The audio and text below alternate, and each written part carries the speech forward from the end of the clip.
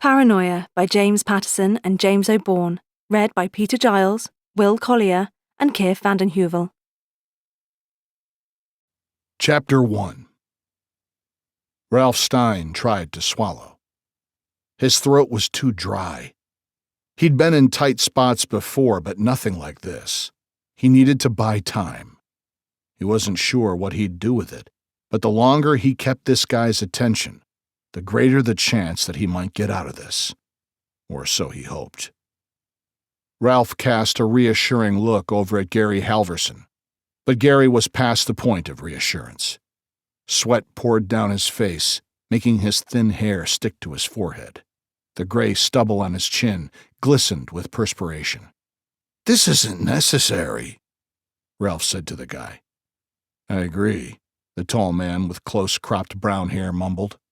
The guy looked pretty calm to Ralph, a real pro. Ralph tried to keep the fear out of his voice, but it didn't work. "I can get some cash. I can give you more money than whoever's paying you to do this." "Not about the money." The man checked the 2 propane tanks he'd placed right in front of Gary and Ralph, and the cord he'd used to secure their hands to kitchen chairs. He showed no emotion and no real interest in chatting with Ralph.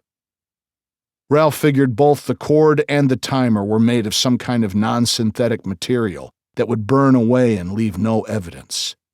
He looked around the kitchen. The walls were decorated with photographs and cartoons of sharks. Ralph's favorite was a cartoon of a shark in an NYPD uniform. A street artist had drawn it for him when he was a patrol officer in Times Square. His eyes fell on the crayon portrait that his sister's little granddaughter had drawn for him. She was an absolute doll. Ralph caught the sob before it came out. "How'd you know about us? Who sent you?" Ralph figured there were plenty of people who could have sent the guy. But why would anyone bother to track him down in Florida now? "Come on, I can tell by that weird-looking timer you're fixing to those propane tanks that you're no ordinary street hood. You have to know Gary and I were both cops. Doesn't that mean anything to you?"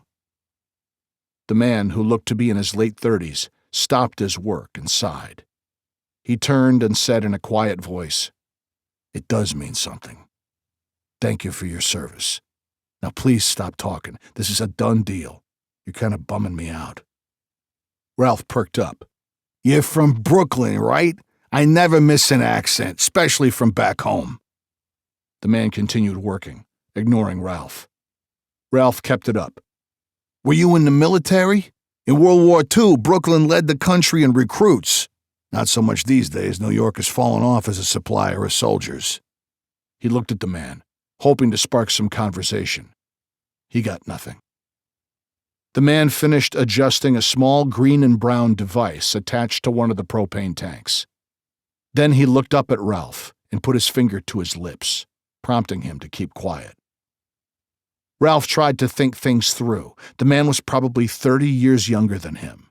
He was in shape and carried a Beretta 9mm.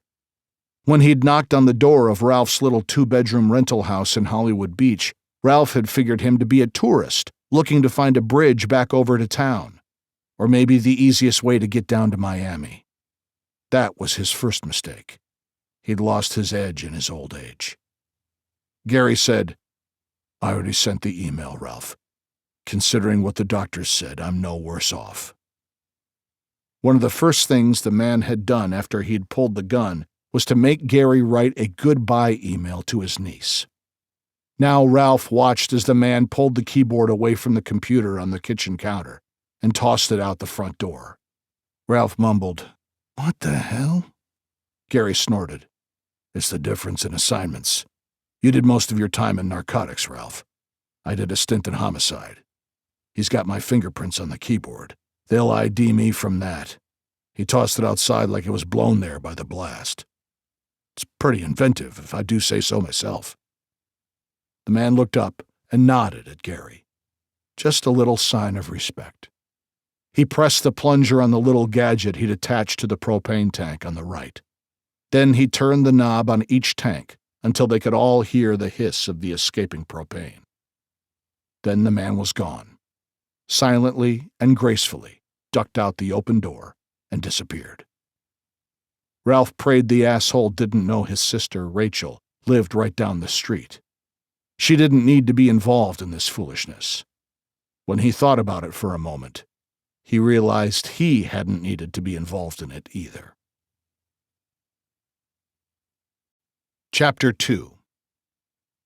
Rachel Stein Connors liked to stroll down the boardwalk on Hollywood Beach in the afternoons with her 2 grandchildren to visit her big brother, who'd moved into a little house nearby about a year ago. Ralph had spent 8 years telling her he was going to retire from the NYPD and move to Florida. Now that he'd finally done it, she made sure to see him every day. Even though he was 12 years older than her, he was a great big brother. He deserved the best retirement in the world. As Rachel walked, she held the hands of her 5-year-old grandson and 3.5-year-old granddaughter. They were both excited to visit Uncle Ralph's house, with all the cool drawings and photos of sharks he had up on his wall. Suddenly, the little girl froze and scooted behind her grandmother's sundress. Rachel looked up and saw a golden retriever being walked by a young woman. "It's okay, sweetheart, he's on a leash," she said in a soft voice. The little girl had recently conflated things overheard from a news report about a dog who'd mauled a girl in the Broward County town of Miramar, and she'd decided all dogs were dangerous. The woman paused, realizing that the little girl was scared, and pulled her dog close. She encouraged the children to pet him, reassuring them that her dog was friendly. Rachel went with it, hoping it might be a way to cure her granddaughter's phobia, and was pleasantly surprised when both kids started to pat the dog gently. As the woman leaned down, Rachel spotted her brother's house across State Road A1A over the woman's shoulder. She saw the flash a moment before she felt the explosion. She heard it too, but the visceral shock to her system was from the blast wave. The entire house seemed to burst at once. Rachel fell to the sidewalk, still staring at her brother's home, now engulfed in flames. As soon as she gathered her senses, she reached out and grabbed both of her grandchildren. She turned them away from the scene just as she started to feel heat from the quickly spreading fire. People on the beach were shouting. A blue Mazda, going south on A1A, swerved into an unoccupied bus bench. Everyone seemed to have their phones out, either taking photos or calling 911. Rachel flinched as more noises came from inside the house. Nothing at all like the initial blast, but loud pops and crackles. 2 thoughts hit her at the same time. Her brother was dead. And if this woman hadn't stopped to let the kids pet her dog, they all would be dead too.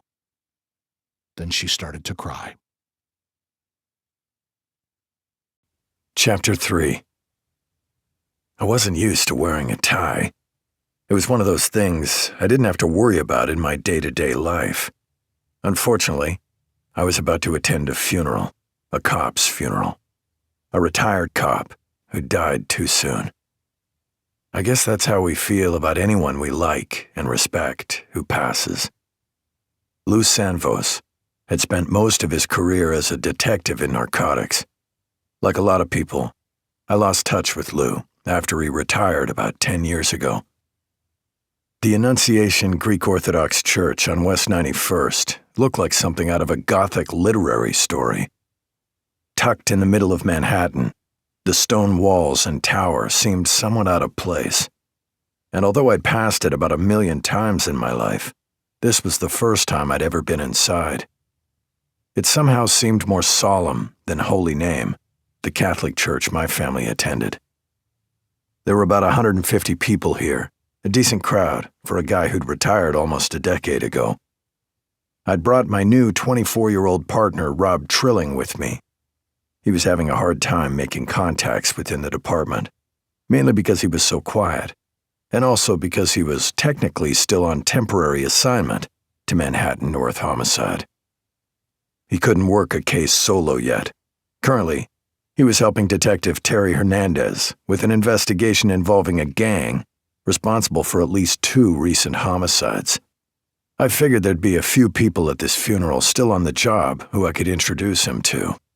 Besides, I liked having Trilling around. He was entertaining, quirky, and unpredictable.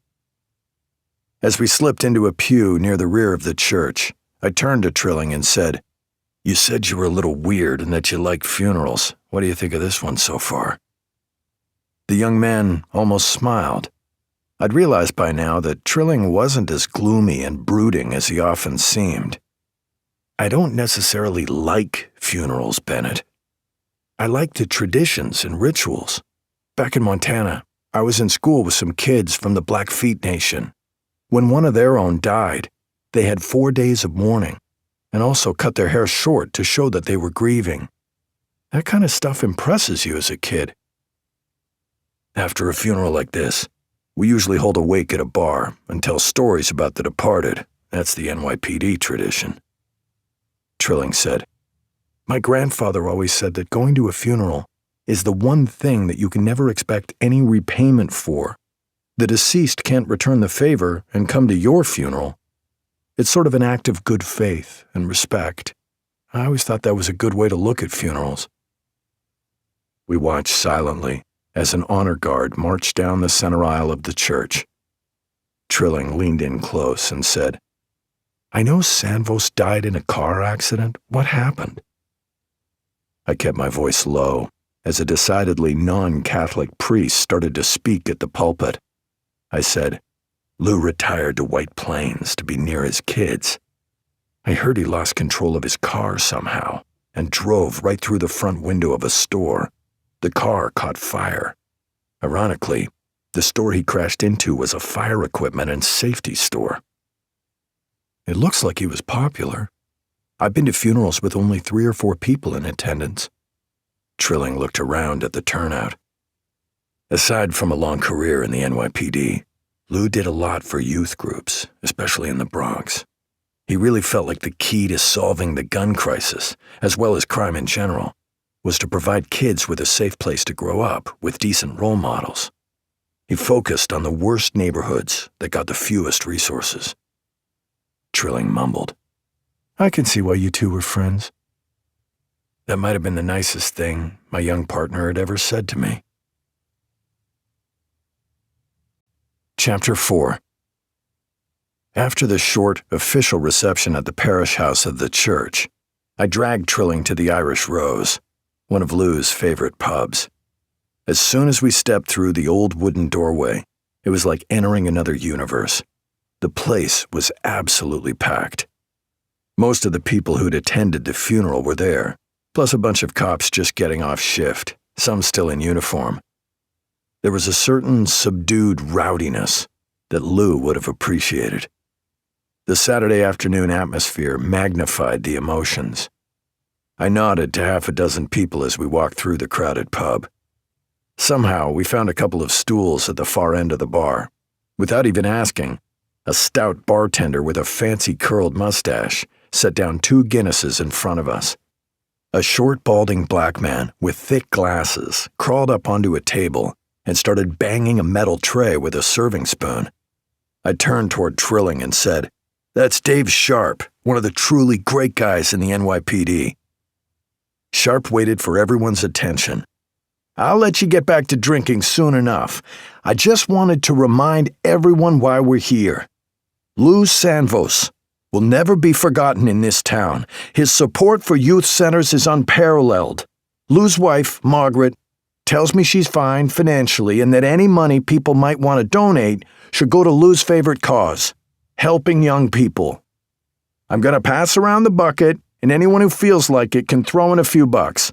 We'll split it between the 2 youth centers in the Bronx Lou worked so hard to build." Someone came up and tugged on Dave Sharp's sleeve. He leaned down, then turned to the crowd and said, "And even though it's not official, let's not forget our own Celeste Cantor, who will be retiring soon and running for New York City Council. We're hoping that's just a stepping stone to bigger and better things." That comment got a loud round of applause as Inspector Celeste Cantor, an attractive 50-something woman, dressed in a dark blue pantsuit and not her usual uniform with more ribbons and medals than a 19th century Bavarian count, stood up and waved to everyone in the bar. Trilling said, "Cops can run for political office?" "You have to retire first. If she's half as good a city council member as she is a cop, we'll all be in better shape soon." Cantor smiled when she noticed me at the corner of the bar. She pointed directly at me and started marching in my direction, fending off a few people trying to corner her as she approached. After she gave me a hug, I introduced her to Rob Trilling. Cantor smiled and said, "We've both come a long way from patrol work in the Bronx, haven't we, Mike?" I turned to Trilling and said, "Inspector Cantor was part of a narcotics squad when she was a lowly sergeant. They called themselves the Land Sharks, after an old Saturday Night Live skit. It only took a couple of months before every dealer in the city took notice and worried about the Sharks coming onto their turf. Even the commissioner referred to them as the Sharks during a news conference. And now I'm about to be cast out to sea. If you're running for city council, I call that catching a wave." Cantor laughed. "As tough and dangerous as police work can be, I think I still prefer it to politics." I raised my glass of Guinness and said, "Hear, hear." Trilling turned and stared at me, so I quickly said, "Sorry, the Irish pub got in my brain." I turned back to Cantor. "Let me know if there's anything I can do for you." A crooked smile, the result of a broken jaw from a protester, spread across her face. "As a matter of fact, I do have something you could help me with." I already regretted making the offer. Chapter 5. Kevin Doyle had sat almost in the middle of the church during the service. He felt completely anonymous among the waves of cops and family mourning their loved one. He wore a simple blue suit. He could have been a piece of furniture for all he was noticed. Doyle knew all about their loved one. He'd done his research. Lou Sanvos had gone to Hofstra on the GI Bill after he got out of the Army. After graduating, he'd decided to join the NYPD. It felt like Sanvos had done more for young people in the Bronx than all the politicians in the whole city. That was a sort of activity Doyle respected. And it was that reputation that had made killing Lou Sanvos so upsetting. Doyle's dad used to say, "We need to do more for the community because too many people do nothing." Doyle had joined the Army because of his dad's civic sense, and now Doyle had eliminated one of the few people who did more than their share. Doyle had planned it perfectly.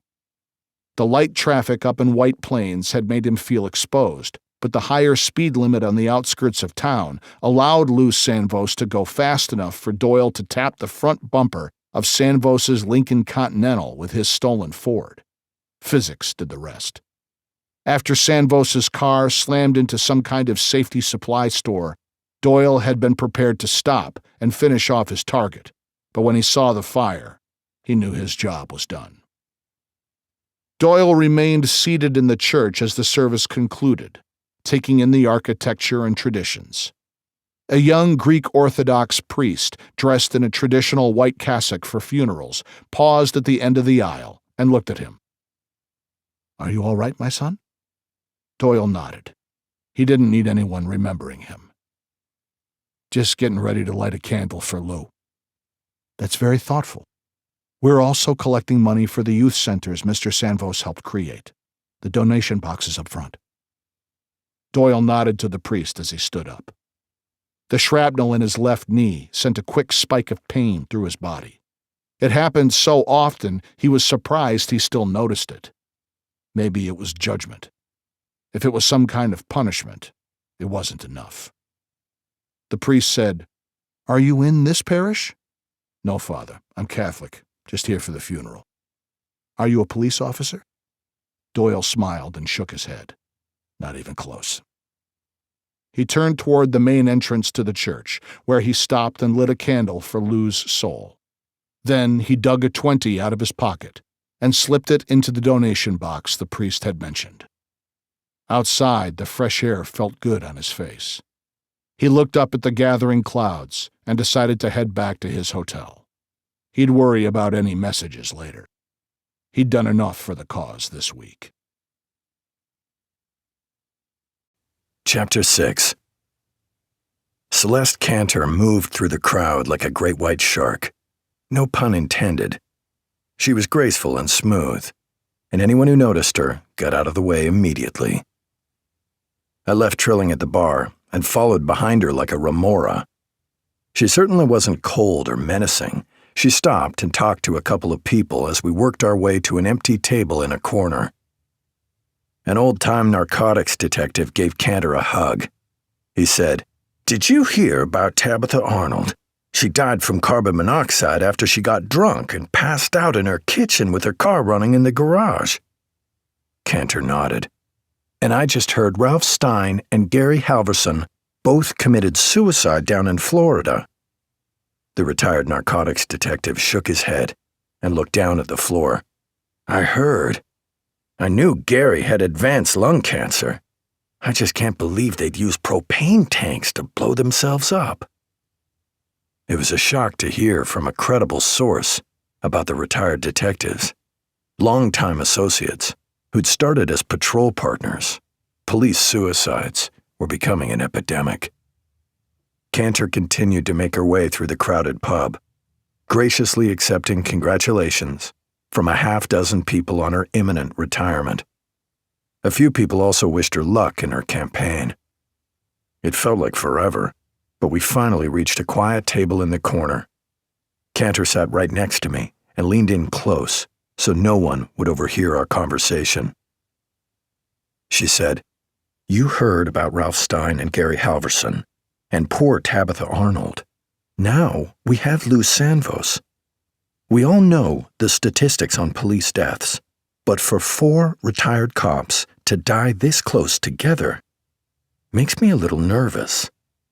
They were all members of the Land Sharks. Sooner or later, you start to see a pattern." She reached over and squeezed my arm. "I was hoping you'd come to the wake, Mike. You're one of the few people I really trust." I saw where she was going, but kept my mouth shut. No way I wanted to volunteer for something. I was going to make her say it out loud. She looked me in the eye and said, "I want you to look at these deaths, but quietly. Just you on it for now. I don't want to start a panic. I can get you a special assignment. You can report only to me. What do you think?" I didn't want to speak too quickly. I considered several options. Then I said, "I'm not sure why we need to keep it quiet. A little coverage might help flush out information, if there's anything to it." That's where personal and public interests overlap. Obviously, it's no secret I'm running for city council. If these deaths turn out to be something other than what they appear, it'll look bad for me on the campaign trail that I didn't catch it. This is the sort of thing that falls directly under me as an inspector. But if I have you look into things, and it turns out to be more than random deaths, I look proactive in having recruited you to solve them. You're the best homicide detective out there, hands down. No one will question me about these deaths if they know I assigned you the investigation." I appreciated her honesty about how this could affect her campaign. She was also right. These deaths alarmed me and deserved to be investigated. I slowly nodded. "I've got some time, but I don't need to be reassigned to you. Harry Grissom is on vacation. I'm the acting supervisor on the squad. I should be able to cover this without drawing too much attention." Cantor patted me on the arm. "I knew I could count on you. As I get closer to my retirement date, I find I have less and less time for real police work. As I said, you're one of the few people I trust to do it for me. I'll get you some reports to read over the weekend so you can get a head start." Just as I was about to temper her expectations, Cantor stood up to greet a well-wisher. Whether it was official or not, she was already on the campaign trail. Chapter 7. I got home a little earlier than usual, but I now had on my iPad copies of police reports from White Plains and Hollywood, Florida, along with a report from the Westchester County Medical Examiner. My initial look through the details of these retired cops' deaths told me that the investigating detectives hadn't suspected anything beyond either suicide or accidental causes.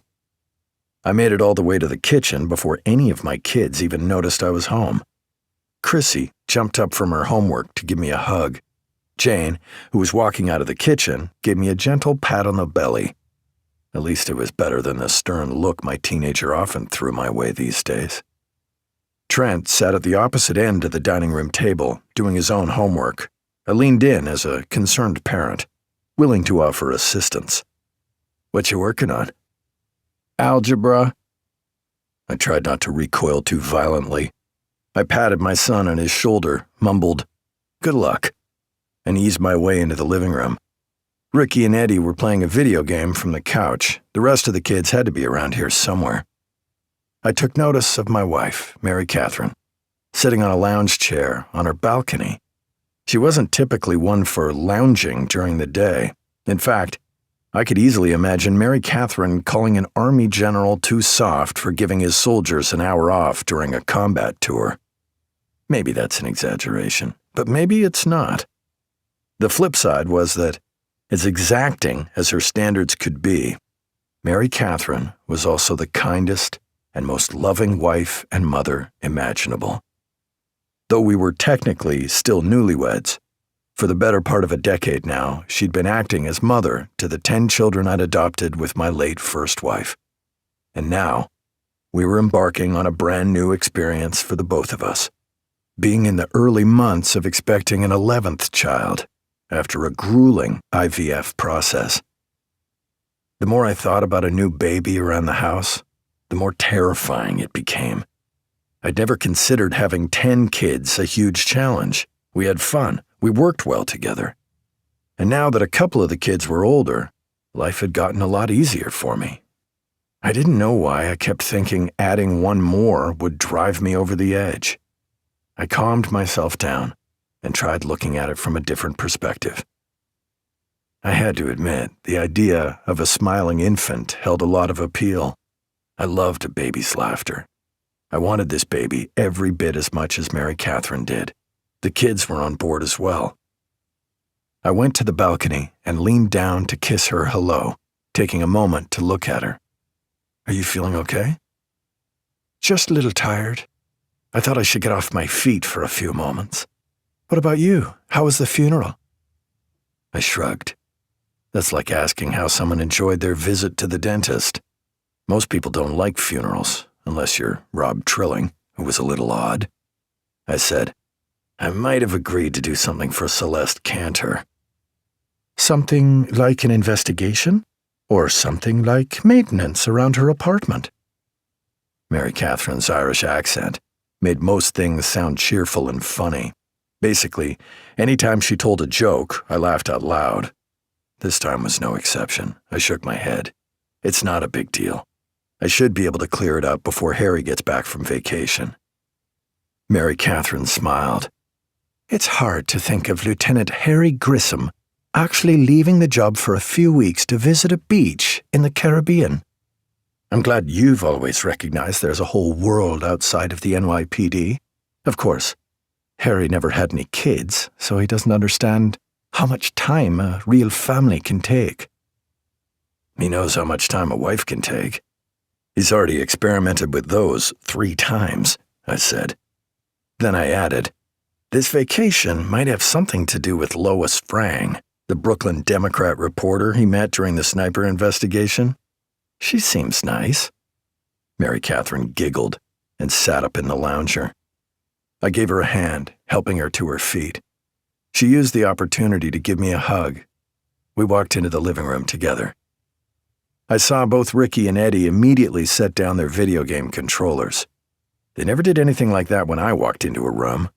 Mary Catherine was definitely influencing these kids. As we started toward the dining room, I noticed a hitch in Mary Catherine's step. Then she started to sag. I reached to support her at the elbow, guiding her toward the recliner. Just as Mary Catherine plopped into the chair, she was out. I mean full out, unconscious. Commotion brewed around me, Jane stepped in from the dining room to see what was going on. She immediately took control of the other children and started barking orders like a Marine Corps gunnery sergeant. I wasn't sure I'd ever experienced panic like this before. I had to get Mary Catherine to the hospital. Now. Chapter 8. It was not long after dark. Rob Trilling was feeling a little worn out from the funeral and meeting so many people. But he still had commitments. He'd been helping Terry Hernandez out on one of her cases, a series of homicides, including one in Manhattan North's jurisdiction. Now he sat in the passenger seat of a city-issued Ford Explorer, looking through binoculars at a warehouse. Some people called it a clubhouse. Nice way to spend a Saturday evening. From the driver's seat, Terry Hernandez said, "It's getting late. We'll give it another 10 minutes, but I have a birthday party for my younger sister I'm not going to miss. She's dating a big, goofy white guy who loves the band Kiss. I don't want to miss his official introduction to my father." Trilling didn't answer. They'd been watching people come and go from this building for a couple of hours. Informants said members of this gang they were currently surveilling were responsible for the deaths of 2 rival gang members, whose bodies had washed up in the East River. The gang had turned from street-level drug sales to importing cocaine and heroin. A smart move. Less exposure and higher profits, if more hassle. It looked like the 2 dead men had been trying to do the same thing. All he and Hernandez were doing now was figuring out who was a member of the gang and who they did business with. So far, they'd identified 7 gang members and 5 associates. The killer had to be one of the people they'd already identified. Now they just had to figure out which of them it was. Then make a case. Then take it to court. Easy. Trilling had a special interest. These people were the remnants of one of the gangs Gus Cuerva used to run. They purposely didn't use a gang name, but that didn't change what they were. Before getting killed by a sniper, Cuerva had been a drug lord pretending to be a community activist, and Trilling hated what he'd done to the community, and how the media had covered his supposed investments in the neighborhood. Terry Hernandez seemed agitated. Trilling knew she and Bennett were close, but she was nothing like his talkative senior partner. "How much younger is your sister than you?" Trilling asked. "Don't worry about it. You're never going to meet her." Trilling held back a retort. Instead, after a few seconds, he said, "You don't like me very much, do you?"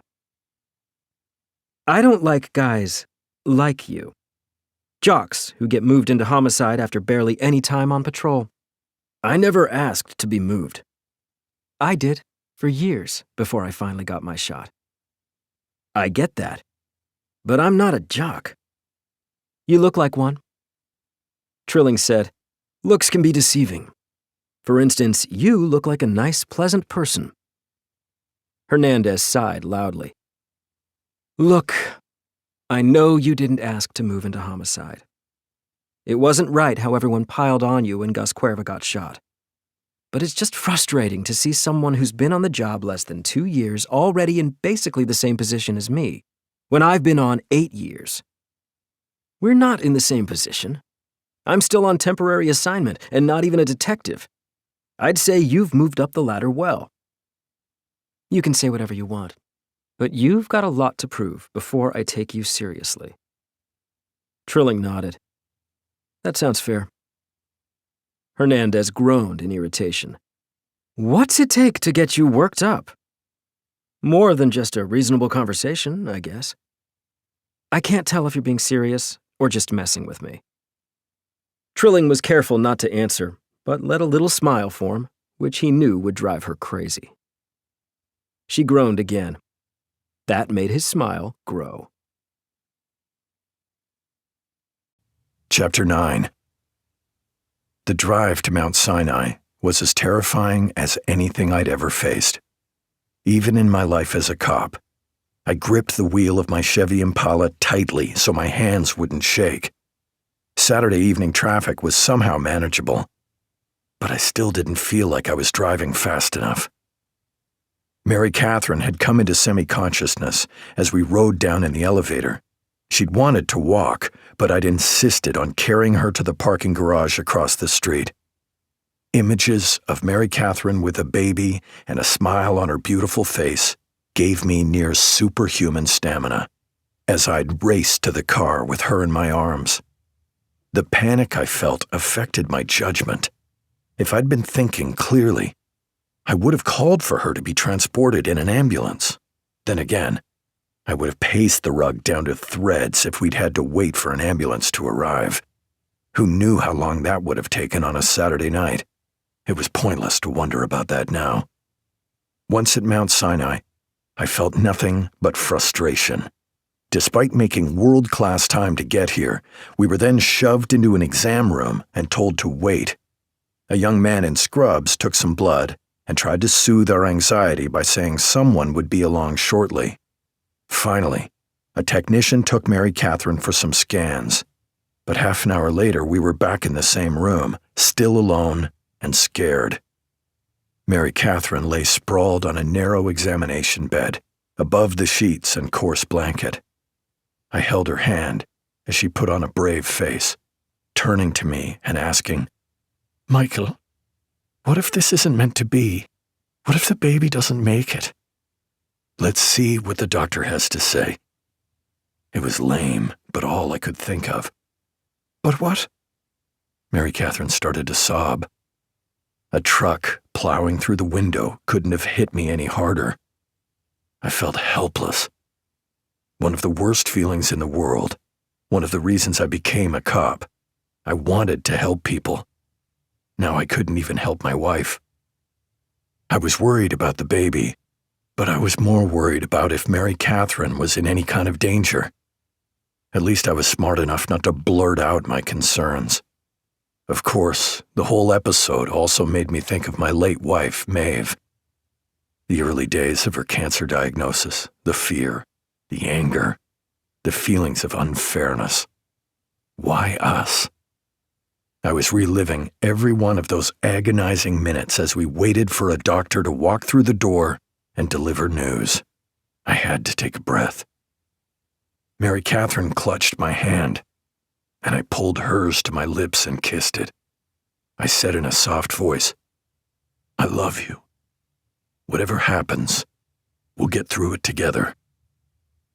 "I love you too, Michael." She let out a couple of sobs and managed to add, "I already love this baby, whoever he or she is. I don't care if it's Seamus Bennett or Rose Bennett."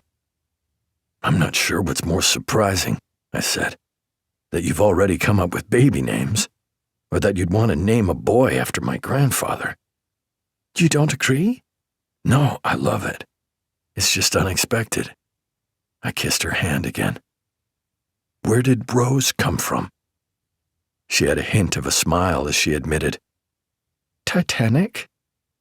That made me smile too. That was all I needed. A moment of relief, a step away from worry. A young doctor stepped into the room. I heard Mary Catherine's intake of breath.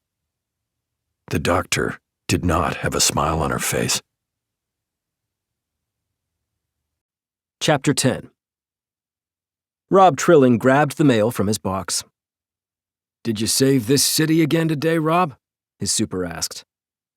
Trilling smiled at the comment. "Wasn't able to do much today, George. I saw your girl today. That one, she don't say much, does she?" Rob shook his head as he walked away. "Mostly a language barrier," he mumbled. He trudged up the stairs, feeling the stress of the day and wanting nothing more than to lounge on the couch and watch TV, provided his roommates accommodated his wish. Rob looked both ways down the hallway before he opened his front door quickly and slipped into his apartment. He heard the TV on low. When he stepped all the way into the room, he saw it was a rerun of Sesame Street. The kids' show had done wonders for his roommates' English skills in a very short span of time. All 5 of them. George Kazanjian assumed Rob had a girlfriend living with him. But luckily, the super didn't pay very close attention to who came and went from his apartment. For the last month, Rob had actually been living with 5 Pakistani women, all of whom he'd rescued from a Bronx warehouse where they'd been trafficked to work in a heroin processing operation, and whom he was now sponsoring to keep them from being housed in an immigration holding facility. It was true that all 5 women had relatively similar features, enough to confuse his super, he guessed. George seemed not to notice their physical differences, other than perhaps hairstyles or different outfits. Rob didn't know what kind of trouble he'd be in if his super figured out there were 6 people staying in the apartment, but he and his roommates knew to keep as quiet as possible. After exchanging several hellos and highs with the women, Rob stepped into his small bedroom, closed the door behind him, and changed into some casual clothes. The women respected the privacy of his bedroom. No one else came in, and they rarely even bothered him when he was inside. Rob sat on the edge of the bed and dropped his head into his hands. Sometimes everything seemed to catch up with him at once. Coming to New York had been a big move after his stint in the Army. It was nothing like Bozeman, Montana, where he grew up. He tried to get a handle on his emotions and finally realized he was mainly lonely. How could someone with 5 roommates living in a small apartment in Queens possibly be lonely? He wondered what his partner, Mike Bennett, was doing about now on a Saturday night. Probably with his wonderful family, enjoying everything he had worked for. Maybe Bennett was right. He needed to be more open and get out and meet people. But he was always so disappointed by people. They tended to argue about stupid things, repeat ridiculous rumors, and generally fail to live up to their potential. Bennett and his family were the exceptions. Rob knew it was the result of good parenting. He admired Mike Bennett, who displayed a lot of the same traits as Rob's mom: smart, kind, and tough as nails. Before he knew it, Rob found himself stretched out on his bed, hoping he might actually fall asleep without the aid of the powerful sedative prescription drugs that the VA used to provide for his PTSD, and that he was trying to wean himself off. He didn't like how they made him black out. He kept telling himself that all that was behind him. It still didn't make sleep any easier. Chapter 11. I shifted my weight from one foot to the other as we waited for the doctor to look through more reports before discussing Mary Catherine's condition in any detail. I definitely wouldn't have called the doctor warm and fuzzy. She was all business. In a way, it reminded me of Mary Catherine when she was on a mission. Eventually, the doctor said, "I've reviewed the scans and initial blood work. I've consulted with our OBGYN, and neither of us are sure what happened." "What about the baby?" Mary Catherine interjected. I didn't like the way the doctor took a moment to let out a sigh. It could have been that she was just tired after a long day, or it could have been that she was about to give us bad news. I felt Mary Catherine squeeze my hand, hard. The doctor cleared her throat and said, "I understand you've been going to a fertility clinic, and you're still very early in your first trimester. I would recommend that you consult with your fertility OBGYN as soon as possible. I see in your chart this is Dr. Christina Ash, correct? A brilliant doctor." Mary Catherine loosened her death grip on my hand and sat up in the bed. "So the baby is fine?" The hope in her voice scared me. It would make the heartbreak all that much worse if things went south. The doctor took a moment to look at Mary Catherine. "The pregnancy appears to still be viable, but again, I'm sure your OBGYN can give you more specific insight. Until then, I'm going to put you on strict bed rest for a minimum of 2 weeks." I worked up the nerve to ask cautiously, "Is Mary Catherine in any danger?" "All pregnancies can be dangerous. I think rest, proper diet, and time will maximize outcomes." She had spoken like a car mechanic, talking about a brake job. She never cracked a smile or showed any emotion. Mary Catherine fidgeted, telling my beautiful wife that she was going to be laid up for 2 weeks. was like telling a world-class sprinter they could only walk. "When you say bed rest," she began. The doctor didn't let her finish. "Let me make this perfectly clear. I am ordering you, as your current attending physician, to go home immediately, lie down on your bed in comfortable clothes, and only get up to go to the bathroom." She looked up at me, like she expected I had something to add. When I didn't say anything, the doctor said pointedly to Mary Catherine, "I'm sure someone can bring you your meals in bed. Perhaps, unless they are complete jerks, they'll even eat a meal or two there with you. But for the safety of your health and the viability of the pregnancy, you should limit your movements as much as possible. Do you have anyone to help you?" I chuckled. "We can manage to find someone around the house." The doctor gave us a few more guidelines, then looked intently at Mary Catherine. "I want you to follow my instructions," the doctor told her. "I do not want you out of that bed for a minimum of 2 weeks. That is not up for any debate." For the first time since I'd met Mary Catherine, she had no comeback or comment. I was at least smart enough to hide the smile that wanted to burst onto my face. Chapter 12.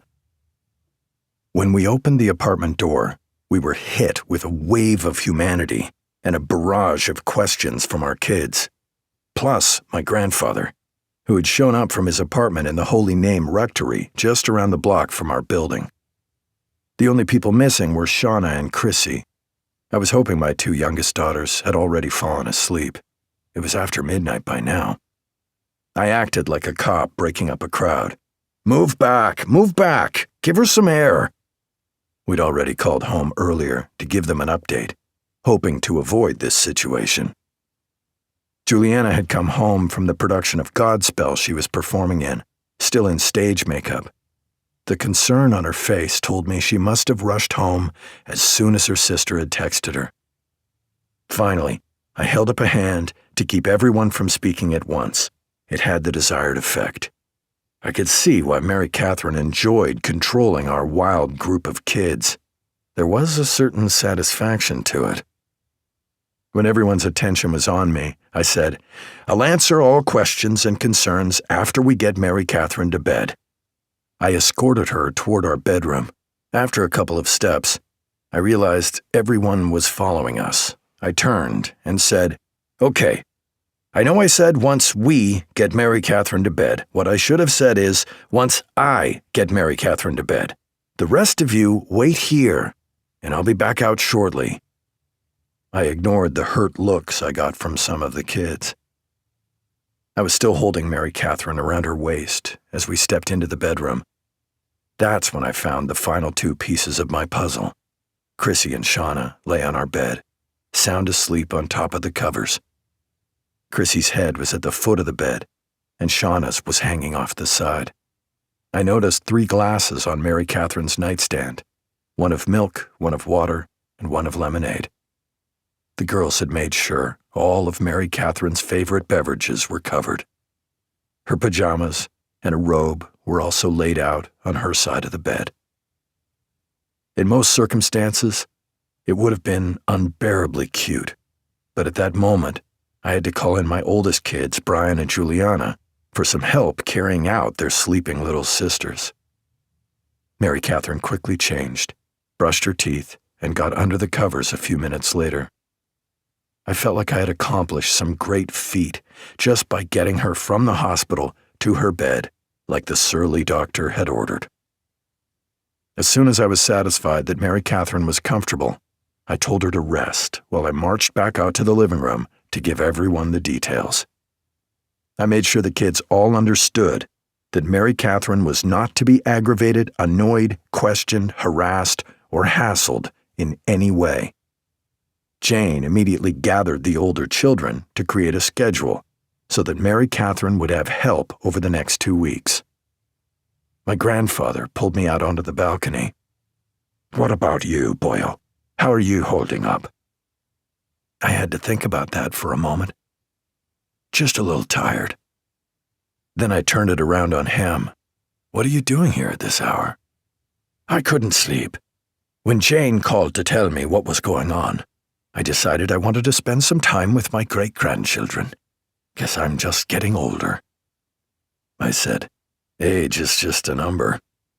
That may be so, but when you can divide that number by 40, you're getting up there.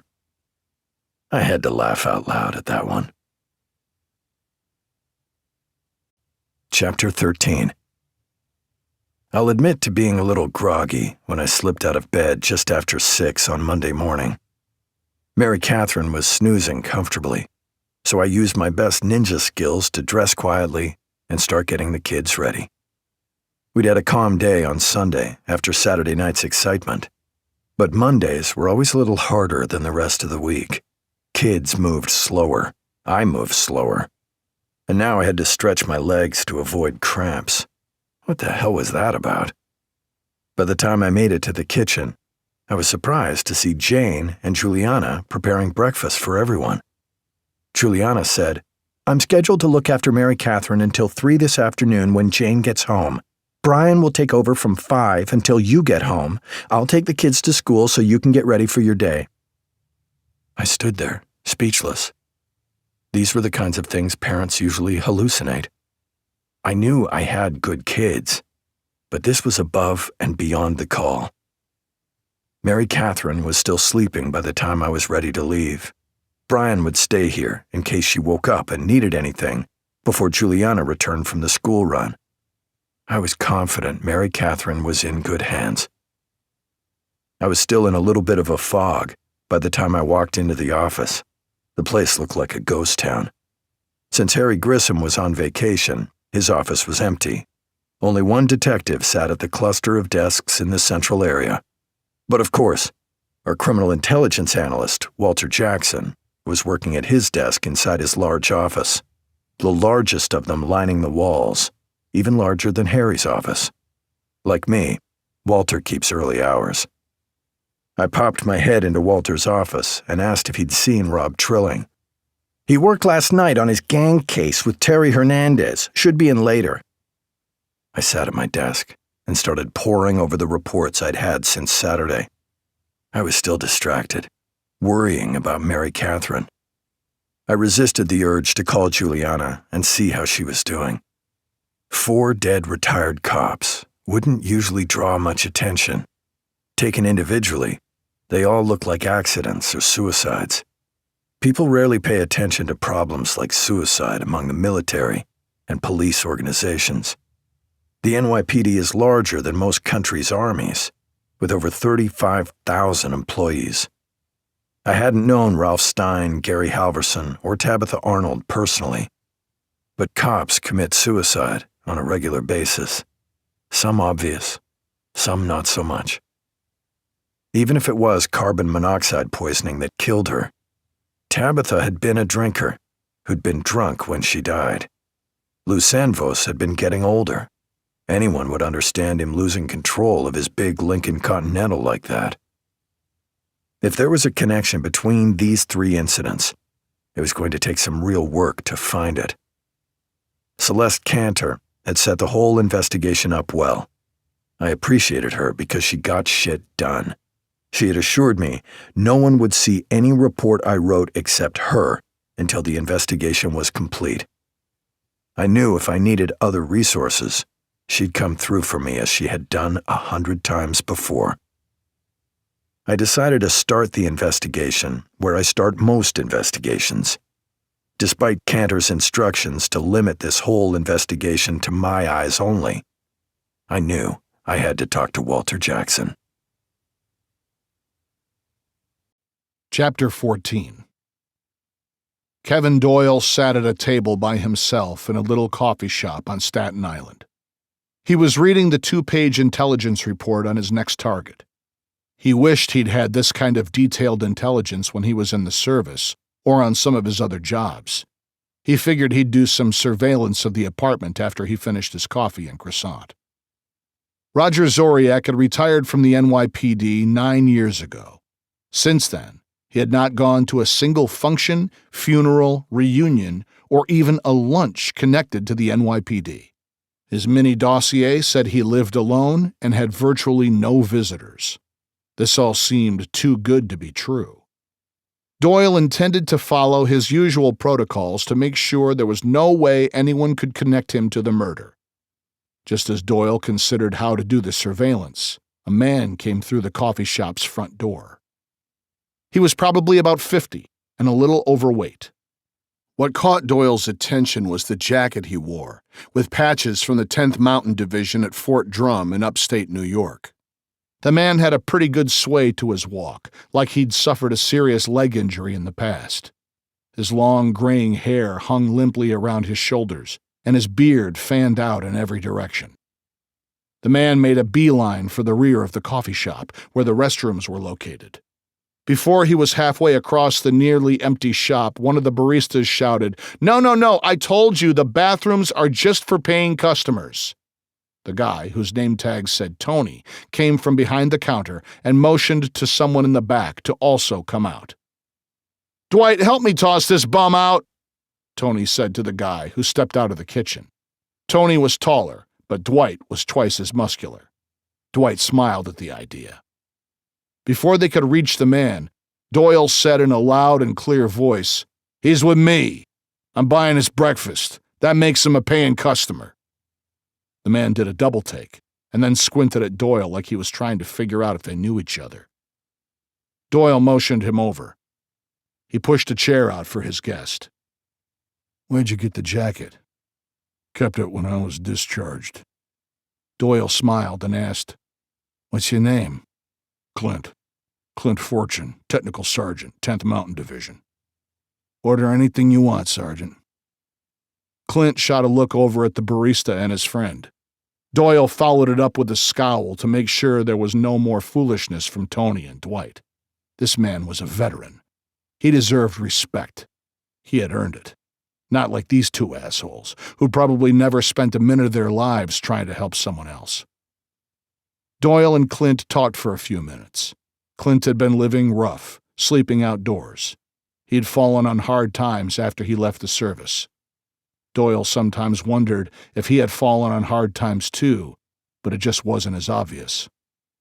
"What unit were you with?" asked Clint. "Special Forces, out of Fort Bragg." "Green Beret? No shit. I can never talk bad about you guys again." Doyle grinned. This was turning out to be a pretty good breakfast. Chapter 15. Everyone in the NYPD seemed to know Walter Jackson. Some might have said it was because of his excellent skill in finding information through the internet and public records. Some people thought it was his pleasant personality and penchant for puns that made him so well known. I always thought the simple answer was that he stood 6'6" and weighed somewhere in the vicinity of 300 pounds. Someone that size couldn't walk down the hallway without a person asking who he was. No matter the reason, I was always thankful that Walter worked in my squad. On every case, he seemed to save me hours and hours of wasted effort by getting me accurate addresses on witnesses or pointing out flaws in theories, because he had records that contradicted the theories.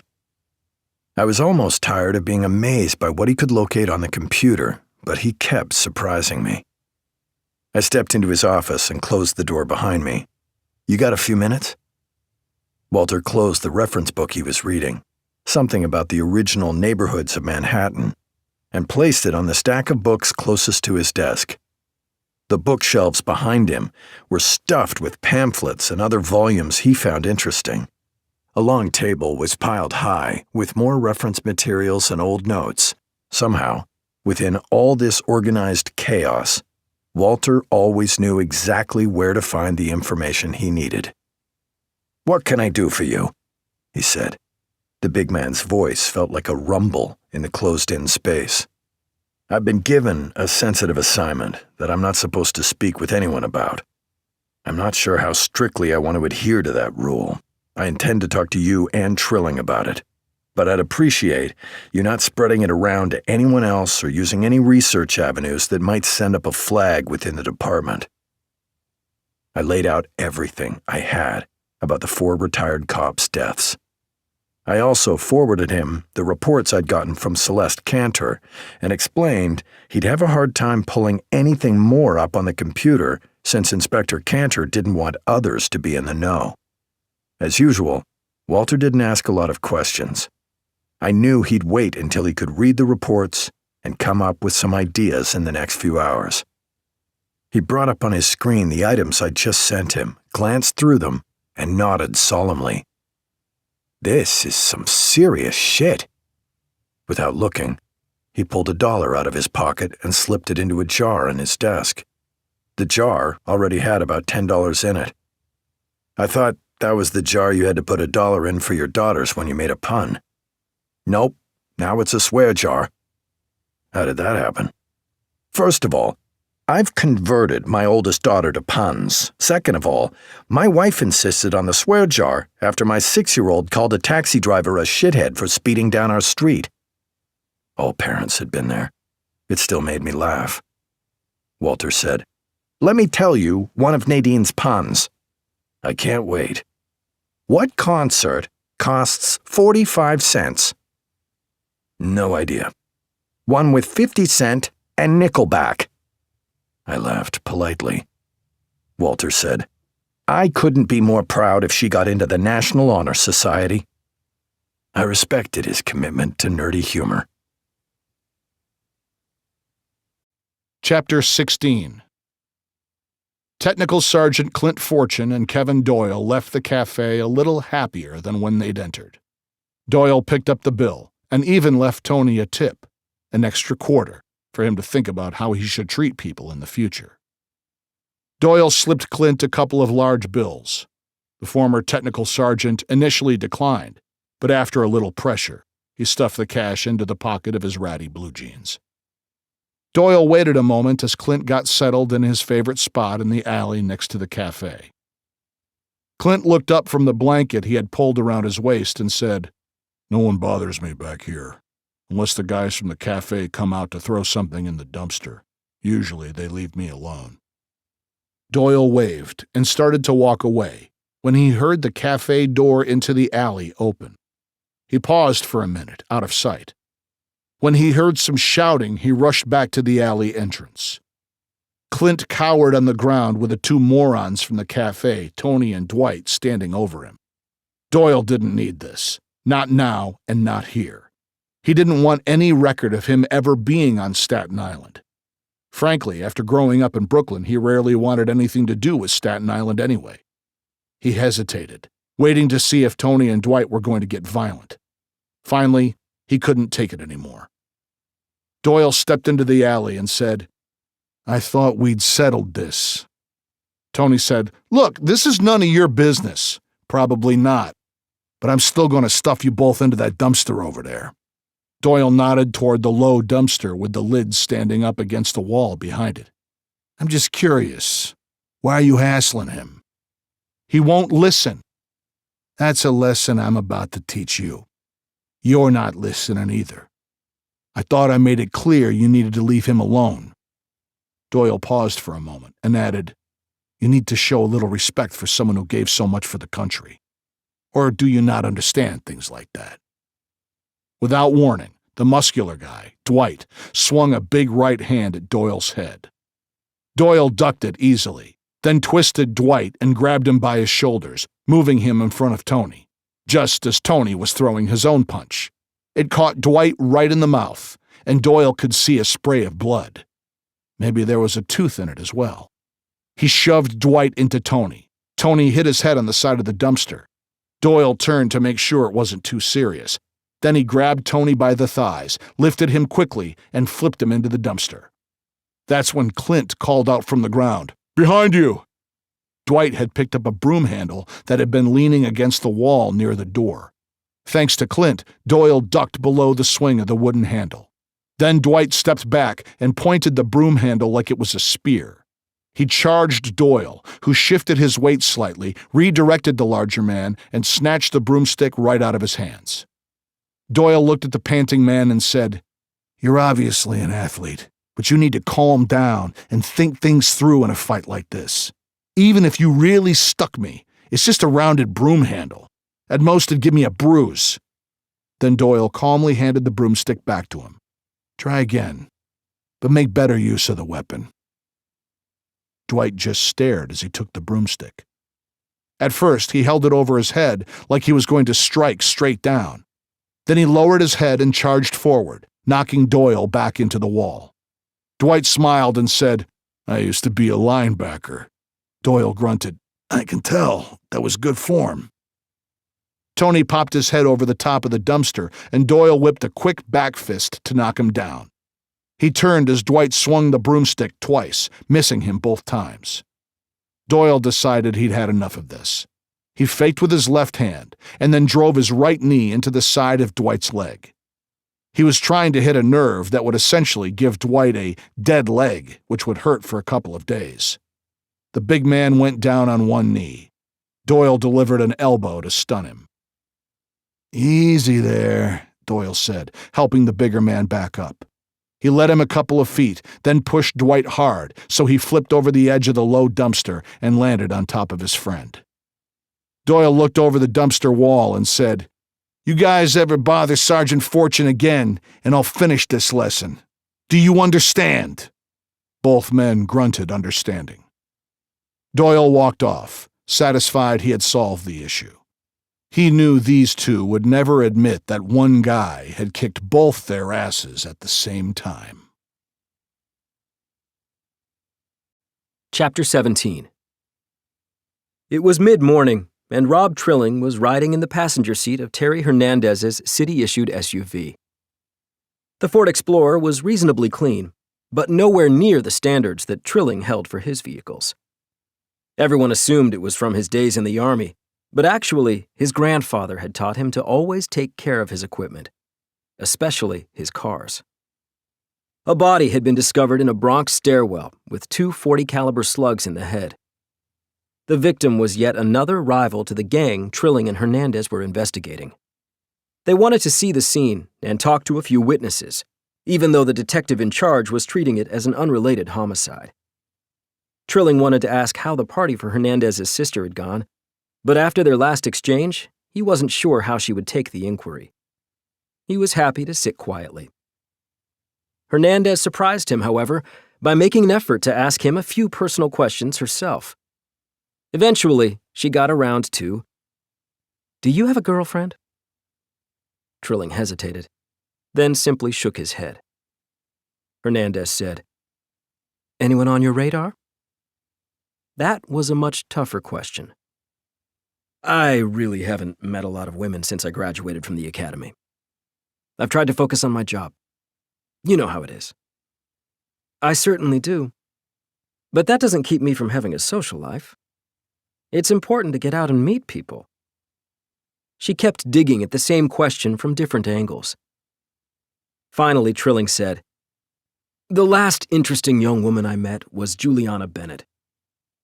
Hernandez turned her head slowly and said, "As in, the daughter of your partner?" "I didn't say anything happened. I just said she was interesting." "I know Juliana. She sets the bar awfully high. Beautiful, smart, talented, and way, way out of your league. Besides, Bennett loves those kids so much, if he found out you've become even more interested in Juliana, he might kill you. And he could get away with it. Or more likely, he'd make your murder obvious as a warning to any potential suitors for his daughters." Trilling had to smile at that. It was the first intentional joke Terry Hernandez had ever made to him. They rolled up to the crime scene and saw there were still paramedics on the street. Trilling said, "I thought the victim was dead when they found him." "So did I. Let's go see what's going on before these paramedics destroy whatever evidence might be around." Chapter 18. Hernandez headed off to find the detective in charge of the crime scene. Trilling walked up to the EMS truck and found a young female paramedic dabbing something on an elderly woman's temple.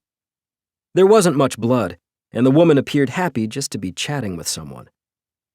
The paramedic looked up and smiled at Trilling. She noticed the badge dangling from a chain around his neck.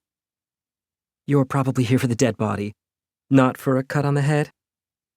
She had a friendly tone, a dark complexion, and a beautiful smile.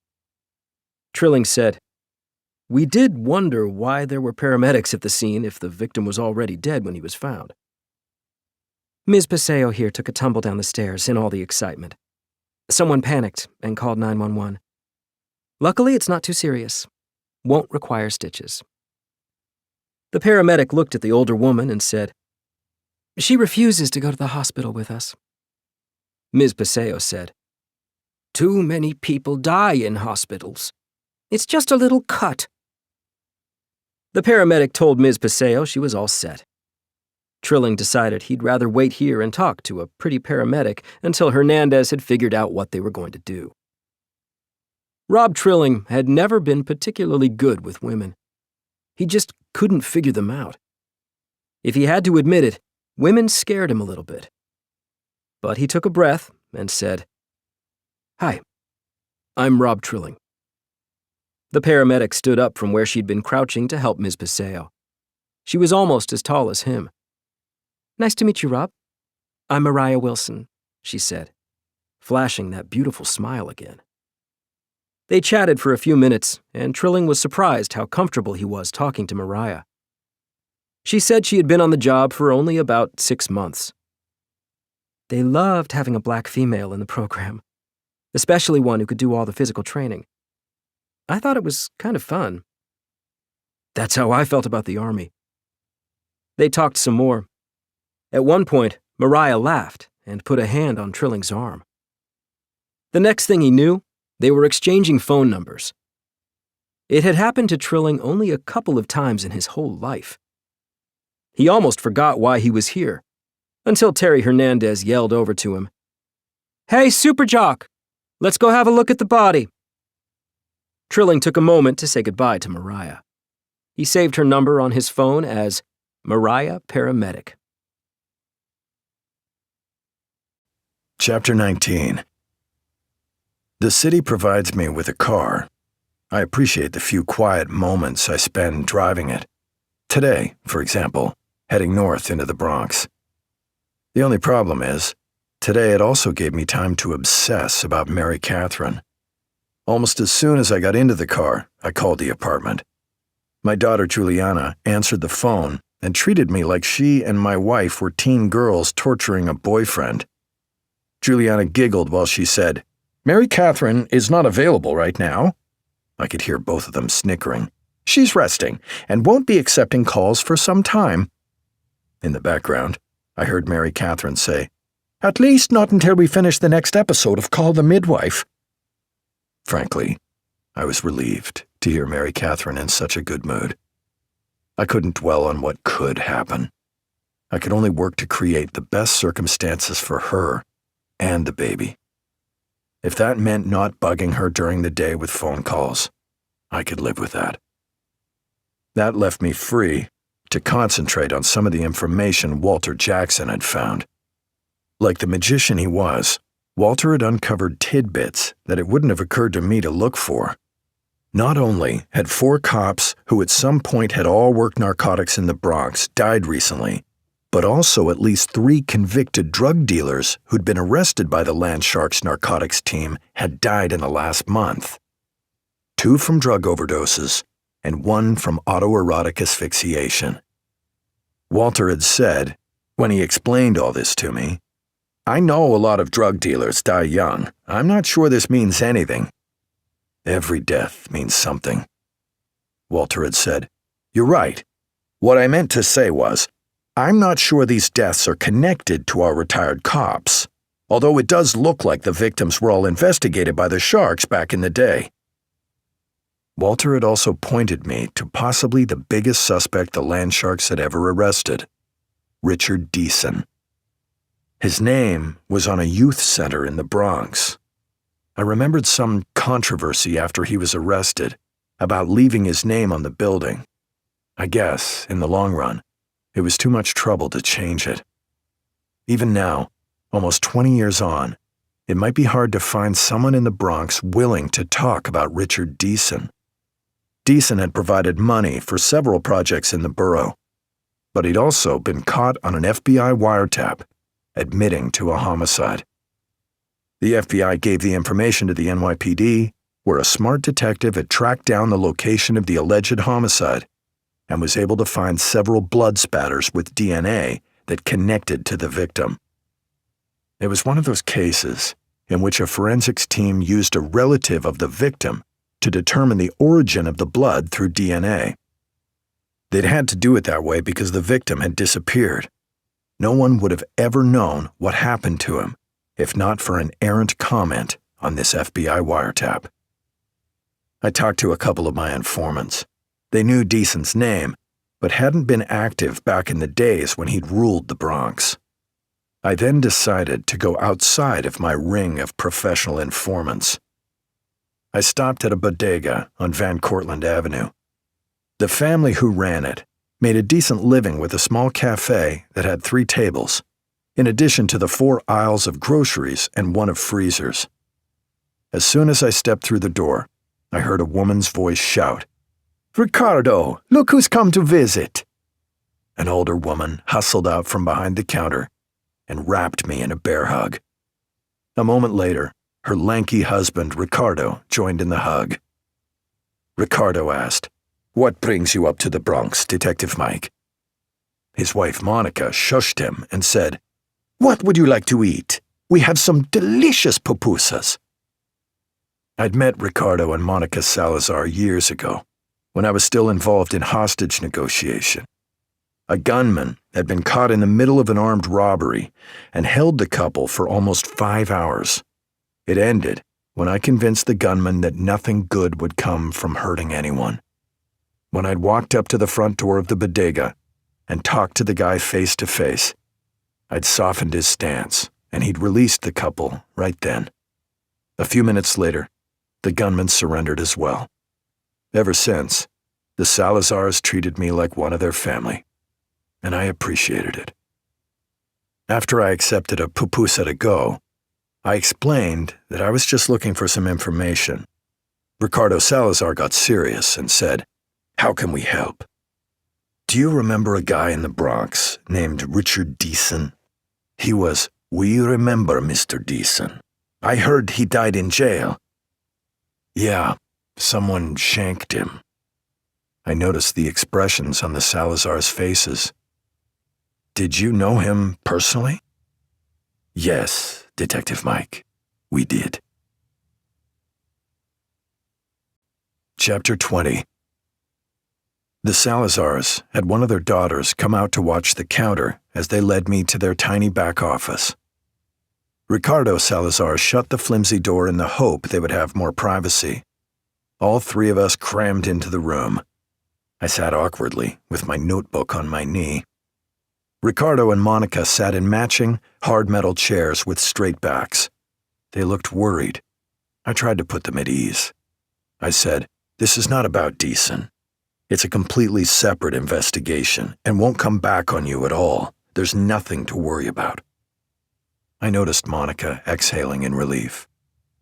Anyone who'd ever lived in a neighborhood controlled by drug dealers knew the dangers of speaking to the police. Ricardo said, "What do you need to know, Detective Mike?" "I don't know much about Deason or his crew. Anything you could tell me about him might be useful." They started by mentioning a couple of Deason's enforcers. I made note of their names. Then Monica said, "They'd come into the store and take whatever they wanted, like we were their private pantry. They never paid. We made our niece stay out of the store because we didn't like the way the men would look at her. It was a terrible time." "These guys were the problem," Ricardo said.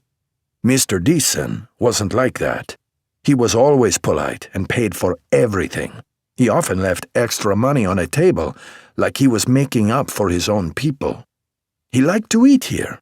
He said he liked the fresh ingredients." Monica added, "He was always nice. He had an office just down the street, so we saw him almost every day. He'd even come in with his family once in a while." I asked, "What about his family?" "Mr. Deason married a beautiful Panamanian woman, Isabel Vega. They had a little boy named Antonio. I'm pretty sure it was Antonio. Cute as could be. You just wanted to pinch his pudgy little cheeks. Ricardo said, "That's why we were so shocked when we heard on the news about everything he did. We knew the men who worked for him were bad, but we couldn't think of him that way. The news made him sound like a monster." "Have you seen the wife and son since his arrest?" Monica shook her head. "No, they got a divorce before the arrest." "When did he get the divorce?" Monica bit her lip as she thought. "I don't know. The boy was about 8 or 10, so maybe 15 or 20 years ago." I did some quick math and estimated the young man would be in his mid to late 20s by now. I wondered if he was in the business too. I turned back to Ricardo and said, "I see kids still use the Decent Youth Center." Ricardo said, "Oh yes, it's busy every day. Even our son, Ricky, used to go there to study before he went to Stony Brook." Then Ricardo leveled his gaze at me. "Did Deason really have all those people murdered?" I shrugged and said, "It looks like it to me."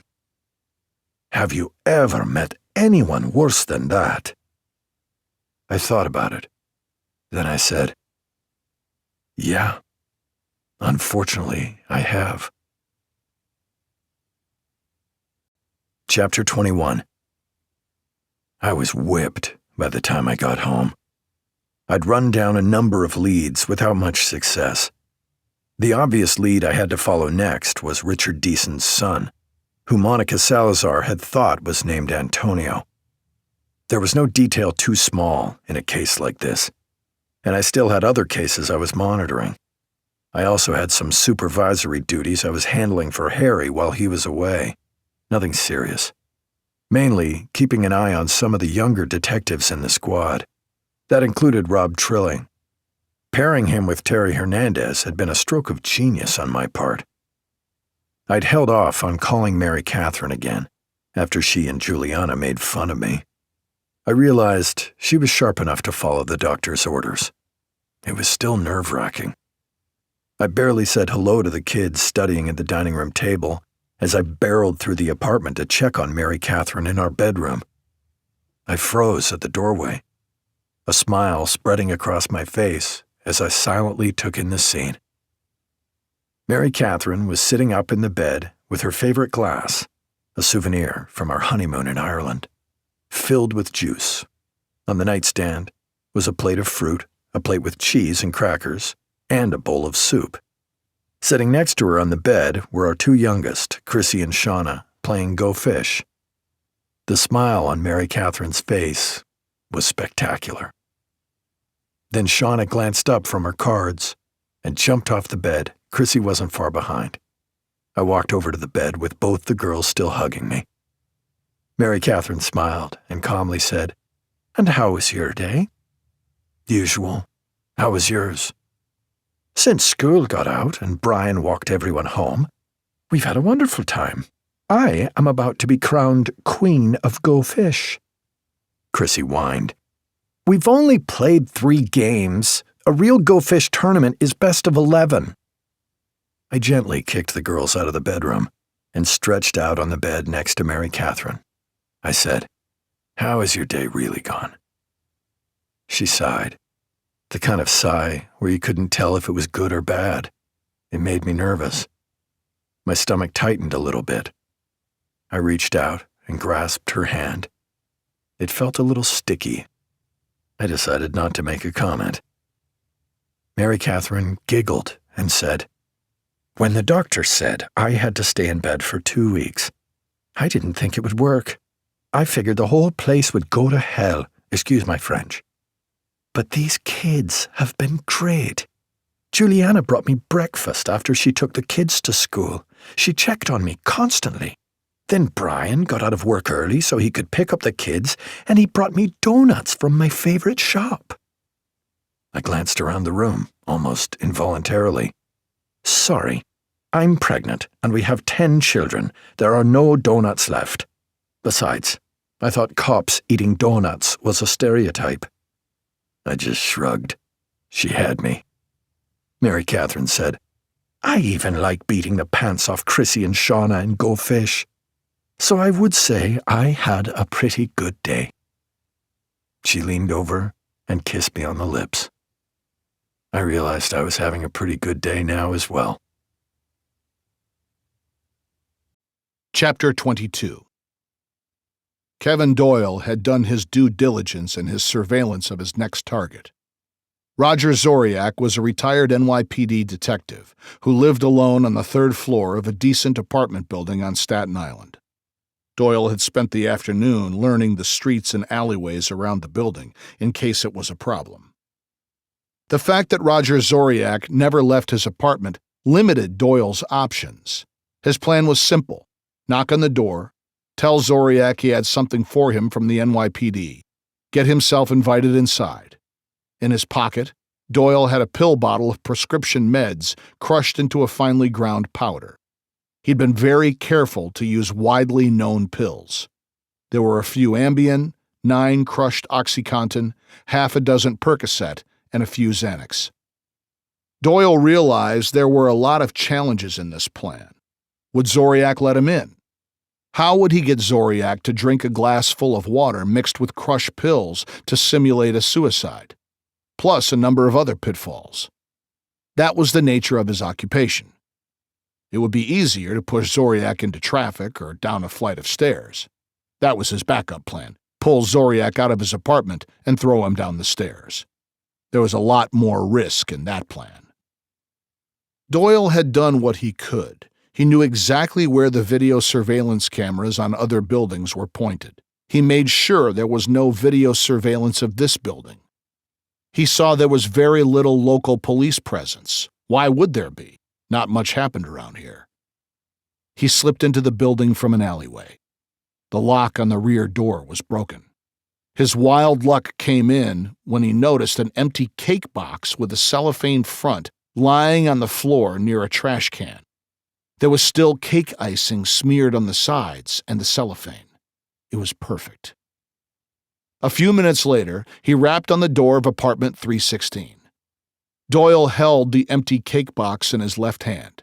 He was dressed in nice khaki pants and a button-down shirt with a medium-weight jacket to protect him against the dropping temperatures. He waited a full minute, then knocked on the door again. He wondered if he'd have to find another way inside if Zoriak didn't answer. From everything he had read, it was highly unlikely that Zoriak had left the apartment. Since his retirement, the man had become a virtual recluse who ordered groceries online and had had absolutely no further in-person interactions with any of the people he'd worked with. Just as Doyle was examining the lock to see how hard it would be to pick, he heard a voice that sounded like a rusty hinge say, "Who the hell is it?" "John Martin, NYPD. I have something for you, Detective Zoriak." Doyle was surprised how long he had to wait before anything happened. When the door finally opened a few inches, he noticed not one, but 2 heavy security chains keeping the door from opening any wider. Then he saw the frowning face of an elderly man. "I don't need shit from the NYPD or anyone else." Then, after a pause, Zoriak added, "What is it?" "Cake, left over from Lou Sanvos's wake. Everyone thought you would appreciate it." The door slammed in his face. Doyle wasn't happy about that. Things were about to get much more complicated. Then he heard the sounds of the chains being unhooked. A moment later, the door opened, and he had his first good look at the older man he'd been sent to kill. Chapter 23. After dinner, we all crammed into the bedroom with Mary Catherine to watch some show she and Ricky wanted to see. My grandfather had magically appeared about 30 minutes ago, specifically requesting that we watch the show as well. It didn't surprise me to find out it was a cooking show. Some of the other kids suggested shows on Disney Plus or Netflix. Frankly, I thought any of the other suggestions sounded better. The cooking show was hosted by a guy from Brooklyn who looked like he ate more of the food he made than served it. The show was called Rising Chefs. The host's name was Gino Carmelli, and he leaned into his character hard. He carried most of his extra 75 pounds right around his waist. His black hair was slicked back, and the ring on his left pinky finger looked like it weighed 2 pounds. His Brooklyn accent was so thick I thought it sounded fake. There were a lot of phrases that felt lifted from Goodfellas or The Sopranos. Jane said, "I heard they just picked up this show on the network to counter the Gordon Ramsay show. This guy even tries to act like Ramsay. He's loud, he's got a foul mouth, and he makes the worst jokes you could possibly imagine." I said, "Really? I start most days off with a barrage of puns from Walter Jackson. Can this be worse than that?" Trent said, "I think Mr. Jackson is hysterical. He looks like he played football at Ohio State, but he's as smart as someone who went to Michigan." I did a double take. "Did you just make a joke about the rivalry between Ohio State and Michigan?" Trent just grinned. That boy was sneaky smart and very funny. I might have to keep an eye on him as he got older. My grandfather said, "I thought it'd be a nice change from watching the Kardashians or playing video games." Mary Catherine turned to my grandfather and quickly said, "No one in this house watches the Kardashians." I caught the glances and smiles that passed between my 14-year-old twins Bridget and Fiona and my oldest daughter Juliana. I had wondered what they were doing in Juliana's room in the evenings. Now I had a pretty good idea. I didn't have to guess who Seamus was talking about concerning the video games. All the males in this house, myself excluded, played a lot of Call of Duty or The Last of Us. I noticed Ricky was silent during the conversation about what we should watch and not watch. I realized he, my grandfather, and Mary Catherine were part of some sort of conspiracy. It was almost like reading an Agatha Christie novel. I just sat back and took in the experience until their actual motive was exposed. We all turned our attention to the TV as the heavy-set man wearing a chef's hat came on and started to introduce teenagers as contestants on his show.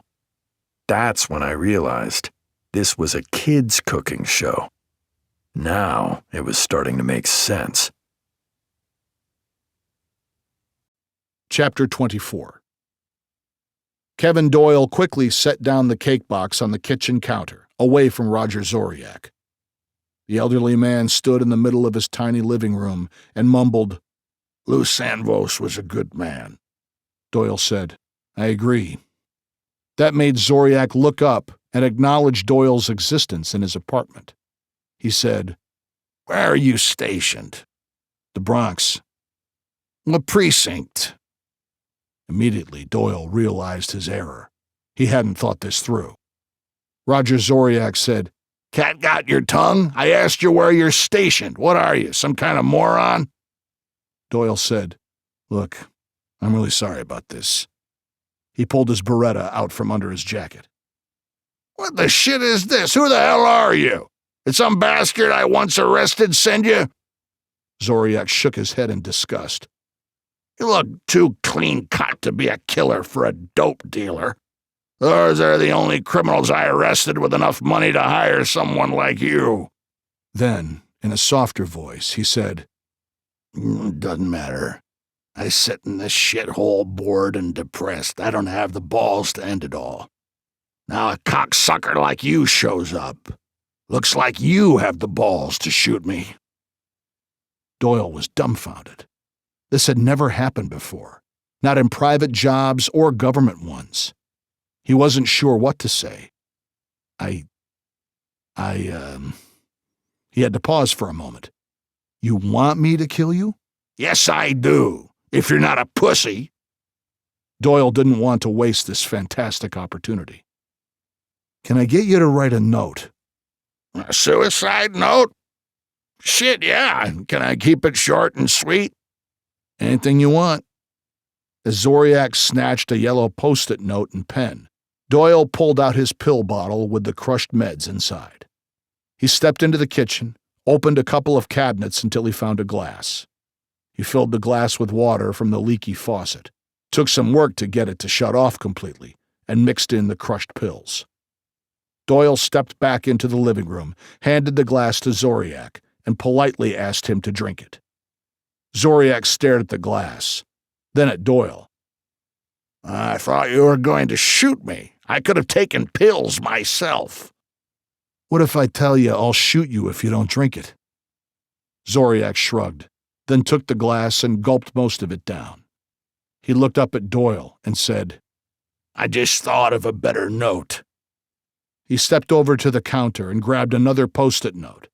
Then he smacked his lips and said, "That shit you had me drink is nasty, like a Russian whore." The old man talked like a crusty Marine.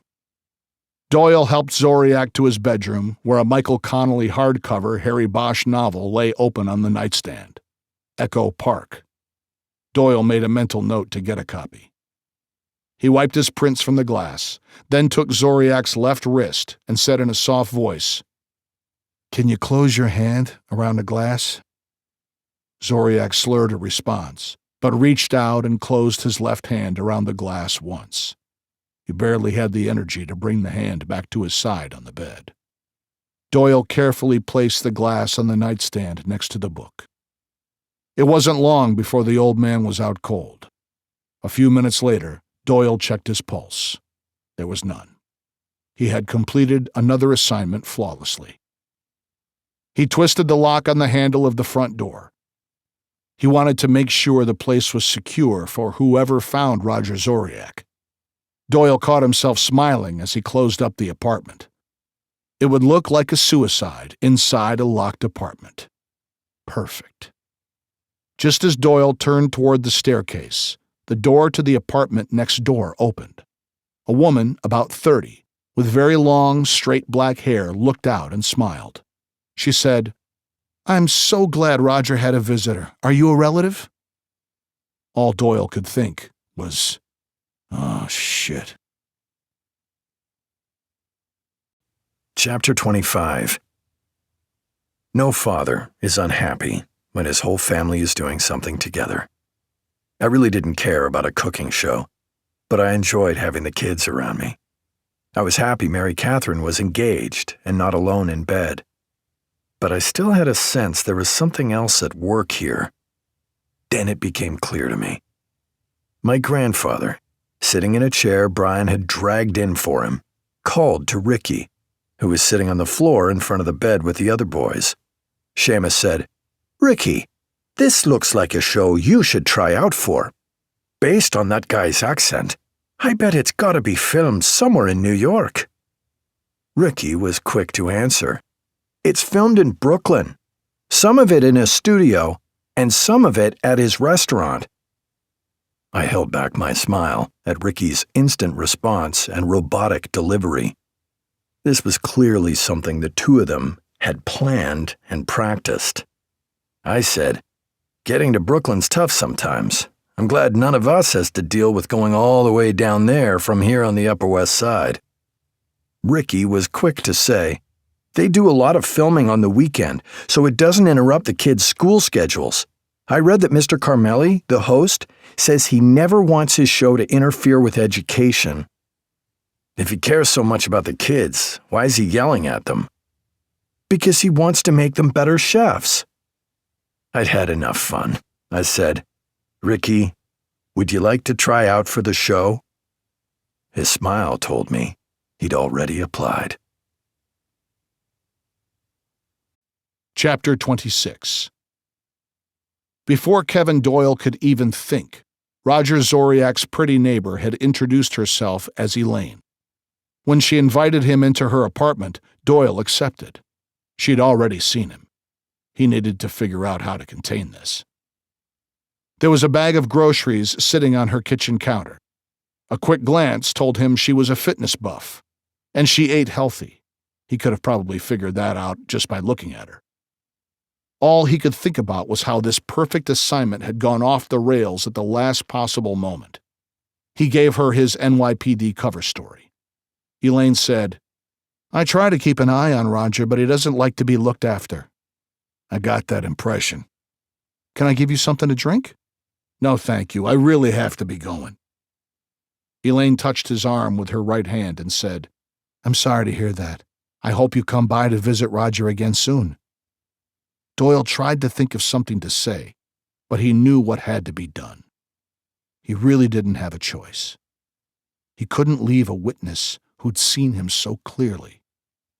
There was no sense in delaying it. He leaned forward like he was going to say something. He moved his right and left hands at almost the same time, his left reaching behind Elaine's head and gripping her neck and hair, his right moving to her chin. He didn't hesitate. He used his weight, leverage, and strength to rotate her head quickly. Elaine never had a chance. He heard her neck pop like it was a champagne cork. She went limp immediately. When he released his grip, Elaine tumbled into his arms, her startled brown eyes staring right at him. Doyle gazed down at her for a moment. Elaine's open eyes felt like an accusation. Now he had a new problem: what to do with her body. He couldn't just leave it in the apartment. It would throw Roger Zoriak's suicide into question. Doyle pushed Elaine into a sitting position on the couch. He dug his burner phone out of his pocket and dialed a number in Manhattan. As soon as someone answered, Doyle said, "I need to speak to Amir." "Hold 1 second." After a short wait, a voice Doyle recognized came on the line. "Who is this?" "Your friend who gives you business now and then." "What do you got?" "Pickup and disposal." "Where and when?" "Staten Island, and right now." "It's going to be expensive." "I know. I'll come by later in a week and settle up." "How big is the package?" "Maybe 5'6" and 130 pounds. "Be there in less than an hour. Text me the address." 45 minutes later, 2 men with a dolly and a washing machine box were at the apartment door. Amir nodded to Doyle, but didn't say anything. Amir and his partner walked directly to where Doyle had left Elaine on the couch. They gently lifted her, more from a need to be quiet than out of respect for the body, and slipped her into the box. Doyle felt awful about this one, but he told himself it had been unavoidable. He watched the men roll the dolly back to the stairway and carefully lower it 1 stair at a time. He waited 10 more minutes, then slipped out of the building himself. Doyle was no longer in a good mood. Chapter 27. I was in the office and settled fairly early. Mary Catherine had plenty of help, and I was happy she had still been snoozing quietly when I'd left. Of course, Rob Trilling and Walter Jackson had beat me into the office. When I'd walked in, they were both at their desks, hard at work. I was no longer the office early bird. I didn't mind. It happens. I'd greeted both of them quickly, then scooted to my desk.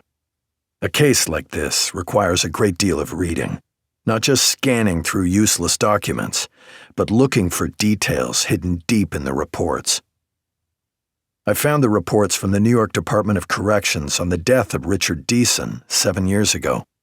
There wasn't a lot of detail to get from the short report, but they had included a number of black and white photos that were plenty gruesome, even without color.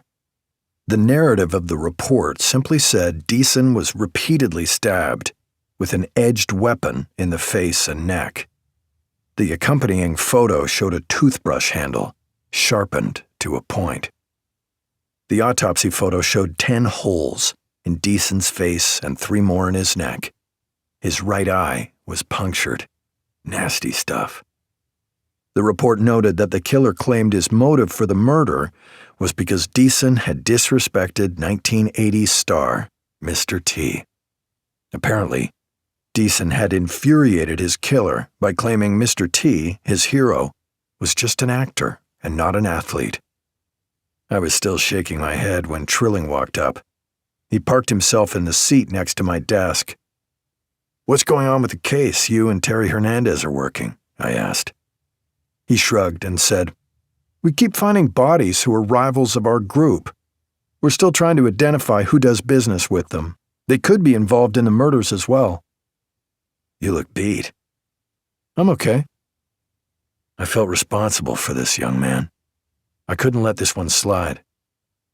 "Talk to me. Honestly. We've been through too much to have any secrets." Trilling smiled. I think he appreciated that I didn't mention his recent suspension. It had turned out to be a well-orchestrated frame-up. Trilling had handled the suspension and aftermath extremely well. The young man had impressed me. But I noticed he still didn't tell me why he looked so exhausted. I decided to take a different tack. What do you have going on Sunday for dinner? I thought Mary Catherine was on bed rest. I don't want to be any trouble. You forget we have Ricky. Now Trilling gave me a wide smile. Can I bring anything? Nope. But you can bring someone if you want. Trilling blushed. I didn't comment about it. Then my phone rang.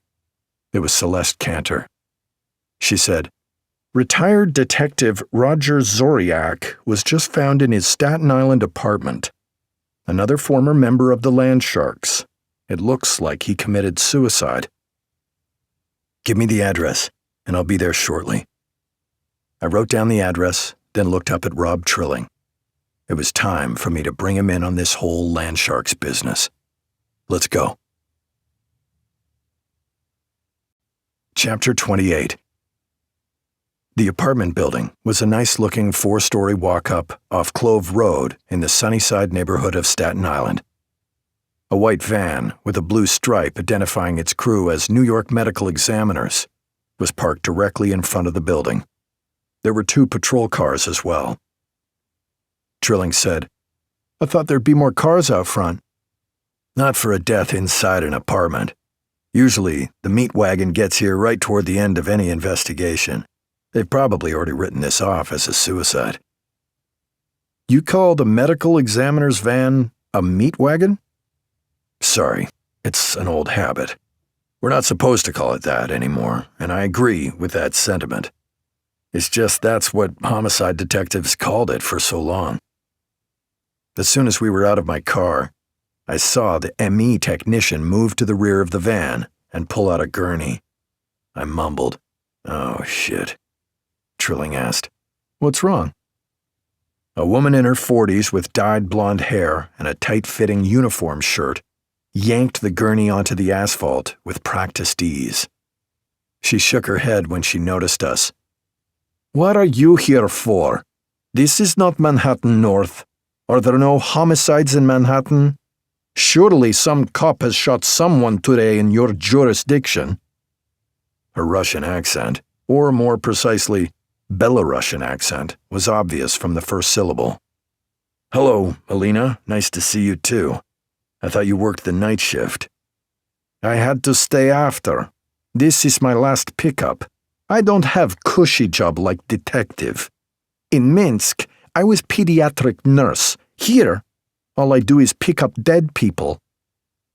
Everyone from Belarus or Russia I've ever met had some important job back home.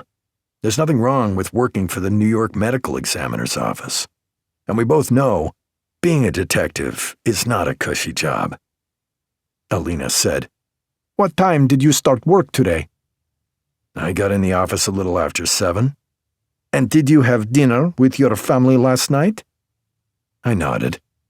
I knew where this was going, but I didn't want to rob her of a victory. Alina said, "That sounds cushy to me." She looked at Trilling, but didn't say anything. Then she said, "Why are you out here on a suicide? Did you know the man?"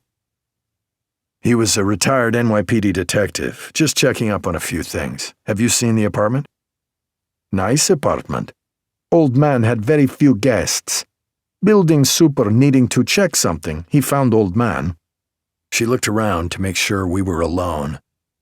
"The patrol officer point out suicide note. All it say was, 'Had enough, bottoms up.'" That's about the most cop-like suicide note I've ever heard. Alina added, "Looks like he drink a glass of water and some crush pills. There's a glass by his nightstand with something in it. Maybe he drink it, then lie down on the bed. Very peaceful scene, not like what we usually see." I said, "Thanks, Alina. Hope you can get some rest today." She cut her eyes toward me. "You call me lazy?" No. I realized it was a losing battle. Some people can never be satisfied, I just waved to her and headed to the stairs. As soon as we were out of earshot, Trilling looked at me and said, "What's her story?" "We used to date." Trilling stopped on the staircase halfway between the first and second floor. Finally, he said, "Are you kidding?" "Yes, Rob, I'm kidding. She's got something against cops. Someone told me it has to do with an encounter in Minsk. Today was actually about the nicest she's ever spoken to me." "Why do you put up with that?" "I don't want to make her distrust the police any worse. And if you listen to what she says, she has an excellent eye for details. She also overhears patrol officers gossip and often tells me if they've disturbed anything.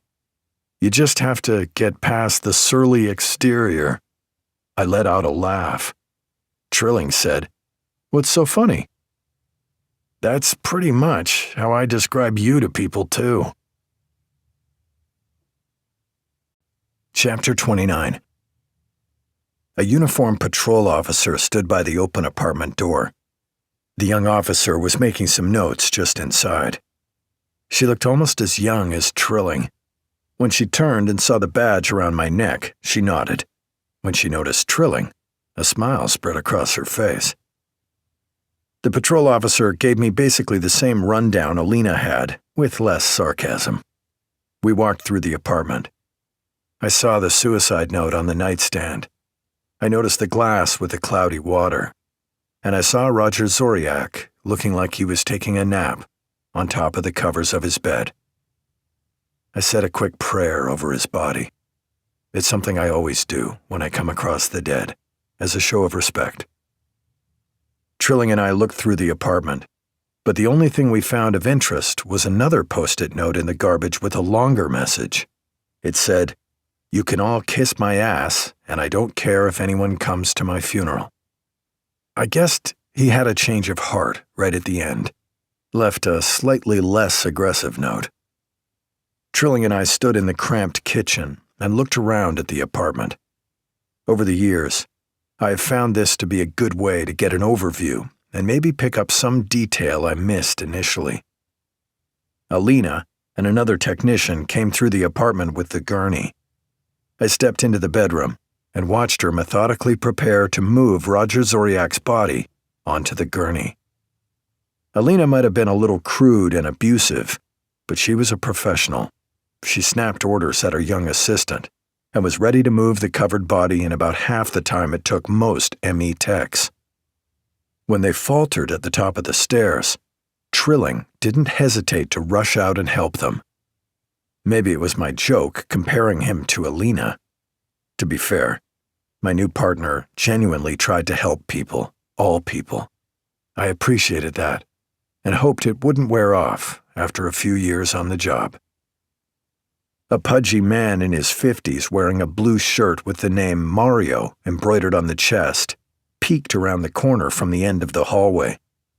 I motioned him over, and he identified himself as the building superintendent, the one who'd found the body.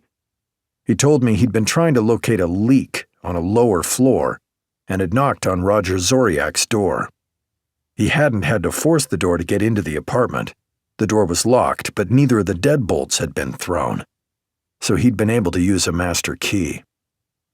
The super told me he'd been hesitant to use his key. "Mr. Zoriak once told me he'd cut my dick off if I ever walked into his apartment unannounced." I tried to hide my smile. That certainly seemed in keeping with Roger Zoriak's personality. Mario answered a few more questions for me. I asked him if Zoriak was friendly with anyone in the building.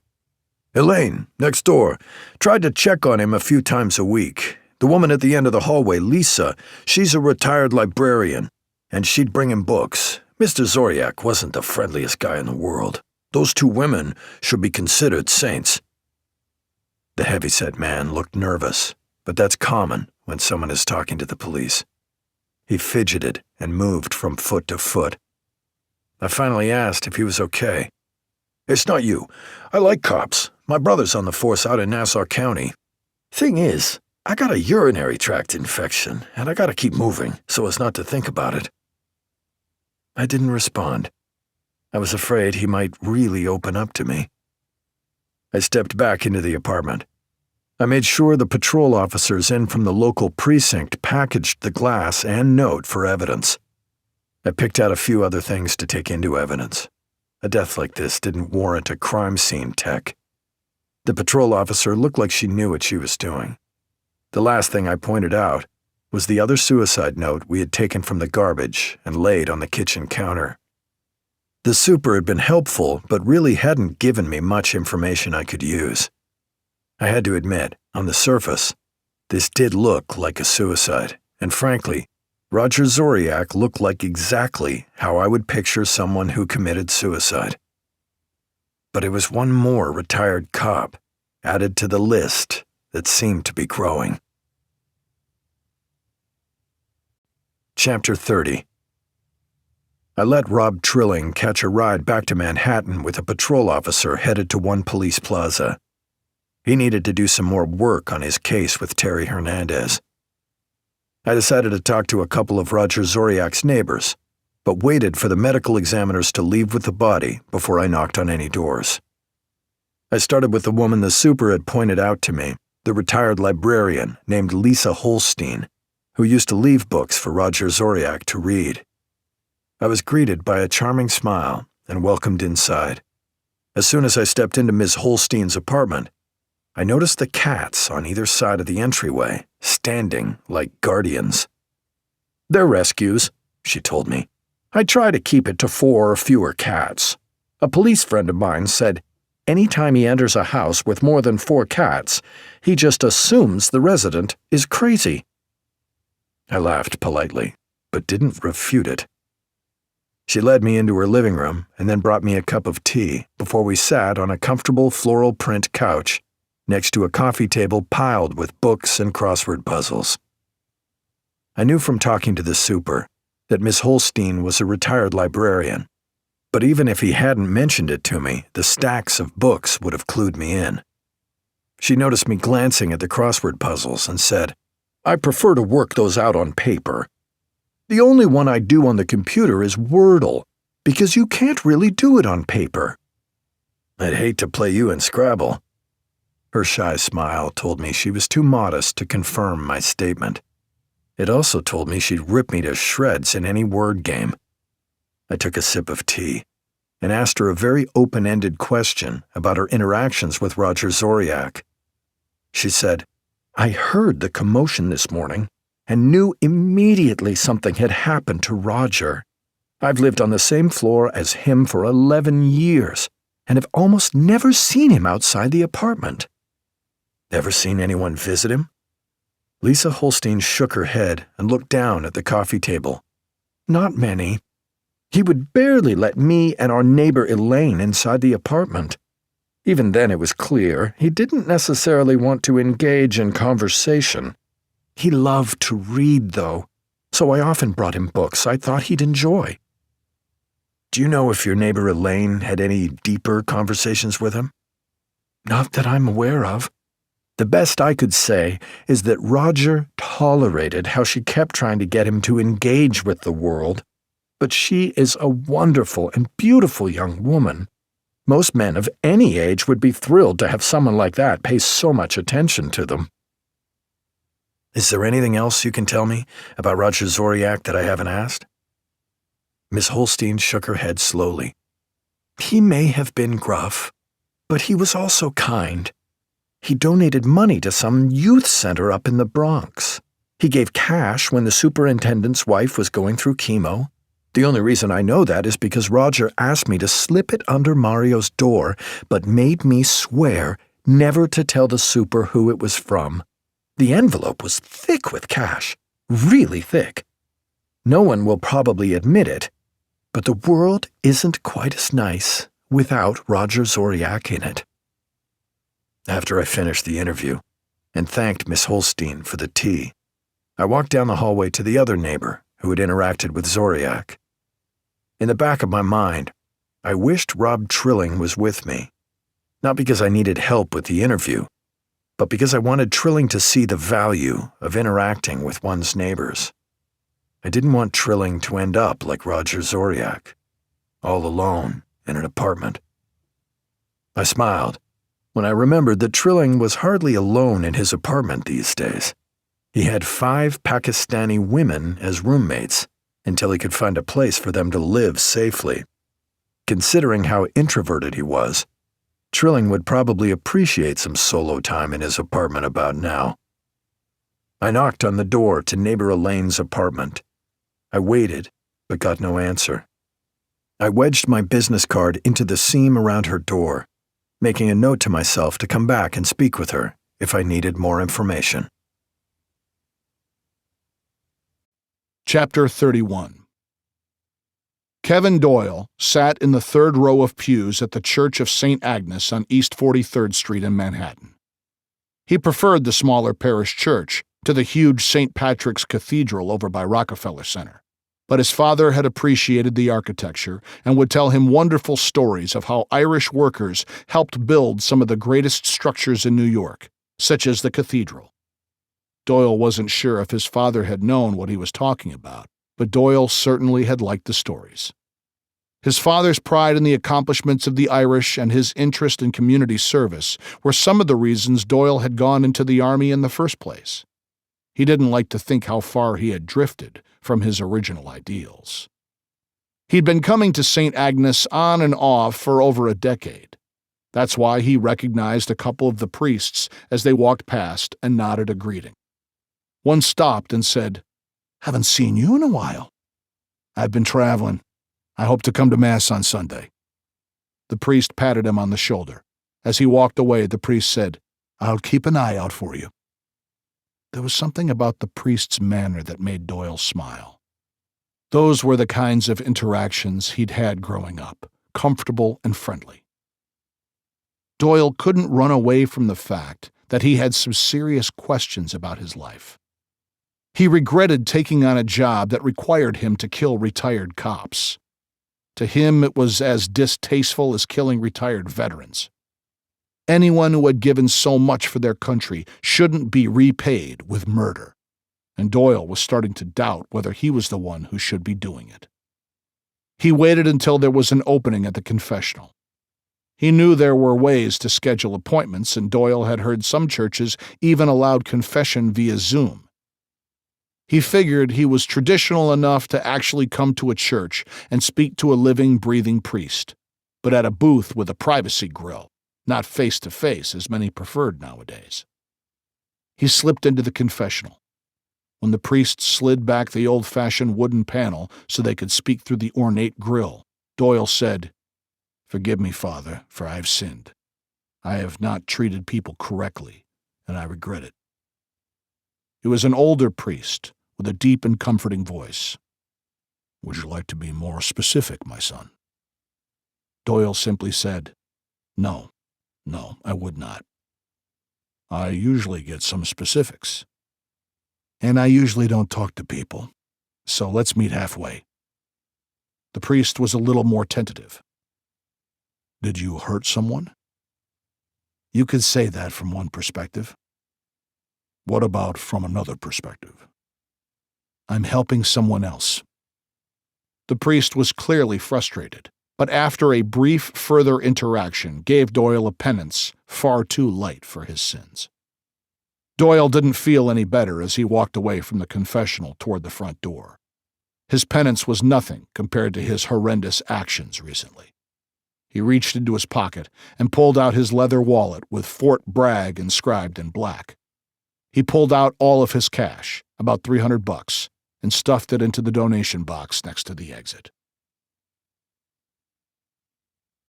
Chapter 32. Rob Trilling felt nervous. He took a moment to check himself in the rearview mirror of his car.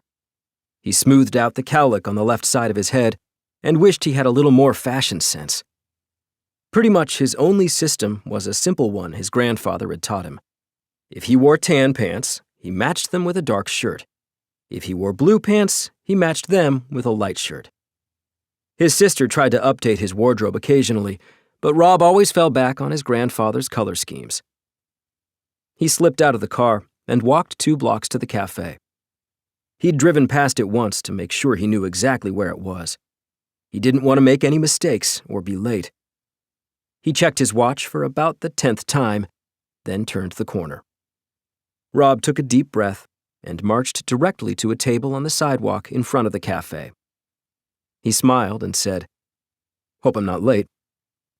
Mariah Wilson, the pretty paramedic he'd met yesterday, smiled back and said, "Right on time." I don't know why when someone's late, everyone at the fire department likes to say they're on NYPD time. He liked that she felt she could joke with him. He sat across from her and ordered a Diet Coke when the waiter came by. She held the stem of her glass of white wine. "I'm not on duty today. I can drink at lunch." Her smile captivated him and made him more nervous. He'd been thrilled to get her lunch invitation, but he still wasn't sure if he should be treating this as a first date or a friendly meal. Either way, he intended to use all of his limited interpersonal skills. They immediately bonded over the fact that they were both relatively new city employees. Unlike Rob, however, Mariah had grown up in New York, on Staten Island. Her father was an administrator for the city's public works department. She had been a paramedic for only 10 months. Mariah said, "I'm glad you could meet me." "I needed a break. Trust me, I was looking forward to this all morning." "I generally work 1 day on, 2 days off. That gives me more time to spend with my parents and little sister." "Are you close with your family?" "Some of them. My sister lives north of the city in Putnam County, and I get to visit her quite a bit. Right now, my mom and grandfather are over from Bozeman, Montana, visiting her. I'll try to get up and see all of them together as much as I can while they're here." "Are you close with your dad, too?" Rob hesitated. He knew the answer. He hadn't really seen his father since he was a child. He just wasn't clear on what he should say. He settled on, "Not as close as I should be." That was the truth. As Rob paid the lunch bill, he noticed something behind him catch Mariah's attention. Her eyes flickered up, and then she did a double take. He looked over his shoulder to see a muscle-bound guy in his early 20s walking toward them. Mariah mumbled, "Shit. What's wrong?" "My ex-boyfriend." Now, Rob Trilling was starting to remember all the problems involved in dating. Chapter 33. I'd done all I could do at Roger Zoriak's apartment. Now I was back at the office, poring over anything I could find on philanthropic Bronx criminal Richard Deason's family. Walter Jackson had been able to find the records of marriage and the birth of the son. The divorce decree was harder to find, but everything was in order. Walter came out from his office and plopped down into the chair next to my desk. Sometimes I cringed when he did that. I didn't have faith in that wooden chair holding up to someone Walter's size dropping into it so heavily. Walter said, "I found everything on Deason's ex-wife. She died of cervical cancer in Miami about 6 years ago. Ever since my own wife passed away from cancer, I always flinch on the inside when someone tells me about a cancer death. Immediately, I wondered about the son, who would have still been a teenager at that time. I saw firsthand what the trauma of losing a mother could do to children, and I was right there with them the whole time. What did this kid do with his father already dead?" Walter said, "I found some records on the son, Antonio. I couldn't find any photographs anywhere. It looks like he was at the University of Miami and was renting an apartment in Coral Gables until about 5 years ago. Since then, there's almost no record of the young man. It's a pretty good mystery. A mystery I think we should unravel if we're going to dig deeper into this case. These retired cops were connected to the Landsharks and working in the Bronx. Plus, you said a couple of Deason's thugs also died recently. That can't be a coincidence. You think it might be some kind of revenge? Who knows? Could just be some kind of business arrangement that someone needs to expand their territory." I paused and considered other options. We've seen crazier motives. This one might have an almost cinematic quality. A son waits for years to get back at the cops who put his father in prison? Sounds like a movie I might watch. Walter said, "Not me. After experiencing all these bloody homicides up close by working here with you guys, I only like comedies and musicals, and I'm happy to sit through most Disney movies with the girls, except The Little Mermaid." "What's wrong with The Little Mermaid?" The big man shrugged. "I don't know. She just gives me the creeps. What's the difference between a sea creature on land and an alien from outer space? It just freaks me out. It always has.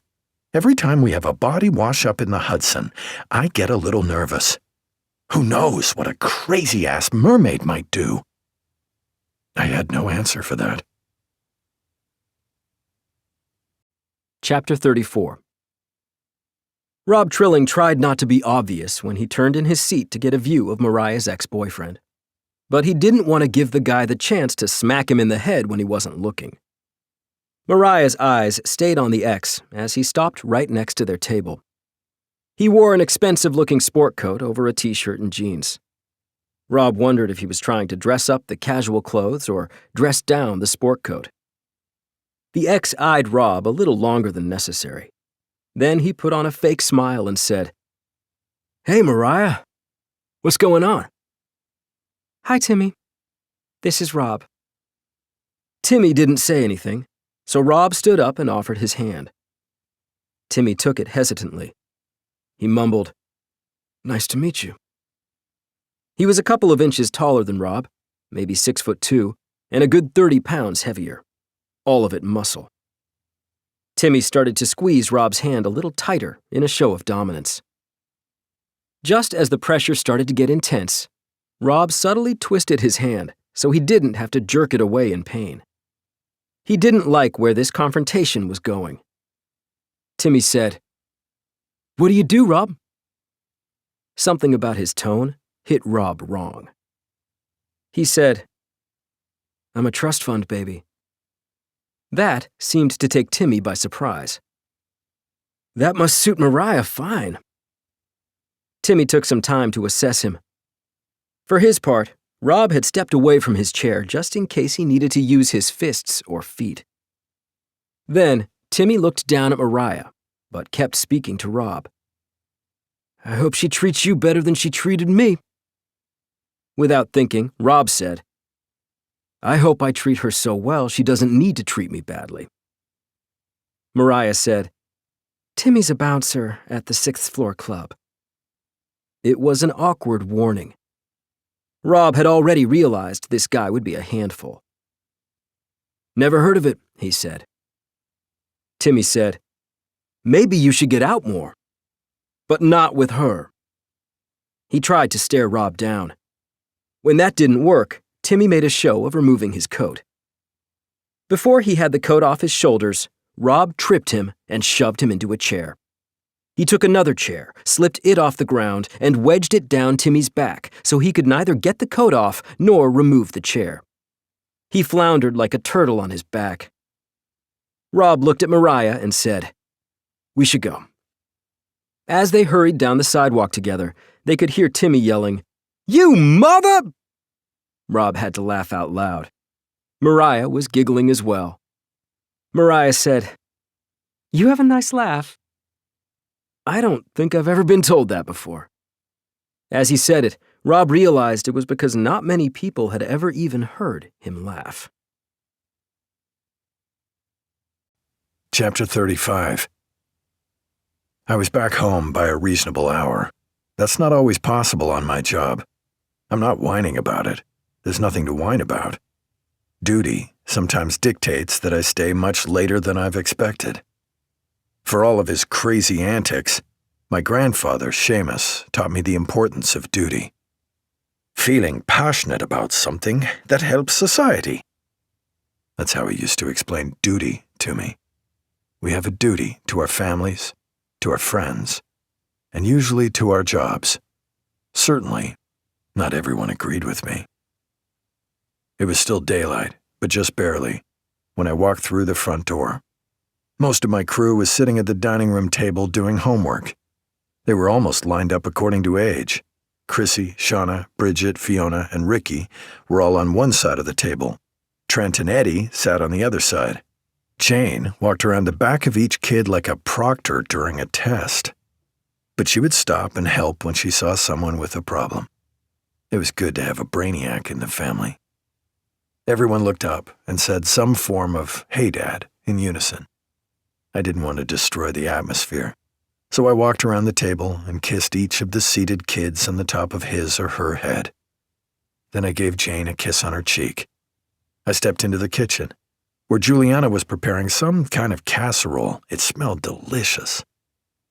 "Hey, Dad, Mary Catherine is doing great, but she keeps trying to get up to do things. Jane and I wrestled her back to bed, but we think you need to talk to her." It had only been a couple of days, but it felt like my whole world had been turned upside down. Usually it was Mary Catherine telling me I needed to talk to one of the kids. Now the kids were telling me that I needed to keep Mary Catherine in line. It was going to take some time to get used to this new dynamic. Juliana stopped what she was doing to face me. "Mary Catherine also tells me that you invited Rob Trilling to come over for dinner Sunday night?" I did, and he surprised me by accepting my offer. I studied my oldest daughter's face a little more closely. "It's not a problem, is it? You keep telling me you guys are just friends." Juliana avoided my eyes, but said, "It's no problem. I just needed to know the head count. I was going to have Ricky make pasta. He thinks working on an Italian dish might help his chances of getting on that crazy cooking show." "Sounds great. We'll have the whole crowd, and I'm sure my grandfather will show up as well." On cue, Seamus walked through the front door. I noticed he got a slightly more enthusiastic greeting than I had. Several of the kids jumped up from the dining room table to give him hugs. I could see why he liked coming over as often as he did. He declared, in his best Irish brogue, "I thought I was coming over to drag order out of chaos. Instead, I find each of my great-grandchildren doing exactly what they are supposed to do. What a blessing." He posed each kid a specific question. He asked Fiona how she was doing on the basketball team. He asked Ricky about the status of his application to the TV show. When Seamus stepped into the kitchen, he even asked Juliana how her audition had gone this morning, something I wasn't even aware of. My grandfather had a better line on the kids than I did sometimes. Juliana looked at me in the kitchen and said, "You've got enough to worry about. This was just for an understudy role in an upcoming play." "How do you think you did?" A sly smile slid across her face. "I crushed it."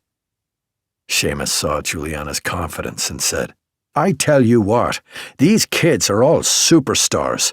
I can't wait to see Juliana on the screen, Jane in the operating room, Brian running his own air conditioning company. I think I've done a great job with these kids." I chuckled and said, "I'm sure Mary Catherine and I had no part in it." "Don't be so hard on yourself, my boy. You provide them with a roof over their heads and 3 meals a day. I'm happy you've been able to manage that." His smile made him look like an evil, taller leprechaun, and I loved him for it. Chapter 36. After our dinner of beef casserole and fresh green beans, which we all ate while perched around the bedroom, we settled in to watch TV with Mary Catherine. Somehow, even with all the kids and my grandfather stuffed into the bedroom, it didn't feel crowded. It felt comfortable. I loved it. I could tell by my grandfather's face that he loved it too. The boys were serious about making him relaxed. Ricky, Trent, and Eddie somehow managed to muscle one of the recliners from the living room to the doorway of the bedroom. Even though he was half in and half out of the bedroom, Seamus looked completely at ease, stretched out in the leather recliner. Everyone was excited to watch another episode of Rising Chefs, the show Ricky had applied to be on. Ricky sat right in the middle of the crowd of kids at the foot of our bed. He was enjoying being the center of attention at home, for however long it lasted. Ricky got up and began to mimic the host, Gino Carmelli. He did a pretty good imitation of the man's gesticulating arms and heavy Brooklyn Italian accent. Yo, if you want to make the perfect lasagna, you have to soak the noodles beforehand. My dear Nonna, God rest her soul, taught me this when I was only 8 months old, but the lesson, it stuck with me. I wasn't sure I'd ever seen Ricky quite so animated in front of everyone. I got an even bigger surprise when my oldest son, Brian, stood up. He went right into the accent as well. Then, when I was 2 years old, my mama taught me the secrets of a great gravy. You need fresh tomatoes. If someone tries to tell you to use canned stewed tomatoes, you just tell them forget about it. He had all the syllables just right. Mary Catherine started to laugh so hard as she drank. Some water came out of her nose. Even then, she was laughing too hard to completely hide it. Then we actually watched the show for a while. The chef had 6 young teens and tweens who looked to be middle schoolers or maybe freshmen in high school, and all of the contestants were from the New York City area. Each had a cutaway in which they talked about their lives and their interest in cooking. I found those stories much more compelling than the main part of the show. A teenage girl from Yonkers said she just liked being in the kitchen. She couldn't explain it. But a kid from the Bronx said that he saw cooking as his chance to get out of the cycle of crime and drugs many of the people in his neighborhood suffered from. I took this to heart. I'd heard many athletes say the same thing about football or boxing being their ticket out. I liked hearing kids talk about other avenues to pursue. One thing I didn't like was the way the chef talked to the kids. He made jokes at their expense. He raised his voice. And in one case, he threw a young man's garlic bread onto the floor because the boy hadn't followed directions. I sat up in bed and looked over to the crowd sitting on the floor. "Ricky, are you sure you want to put up with this kind of abuse? I think I like the English guy better." Ricky didn't hesitate. "I think Mr. Carmelli can make me a better chef. If it's what I really want to do in life, I need to see what it's like in a big kitchen." Unfortunately, Ricky made perfect sense. Even I knew that professional kitchens weren't the most calm and easygoing of places. The problem was, I had a feeling this TV chef was more interested in ratings than in actually helping any of the kids. But I wasn't going to say anything. I didn't want to dampen Ricky's enthusiasm in any way. I tried to lie back and enjoy having the family around me. Then I noticed my grandfather had dozed off in the recliner, blocking the doorway. That was going to be an issue when everyone had to go to bed. Chapter 37. The next morning, I decided to go directly to the chief medical examiner's office instead of my office. I knew my good friend Aurora Jones would be on duty. I'd left a message on her phone the previous night, asking if she could conduct an autopsy on Roger Zoriak. Generally, the medical examiner's office gave priority to violent crimes and other incidents that might require legal proceedings. Suicides were pretty far down on their list, especially the suicide of a reclusive 67-year-old man. I met Aurora in her office. Surprisingly, she'd already conducted the autopsy and an initial drug screen. Aurora was eating a cherry yogurt with her feet up on her messy desk. I sat down across from her after moving a couple of files from the chair onto a credenza overflowing with medical journals and other files. I also tossed an old sandwich wrapper into the garbage can. "Bennett, what are you doing on a suicide?" Aurora asked, her Jamaican accent making the question sound like the start of a joke. "Don't you have enough to do?" "You saw he was a retired cop." "A lot of retired cops commit suicide. I don't usually have the city's top homicide investigator leaving me a message asking me to look at it carefully." "Did you find anything of interest?" She smiled. Aurora started speaking slowly, choosing her words carefully. "You are one of the few people I think could handle some of my insights. Because they are not all just from scientific review. This isn't a court hearing. You can say whatever you want, and it'll stay between us. I doubt you could insult me. Aurora smiled again. The glasses hanging around her neck had sparkles glued to the frames. It matched her personality. First of all, I called in a favor and had NYPD Forensics take a sample of the water from the glass next to Mr. Zoriak's bed and run it through a spectrometer. There were 4 different prescription drugs crushed up in the water. I did some checking and found out Mr. Zoriak had a prescription for only one of them, Ambien. I read in the report that no one found any other bottles of prescriptions in the apartment. I realized what she was saying, and I saw where she was headed. If he never left his apartment, how did he get all the other pills? It was a good question. I started to make notes. Perhaps we'd left the crime scene too early. I needed to look through Roger Zoriak's apartment again. Aurora said, "Now, I'm going to move out of my lane, as the kids say, and tell you something else I picked up from the forensics report." I'm listening. The glass by the side of the bed that had the water and crushed-up pills looks suspicious to me. More than just because it held a deadly concoction of prescription drugs? How so? There were only 4 fingers and 1 thumbprint on the glass. Were they in a pattern, as if he were holding a glass and drinking? Yes, that's exactly how they were placed. But those are the only prints on the glass. Are you telling me this man only held the glass one time while he poured water and crushed pills into it? Did he really never set it down even once before he drank from it? Typically, you would pick up and put down a glass a few times. There should be dozens of sets of prints on it from all that handling.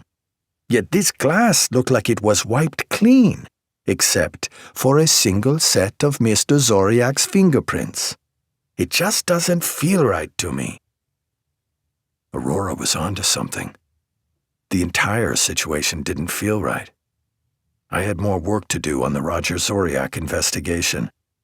That meant I had more work to do on this whole case. Chapter 38. Kevin Doyle didn't know the Bronx like he did Manhattan and Brooklyn, and even Staten Island. The Bronx seemed more alien to him. It was harder for him to blend in and keep a low profile here. Plus, the neighborhood people tended to know one another and were wary of strangers. Doyle still couldn't stop thinking about Elaine, the pretty neighbor he'd killed when she saw him coming out of Roger Zoriak's apartment. He'd barely slept in the 2 days since. The image of her lifeless eyes staring up at him after he broke her neck kept returning to his mind and weighing on him. The retired cops he had killed recently were bad enough. At least he understood the reasons behind the orders. But poor Elaine was just being nice. She was checking on an elderly neighbor. Did she have a boyfriend? What would her parents do?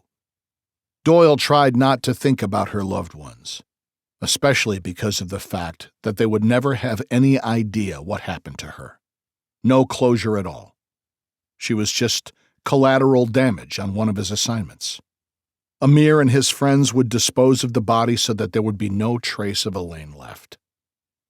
Even when he'd been posted to Afghanistan, he'd felt regret for some of the lives he had taken. At least, there, it was him or them. He could even justify some of the CIA contract work. He recalled the guy in Morocco who'd released the names of 4 locals who had been working with the agency. They were commonly called informants, but were really just sources of intelligence. One of them, a 21-year-old seamstress, had been raped before her throat was cut. She had been left in the streets of Rabat as a message to anyone else thinking of working with the CIA. Doyle had put a bullet in the head of the asshole who'd killed her, from 3 feet away. Then he'd left the man in the street as a message to others to not bother CIA informants. Even though killing Elaine still bothered him, he pushed those thoughts out of his head. He was back on his assignment. At least this time it wasn't a former cop. In fact, the guy he was looking at right now, Jose Silvas, looked like a cancer on society. Just judging from the intelligence sheet he had on the target, Doyle realized he wouldn't have many qualms about killing this guy. Silvas was 54 years old. He'd been born in New York and arrested 9 times. Some of them were drug offenses. There was also one for aggravated assault, another for attempted murder, and the last one for kidnapping. He had pleaded guilty 3 times and was sentenced to probation each time. He went to trial on the attempted murder charge. Apparently, he had choked his ex-wife unconscious. If a Marine on leave hadn't intervened, it would have definitely been a murder. Silva spent 6 years at Groveland Correctional. His ex-wife mysteriously disappeared while he was upstate. Doyle suspected Silvas's criminal friends.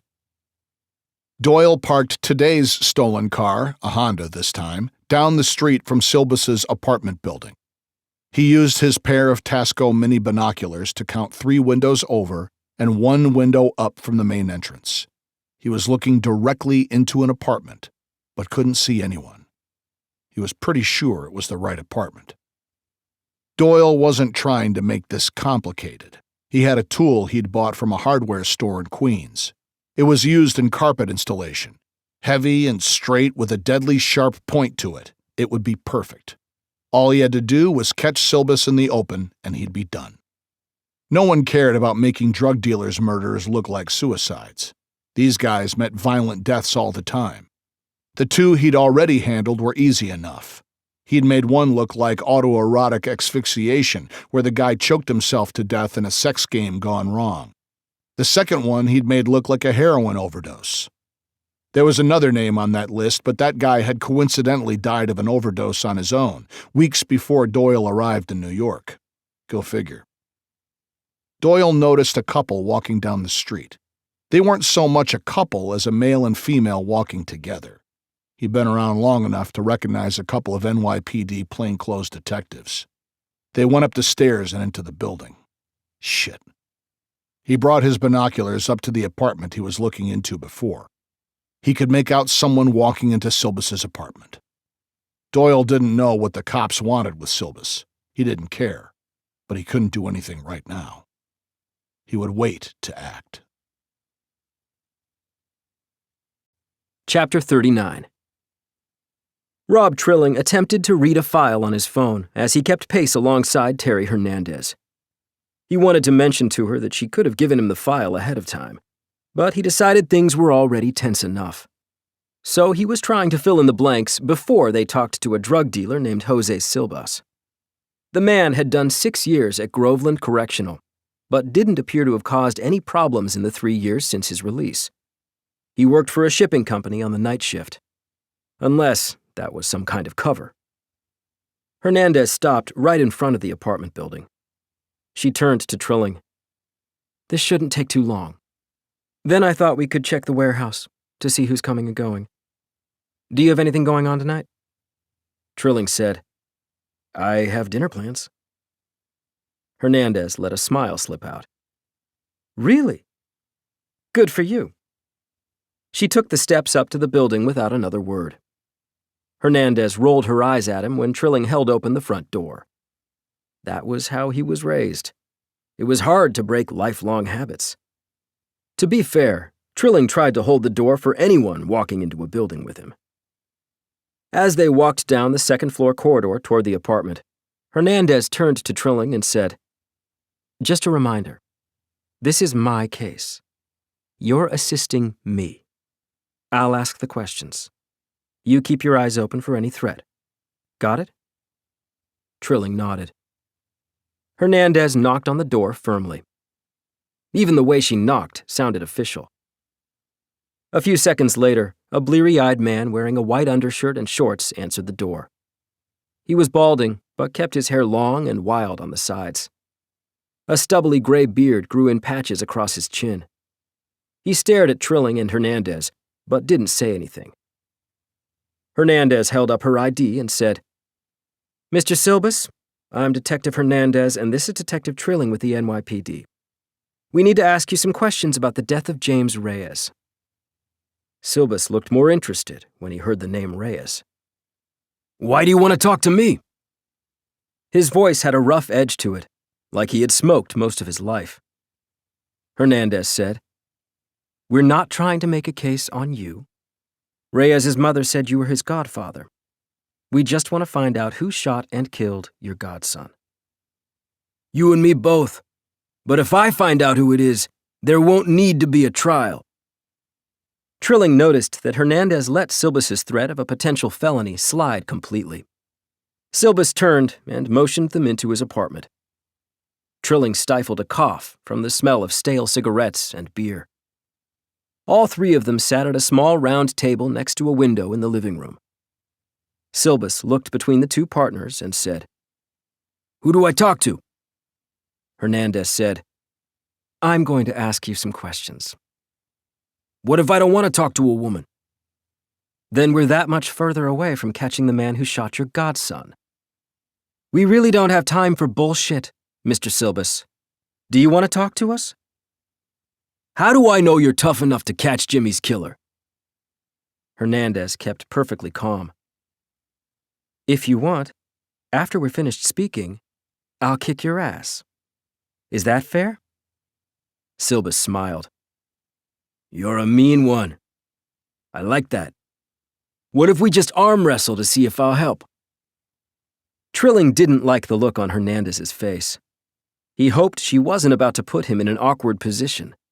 Internal Affairs already knew his name. Chapter 40. Rob Trilling's eyes involuntarily darted between Terry Hernandez and Jose Silbus. He noticed her left hand ball into a fist. Trilling had to admit that he'd enjoy seeing Hernandez smack the smirk off Silbus's face. He was also a little relieved when she started to speak in a reasonable tone. Help us now, and I'll arm wrestle you before we leave. Silbus shrugged and said, What do you need to know? Any idea who put 2 .40 caliber slugs into your godson's head? None at all. I don't understand any part of it. I used to work in that business. Hernandez gave him a hard stare and said, The narcotics business? Why else would you even be here talking to me? But I didn't want Jimmy to get into it. Why do you think he started in it then? Silbus dropped his head. The same reason we all start dealing. The money? It's a different time now, though. How so? Silbus gathered his thoughts. Back before I did my time, it was just business. I worked for a guy named Richard Deason. He managed to keep a lid on things. There was none of this random violence. Hernandez said, Just focused violence. Silbus shrugged again. That's the business. Trilling picked up on the name Deason. Just once, their informant in the gang he and Hernandez were surveilling had let slip the name of a contact. They'd called him Little D. He wasn't a member of the gang, but he definitely wanted to meet with them. D for Deason? Or was he just grasping for leads now? Hernandez asked more questions. Silbus couldn't provide any useful information. He'd been out of the business so long he didn't even know who the players were anymore. But he'd clearly been fond of his godson, and seemed like he was trying to help. Silbus went on a little more of a rant about how good things were years ago. He ended by saying, I guess cops changed too. Back then I might have been shaken down for some money or gotten my ass kicked for no reason. I guess some things get better and some things get worse. Hernandez closed her notebook as a signal they were done. Trilling started to stand, but noticed Hernandez didn't move. Then she said, Do I still have to arm wrestle you? Silbus said, You said you would.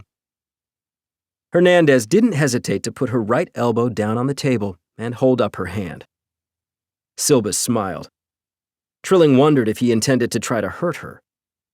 He figured that wouldn't work out for anyone. Silbus planted his right elbow and grasped Hernandez's hand around her thumb. Hernandez said quickly, Ready? Go. She slammed his hand against the flimsy tabletop. The sound echoed through the apartment. Silbus grunted and pulled his hand away, shaking it in the air like he had touched something hot. He said, "That ain't nice." Hernandez said, "Neither was choking your wife. I already went to prison for that. But what happened to her while you were in prison?" Silbus didn't reply. Hernandez stood up from the table and marched out of the apartment without another word. Chapter 41. Kevin Doyle watched the two detectives leave Jose Silbus's apartment building. He stayed put in his stolen Honda. Doyle had an eye for detail, and the detail he noticed was that neither of the cops looked too excited.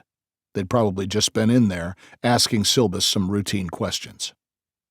Still, Doyle wasn't sure he wanted to act right away. Then he saw Silbus pop his head out the front door of the apartment building and look around as if checking to see if anyone was hanging around, looking for him. He'd never spot Doyle in the car, way down the street. 10 minutes later, Silbus stepped out onto the sidewalk dressed in what looked like a company uniform, blue khakis and a beige jacket, and stood next to the street. A Toyota Camry stopped in front of him. Doyle saw the Uber emblem on the windshield. Doyle decided to follow. He was curious to see what had gotten Silbus out of his apartment before his evening shift at the shipping company where he worked. Doyle had thought about doing something at Silbus's job, but maybe he'd get a better opportunity now, since he wasn't sure how many people would be around the business later. The Uber headed west toward the Hudson River. Doyle stayed back a block or so as he followed the car. He didn't know the streets well enough to do the surveillance on a parallel street. That was the right way to conduct a surveillance like this. The Uber let Silbus out next to the Hudson about a mile south of Columbia University. The Hudson River Greenway had a few different walking trails, but no one was around. Somehow, Doyle managed to find an open spot to park his stolen Honda. Then he got out and followed on foot as Silbus continued to walk toward the south along the river. He walked nearly half a mile. He was trying to hide his tracks as well. He didn't want any kind of record to show exactly where he was going. Was he planning to kill someone? Silbus paused several times along the river to check all around him. It was pretty good counter-surveillance. Then he stopped near where an older man in an overcoat sat on a bench among several others along the river, next to a statue. There were a few more people around here, but not many, and they soon moved along. Doyle hung back while Silbus spoke to the older man. He waited, trying not to seem obvious as he looked out over the river, occasionally glancing over his shoulder at the two men. Doyle could feel the weight of his heavy, sharp carpet tool secured inside his jacket. He also had his Beretta 9mm shoved in his belt holster. There was no such thing as being too prepared. Doyle eased closer. The current dreary weather kept most people out of open spaces like this, plus the breeze off the water could be brutal. Silbus raised his voice. The two men seemed to be arguing, even at a distance. Doyle caught some of the conversation. "It's not right," Silbus repeated several times. He was seriously pissed off about something having to do with someone named Jimmy. The older man told him to calm down. He said something about looking into it. Doyle couldn't catch it all. Then it was over. The older man stood, then turned and started to stride away quickly. Silbus stayed looking out over the water, closer now to the railing above the seawall. Doyle made a split-second decision. He started walking toward the benches, pretending to be interested in the historical plaque mounted below the statue. It didn't really matter. Silbus wasn't paying any attention to his surroundings. Maybe he'd been out of the business too long to stay alert all the time. Doyle moved quietly between two benches to stand directly behind Silbus. He already had the carpet tool in his hand. He used his left hand to grab Silbus across the mouth and his right to reach around and shove the razor-sharp tool deep into Silbus's chest. He felt the man's entire body stiffen as the spike plunged through and then skipped off a rib. It was just like a job he'd done in Berlin. He knew it was going to take more than one stab with the weapon. He just started moving his arm like a piston. He struck 3, 4, then 5 times. He paused for a moment, then thrust the tool into Silbus 3 more times for good measure. Silbus's beige jacket showed a pattern of spreading blood. Doyle was amazed the man was still standing. Silbus wheezed a couple of times, then his knees started to give out. Doyle gave him a shove over the railing and let him tumble into the river. He barely made a sound. He must have sunk immediately. When Doyle looked over the railing, there was nothing but dark, choppy water. Doyle gave a quick glance around the area. No one was nearby. No one could have seen anything, and there was no trace of Silbus anywhere. Doyle quickly stalked away back toward his stolen car. About 500 yards north of where Silbus had gone into the water, Doyle tossed the carpet tool into the river as well. For the first time today, Kevin Doyle smiled. Chapter 42. My meeting with Assistant Medical Examiner Aurora Jones this morning had left me contemplating the apparent suicide of Roger Zoriak. I'd studied philosophy when I attended Manhattan College. That included several classes on logic. I often joked that the only thing logic classes did for me was keep me out of discussions of politics. Logic and politics do not mix well. But in police work, logic often comes in handy, and logic dictated that if Roger Zoriak's suicide was actually a murder, then the other suicides I'd been investigating might also be murders. That meant I needed to make a trip to Florida and take a closer look into the deaths of Ralph Stein and Gary Halverson.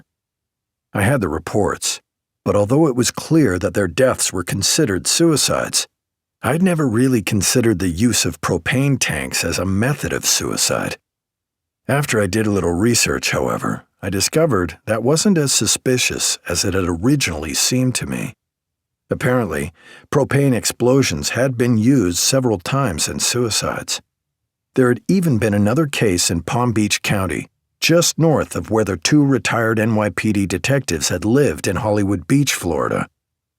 Maybe that's where they had gotten the idea. It would seem a simple matter to fly from New York City to Fort Lauderdale, Florida, on one of the dozens of flights from LaGuardia every day. That wasn't my holdup.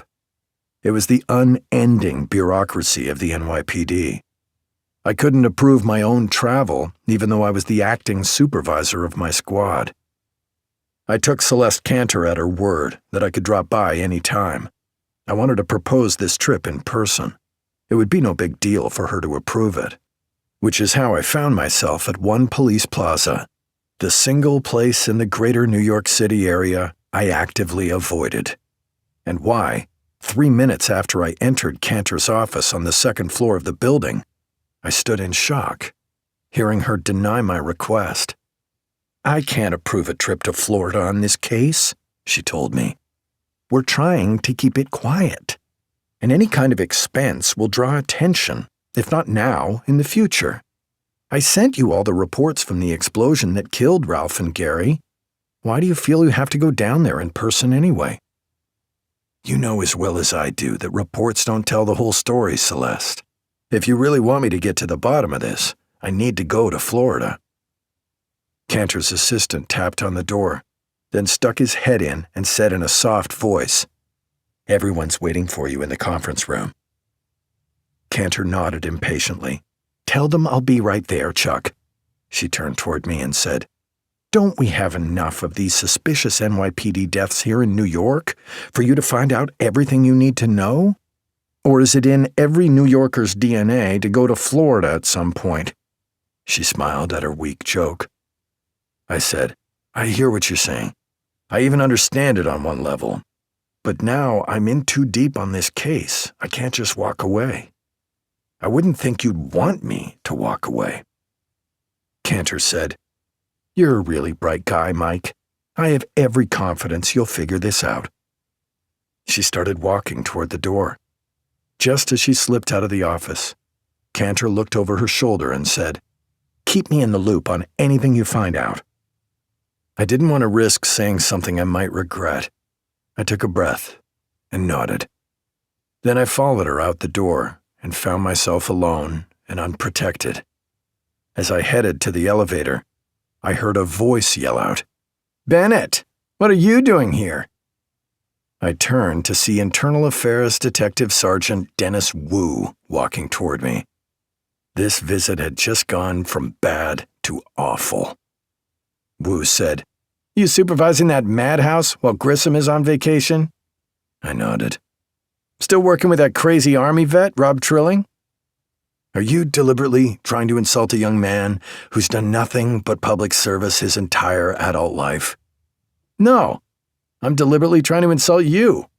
Mainly because you're an asshole." "At least we feel the same way about each other. Excuse me, Detective Sergeant. I have real police work to do." Wu couldn't let that little jab slide. As the elevator doors closed, he said, "And I'll be keeping an eye on you while you do it." Chapter 43.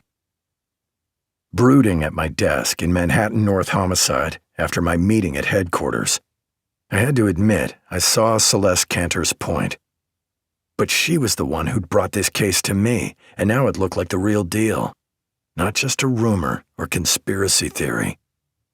In the meantime, I had work to do as the acting supervisor, which took me away from my own cases. It also reminded me why I'd never been interested in being promoted. I was sick of reading and approving other people's boring reports. I wanted to focus on my own boring reports. I scrutinized the information Walter Jackson had provided. It looked like Richard Deason had run the most multi-ethnic crew to ever operate in New York. His list of associates included males and females, whites, Hispanics, and black people. Deason had used a legitimate CPA for his personal finances, who claimed that his client told him he was a venture capitalist. I always thought every drug dealer was some form of venture capitalist. No matter what else I was discovering about Deason, I always circled back around to his son, Antonio. My imagination ran a little wild when I envisioned what he would look like now. I assumed he'd be a tough-looking, muscle-bound thug. In reality, his Florida driver's license and his identification card from the University of Miami both showed a good-looking, smiling young man with longish hair. But both were at least 5 years old. I had almost no up-to-date information on him. Walter Jackson shuffled over to my desk. The way he sat in the chair told me he had something important he wanted to talk about. When he didn't come up with a pun right away, I knew it had to be serious. I said, "What's troubling you, big guy?" "I've been helping Rob on the case he's working with Terry Hernandez. Most of the reports and info have been going through Terry first. I saw something unusual and looked up the case file." "Please don't tell me Trilling did something to screw up one of Terry's cases. He'd have a better chance of survival if he told the commissioner to kiss his butt." Walter chuckled. "No, nothing like that. They've been doing surveillance of that gang up in the Bronx. Looks like someone in the group is good for a couple of homicides at least." "So what's got you worked up?"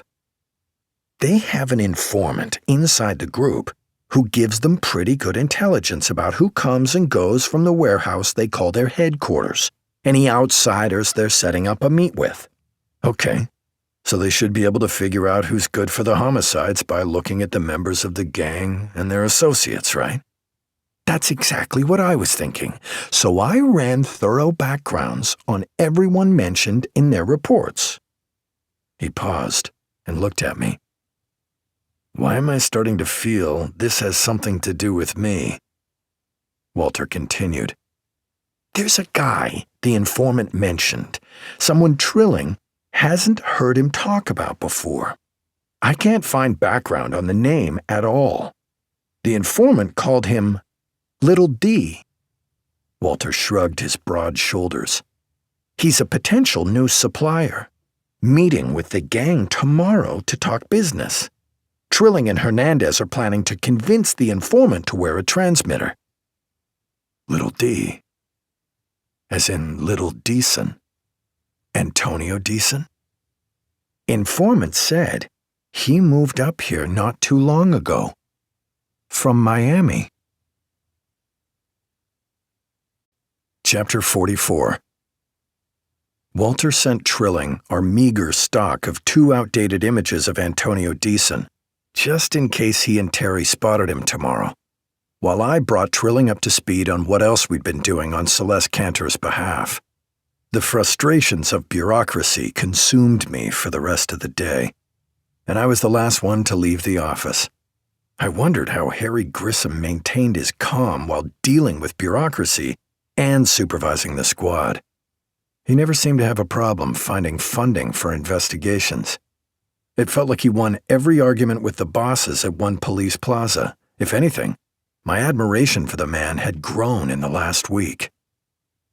I felt exhausted as I stepped through the front door of our apartment on the Upper West Side. I pushed all my thoughts about the case out of my head.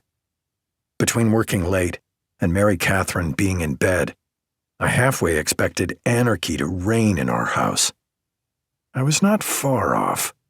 To the naked eye, things may have seemed calm. There was no shouting or broken furniture. But a cardinal rule of our home was being openly flaunted. Brian, Jane, Trent, Bridget, Fiona, and Shauna were all eating dinner in the living room rather than in the dining room. As far as Mary Catherine was concerned, that was a mortal sin. Even worse, the kids were watching TV as they ate their hamburgers. Even as I recognized the hypocrisy of our doing almost the same thing by eating and watching TV in the master bedroom these last few days, that had felt like a special circumstance. I suspected seeing it happen out in the open like this would have made my wife's head explode. I stood at the edge of the living room and said, "What if Mary Catherine sees you if she gets up to use the bathroom?" Bridget snickered. "She's dead asleep. Plus, Chrissy's in the bedroom too, so she can be our early warning system." "Who are you, NORAD?" Bridget smiled. "Actually, we're studying the Cold War in history class. Did you know that Father Francis was in Havana for some of it? He really makes it interesting." "It is interesting." Bridget just shrugged. I glanced around the room. Every kid had a hamburger and some potato chips. Not my first choice for a healthy dinner, but at least they were all eating. I said, "What are you watching?" Brian said, "Right now we're watching a rerun of Seinfeld until Ricky finishes his homework. Then we're going to watch more episodes of his cooking show. We want to help him prepare for his audition." When I checked the crowd, I noticed another missing child. "Where's Eddie? Don't tell me he's yet another picket in your early warning system." Brian shook his head. "He's working on the same project as Ricky." I wandered down the hallway toward the entrance to the boys' room. Along the way, I peeked into our bedroom. The kids' early warning system had a glitch. Chrissy was lying on the bed, fast asleep next to Mary Catherine. A half-eaten hamburger lay on a plate next to her on the bed. It was picture perfect. I softly closed the door to the bedroom. When I got to the boys' room, they were both on the floor using a laptop to search Google. I said, "What's all this?" "We both have the same project due in social studies. We have to find articles to support a position we hold." "What's your position?" Ricky said, "That fast food is dangerous. It's the root cause of the obesity epidemic in the U.S. I nodded. That was a good topic. I turned to Eddie. "What are you trying to support?" "Why the Jets won't win a playoff game in the next decade." "That can't be too hard to support." My son just smiled. Ricky said, "I need to finish quick so I can watch Rising Chefs. My application was accepted, and my audition is a week from Saturday. Nothing's more important." I said, "Except school. I don't want you guys using any of those artificial intelligence programs either."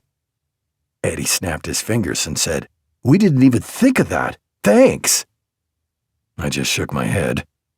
I know it's a stereotype, but having 4 boys and 6 girls has taught me that boys never prepare ahead of time. This little stunt didn't even throw me for a loop. I remembered having to help Brian years ago with a report on Benjamin Franklin because it was due later that same day. Jane, on the other hand, would always prioritize her homework, ever foregoing fun activities in order to complete a project as soon as it was assigned. I heard the sound of Mary Catherine stirring, so I stepped into our bedroom. I had made up my mind about something I needed to tell her. I sat down next to the sleeping lump that was my daughter Chrissy. She didn't stir at all. I said to Mary Catherine, "I really need to go to Florida on a case. I think I can do it all in one day, but I want to make sure it's okay with you." "Of course. I have all the help I could need here. But that day trip sounds taxing." "Not as taxing as being away from you guys." "When do you plan to go?" "I'm going to look for a ticket right now.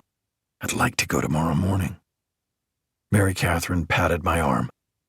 I threw in, and I'm paying for it out of my own pocket. She didn't even ask me to explain.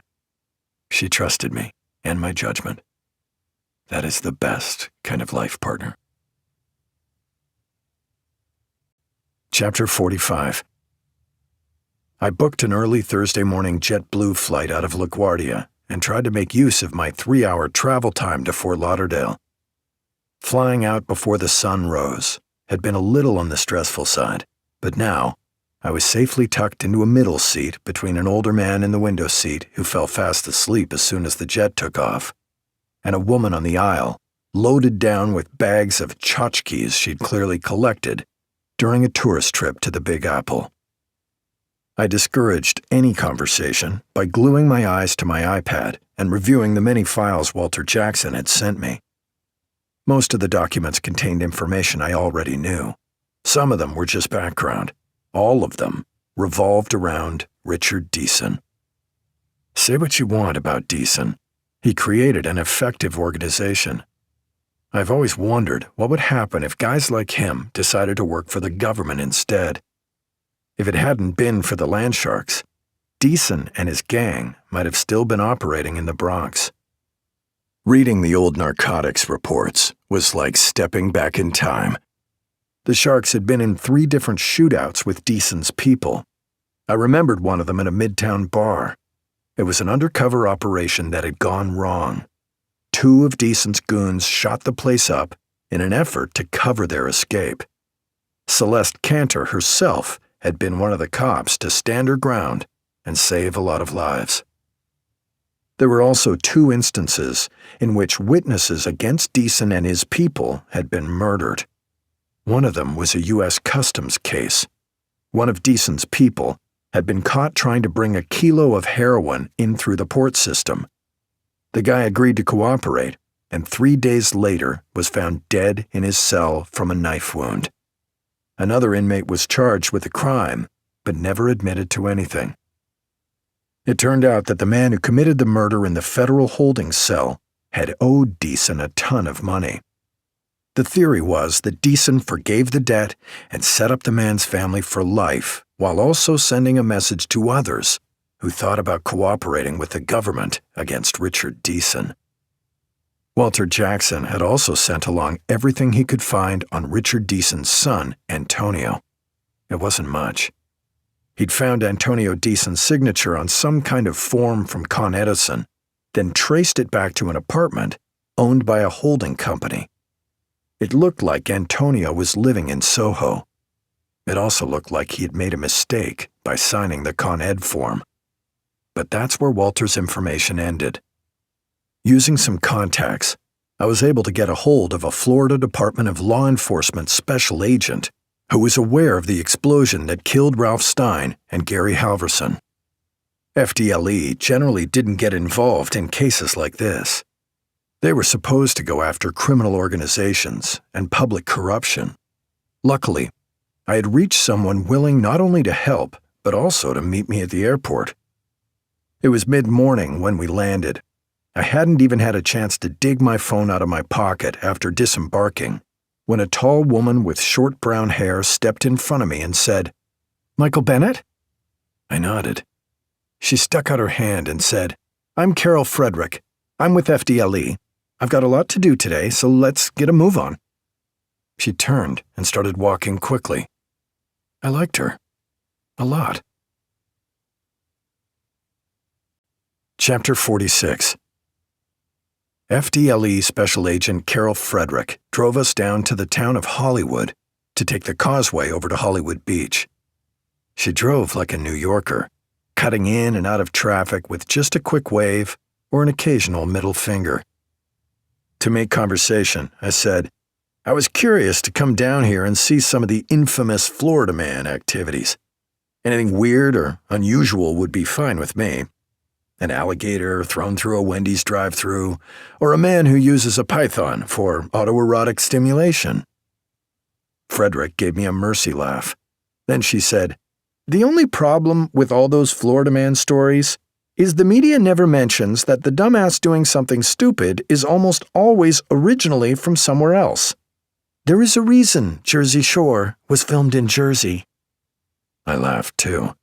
It's true.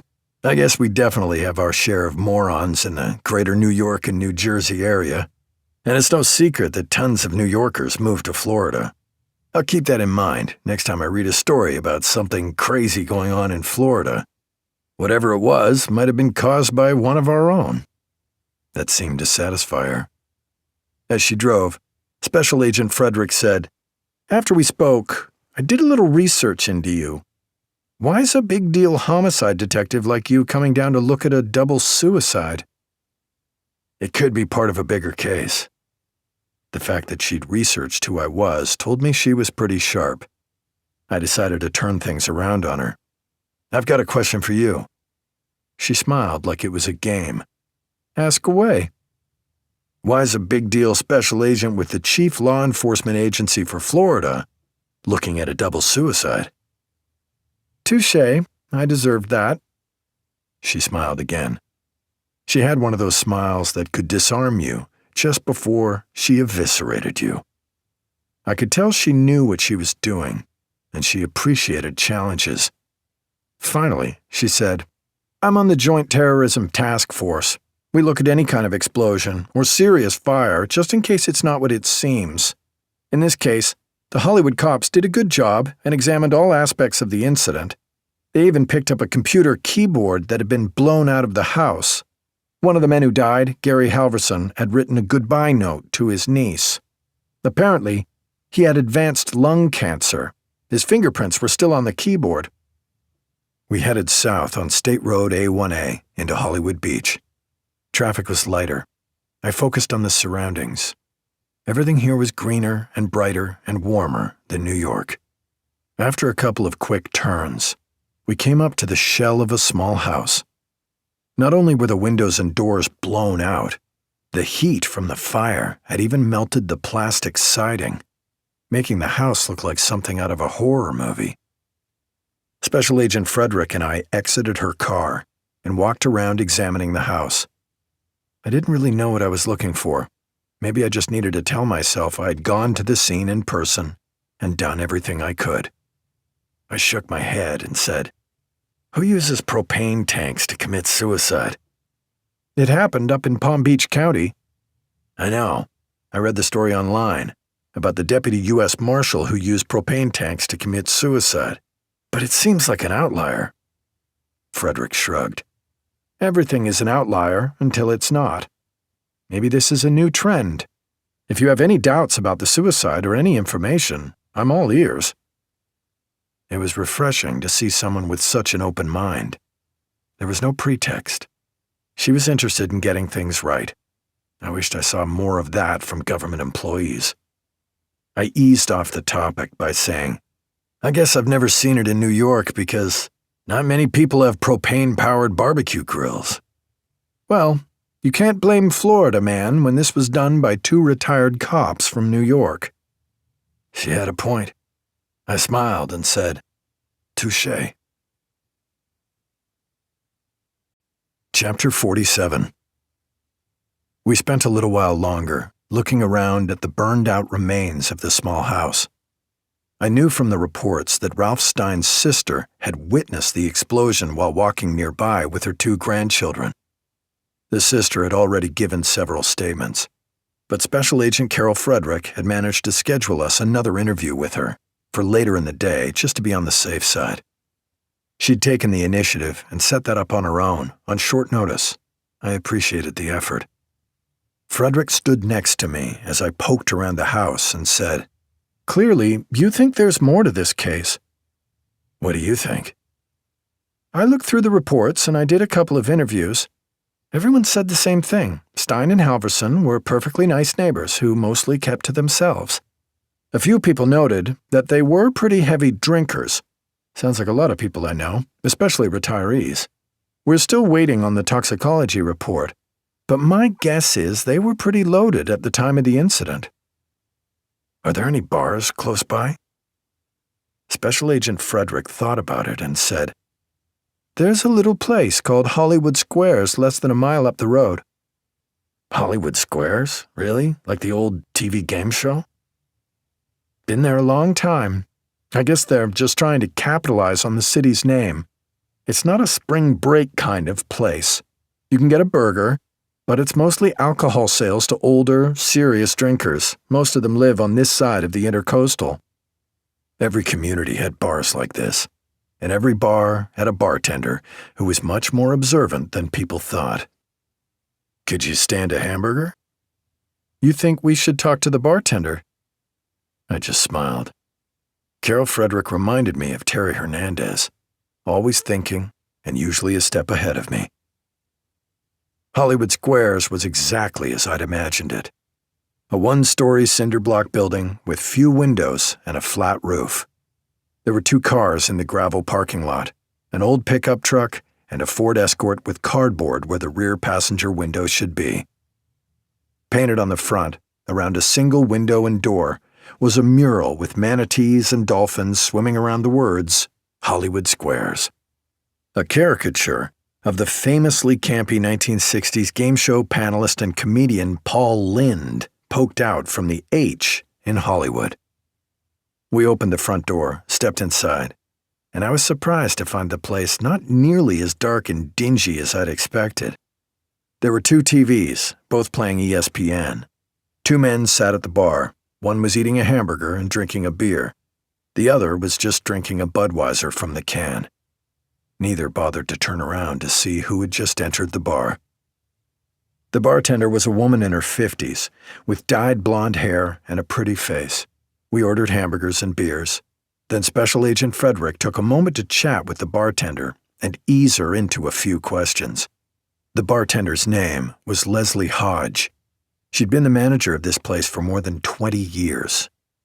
Frederick laid a few photographs of Ralph Stein and Gary Halverson down on the bar. The bartender cut her eyes at us and said, "I figured you 2 for cops as soon as you walked in. We get a fair number of cops in here.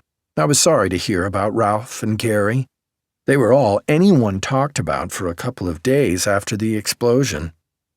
Leslie told us the 2 retired cops used to come into the bar almost every afternoon. They usually left about 7. When they'd walk home, more like staggered. They were good customers, tipped well. Everyone liked them. It wasn't anything specific, the bartender said, but something about the way she talked about the 2 men made me suddenly realize Gary and Ralph hadn't just been friends. They'd been a couple. I felt like an idiot for not putting the pieces together sooner. I mean, they lived together. I didn't care one way or the other, and didn't know anyone who would. It was their choice to keep things on the quiet side. I just couldn't believe I'd overlooked something so obvious. Leslie said, "Gary introduced backgammon night on Tuesdays. We're going to call it Gary's backgammon night from now on. Ralph used to work in the kitchen when we were short-handed. He refused any pay. Sometimes he'd ask us to donate to some environmental fund. Cops must have pretty good retirements. They never seem to worry about money. Gary and Ralph just liked helping people. We're going to miss those guys." After lunch, Frederick and I spoke to Ralph Stein's sister, Rachel. She was still grieving the loss of her brother, but told us about how Ralph had been a grandfather figure to her grandchildren, how he had enjoyed their company and had displayed their artwork on his refrigerator. Then she broke down and started to sob uncontrollably. Later, When Special Agent Frederick was driving me back to the airport, she turned to me unprompted and said, "You may be onto something. Those two don't seem like candidates for suicide." All I could say was, "I'll keep you in the loop." Chapter 48. Rob Trilling sat quietly with Terry Hernandez. They were on surveillance in the Bronx, listening in on a conversation going on inside the warehouse. Their informant, Jaime Nantes, was working off a serious assault charge that included the use of a Colt 45, and he had agreed to cooperate in exchange for a chance to avoid a lengthy stay upstate. Nantes had reluctantly worn a transmitter that would relay whatever he heard inside the warehouse. They hoped it would help them piece together a case and figure out who'd been killing the dopers they'd been looking at the last few months. Hernandez said, "Just keep your eyes and ears open, Superjock. This isn't like any police work you learned about in the academy or working homicide cases. There's an art to dealing with informants. You have to remember to never trust them. If we can't trust them, why do we use them? Because we're not trying to arrest Boy Scouts. The people who mix with the criminals we're looking at are generally criminals themselves. All he's doing is picking up conversations. We just have to hope he's more afraid of going to prison for 5 to 7 years than he is of being found out. Couldn't we just send him in with a recorder? At least you're starting to ask the right questions. In case he gets in trouble, since he's under our instructions, we need to be ready to go in and rescue him. Not that I think anything's going to happen, but with these other players coming in to talk to the group today, I wanted to make sure we were erring on the side of caution." She adjusted the controls on the receiver linked to the transmitter hidden in the informant's baseball cap. Then she looked at Trilling and said, "All you really have to do is sit there and look pretty. I know you're good at that." At least she acknowledged his existence now and again, though Trilling wasn't sure if he liked it better when she ignored him or when she actively insulted him. When they first arrived at this particular surveillance spot, Trilling had noticed and photographed an electric Porsche Taycan sitting at the far end of the block. It had to belong to someone inside. The tag came back with a company Trilling was willing to bet didn't really do much. He'd give all the information to Walter Jackson later. He also had a couple of new puns he wanted to try out on the jovial criminal intelligence analyst. Several voices could be heard over the receiver, but the problem was the transmission faded in and out. Hernandez had said she thought it had something to do with the building and the metal in the columns. All Trilling could tell from the conversation was that some men who were not part of the group were inside. Hernandez said, "It's a little unusual that they're all speaking English. I think at least one of the outsiders doesn't speak good Spanish. They're talking about some kind of business. It sounds a little tense." "Something we should worry about?" Hernandez kept listening. She didn't answer, which told Trilling the answer was yes, they should be worried. Trilling wished he knew who the gang was talking to. Based on the voices he heard, he figured there were 3 people in there talking with one outsider, and there was a guy with the outsider who stayed silent much of the time. This was in addition to Nantes, who also had remained relatively quiet through the whole conversation so far. Suddenly, the transmitter came in clearly. Someone said, "We run a tight ship. We don't include a lot of people in our business. It's not like the old days when your dad..."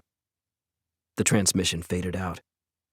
Trilling couldn't hear what was being said, but he now got the same sense as Hernandez. The discussion was tense. The conversation resumed when the outsider, sounding younger than everyone else, said, "I don't care how things used to be done. I just want a stable distributor who can handle my business. As long as we can stay quiet and under the radar, we'll all make money. Lots of money. That was the problem in the old days. Everyone wanted to be famous one way or another. Por la fama y la infamia.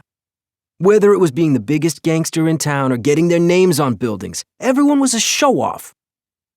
Another voice said, "What do you know about the old days? You talk good, but we ain't seen nothing from you yet. It don't matter who you're related to. We need to see some product that we can move on the streets." I don't do auditions. Then we don't have no use for you. There was silence. The outsider said, Put that goddamn knife away. This is a business meeting. Trilling turned to open the car door. They couldn't stand by and let a murder happen. Chapter 49. Terry Hernandez held her hand out to stop Rob Trilling from jumping out of the car. She said, Hang on. They're just trying to scare him. A blue Tahoe came barreling down the side street, fast. Over the receiver, they heard the other newcomer, clearly the younger man's muscle. Put that knife away before I shove it up your ass. There were some chuckles. Then the main man said, Stop fooling around, Nestor. We've got a lot to talk about with these guys. Trilling was still on edge. But when the blue Tahoe drove right past the warehouse, it showed Trilling how much his imagination was playing tricks on him. He wished he could stay as calm as Terry Hernandez. The same man said, We need to see something from you other than nice clothes and a fancy car. The outsider said, What's that supposed to mean? It means you may think you're a hotshot, but we know the streets. We don't do business like we used to do. We need each other. The conversation was getting tense again. How many times could someone make snotty comments without some kind of retribution? Hernandez shifted in her seat and reached back to make sure her holster was secure. Over the wire, they heard the outsider say, Watch how you talk to me. I don't like the disrespect I'm hearing. We'll do business when I say. There was a garbled transmission, and it sounded like people were moving around. Hernandez said, I hope they're not getting ready for some kind of fight. We're not interested in the drug deal. We just want to know who committed the homicides. I wish they'd talk about that. Trilling said, Would they discuss that kind of stuff in a group? I don't know. I'm new to all this. I think the killer is someone in that warehouse. I could be wrong. As homicide detectives, we make a lot of assumptions. But in this case, it feels right to me. They're all involved in criminal activity. Drug dealers aren't known for their discretion. Maybe we should go back and talk to that asshole Jose Silbus again and see what else he knows. We didn't leave on the best of terms with him. Hernandez frowned and said, I'm sorry I lost my cool at the end of that interview. But it seems clear to me that Silbus had his wife murdered while he was in prison. Pissed me off. And Jaime Nantes tried to shoot someone over a drug debt, but we're still using him as an informant. Like you said, none of them are Boy Scouts. Hernandez said, Don't use my own words against me. That just confuses things. She gave him a little smile. Trilling felt like he had just crossed some kind of threshold. It was the most pleasant thing she'd ever said to him. Then the transmission came in clearly again. The voices were still raised and tense. Trilling's stomach tightened. He'd already been in one gunfight inside a warehouse. He wasn't interested in doing it again if it could be avoided. The outsider said, I've got to make a few connections, then I'll get back in touch. You guys keep your shit together and don't draw any attention. The main man said, Don't think you're some kind of gangster. Don't tell us what we need to do. We're not even sure we're going to work with you. The door at the far end of the warehouse opened, and two people stepped out into the dull sunlight. The clouds cast an eerie patchwork of shadows over that end of the street. Hernandez picked up a camera with a telephoto lens from the console. She snapped photos of the two men as they walked from the warehouse, one bulkier than the other. Trilling glanced again at the two outdated images Walter Jackson had sent him of Antonio Deason. It was impossible at this distance and in this light to make an ID. Plus, the more slender man of the two kept his head down. He was dressed in a button-down shirt and nice slacks. It wasn't professional enough to work on Wall Street, but it was too formal for a meeting with drug dealers in the Bronx. Trilling wasn't surprised when he stopped at the Porsche. Hernandez snapped a few more photos as both men slipped in. Then the Taycan shot down the street. Hernandez and Trilling listened to the receiver and heard normal conversation in the warehouse. most of it in Spanish. Hernandez explained to Trilling that they were all mumbling about what a slick asshole their visitor was. But it sounded like he could make them some money, so they were inclined to do business with him anyway. Trilling said, "What's that mean for our case?" Hernandez shook her head and said, "I have no idea." Chapter 50. Rob Trilling was glad the surveillance had gone as well as it had, despite not making a firm ID of Little D. He was anxious to take a few moments to call Mariah, the paramedic. He'd talked to her a couple of times since their lunch. She definitely seemed interested. She had texted him a couple of times from the fire station where she worked.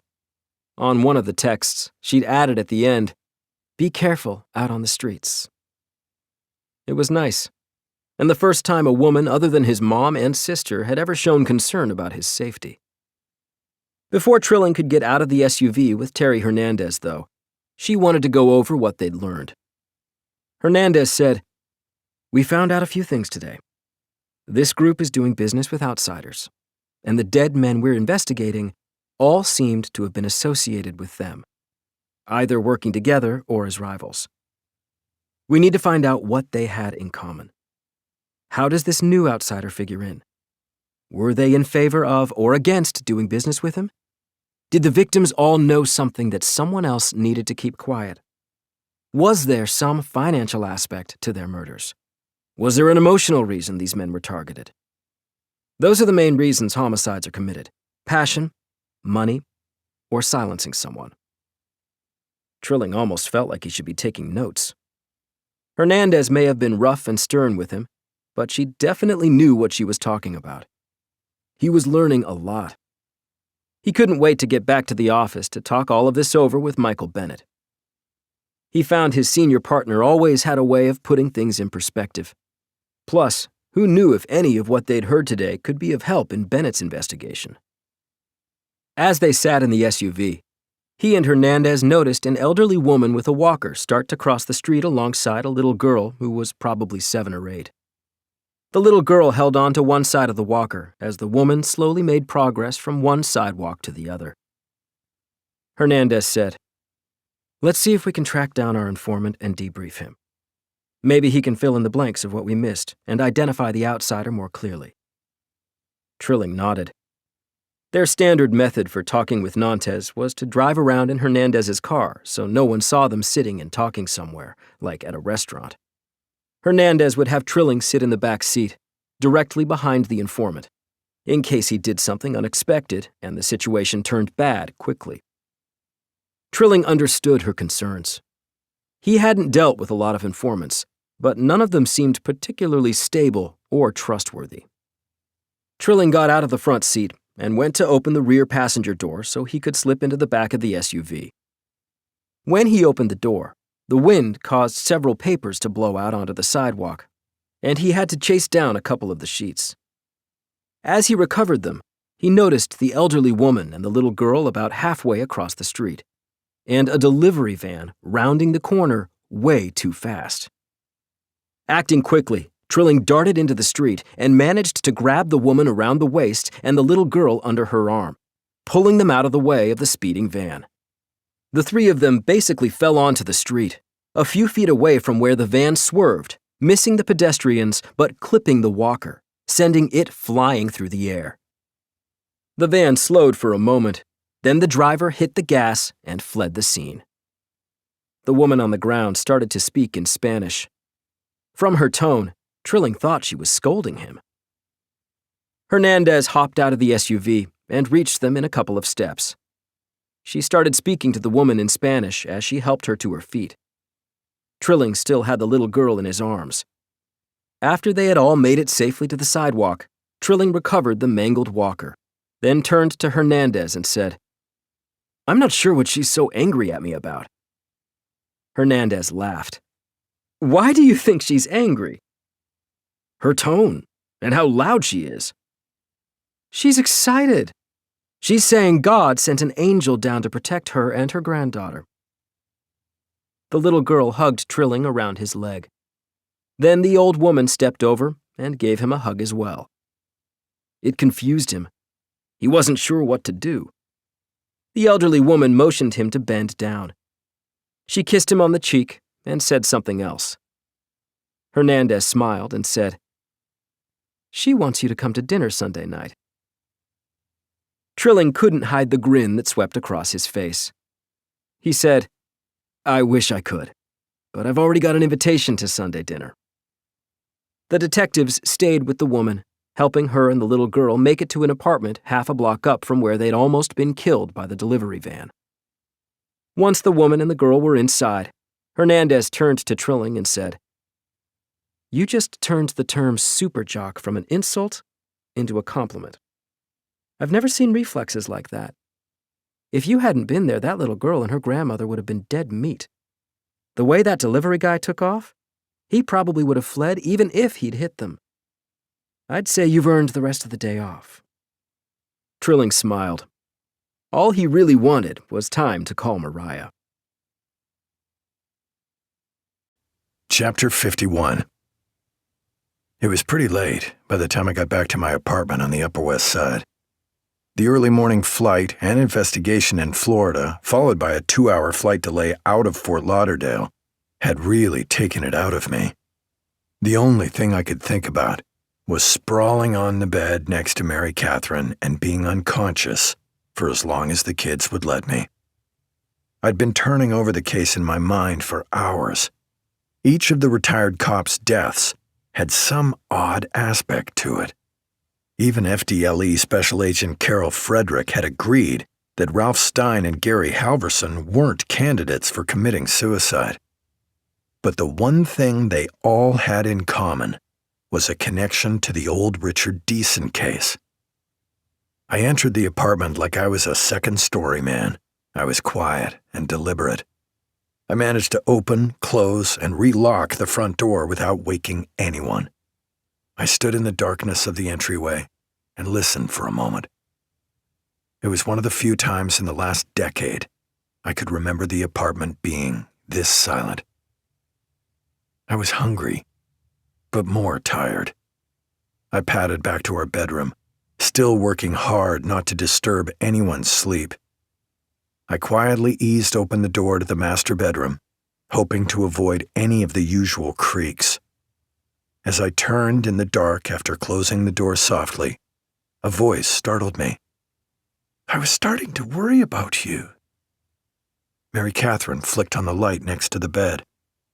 I was about to apologize when I noticed the 3 extra bodies strewn across the bed like it was a war zone.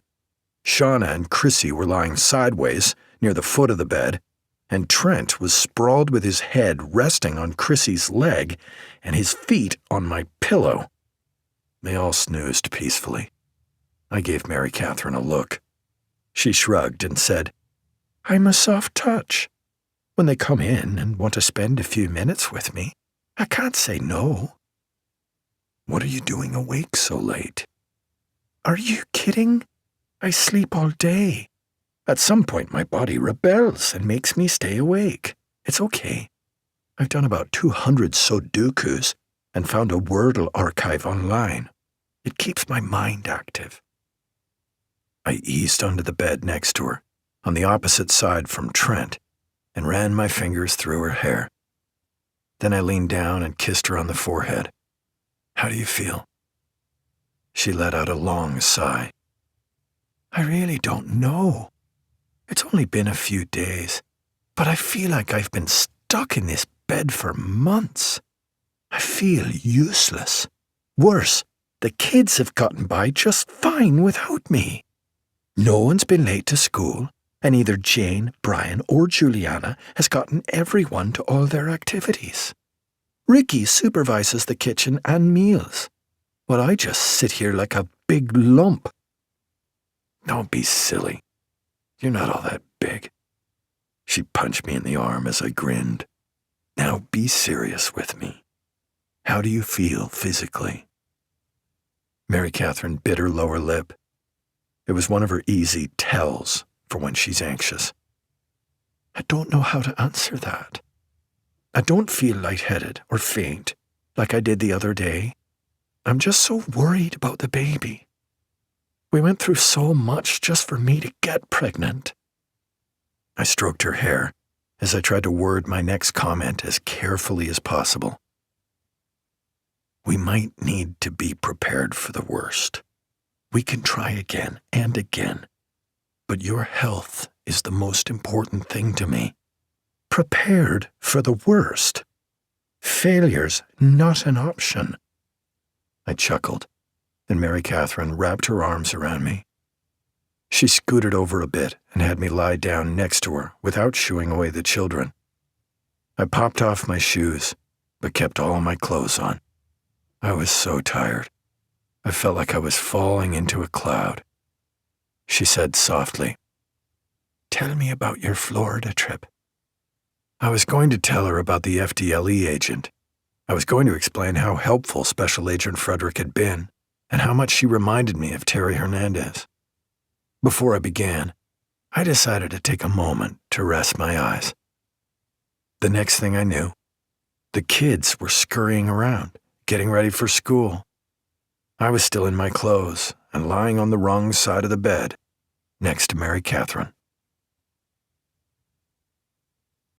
Chapter 52. Rob Trilling was seated at his desk when I walked into the office. In fact, everyone was seated at their desks. It was after 9 o'clock. I had been slow to start this morning. Juliana had wrangled all the kids off to school, and I took advantage of a few quiet moments with Mary Catherine. I had wanted to make sure she felt okay, both physically and emotionally, and I had needed another hour's worth of sleep. From his office, Walter Jackson walked over to where Trilling and I sat. He casually said, "My daughter saw a deer on the way to school." Without hesitation, Trilling said, "How did she know it was going to school?" Walter let loose with a belly laugh. "I can't believe you beat me to the punchline." He looked at me and said, "This young man is going places." "If we don't solve this case, the only place Celeste Cantor is going to have us going is back to patrol." That put a damper on the jovial mood. Everyone focused. Walter took out his tablet. I noticed a patch of road rash on Trilling's left elbow. "What happened?" I said, pointing toward the rough patch of scab. He looked down at his elbow and the injury about the size of a drink coaster. "Nothing, really, just fell in the road." If he wasn't bothered by it, neither was I. After looking over a few notes, I filled in Rob Trilling and Walter Jackson on my time in Florida. Everything I'd learned was reinforcing my gut feeling that these deaths had been orchestrated, not just accidents or suicides, and that they were all involved in the case against Richard Deason years ago. Trilling waited patiently while I told them about my trip. As soon as I finished, he looked like a kid ready to burst from not telling a secret. Trilling fidgeted in his seat. "Terry and I had an interesting day yesterday." "Tell me about it." "We saw Antonio Deason." "Are you certain?" "Terry took some pictures, and his head is down in most of them, but I'd say it's the same man as in the images Walter sent us. Our informant confirmed that little D was the son of a big-time trafficker who was working the city almost 20 years ago. Deason was talking to our group in the Bronx. We didn't get a great transmission, but the informant says he's talking about moving a couple of kilos of heroin a week through them." This was interesting news. Trilling said, "Antonio sounded young, but pretty tough. He was there with one other guy, who probably was his backup, a bigger guy. But Antonio stood up to the gang himself. He told them they needed him if they wanted to make any real money. Then the two of them came out, jumped into an electric Porsche, and took off. We could not risk following them." "Sounds like progress to me. I saw in the docs Walter sent me that Antonio signed a Con Ed agreement for an apartment in Lower Manhattan. I say we do this the easy way and go talk to him at his apartment."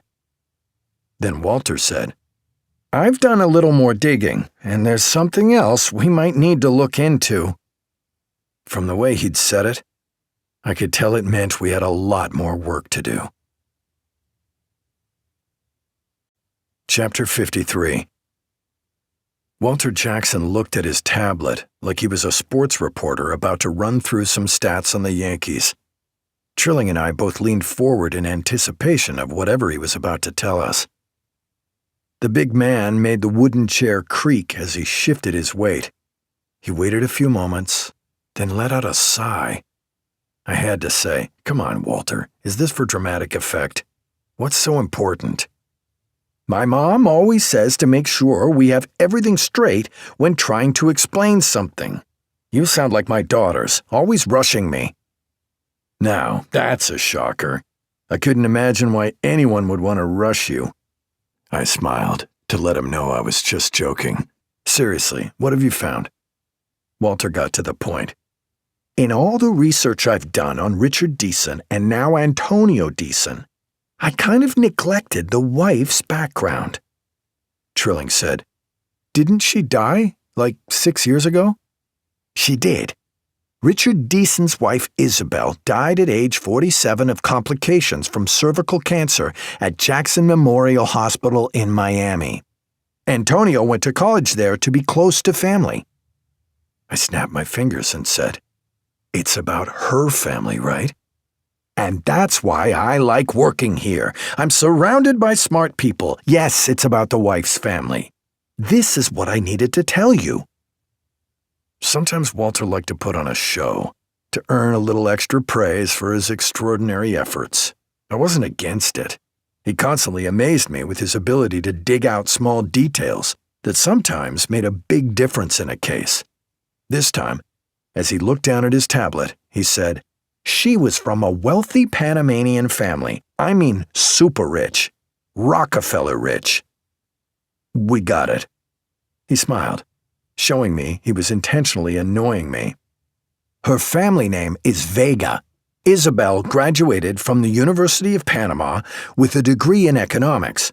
She had 3 brothers. One took over the family importation business, bringing in raw materials used for construction and the government. It's one of the top companies completely owned by Panamanian nationals. Another brother is a surgeon in Panama City. There are a ton of news articles about him, and even though the Google translation is a little rough, it looks like he's also considered one of the most outstanding surgeons in the country." I glanced at Trilling, just as he looked at me. I could tell we were both wondering what this was about. Then Walter said, "It's the 3rd brother who might be connected. He was in the military when the U.S. invaded Panama to get rid of Noriega. He fled Panama shortly after that and is known to be a military consultant or mercenary. His name is mentioned in several articles about fighting in various locations around the world."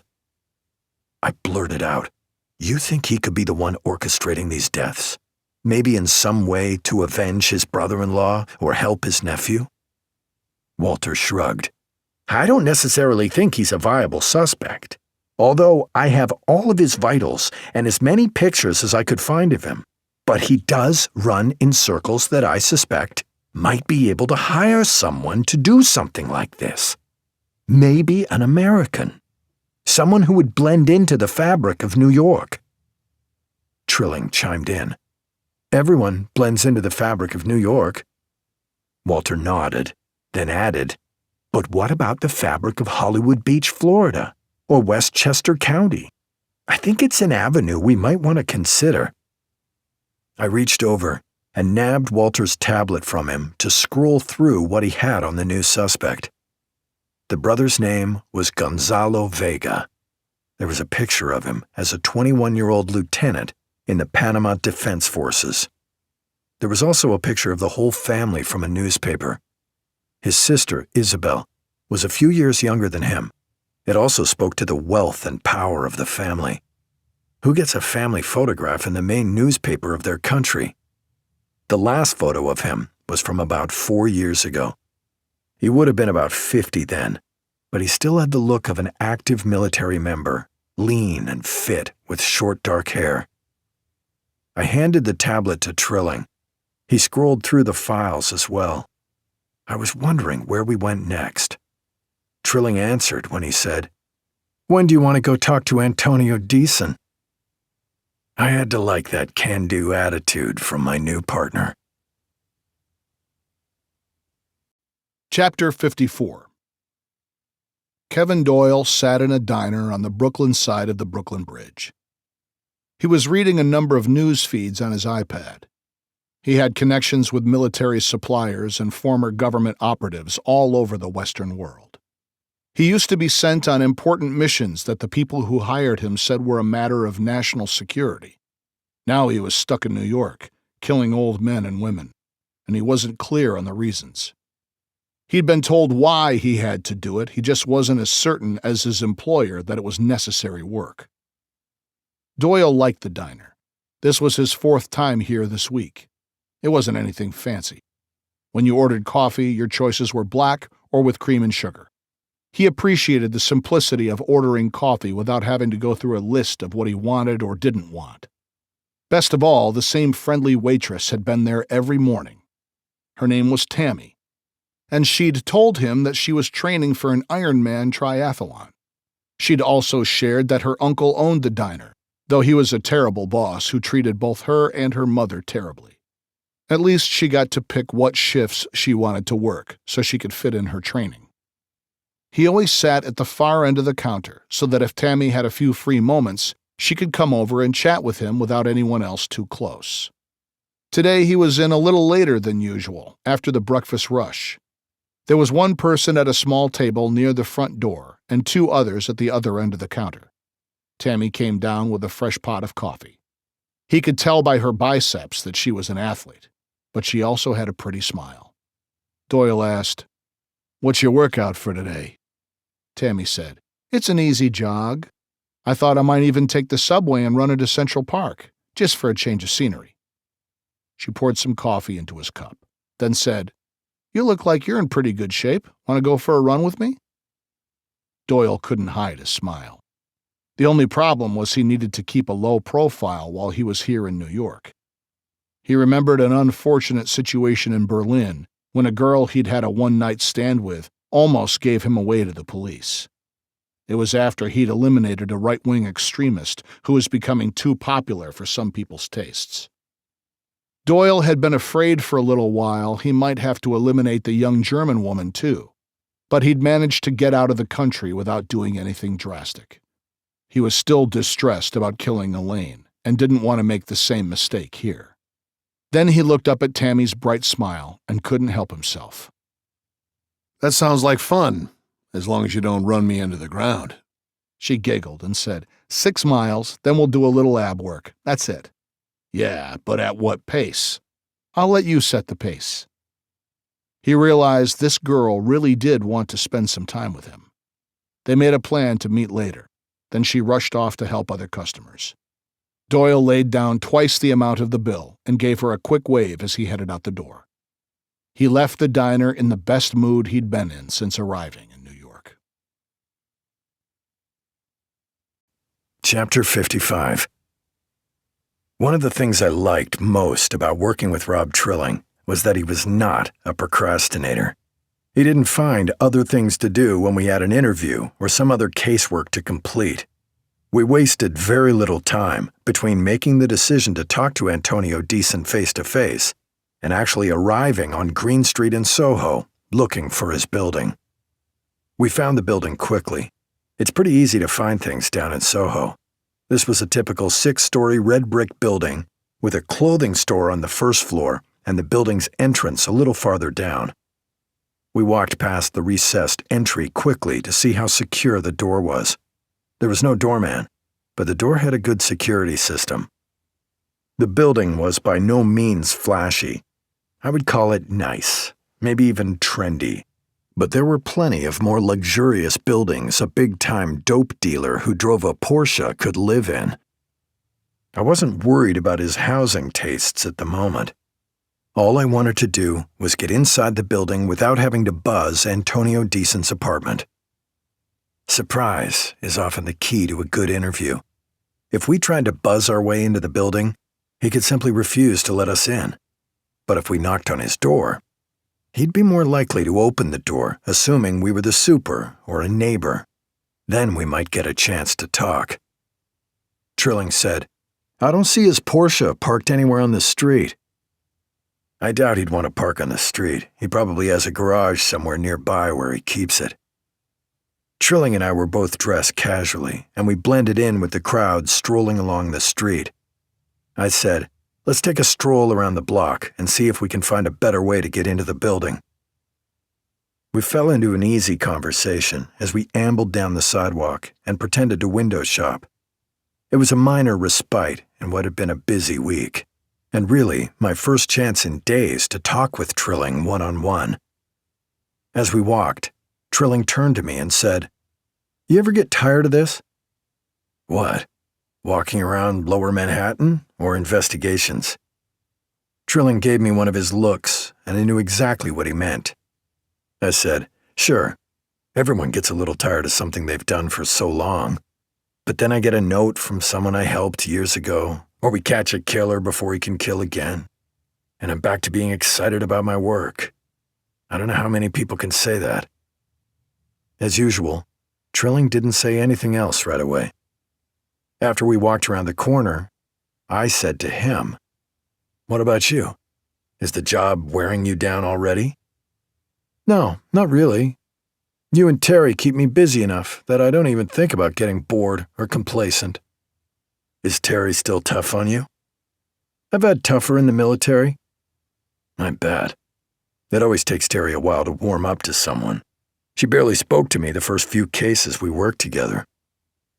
It was one of the most comfortable conversations I'd had with the young former Army Ranger. I said, "You still coming to dinner Sunday evening?" "Are you sure it's no imposition with Mary Catherine laid up?" "Ricky's in charge of the food. All the kids have really stepped up and made sure the apartment looks good. Maybe not quite to Mary Catherine's standards, but as Eddie said, she's stuck in bed. She'll never see it. Gotta love that kid's practical view of the world." Trilling said, "I'm looking forward to a nice meal." We found an alley behind the building. Unfortunately, the rear door was as secure as the front. As we walked back around to the recessed entrance to the building, a delivery man in a uniform was coming out of the door. I said, "Hey, Chuck." The man looked at me and said, "It's Bill." I edged past him through the open door and said, "Sorry, you look like my friend Chuck." The delivery man just kept walking. But now Trilling and I were inside Antonio Deason's building. Chapter 56. Rob Trilling and I wasted no time in rushing up the stairs to the fourth-floor apartment listed on Antonio Deason's Con Ed statement. There was always a chance he didn't really live in the apartment. This is what slows down police work, leads that don't go anywhere. But it is all part of the job. We didn't run into any other residents as we wandered down the fourth-floor hallway, looking for apartment 406. We found the door, knocked, then automatically moved to flank it. Tactical thinking isn't something you can turn on and off. Even for an interview like this, there's always a risk. Too many cops had been shot through doors for me to spend any time in front of one after I knocked. The door opened almost immediately. The young man in front of us was tall and handsome. I immediately recognized him from his driver's license as Antonio Deason. His hair was cut in a trendy fashion, and he wore a button-down shirt and nice slacks. He looked more like he was ready to go out for the night instead of lounging around his apartment. Clearly, we had taken him by surprise. He looked at both of us and said, "May I help you?" I wasted no time. "I'm Michael Bennett. This is Rob Trilling." I stuck out my hand to see if he'd shake it. He didn't hesitate. He looked me in the eye and gave me a firm grip. Then Deason asked, "And you are?" "With the NYPD. We were wondering if you had a few minutes to talk with us." He looked at each of us again. "How did you get into the building?" I didn't want to give him time to think. "Can we come inside and talk?" "I have nothing to say." "You don't even know what we want to talk about. doesn't matter. I said, "We're just trying to clear something up. We were hoping you might be able to help." Deason folded his arms. "Am I under arrest, or am I free to go back into my apartment?" "No, Mr. Deason, you're not under arrest." "Good." He shut the door, and I could hear the deadbolt slide into place as soon as it closed. I looked at Trilling and said, "I guess the easy option is off the table." Chapter 57. Kevin Doyle arrived early to his meeting in Central Park.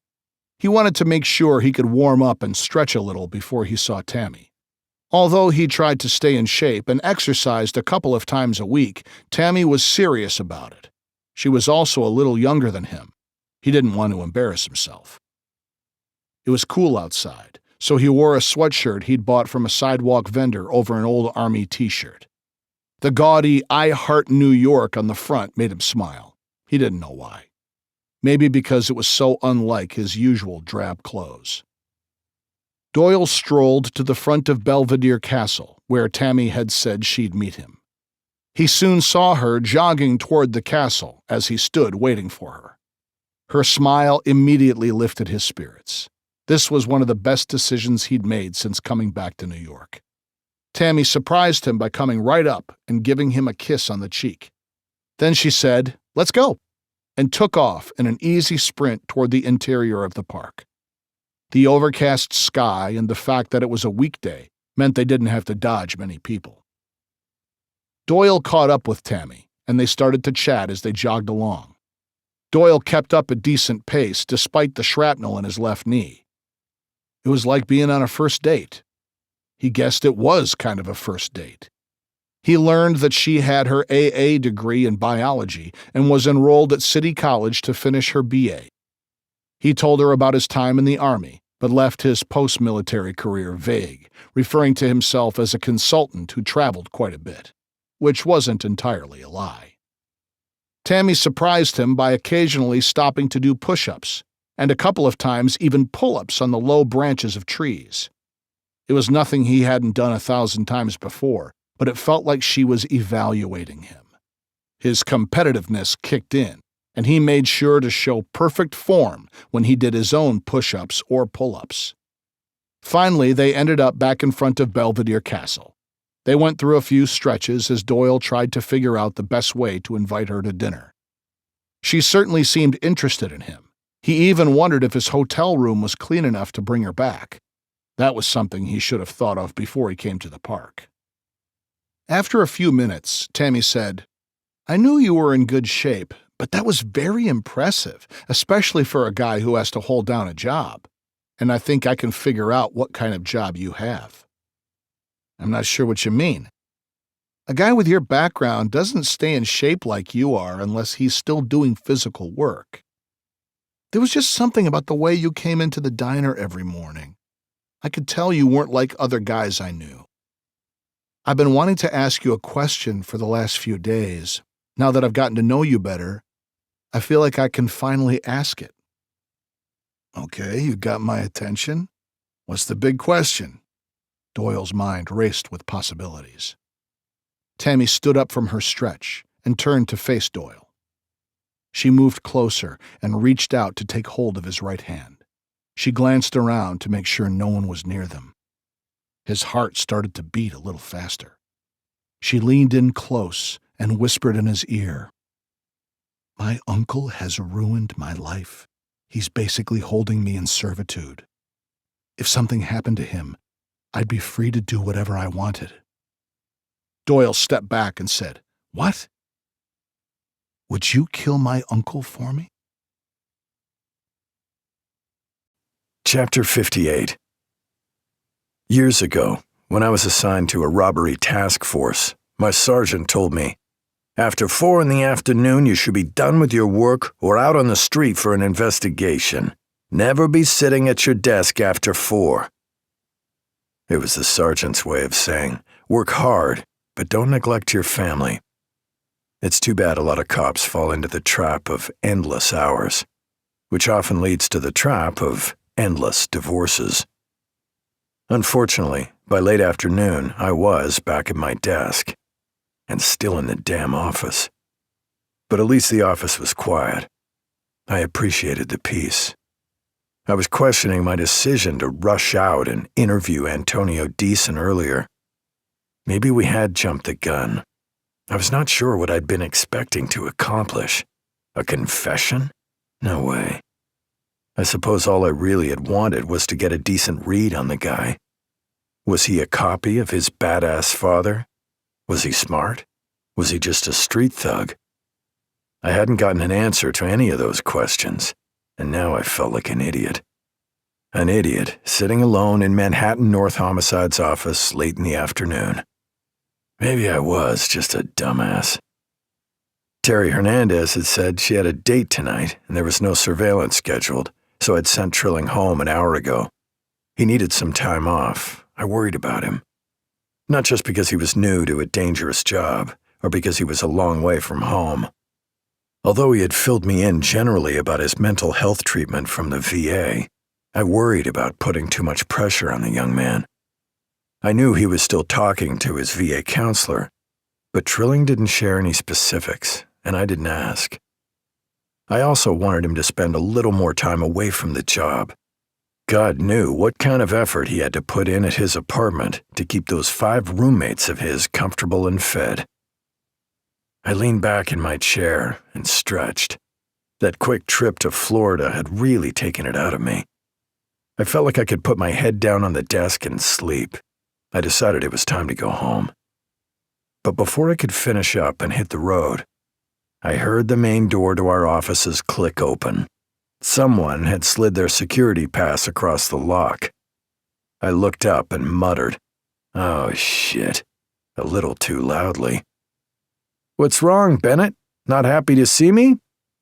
Detective Sergeant Dennis Wu from Internal Affairs glided through the workspace. He glanced at each desk as he went by to see if anyone had left any sensitive material out in the open. He may not have said that's what he was doing, but I knew. I tried to take the high road. "What do you need, Wu?" Then I heard the tone in my voice and quickly added, "How can I help you?" Wu sat down at Trilling's desk next to mine and wiggled in the chair to find a comfortable position. Then he faux casually said, "Had a few questions that no one at One Police Plaza could answer." "What sort of questions? No one's falsifying any timesheets here." It was a minor dig about some of the petty bullshit Internal Affairs usually looks into. I had to admit, I felt a butterfly in my stomach, wondering what he was up to. I knew how this guy operated. Wu never came directly at you. It was always an oblique attack. He put his overly polished Bruno Magli shoes up on Trilling's desk. "That's funny, Bennett. You know I don't handle any issues like that. I'm more interested in why you submitted a flying armed form to the TSA." "What?" "I saw you had Lieutenant Stiora Stasha sign your form to fly to Fort Lauderdale, but I didn't see any travel documents or how it was related to a case. What's the story, Bennett? You go down there to scare an old boyfriend of your wife's?" "No. I thought I could visit your mom and heard she lived in a rough neighborhood." "You're full of jokes today, aren't you?" "Look, Dennis, I'm trying to wrap things up here and get home. I don't really understand why an Internal Affairs detective sergeant stationed at headquarters would come all the way uptown just to harass me." He chuckled and said, "It's kind of a hobby of mine. Besides, Harry told me to keep an eye on the squad." That made me laugh out loud. Detective Sergeant Wu said, "What the hell's so funny?" I leaned forward in my chair and said, "I don't really know algebra. I don't understand European politics. But I know for a fact that Harry Grissom would never ask you for anything." Now Wu was all business. "Why'd you go to Florida?" "A case." "What case?" I could drop Celeste Cantor's name, and this would be over. But I had to admit, I was having fun. I kept going. A classified case. I couldn't wait for travel approval, so I paid for it myself. Stasha approved a legit flying armed request, so don't give her any shit. What if you explain this case to me? I nodded. Then I stood up. Okay, we'll do it the easy way. Follow me. This will explain everything. To his credit, Dennis Wu didn't ask any more questions. He just followed me out the main office entrance and down the corridor to an unmarked door. I stood next to the door until he caught up to me. I didn't say anything. I just opened the door and gestured, like all of his answers were on the other side. He stepped through the doorway. I heard him say, "Hey, this is just," as I let the self-locking door slam shut. I gathered up my stuff and headed out for the night, in a damn fine mood. Chapter 59. Kevin Doyle felt like he was wandering the streets of Manhattan aimlessly. In truth, he knew exactly where he was going. He'd been there half a dozen times in the past. It was just that Tammy's plea for him to murder her uncle had thrown him for such a loop he was in a fog. Sure, it was his job, but he'd never had anyone ask him to do it as a favor.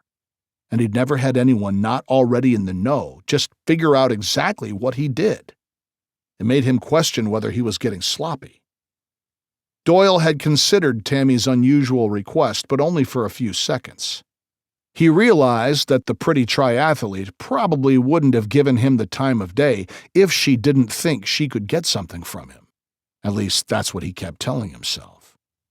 There was a moment, just a moment, after she'd asked him to meet her in the park, when he'd envisioned a life with her. What would it be like to live somewhere warm and comfortable? He could move to Florida like his parents. He liked the sunshine. No one would notice another New Yorker crossing the border down I-95. And he appreciated the fact that he could blend into a big and diverse state like Florida. All that was over now. He was back to business. That's why he walked through the doors of a particular camera shop among the scores of camera and electronics stores along the streets of touristy Manhattan. As soon as he walked through the door and stood there for a moment, the skinny teenager who'd been sitting on a stool reading a graphic novel sprang up and ducked into the back room. A few seconds later, Doyle saw Ari Shaver stick his head out from behind the door. A smile spread across his face, and he beckoned Doyle into the back with a quick flick of his hand. Doyle followed him through a cluttered office, then through a second, more secure door into a windowless storeroom. 2 fluorescent lights across the ceiling made the place look like a new car showroom, but it smelled like a basement with a leaky water heater. Doyle said, "Should I call you Ari or Amir when we are all the way back here?" The man said, "Anytime we're talking about business other than the cameras or electronics that I sell in the store, you call me Amir. Out there, call me Ari. That way there's never any confusion. It also lets me know exactly why someone is here." Doyle nodded. "I settled up on a disposal job you did for me on Staten Island. Now I just need a few supplies and to ask about a quote for another disposal job." Amir said, "Not the last-minute super rush job? No, I'll schedule it and make it convenient." "How big is the package?" "About the same size as the last one." "Another woman? It's not like you at all." Doyle looked down at his feet. "It may not be necessary. I have to think it through. I figured it was best to talk to you when I was here anyway." Amir looked like he was doing some math in his head. "You're a reliable customer. I'll give you a good break for anything like that, especially if you can do it next to one of my vans and we can just shove her in the back." Then he clapped his hands and said, "You said you needed some supplies as well?" "I could use more of that same cord you gave me before. 2 disposable trackers, and a decent monocular that could fit in a jacket pocket. The binoculars I have are too bulky for most of the stuff I need to do here in the city. In fact, I'll give them to you in case you can sell them up front." "You have the original box?" Doyle nodded. Above all else, Amir was a businessman. He had a family to feed. The young man from the front called back, "Ari, can you come out here?" "You'd probably rather be in here while I deal with customers. I'll be back in a minute," Amir said. Doyle looked through some of the shelves that held a few weapons and other tools someone like him might need. He spotted a box on which someone had written C4. His first impulse was to doubt it contained actual explosives. Then he remembered where he was and realized that was exactly what would be in the box. He could hear Ari out in the showroom chatting with a customer and laughing at some lame joke. 2 minutes later, the wiry Israeli was back in the storeroom. Amir grabbed what Doyle had asked for. Doyle handed over cash to cover his supplies. They stepped into the camera shop in the front, and suddenly Amir became Ari again. He told the young man to go get something to eat while things were slow. When they were alone, Ari turned to Doyle and said, "It's a lot different working on your own than working with the agency, huh?" "You can say that again." "The agency usually handles stuff like this, but they have a lot of rules." "I hate rules." Doyle nodded. "Me too." Ari said, "I only follow one business rule now. The customer is always right." He started to cackle. For some reason, Ari's nonchalance and humor made Doyle smile too. He was glad that he'd never given Tammy his last name and had always paid cash at the diner. As long as he never went back, there was no way she could ever identify him. Still, he hated any loose ends. Chapter 60. After a long week, I needed some time with my family, even if it meant mixing work and family on a Saturday morning. Perhaps the only drawback I find of having 10 children is not getting enough time to spend with each one of them individually. I usually spend a little more time with the younger kids. The older ones always seem so independent, especially my second oldest daughter, Jane. She's so smart and carries herself so well. Sometimes I forget she really is still just a teenage kid. "Isn't me riding in your work car against the rules?" Jane asked me now. "It feels weird." I like to think of it as more of a serious guideline, a guideline that if I get caught, I might be in trouble, I said. For me, the weird thing was taking the Brooklyn Bridge over the river. It's way too close to one police plaza. I probably wouldn't have gone this way if it was a weekday. I had decided to take Jane with me in my city-issued Impala to visit Celeste Cantor at her campaign office in Brooklyn. I figured a Saturday morning was about the only time I could catch up with the inspector without dozens of eyes on us. Besides, I thought you might like to see what a campaign headquarters looks like. I've seen plenty of them on TV shows.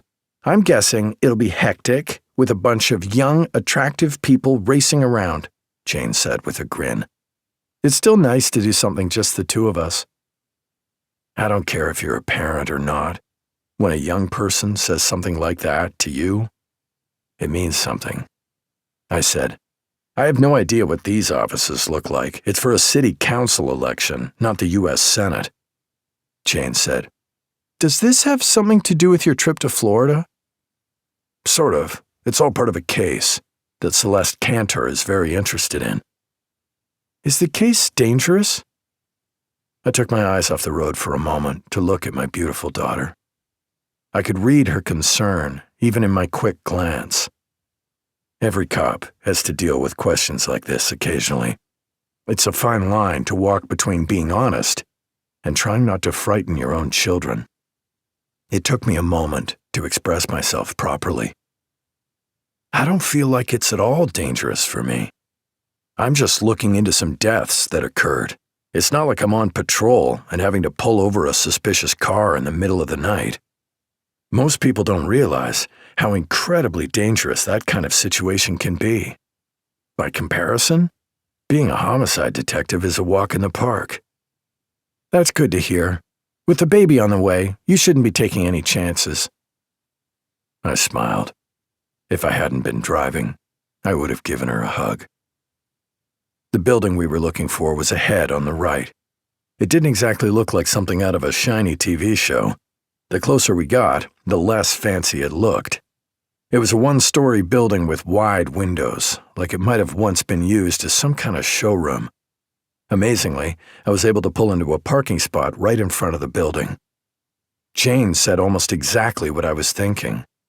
This place is kind of run down, isn't it? Like I said, she's not running for U.S. Senate. The atmosphere didn't get any better as we walked through the glass front door.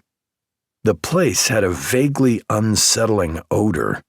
Maybe, rather than a showroom, it had once been a produce market, and they never quite got the smell of rotten fruit out of the ventilation system. No one paid our entrance much attention. Looking around as we stood by the front door, I recognized a few retired cops among the dozen or so people working at desks. A few were making phone calls, while others went through lists of some kind, maybe of potential donors. Finally, Celeste Cantor came out of the back. She immediately made a big show of welcoming us, then did a double take when she recognized Jane. "I can't believe what a beautiful young woman you've grown into." Then she looked at me and said, "My God, if Jane looks like this, how old is Juliana?" "Enrolled at City College." Cantor jokingly grabbed a chair to steady herself. "It's been too long since our families have gotten together. I may have gotten custody of Chuck, Mary, and Joseph in the divorce, but I hardly see them now they're in college. Plus, they're not that crazy about David." It was the first time I'd heard Cantor speak seriously about her second marriage, to David Stone, a big-shot realtor. Normally, she'd just joke about how she did the good Irish Catholic girl thing and married a firefighter. Then she did the smart thing and married a rich real estate mogul. She said, "David was able to get us this storefront for nothing. It used to be some kind of health food restaurant." I thought, that explains the smell. Cantor continued, "Of course, I'm not officially running, but between cops who want to help, cousins, and a few friends, we're starting to draw up a decent battle plan. If you love the city, you can't just walk away, even after you retire from the NYPD." She graciously took Jane around the whole operation. I pretended to show interest, but really, I was just here to talk over the case. Finally, when Jane became distracted by hearing all about a computer program they were using, I pulled Cantor aside. She led me all the way into a back room. "I know you didn't come down here on a Saturday to see how my campaign machine is running," she said. "Last night, Dennis Wu came by my office. Don't give that pocket-squared nerd the time of day. I'll deal with Dennis Wu. What the hell did that asshole want, anyway?" He was asking about my trip to Florida. "What trip? I thought we decided it wasn't worth it." "Actually, you said you didn't want to spend any money on it. I paid for it myself. Wu saw my paperwork to fly armed and came uptown to ask me a few questions." I had a hard time reading the expression on Cantor's face. "What did you learn in Florida?" "That Ralph Stein and Gary Halverson were not candidates for suicide. None of the deaths I've looked into have seemed suicidal, natural, or accidental. I think we should open an official homicide investigation." No. We don't want to draw that kind of attention yet. We need more." "What more do we need?" "Maybe a decent suspect?" I filled her in on everything I'd found on Antonio Deason. I even mentioned the thwarted attempt to interview him. "You think he could be good for these deaths?" "Possibly. He has connections to not only the cops, but also similar killings in his father's old drug gang." Cantor thought for a moment. "Keep looking at Antonio Deason, but keep it quiet. Use your new partner, the good-looking young guy who is tied up in that sniper investigation, but don't bring in anyone else." Great. That's not exactly how I like to work cases. Using as few resources as possible makes it harder to catch an actual killer. But Celeste Cantor didn't need to know I'd already gotten Rob Trilling, as well as Walter Jackson, involved in the case. Chapter 61. Kevin Doyle drove up to East Harlem in an older Toyota he'd located in Brooklyn. He'd originally thought he'd need to hotwire the car, but he'd found a key stashed under the floor mat. His plan was to return the Toyota to the same spot in Brooklyn when he was done. His conscience had been nagging at him. He didn't like the idea of taking other people's stuff, especially a car like this, which was probably all the owner could afford. Maybe he'd even stuff a couple of 20s in the console. The owner would probably think they had lost the cash at some point. It would make their day. In East Harlem, Doyle drove between two different bars that had been identified as hangouts for two of his targets. Both targets were in the drug trade. Both were in their 50s. And both had horrendous criminal records. One of them, Carlos Rios, had done 9 years for manslaughter after stabbing a man in the throat with a broken bottle at a bar. The other was Oscar Tass. His criminal record read more like a guy who went along with the crowd, no matter how stupid the idea. He'd been arrested 4 different times for being involved in attacks, always in a group, never alone. He ended up doing 4 years upstate for the last attack, in which he and 3 buddies beat a homeless Navy vet so badly the man lost an eye and had a collapsed lung. Doyle had no elaborate plans for these 2 hits, but he was hoping his targets would be together. It would be deeply satisfying to handle 2 of these scumbags at once. There was no need to disguise anything with these guys. He didn't have to set up any elaborate scenario to confuse the cops. People in the drug trade being killed by gunfire was not going to attract undue attention or speculation. Doyle's only goal was not to be identified. He had a Mets baseball cap and super-wide sunglasses he planned to use to cover his face. It wasn't perfect, but he had learned that during a shooting, people tended to panic and not pick up on details. As Doyle drove, he couldn't help but think about Tammy. He fantasized about what life would be like with her. Really, with any woman. One word he always came back to was peaceful. That is what he longed for, peace and quiet. He had traveled enough and taken plenty of risks. Doyle felt he had earned a quiet retirement, maybe after he was done with this job. At least, that's what he hoped. Why did she have to screw everything up with her crazy idea that I kill her uncle?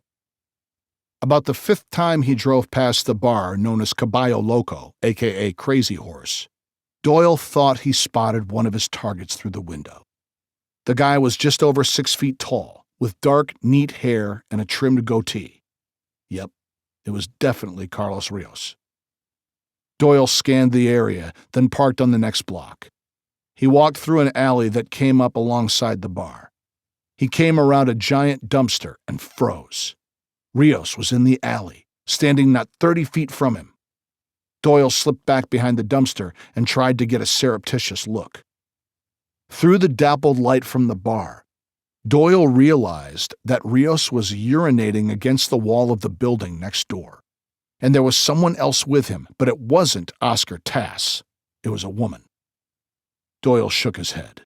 Even though he'd lived in barracks with dozens of other men, he still hated to have anyone near him when he went to the bathroom.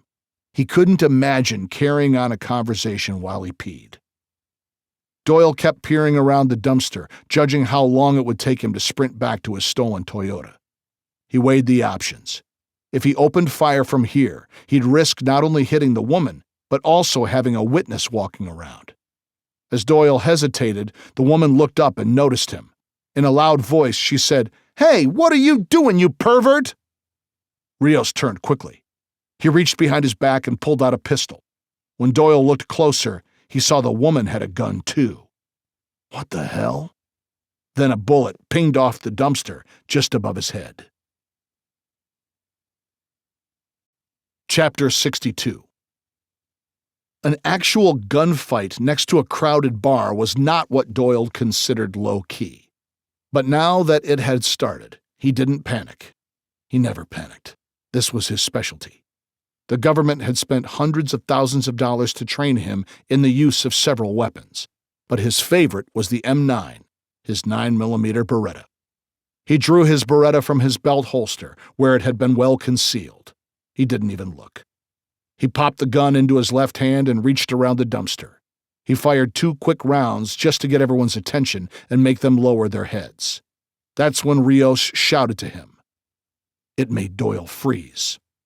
Rios yelled, You the cat who killed my friends? We've been expecting you to show up. Now we can settle this like men." Doyle knew he couldn't waste time chatting with this asshole.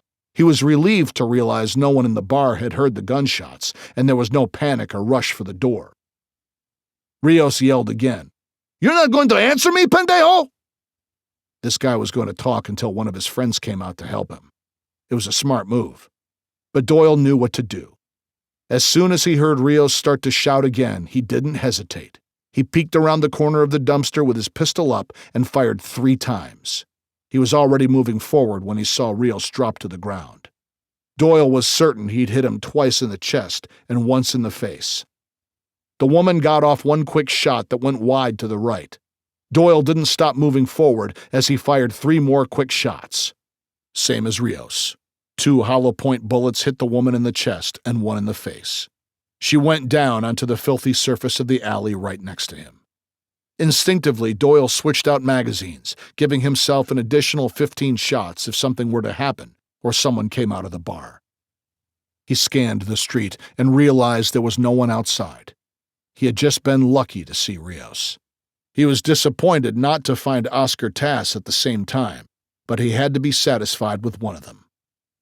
Doyle slipped the pistol back into his belt holster, covered it with his shirt, and hustled in the opposite direction of the alley. He turned the corner and was in his stolen Toyota less than 30 seconds later. He didn't race away from the scene. That would attract attention. He pulled from the curb slowly and put on his left turn signal at the next intersection. There was not a soul on the street. He was one step closer to being finished. Chapter 63. I lounged on the bed next to Mary Catherine. Her spirits still seemed to be pretty good. A lot of that had to do with the kids, keeping her entertained. She and I had just finished a game of backgammon. Before I came in, she had played a series of card games with Chrissy and Shauna. This wasn't our usual kind of Sunday afternoon activity. We often tried to go as a family to the park and do something physical. Sometimes it was flag football. Other times it was just shooting baskets or kicking a ball around an open field. Eddie liked to call that soccer. I called it exhausting and low scoring. My grandfather was already here in anticipation of Ricky's Sunday meal. Some of the kids were finishing up homework assignments they had put off, or watching an old war movie on TV, and I got to spend some time with my beautiful Mary Catherine. I appreciated the quiet moments we could spend together. With so many kids in the house, it was a rare opportunity. The doorbell rang, and Mary Catherine jumped. My, Rob Trilling is a stickler for being on time, isn't he? I checked my phone and saw it was 6 p.m. on the nose. Yes, he is. Wouldn't surprise me if he got here early and has been waiting quietly in the hallway until the clock struck 6. I kissed Mary Catherine on the forehead and went out to greet my partner. Some of the kids headed to the door as well. Trent and Juliana stood next to me as I opened the door. They knew who it was, but liked Rob so much, they wanted to greet him right at the door. As the door opened, I saw Rob holding a bouquet of flowers and a bottle of red wine. Classy. The young man from Bozeman, Montana, had decent manners. He was even smiling, something that still took me by surprise. I saw it so infrequently. Juliana stepped forward with a big smile on her own face. Then Rob said, "This is Mariah." That's when a tall, gorgeous young woman stepped into the doorway. Her dark complexion set off her spectacular smile. She immediately extended her right hand to me and said, "Nice to meet you." Rob said, "You told me I could bring someone if I wanted." "Of course. Are you kidding? We've got enough food to feed a football squad, both offense and defense." I ushered them into the apartment. I also noticed that Ricky, Eddie, and Brian immediately sprang up to greet Rob's attractive date. I was afraid I was going to have to turn a hose on them the way they were all gawking at her. But Jane stepped in to rescue me. She led Mariah into the living room to introduce her to my grandfather. Juliana said, "I'm going to check on Mary Catherine." She hurried down the hallway to our bedroom. As Rob stepped into the living room with me, I said, "Anything new?" There was a double homicide in Harlem last night, a drug dealer and his girlfriend. I talked to Terry, who said she was monitoring it but thought it was probably a domestic or some kind of love triangle because of the woman. She's letting the local precinct detectives handle it. I told her I'd pass the info on to you. I'll look into it at the office in the morning. I glanced into the living room, where Mariah was chatting with Seamus.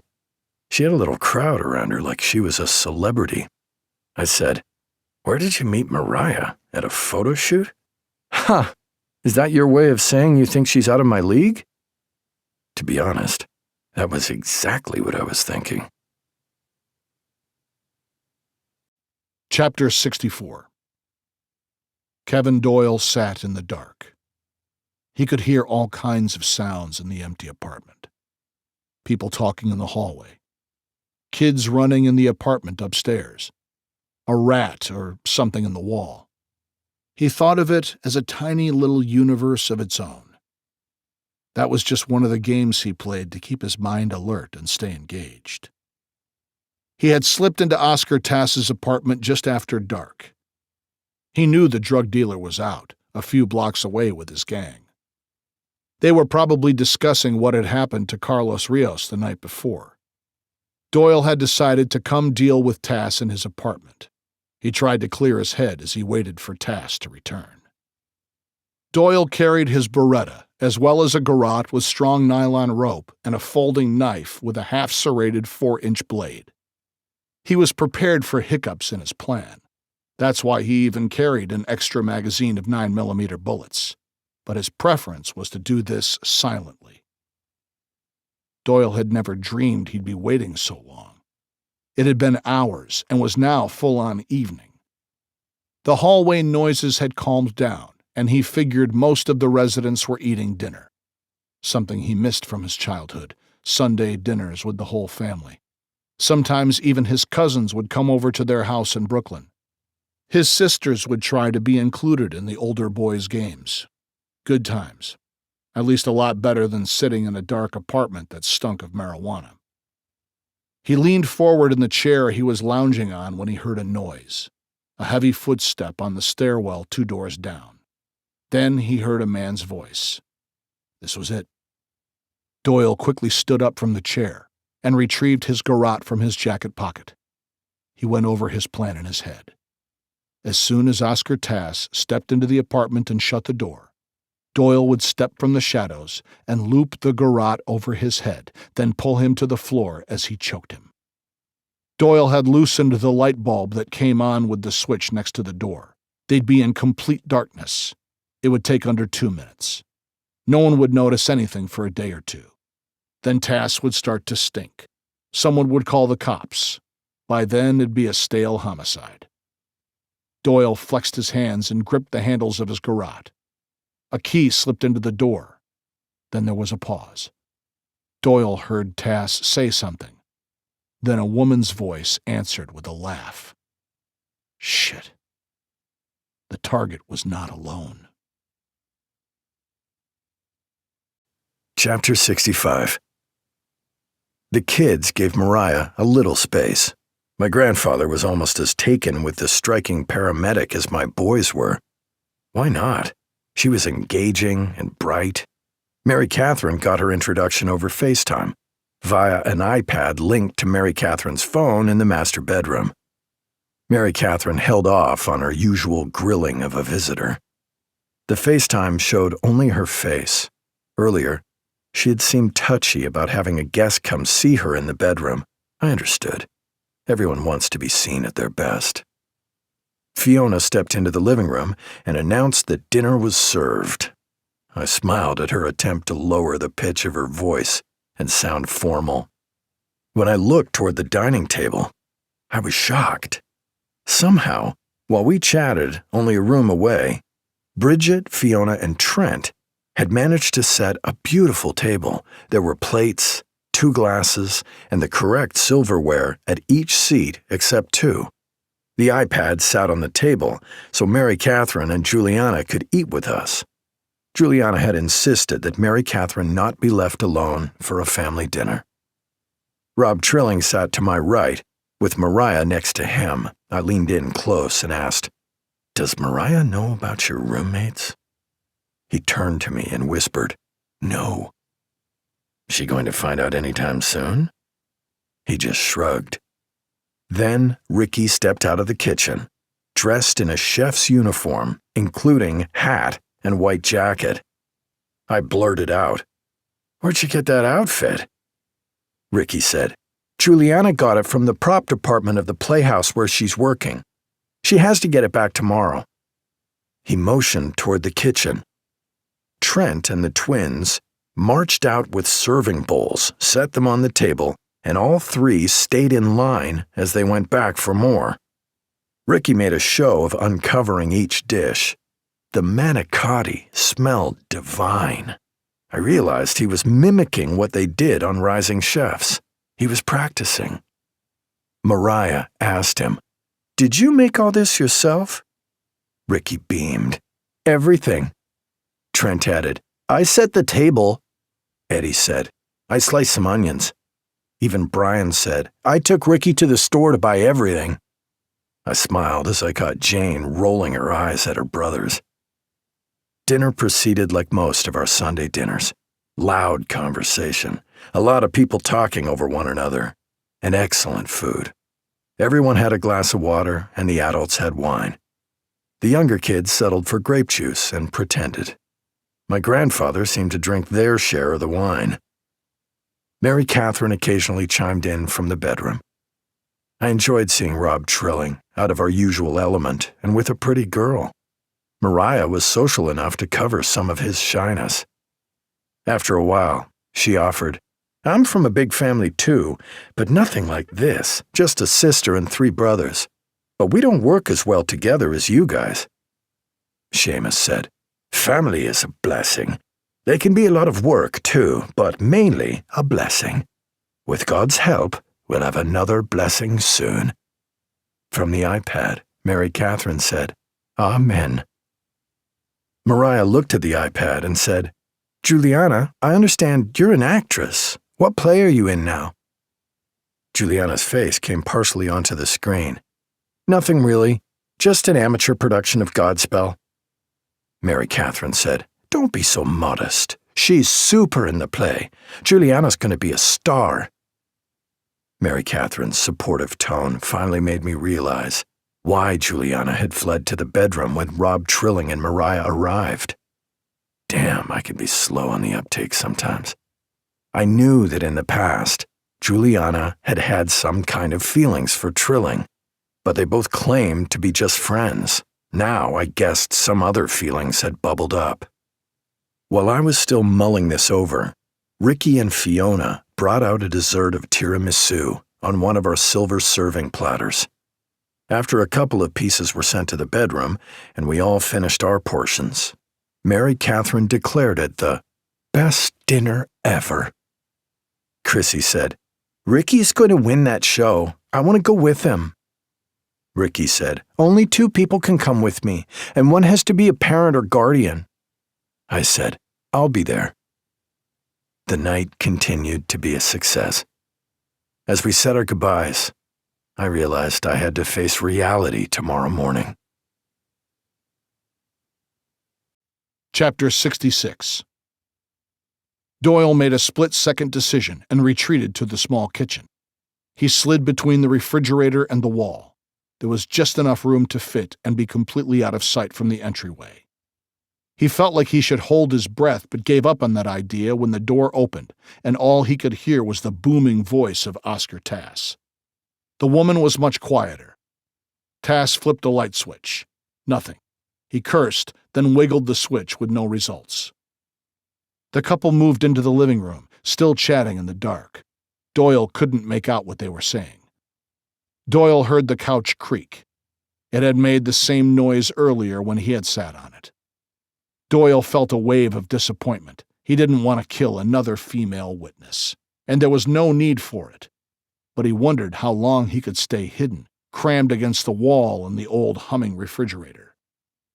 The conversation died off. The couch creaked some more. Doyle realized the couple was getting romantic. How long would this take?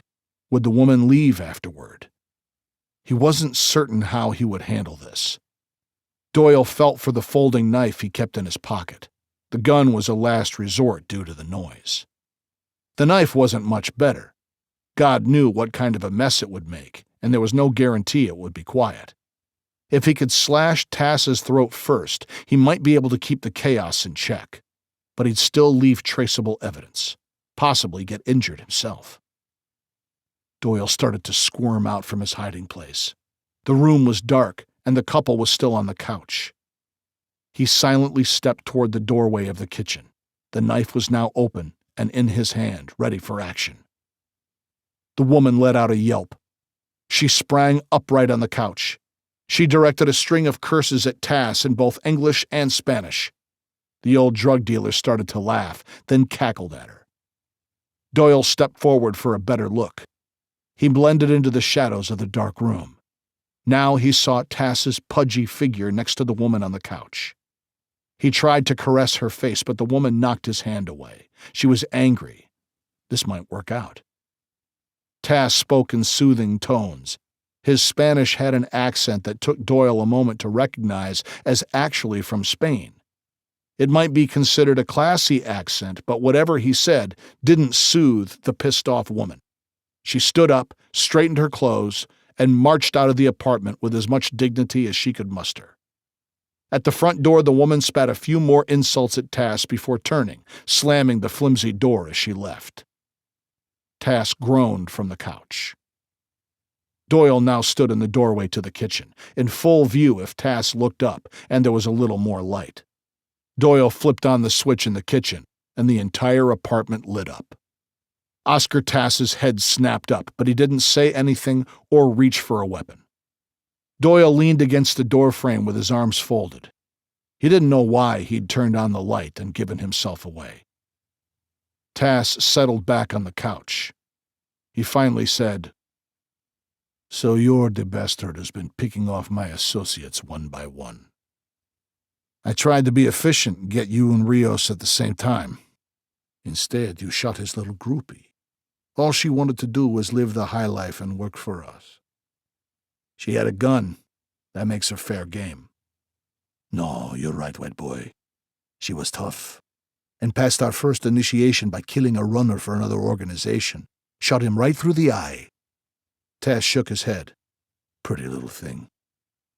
Until you put a bullet through her face." He moved on the couch. "What you got for me? A bullet?" "Since we're chatting, I'll give you the option." "Okay. Leave, and we'll forget the whole thing." Doyle let out a snort of laughter. "You know that can't happen. Then tell me who sent you and why." "I can't do that."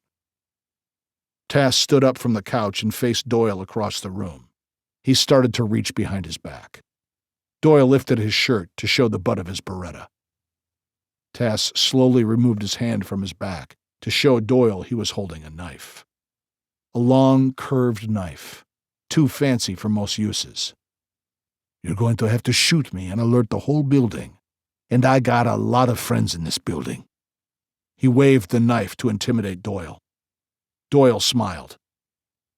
"You're hoping to scare me into leaving quietly. Nice try." He brought his hand up to reveal his own knife, which he'd been gripping by his thigh. He showed Tass the 4-inch practical blade. This was at least more interesting than most of his hits. He stepped all the way into the living room, a few feet from Tass. Tass charged him like a rhino. He was about as unwieldy as a rhino, too. Doyle easily stepped to the side and arced his blade up, slicing the bigger man's throat and severing part of his ear. Then he wasted no time before turning and stabbing Tass in the lower back, away from any ribs. His arm moved like a piston, 2, 3, 4 times, finally finishing after a dozen jabs. The blade disappeared to the hilt with each strike. Tass collapsed without a sound. The thin, cheap carpet turned dark as blood flowed from all the wounds. His eyes and mouth were wide open. Doyle wiped his blade on Tass's ruined plaid shirt. Then he took a moment to look around the room to make sure he hadn't left anything that could be used to identify him. No bloody footprints. Nothing. He took a paper towel from the kitchen and wiped down anywhere he had touched. He lingered at the front door, surveying the apartment. Nothing out of place except for a giant lump of a useless human on the floor. Tass's face had drained of blood, giving him a ghostly look. That seemed fitting. Chapter 67. My morning started when a bad dream jolted me awake.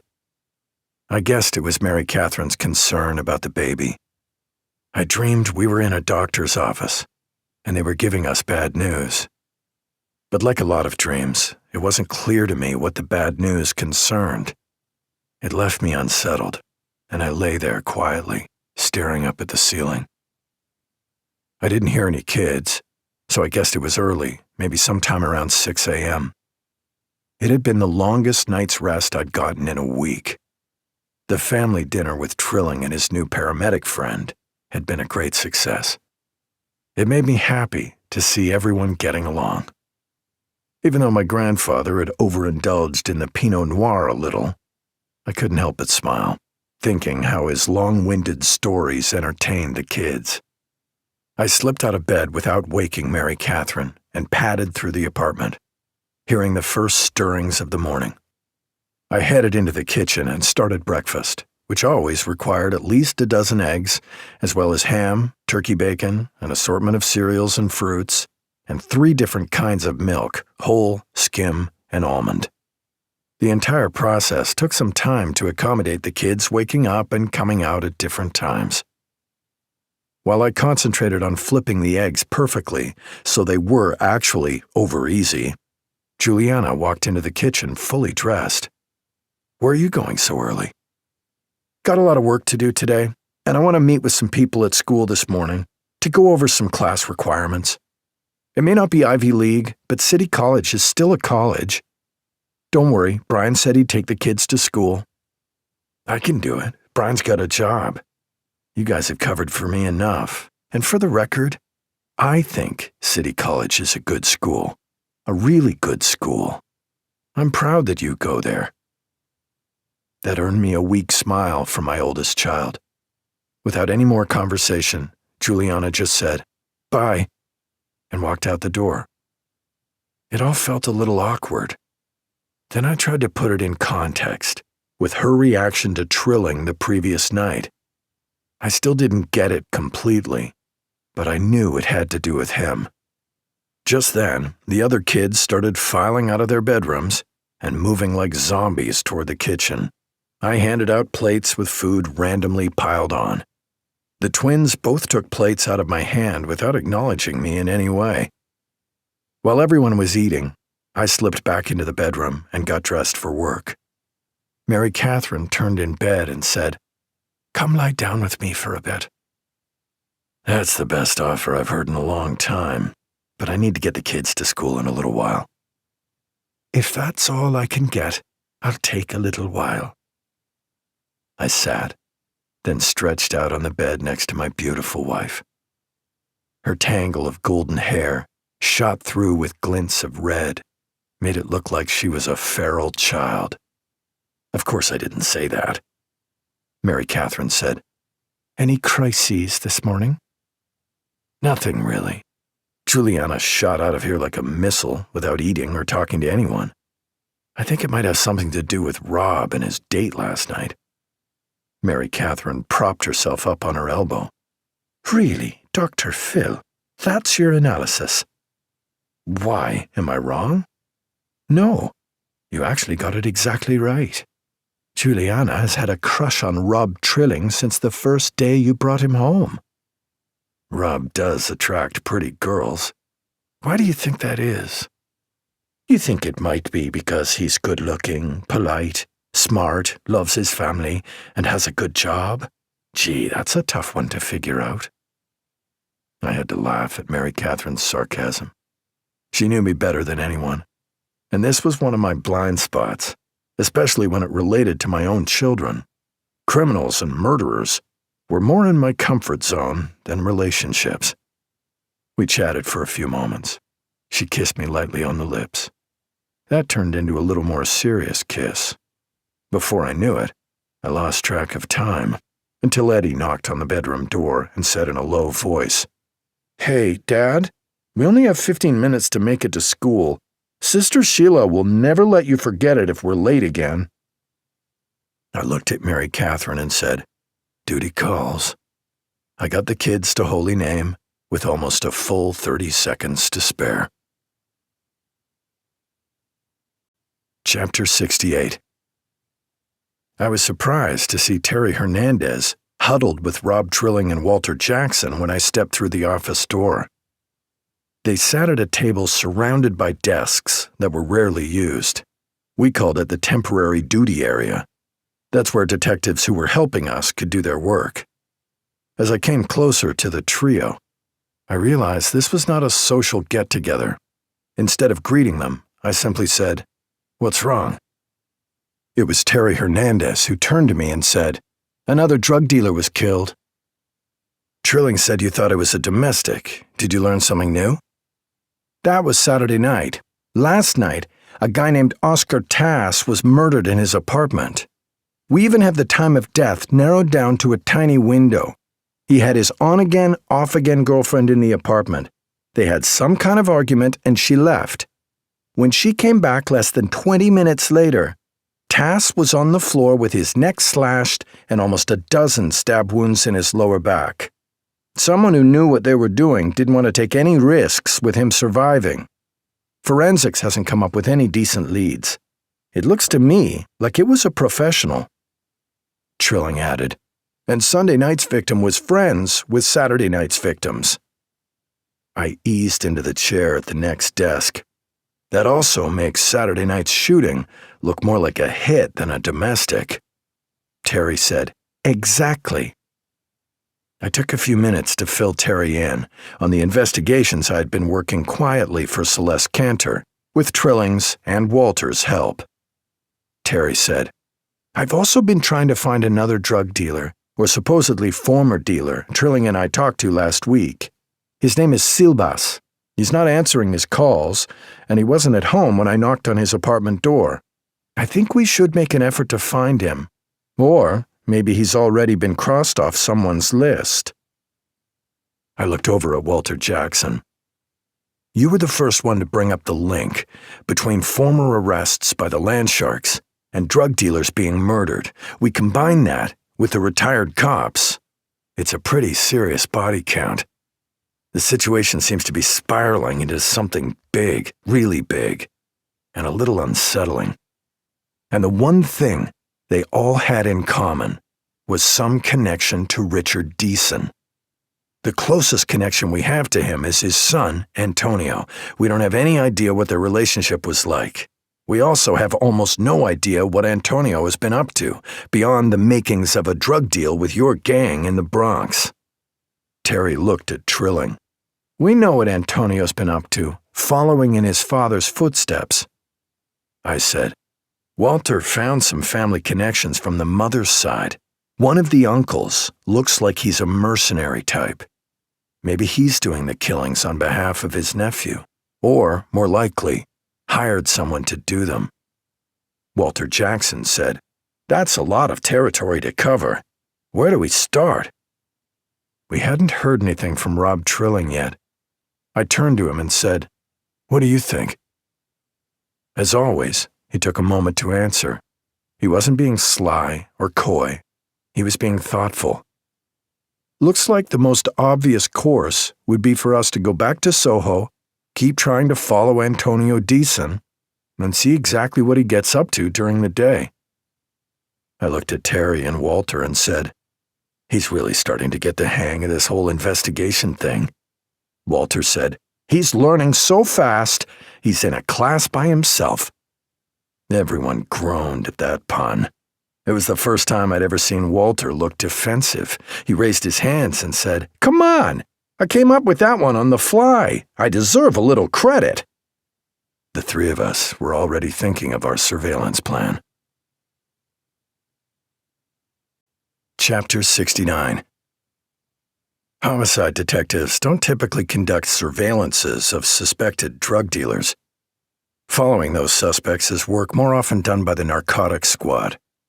I did a couple of surveillances when I was on a robbery unit years ago. We developed a suspect for a series of robberies, then tried to follow him.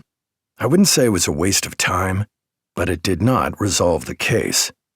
Only once did we actually observe a suspect as he attempted to commit a robbery, and even in that case, we were working on a tip from an informant. One time, I did follow a homicide suspect all the way from Manhattan to Buffalo.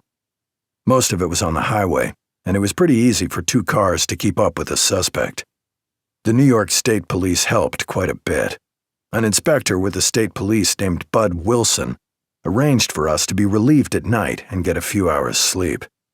The next day, we followed the suspect all the way back to Manhattan.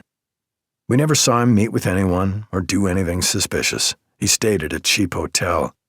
We couldn't tell if any of the people who came and went were there to visit him. The craziest part was that as soon as he got out of his car back in Manhattan, his estranged wife walked out of the building and shot him in the head. At least we made one arrest for homicide. Turns out he had been visiting a girlfriend in Buffalo at the low-rent hotel, but no one had noticed the woman going to his room. I hoped today's surveillance would go better. It was a nice change of pace.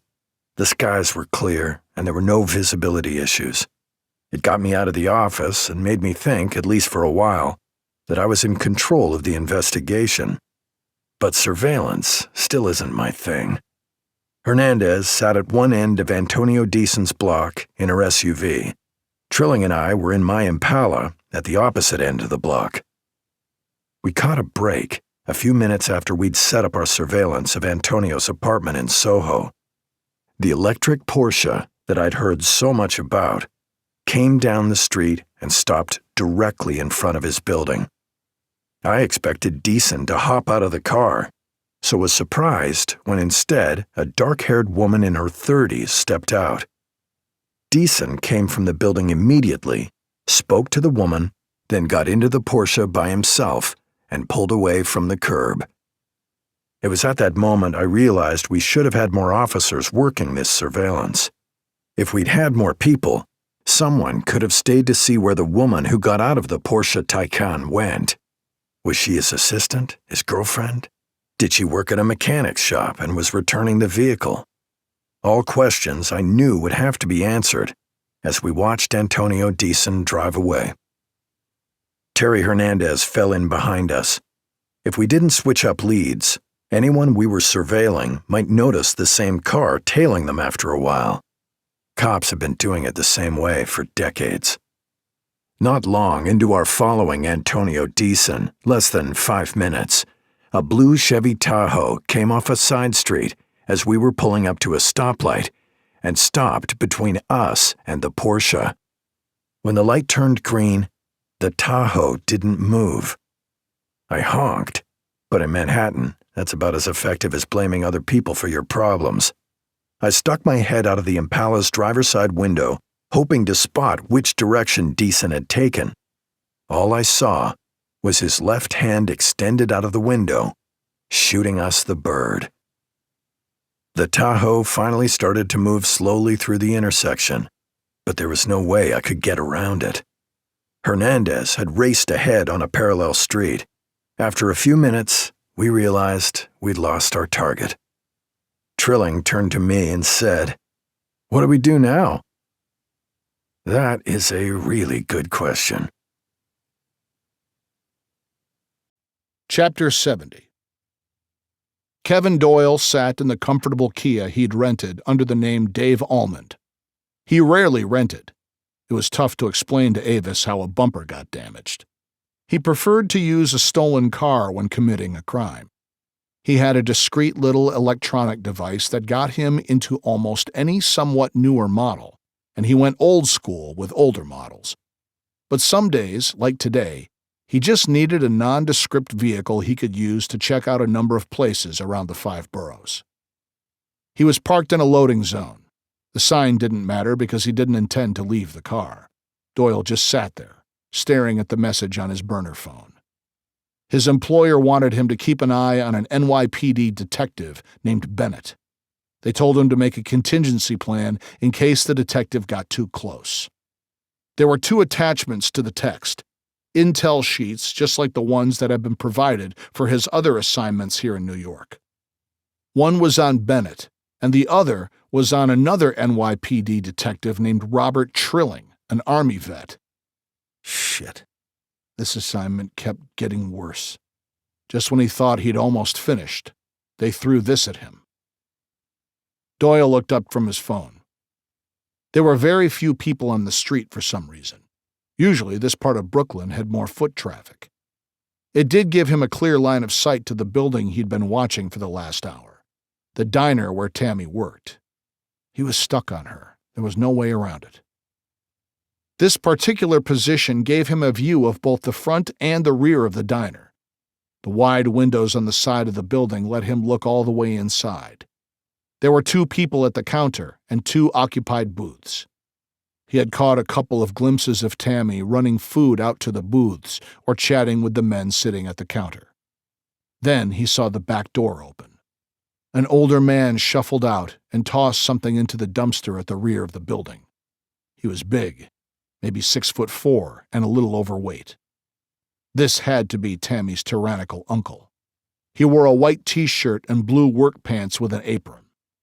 It had to be him. He lingered by the dumpster, just a few feet from the road.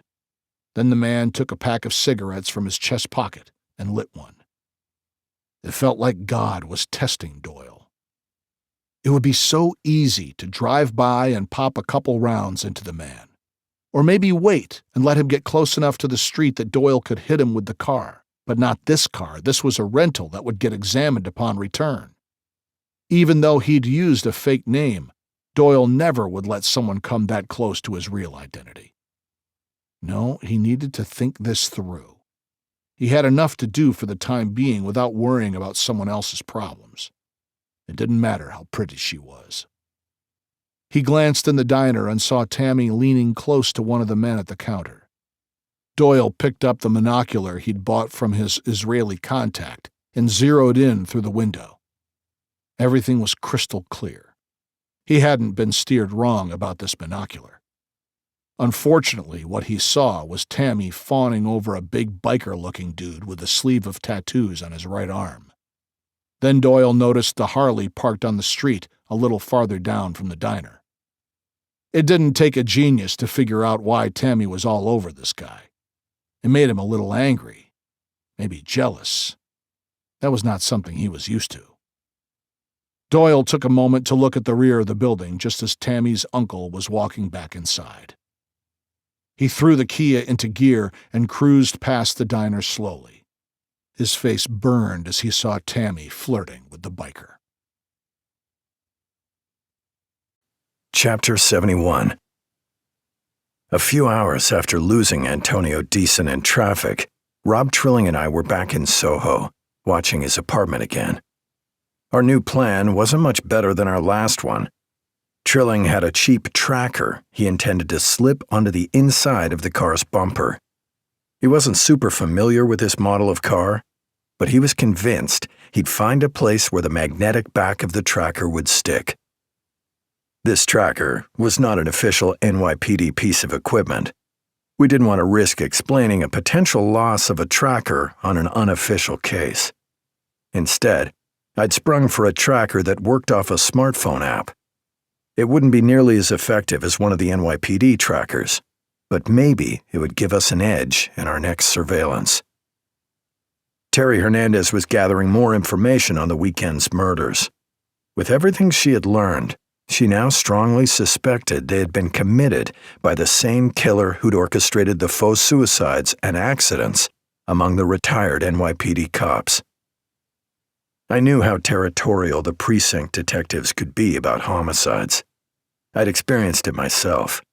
I also knew there weren't many who could stand up to Terry Hernandez when she started to insist on things.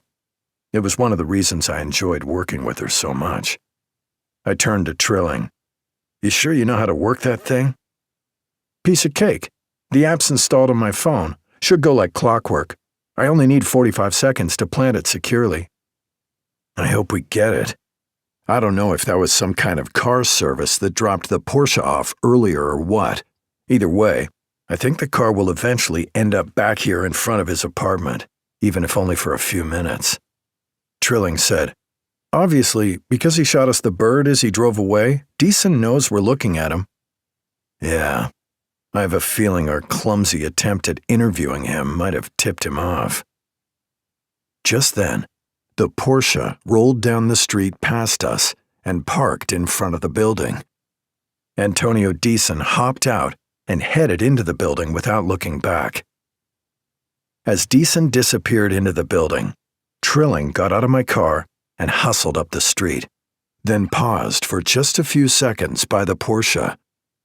He bent down like he was looking for something on the ground, then slapped the tracker under the car near the rear bumper. Trilling casually stood up, walked past the car, lingered in front of a store, then came back to my Impala. He held his phone out to show me the app. Trilling said, "Looks like it's working perfectly. Next time he leaves, as long as we're within a quarter mile, we'll know exactly where he's at." I don't think he's going to be inside long. The way he parked and hustled into the building makes me think he's leaving again soon. Let's sit tight and see what happens. About 10 minutes later, Antonio Deason walked out of his building's front door, dressed in a nice sports coat. He was talking on his cell phone. He walked directly to the car and got down on his knees. He spoke on the phone again, then stood up and moved to the rear of the Porsche. He reached under and pulled the tracker off. Deason looked up and down the street, then he dropped the tracker on the ground and mashed it with the heel of his shoe. Trilling said, "I guess we go to Plan B." This whole case is a Plan B. Not typically the best way to go about police work. But in this instance, we'll go with your other idea, and we really will hope for the best. Chapter 72. Rob Trilling was trying to forget about the failures of his day at work. He had no idea how this guy Antonio Deason had figured out so quickly that he was being watched. Terry Hernandez said it had to be counter-surveillance. Whoever was conducting it was really good. None of them had seen anyone watching. Now, in his apartment, Rob had collapsed on the couch, watching a rerun of Friends with his 5 roommates. They liked it, and it was apparently a highly recommended show for English language learners. He just needed a distraction. The women were pretty good company. They didn't say much, but appreciated his presence. The youngest of the women had recently adopted the name Katie. The woman whose English had improved the most, and who had revealed herself to have one hell of a sense of humor, was now calling herself Sylvia. Sabiha, Ayesha, and Fariha had said they preferred their traditional Urdu names. Rob watched the TV as the characters sat down to a meal together. Then came a firm knock on his apartment door. Everyone froze.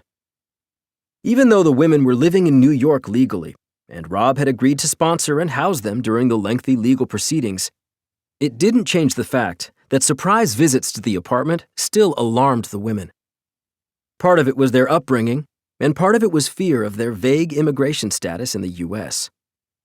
They also were worried that the building's superintendent, George Kazanjian, might evict them. George liked Rob, and the women were careful to always leave one at a time to maintain the idea that Rob lived with just one woman.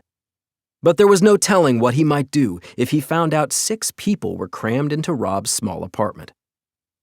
Luckily, George didn't seem to be particularly observant. Rob bounded off the couch and slid to a stop next to the door. He stayed motionless and silent for a moment. Then the knock came again.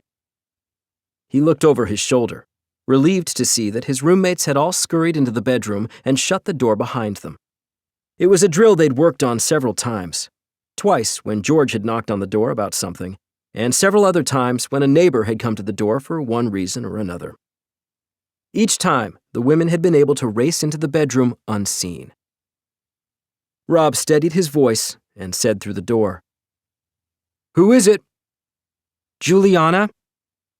It wasn't a shout, but it didn't sound that friendly either. Rob took one more glance over his shoulder. The women had even picked up the glasses they had been drinking from. Except for one. That, along with Rob's glass, could be trouble. He didn't have time to fix it. He opened the door. As usual, Rob was amazed at how beautiful Michael Bennett's oldest daughter was. Dressed in jeans with an all-weather jacket, Juliana looked like she could be a model for a fashionable outdoor company. She also wasn't speaking. She just stood there, staring at him, her expression unreadable. Finally, she said, "Are you going to invite me inside?" He almost jumped in response. "Of course. Come on in." He stepped wide and waved his hand like he was introducing her on stage. Juliana stared at the 2 glasses of water sitting on his scarred coffee table in front of the couch. She scanned the room, and her eyes fell on the closed bedroom door. She took a step in that direction. Rob said, "I'm not sure what's going on, Juliana. Why are you here?" That kept her from walking any closer to the bedroom. Then she turned to Rob and said, "Can we talk?" Chapter 73. Kevin Doyle had left the rented Kia parked a couple of blocks away. He was in Queens, following up on the instructions he'd received. He'd already watched the lead detective, Michael Bennett, and seen his fancy apartment building on the Upper West Side. He was curious how an NYPD detective could afford to live in such a nice building. More importantly, the building had excellent security and a doorman. He also knew that Bennett had 10 kids. That was old-school Catholic as far as Doyle was concerned. He knew several Catholic families from his parents' generation who had 8 or more children. But you didn't see it much nowadays. Bennett's children were another roadblock. There was no way Doyle was going to risk harming a child for his job. Hell, he didn't even want to do anything to Bennett.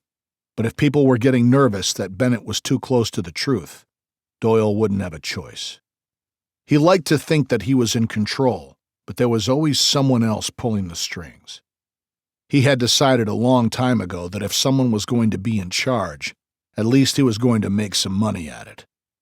He didn't mind the government work he'd contracted over the years. But compared to some of the private jobs he had done, it was like working for a charity. He looked again at the information sheet he'd been given. He'd been watching the apartment building where Bennett's partner, Rob Trilling, lived. During the afternoon, he hadn't noticed anything unusual, except that there were several young women who all looked alike coming and going from the building. All of them were about the same size and age, and they all dressed similarly and had dark hair, brushed straight down their backs to just over their shoulders. Curious, but probably not even related to his target. Doyle had been lucky to see Trilling walk into the building. He seemed almost too young to be both an Army veteran and a detective. He was about 6 feet tall and very lean. Doyle had stayed at his position on the corner, sitting on a bench in a small park that bordered the street, and glancing over his right shoulder occasionally to look at the apartment. A young mother was watching 2 small boys kick a ball over the little patch of grass. It made him nostalgic for his own childhood in Brooklyn. He and his siblings spending a whole afternoon with nothing but a ball. They'd make up games and be so tired by the end of the day that they'd fall into bed with their clothes on. About 40 minutes after Trilling had arrived home, Doyle was surprised to see a young woman get out of a sedan with an Uber sign in the front window. She was stunning, with long, flowing dark hair. Doyle thought she seemed familiar. When he looked back at Bennett's information sheet, with pictures of his children embedded in the document, Doyle recognized the visitor as Bennett's oldest daughter, Juliana. She had been going to Trilling's apartment. It was too much of a coincidence that she would show up here otherwise. Doyle took a moment to wonder whether the senior detective knew that his daughter and his young partner had a thing going on. As Doyle looked over his shoulder, watching Juliana Bennett walk into the building, he felt something on his leg and jumped. Too many years in the military and combat zones had eliminated any chance he had to seem calm when something like that happened. As soon as he turned, he realized one of the boys had kicked the ball across the small park, hitting his leg. Doyle reached down and held the ball out to the little blond boy. The boy only approached when his mother and brother came with him. Doyle said, "That was a good kick."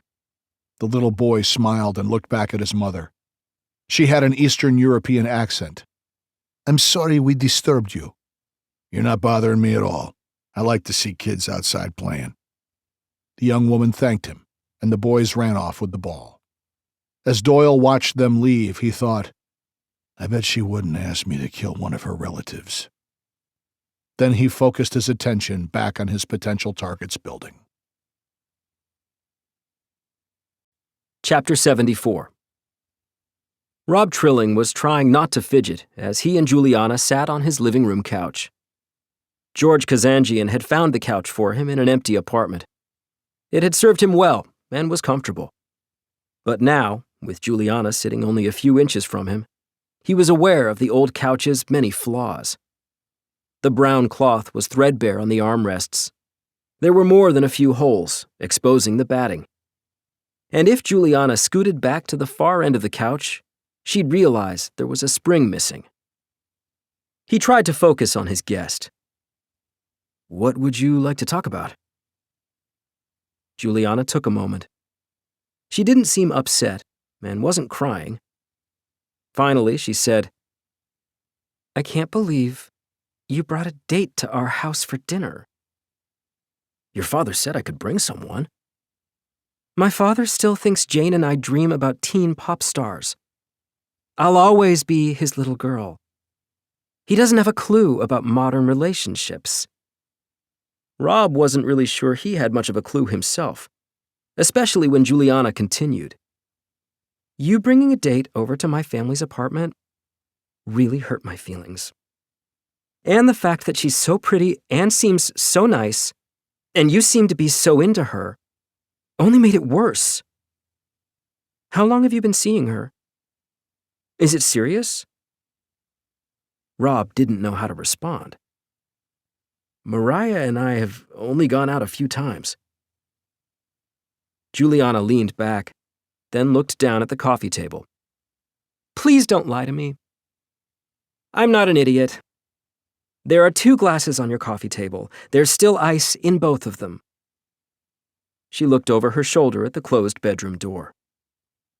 Rob took in a lungful of air, then let out a long sigh. "I swear, it's not what it looks like." "It looks like you're a normal guy dating a pretty girl. I get it. I didn't mean to surprise you while she was here. I don't want to make a scene. I'm not here to fight your girlfriend. I just wanted to tell you how I felt. You hurt my feelings." He wanted to say there was nobody here, but that wouldn't be true. Rob already felt terrible to hear he'd hurt Juliana's feelings. He never wanted to do something like that. She was a great girl. He made up his mind. He stood up from the couch and padded across the tiny living room to his bedroom door. He waited until Juliana had turned to look at him. He reached over and grasped the door handle, but didn't turn it. Juliana said, "You don't have to do this, Rob. I'm not looking for a confrontation." Rob turned the knob quickly and opened the door. 3 of his Pakistani roommates almost tumbled out onto the living room floor. They had obviously been listening at the door. They all straightened and tried to look nonchalant. Rob shook his head as he said, "Juliana, these are my roommates." He stood silently as all 5 of them shuffled into the living room. Juliana was stunned silent. Her mouth fell open as she stared. Then she finally mumbled, "I don't understand." Sylvia said, "We are maid service?" Rob had to let out a quick laugh. He wondered if Sylvia could make it as a stand-up comedian. Juliana just turned and continued to stare at Rob, waiting for an explanation. The women walked over and assumed their usual seats, either around the couch, on the floor, or in the single recliner. Rob cleared his throat, then tried to briefly explain how the 5 women had all ended up living here with him. He let each of his roommates introduce herself and verify his crazy-sounding story. "And my dad knows about this?" "Yes, he does. He and your great-grandfather helped me get some assistance to buy food and get them medical care and legal help." "How does Mariah feel about this situation?" "She has no idea." "And this is why you never invited me to your apartment?" Rob paused. "To be completely honest, I'm not sure I would have invited you even if I lived alone. I told you about my concerns. I'd never want to do anything to screw up my relationship with your father. And I'm pretty sure you could do a lot better than me." Juliana looked around the room at the 5 women. She seemed to make up her mind. Then she stood up and said, "I doubt I could." She reached over and gave him a quick kiss on the lips. "I have to get back to the playhouse. I'm really glad I came by to see you." Rob still had a goofy grin on his face for a full minute after Juliana had left the apartment. Sylvia said, "She nice girl. You should date her." "If only it were that simple." Chapter 75. I got into the office pretty early. Juliana seemed to be back to her old chipper self. She was a godsend in the mornings. She stayed on the younger kids to make sure they had packed everything they needed for school, helped me make breakfast, let me leave for the office early, then took everyone to Holy Name. Juliana said Sister Sheila told her this was the longest streak of everyone being on time she could ever remember.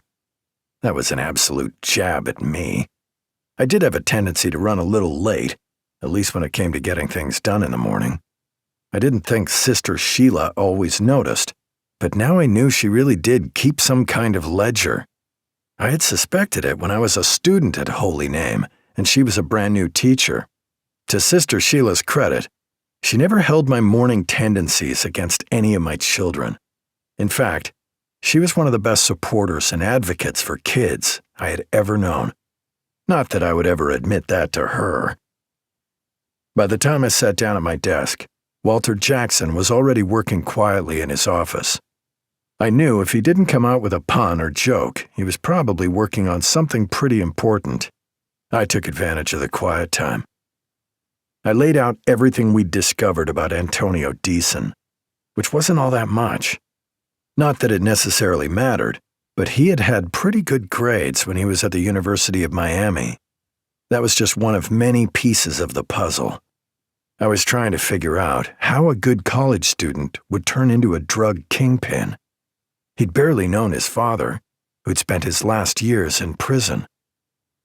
Frankly, if Antonio had talked to us the first time Trilling and I went to his apartment and had some reasonable alibis, he might not still be on our radar. But it was the way he had so easily detected our surveillance attempts that made me consider him a potentially serious player on the drug scene. Not many organizations can afford to have people conducting counter-surveillance. Counter-surveillance requires trained people, not just someone recruited off the street. Someone with some smarts, who understands what cops or other drug dealers do when they try to follow someone. It was a mystery that I intended to solve. Trilling wandered into the office about an hour after me. He was still early according to his schedule, but late compared to his usual arrival time. I glanced up from my desk, and he nodded. We exchanged quick greetings, and he sat down at his desk.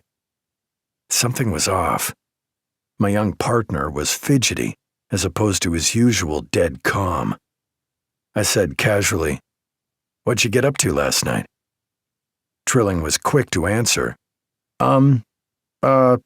Nothing, really. Why?" "Just curious. Why are you so antsy? Your new girlfriend giving you problems?" Trilling flinched. "Mariah's not my girlfriend." "No? Then why'd you bring her over for dinner?" Let's call it an error in judgment. I'm not used to women paying attention to me. Sounds like you guys might have had a fight. No, in fact, I'm supposed to see her later. I don't know what I'm going to do. I wasn't sure why he was so worked up. I didn't want him to think I was prying, but I was interested in his life, and I'd been happy to see him with a date.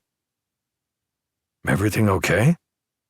Trilling surprised me by sort of blurting out, Look, Juliana came to my apartment last night. I swear nothing happened. I introduced her to my roommates. I focused on the last part of his statement. All 5 of them. She was fine with it.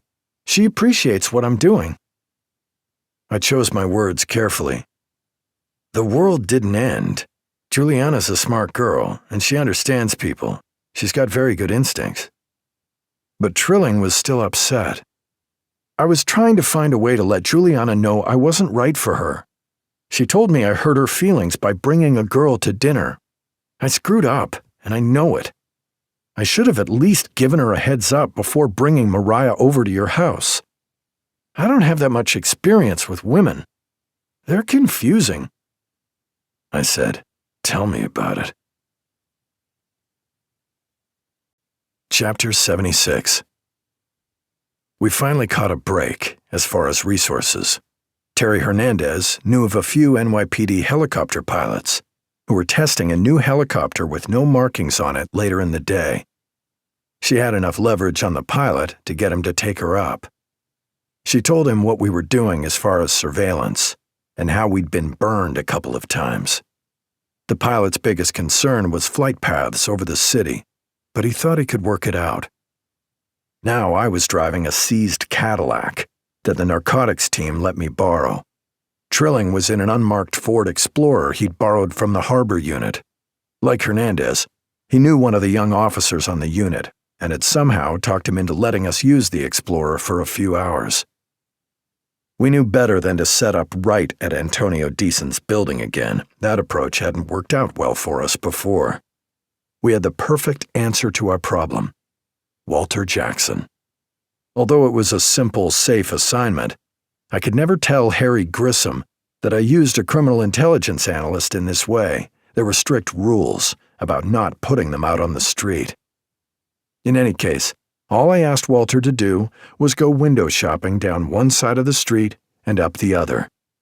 He had his cell phone with him and was able to call me once he identified the Porsche Taycan on the street.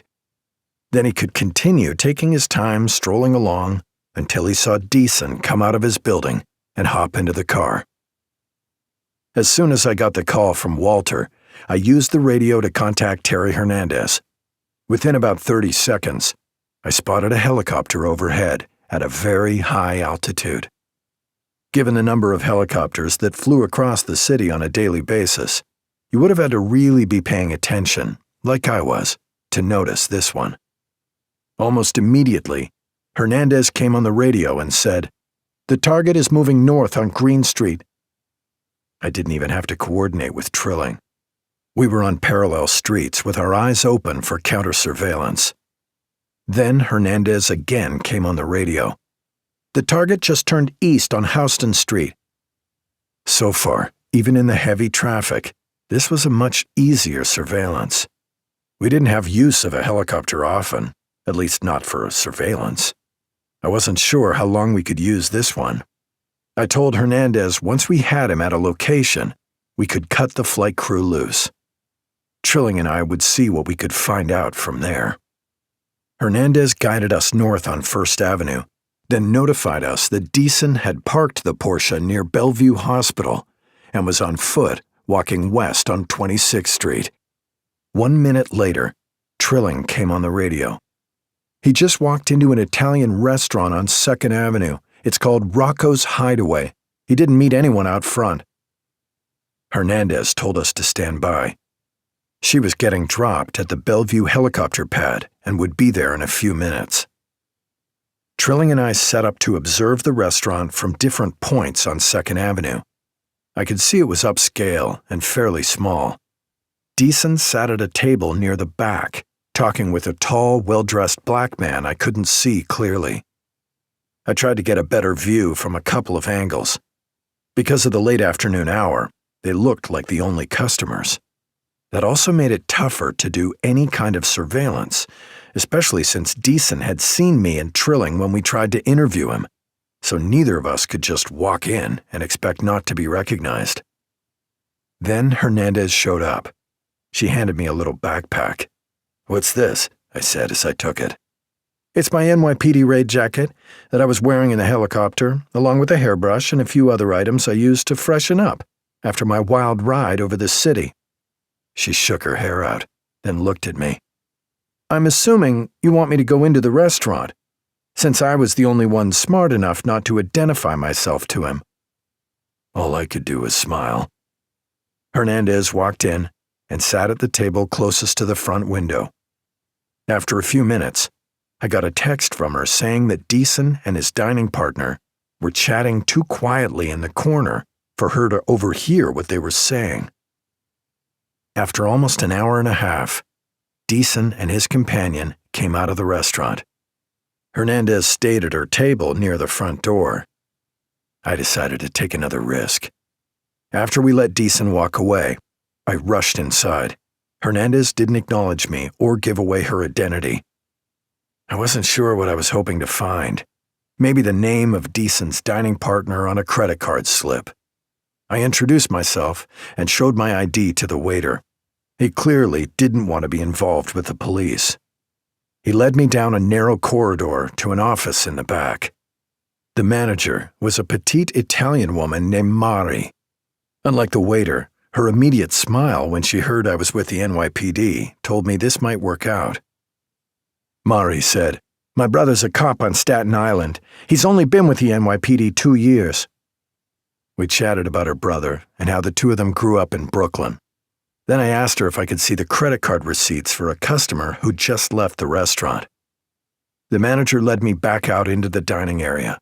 As we were talking, Hernandez cleared her throat and then coughed loudly.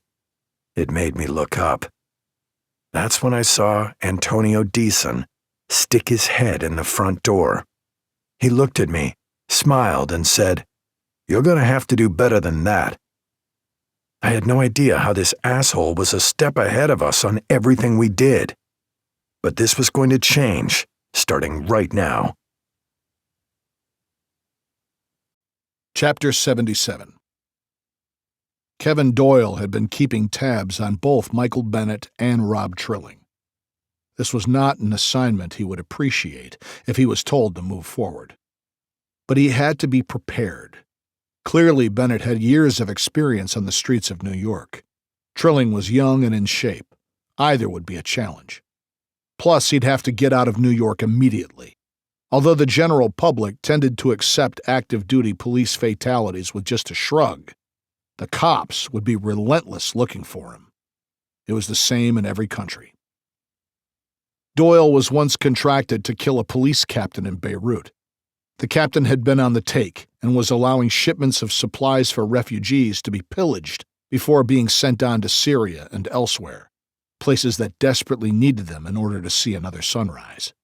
To Doyle, this was the worst kind of criminal, a corrupt cop taking food and supplies from people who need them. It had been a fairly simple job. Doyle made certain not to do anything that this jerk's family might see. His kids didn't need to be traumatized. He simply took a long shot with a scoped rifle and hit the police captain as he came out of his office. Doyle had wasted no time employing his escape plan. Even with his resources and experience, it was a tighter escape than he would have liked. The cops contacted the military and were able to close off Beirut in less than 20 minutes. Luckily for Doyle, who was traveling with an Irish passport, the cops were certain the assassination was the work of a local terrorist group, loosely affiliated with some of the larger, better-known groups. Doyle was allowed to pass through their perimeter, and he was out of the country a few hours later. Doyle later heard from some of his associates that the cops hadn't let up the pressure for nearly 3 weeks after the police captain's assassination.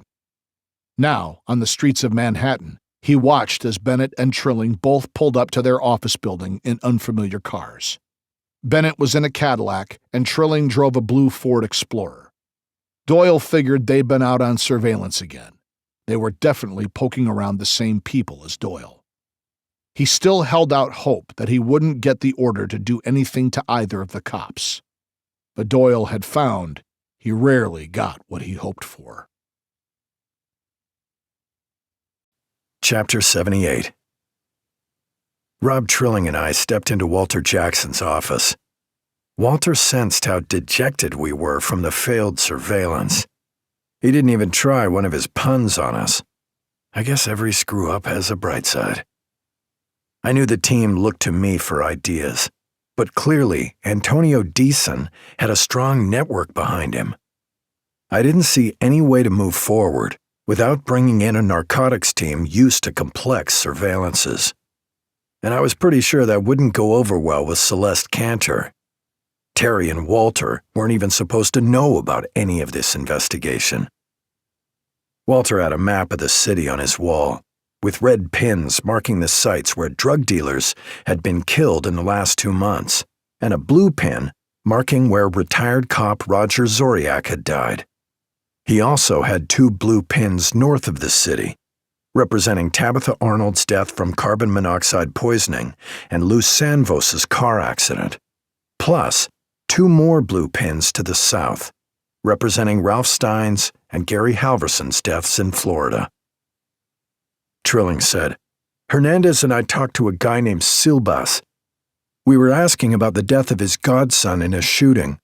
I know Hernandez has been trying to find Silbas the last couple of days with no luck. It's like the guy just vanished. I wonder if we need to add him to your map, Walter." The big man said, "I've got plenty of red pins." I was barely following along with their conversation. I said out loud, "What about the informant you and Terry have been using in the group? Is he worthwhile?" Trilling shrugged. "He's worn a transmitter for us a couple of times. He's trying to work off an assault charge. He's not super helpful, but he's done what we've asked. I don't know if we can get any more help out of him. He's always reluctant. If he wasn't looking at so much time, I think he would have told us to get lost a long time ago." "So you don't think he'd be willing to do a little extra and clue us in to when Antonio Deason is coming to their clubhouse?" "I doubt it. He's stubborn and cocky. That's a terrible combination for an informant. I don't have a lot of experience, but Jaime Nantes does seem like a bad informant. Hernandez doesn't like to deal with him at all. He looks at her like she is some kind of meat on display." I considered this, then said, "We need to find a way to motivate him." I turned toward Walter, knowing he had already figured out some angles. Walter typed away on his computer and said, "I pulled Jaime Nantes's file up.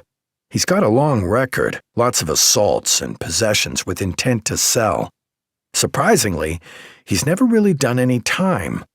Maybe that's why he agreed to cooperate." Walter got that look on his face he gets when he finds something interesting, and he started clicking through links.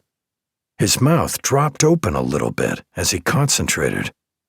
I knew the look well. My anticipation grew as he followed more and more links. Finally, I had to ask him outright, "Walter, what have you found?" It was like startling him out of a nap. His eyes cut up to me, then flicked over to Trilling. "I found an old warrant that was rescinded. It's 6 years old." I said, "Why would a 6-year-old warrant that was rescinded be of interest?" "It's for child pornography.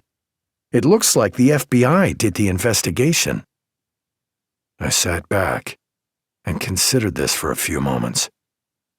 Trilling said, "You guys are going to have to fill me in. I don't understand why an old child pornography warrant could be important if it was already rescinded." "It's not so much that it was rescinded. It has to do with the charge. No drug dealer wants anyone to know he was involved in child pornography." "But it was rescinded." "Those sorts of legal distinctions don't mean anything on the street. His buddies would flip out if they heard about this." Trilling said, How does it help us? It might motivate him. We have to indulge in a little blackmail, but it could get us a decent contact for when Antonio Decent is moving and what he's doing. Trilling said, I'm not sure I like the idea of blackmail. I smiled and said, don't knock it until you've tried it. Chapter 79. I was mentally drained by the time I got home, but the twins greeting me with a hug and a cheerful hello turned that completely around. It's easy to make jokes about how it's exhausting having 10 kids. Reality is much different. I genuinely look forward to coming home every day. Usually, it is the youngest girls who greet me with the most enthusiasm.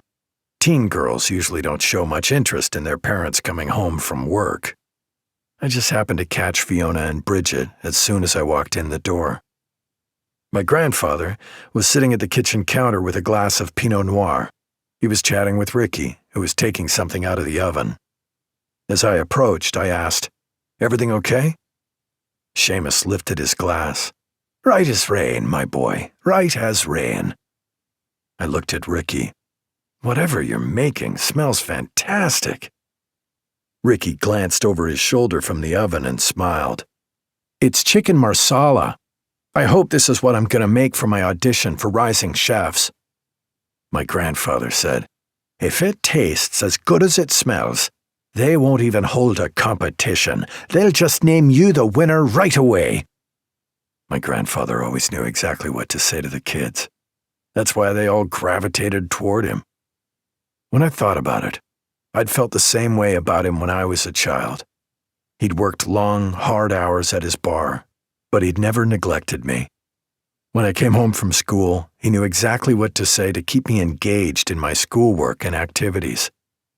I checked in on Mary Catherine, who looked better every day after a week on bed rest. She said, I will be sitting at the table for Ricky's big dinner tonight, and I'm not interested in an argument. Is that understood? I had to smile. Yes, ma'am. 10 minutes later, with assistance from Jane and Juliana, we had Mary Catherine seated at the end of the dinner table. She almost looked like a royal sitting on a throne. The kids fell over themselves, making sure she had everything she needed. I saw a future for Trent as a concierge. He was attentive and polite and had a sense of when to back away. Ricky called for help serving in the kitchen. An assembly line of kids managed to get all the filled plates onto the table while they were still piping hot. He also did his little show before we started eating, taking the lid off the remaining chicken marsala. As you can see, we're using chicken instead of veal. He shot a dirty look at Jane. Jane said, the twins and I won't eat veal. We barely want to eat chicken. Ricky sort of shook his head and continued.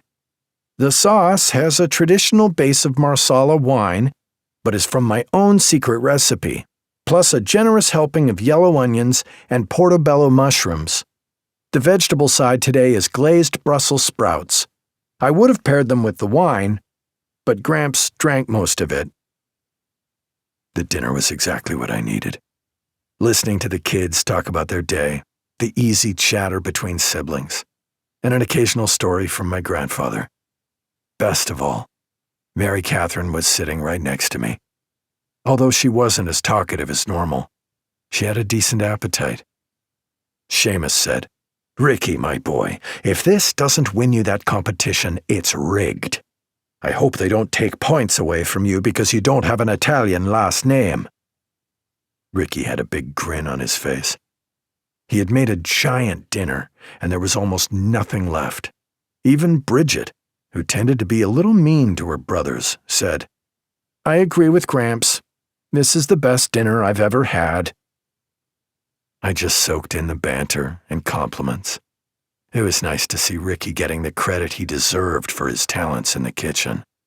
Then, Mary Catherine grasped my hand on top of the table. At first, I thought it was a romantic gesture, and I felt the pressure in her grip. I turned to her and said in a low voice, You all right? She shook her head and mumbled, No. We need to go to the hospital. Right now. I felt panic race through my whole body. It was all I could do to stay calm and not alarm the children. It was Mary Catherine who took charge. She looked over at my grandfather.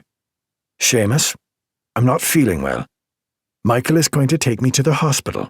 You're going to make sure these children focus on their homework and not worry about me.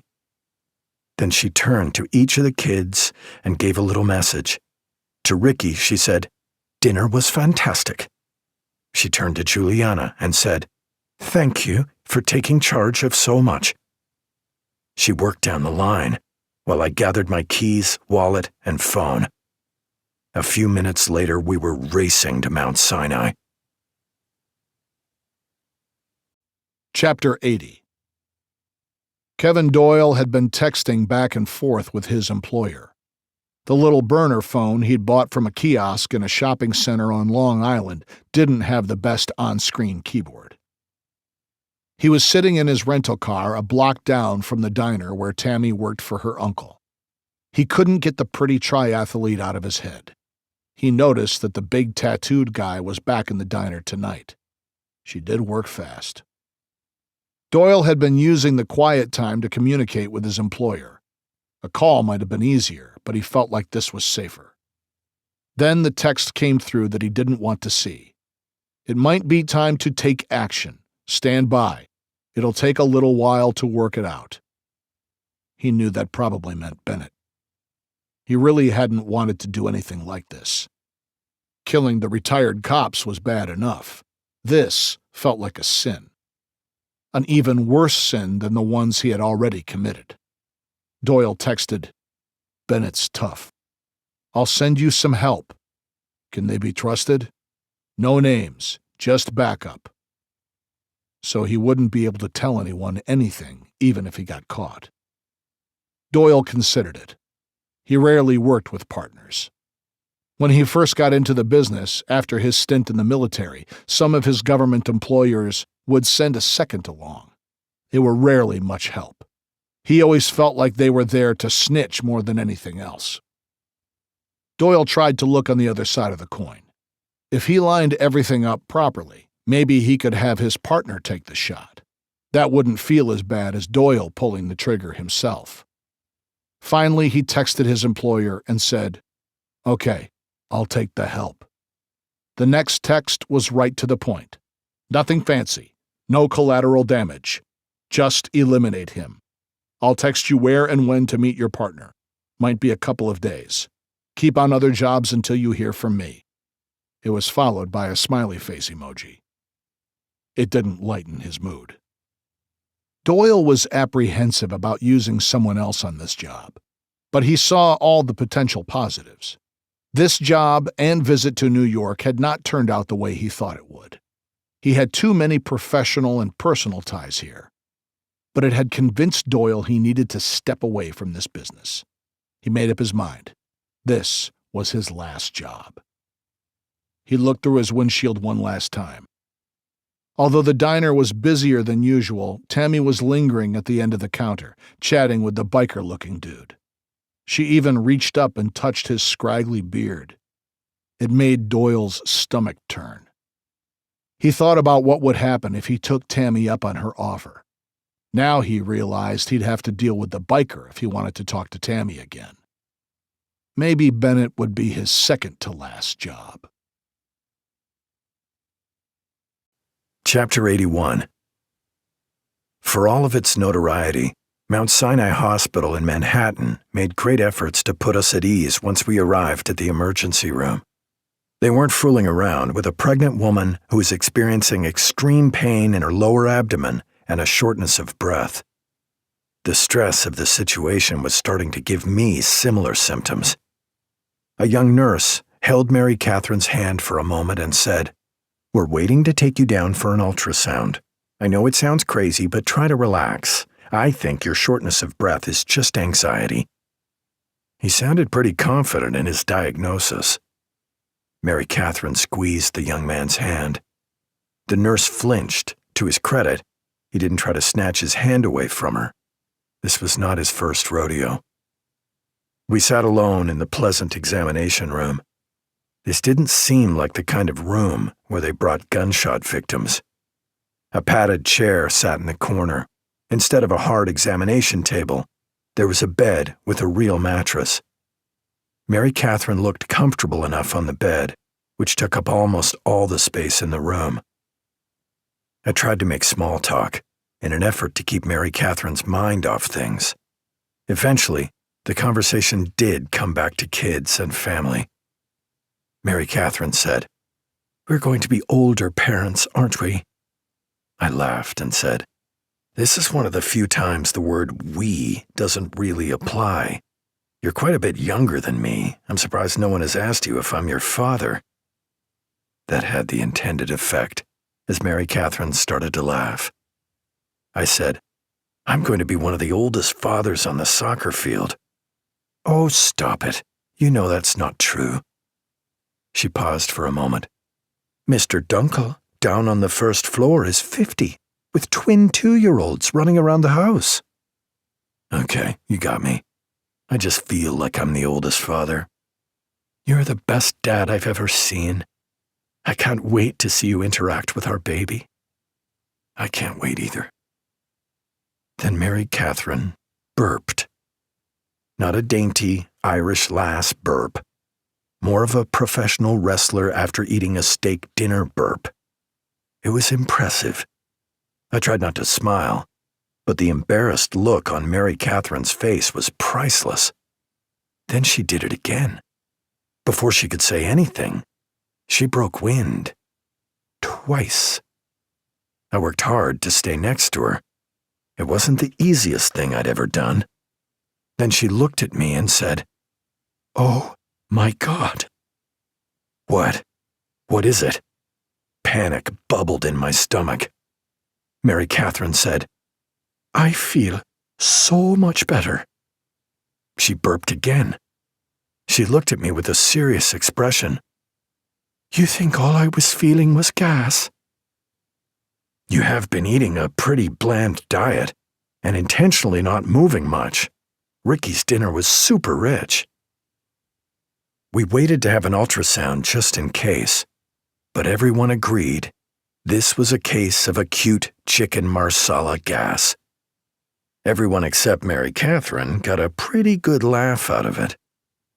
When we were back in the car, headed home, Mary Catherine said, "I need you to promise me not to tell anyone about this." I smiled. "That's a promise I'd hate to keep. I'll tell the kids it was gas, but I'm not going to explain how we figured it out. That's the best part of the story. And the last thing you will ever reveal. That is, if you want to live long enough to see our baby." That sounded like an offer I couldn't refuse. Chapter 82. The stress of the last week, coupled with the pain she'd felt earlier in the evening, caught up with Mary Catherine. Just the short drive from Mount Sinai back to our apartment was enough for her to doze off. I wanted her to sleep so badly that I just sat in the car with her for 25 minutes after I'd parked. Then she opened her eyes and said, "That was a quick ride from the hospital." I chuckled as I hustled around to the other side of the car to open the door and help her out. As we slowly made our way through the lobby and into an elevator, Mary Catherine said, "I want to think of a way to explain this without making it seem like it was Ricky's fault, that the dinner gave me the pain." "You mean you want to avoid saying you had a massive gas attack?"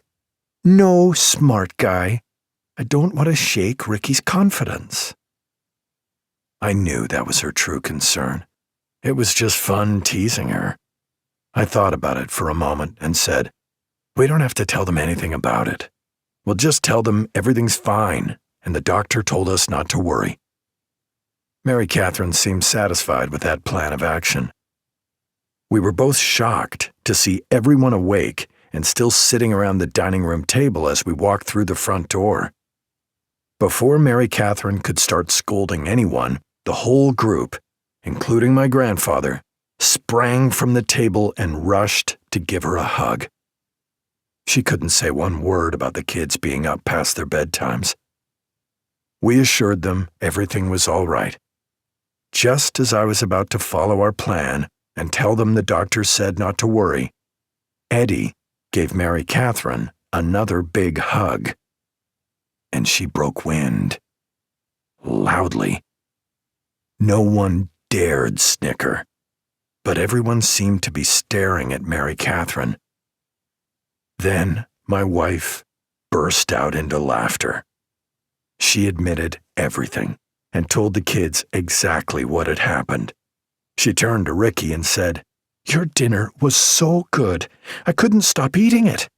As long as the guy who hosts that show isn't pregnant, you shouldn't have any problems." We were about to force everyone to their bedrooms when I glanced out into the living room. Something didn't look right. I couldn't quite put my finger on it. I was still looking out into the living room trying to figure it out when Shauna spoke up. I did it. It's my fault, Dad. I looked down at my second youngest. "What are you talking about, sweetheart?" I spilled red Gatorade on the carpet. I cleaned it up the best I could, but it didn't all come out. Brian spoke up. "It's really my fault, Dad. I moved the sofa to cover the spot until I could get it shampooed tomorrow. We just didn't want you guys to worry about something like this when you came home." I turned and looked at my grandfather. Seamus just shrugged and said, "I'm sorry, I dozed off. But I did approve the plan after the fact." That was the straw that broke Mary Catherine's resolve. She started to laugh. Then I started to laugh. Mary Catherine looked at me and said, "We'll be fine, older parents. Look at this bunch. Not a liar in the whole crowd. That's good parenting." Chapter 83. By mid-morning the next day, I found myself on surveillance with Rob Trilling again sitting in the passenger seat. I was on the phone with Terry Hernandez, who was in court in Lower Manhattan. We were talking over one of the most sensitive subjects, informants. I said, "Are you sure you're okay with Trilling and me talking to your informant?" "I'm going to be stuck in this trial all day. I know we can't wait on this case. Just be careful with Jaime Nantes. He may have worn a wire for us, but I don't trust him." "You don't trust anyone." "Mike, I'm serious. This guy could turn on you. And I'm not sure your plan of bringing up some old warrant for child pornography is the best idea. He may just decide to run, leave New York altogether. That's the easy solution." I said, "I hear you. We'll be careful. I just don't see any other choice going forward." Terry said, "Tell Super Jock I'll give him the benefit of my experience when I get done with his trial appearance. Until then, you need to keep an eye on him." "Sounds like you're finally warming up to him." "I just know how little a rookie really knows. I don't want him doing anything stupid." Right after I hung up with Terry, Trilling pointed down the street toward the warehouse. "That's our man, Nantes." Jaime Nantes didn't look much like his last booking photo. He was a little sloppy, with a gut he tried to cover by leaving his shirt untucked. Or maybe he left his shirt untucked to hide a gun. Either way, it wasn't a very good look. His unkempt beard and curly hair were both streaked with gray and looked like they could use a good washing. He took a long drag from a cigarette, then flicked it onto the sidewalk. He then crossed the street and headed toward his typical destination, a tiny restaurant called Island Delight, connected to a bodega near the drug gang's clubhouse. The sign in the window was handwritten, and someone had run out of room, so there was no T on the end of Delight. I sensed Trilling tense up when Nantes passed a teenage girl. The look he gave her set me on edge as well. As if he were reading my mind, Trilling said, "Now that I know about the child pornography allegation, seeing him anywhere near a young woman pisses me off. What's this guy like to deal with face to face?" "I never really had to talk to him. I usually sat in the back. But I noticed Hernandez was really short with him whenever we collected the transmitter after a meeting. It's clear she didn't think much of him. Really, our Terry doesn't think much of a guy with a long criminal history trying to work off an assault charge. It doesn't sound like her. That made Trilling laugh. I reminded him, no matter what this guy says or does, don't lose your cool. Once he finds out we know about the child pornography warrant, he may get hinky. He may get what? Hinky, squirrely. I looked at Trilling. You're just busting my balls. You know exactly what I'm talking about. Trilling kept that goofy grin on his face, and that's what made me laugh. We didn't waste any time. We wanted to be inside by the time Nantes stepped through the door. We got out of my car and casually walked toward the restaurant. Chapter 84. Kevin Doyle put off doing anything about the cop, Bennett. He still had plenty of jobs to complete. He'd deal with Bennett when the time was right and he had his ducks in a row. Doyle examined the interior of his current car, a stolen Ford Taurus. He'd taken it from a construction site in Brooklyn. Now he realized the owner was some sort of building inspector. He wouldn't keep this one too long. He was only using it for one job, and right now, he was watching as his target walked from the gang's warehouse in the Bronx to a restaurant where he ate almost every single day. The target's name was Jaime Nantes. He was every bit as bad as, or worse than, all the drug dealers Doyle had taken out so far. At the moment, he was under indictment for assault with a firearm. Apparently, a stockbroker in Lower Manhattan had decided Nantes' price for cocaine was too high. He refused to pay, so Nantes took the business dispute into the restroom of the club where they met. Following a short discussion, Nantes pulled out a Colt .45. After smacking the stockbroker in the face with it several times, Nantes stuck the pistol in his customer's mouth. All this was generally accepted business tactics in the world of narcotics. Nantes' problem occurred when the bouncer had to use the bathroom and walked in on the disagreement. The bouncer was a former Marine and quick on his feet. He barreled into Nantes and his customer, knocking the pistol to the ground. Nantes was in custody a few minutes later. Doyle liked to keep little tidbits of information like that in his head before he took out a target. It was his way of rationalizing what he did for a living. Like most people, Doyle wanted to do the right thing. He wanted to make the world a better place. No one could argue that running down a guy like Nantes would help society a little bit. The problem with today's assignment was a restaurant down the street from his target. It was a chicken place, a busy chicken place. Cars were lined up into the street to go through the takeout lane. Occasionally, cars blocked his view of the street. It was frustrating, but it also gave him a little more cover. Doyle knew Nantes' schedule pretty well. Now he could see Nantes walking down the sidewalk toward Island Delight. He knew that his target always spent about 30 minutes in the little restaurant, then walked the exact same path back to his drug gang's headquarters. That's what Doyle was counting on. He'd be able to catch Nantes when he crossed the street, then keep on driving until he saw a good place to dump the car. Though first, Doyle thought he might try the chicken. He could be back at his hotel in Brooklyn by mid-afternoon. He wanted to be done with this assignment. He also was hoping that if he left town quickly, he'd be able to avoid trying to take on Bennett and his partner. Doyle was tempted to act rashly. He wanted to pull out of his parking spot, dodge a few chicken customers, and run this son of a bitch down right now. But that wasn't in his nature.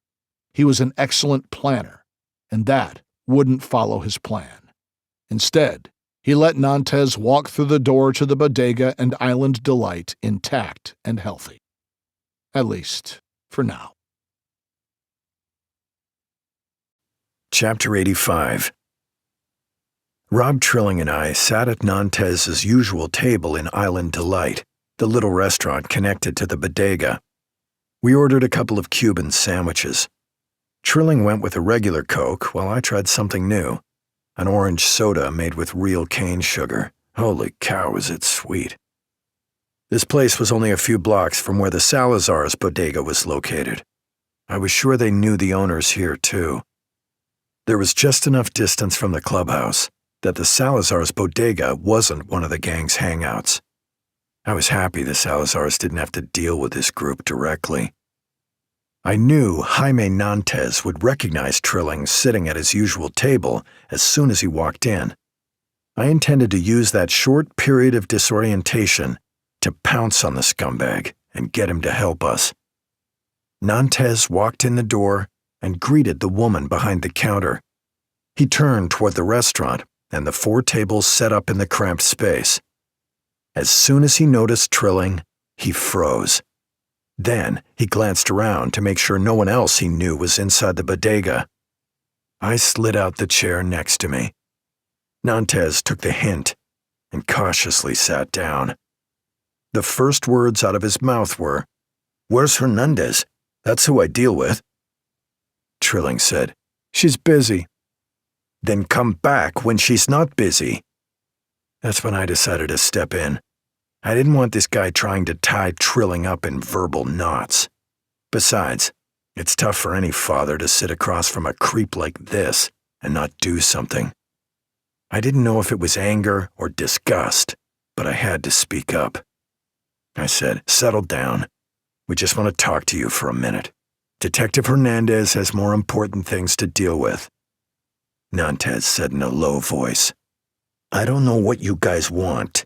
I already wore a wire for her and this redneck. I'm doing everything I'm supposed to do." Nantes looked at me and said, "Who the hell are you, anyway?" "Michael Bennett, homicide." "So this is still about them murders, huh?" I just said, "Yep." Nantes looked at the floor and shook his head. Then he said, "I done all I'm gonna do." I didn't wait to drop our ace in the hole. "We found some old paper on you." "I ain't got no warrants. They'd have come up while I was working with Hernandez and this guy." He cut his eyes to Trilling like he had been cheated. Then he looked back at me and said, "What old paper?" "A child pornography charge." Nantes flinched. "I worked that off with the FBI a couple of years ago. Just a bunch of bullshit." "It may be bullshit, but you still don't want people talking about you molesting children. It's bad for business." "That's not cool, man. I wasn't convicted of nothing." "But you had to work it off. That tells me you did something. Doesn't matter if you were convicted or not. Your guys might consider the fact that you worked off a charge as bad as the child porn itself." I just sat there and stared in silence. That had to be tough for Nantes to deny. Finally, he said, "You want something from me, or you wouldn't have come here. What do I need to do to get out of this?" I said, "We need you to get enough info on someone for us to charge him.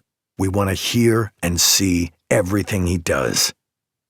Nantes looked between Trilling and me. Then he said, "Who are you talking about?" "Antonio Deason." Chapter 86. Jaime Nantes looked at me like I was crazy. I could have slapped him and gotten the same response. Finally, when neither Trilling nor I filled the silence, Nantes said, "I don't know about that. That's a lot of risk for a charge I've already taken care of. I knew Deason's dad. If Antonio's anything like his old man, I don't want to get on the wrong side of him." I said, "We're just looking for a little help. Tip us off when he's leaving with some product, something like that. You don't have to do anything dangerous. Just be our eyes and ears." Nantes had to think about that one. I didn't push too hard. We were already out on a limb. This was much closer to blackmail than it was to law enforcement. But I was getting desperate. "How well do you know Antonio?" I asked. "I've recorded a couple of conversations for Hernandez when the guy was over at our warehouse." Trilling cut in. "Technically, you just transmitted the conversations. Detective Hernandez made that clear." Nantes shrugged. "Whatever. You guys already know he's been coming by our warehouse, or you wouldn't be talking to me now." Have you had any dealings with him outside of the ones Detective Hernandez heard? Nantes shook his head. I'm trying to stay out of trouble, not get into more of it. He took another pause and then added, This doesn't sound like something I want to do. I immediately stood up from the table. Trilling followed my lead. I said, Okay, do what you want to do. It's your choice. I started to turn and I mumbled, Good luck. That took all the defiance out of Nantes. He barked, Wait! I have another idea. I hesitated, then partially turned to hear him out. Nantes said, I can show you some documents back at the warehouse, stuff that would bury Deason. His name is all over them. Trilling asked the important question. How do we do it without the other guys at the warehouse seeing? There's no one there right now. We got at least an hour. Then he looked at me and said, Your choice. He stared me down as he stood up and casually walked to the front door, then turned around to hear my answer. His right hand rested on the door. Maybe this guy wasn't the dumbass I thought he was. It was worth the risk. I said, Let's go. Chapter 87. Kevin Doyle cursed the timing of the car that stopped directly in front of him. It almost completely blocked his view of Island Delight and the bodega. He'd seen Nantes standing on the inside of the glass door. It looked like he was talking to someone inside the bodega, but an older Chrysler minivan with a couple of kids in the back blocked him. They were in line to get takeout chicken. Doyle didn't want to call attention to himself by doing something crazy, like backing over the curb and going across the sidewalk. There were too many potential witnesses who could then identify him later. He didn't want to risk it on what was possibly one of his last days in New York. Doyle patted the pistol he'd shoved into his belt holster. The gun was a distant backup plan. He had time. If he didn't see the opportunity today, he could come back tomorrow. That may not have been his preference, but it was an option. He took a deep breath and concentrated on the word patience. Patience was the motto of every successful contract killer in the world. If you rushed a job, you'd be caught. It was that simple. Then he thought about Tammy at the diner. Maybe she was influencing his haste to get out of the city. Romantic entanglements always caused complications, even ones he wasn't pursuing anymore. Perspiration formed on his forehead. Just because he knew he had to be patient didn't mean he liked it. He'd almost rather be under fire than have to wait like this. Even the cute face of the little girl in the car seat in the van didn't calm him down. She turned, stared out the window, and smiled at him. Doyle mumbled, "Tell your mom to move forward." And just like that, the minivan moved forward one space. It was like magic.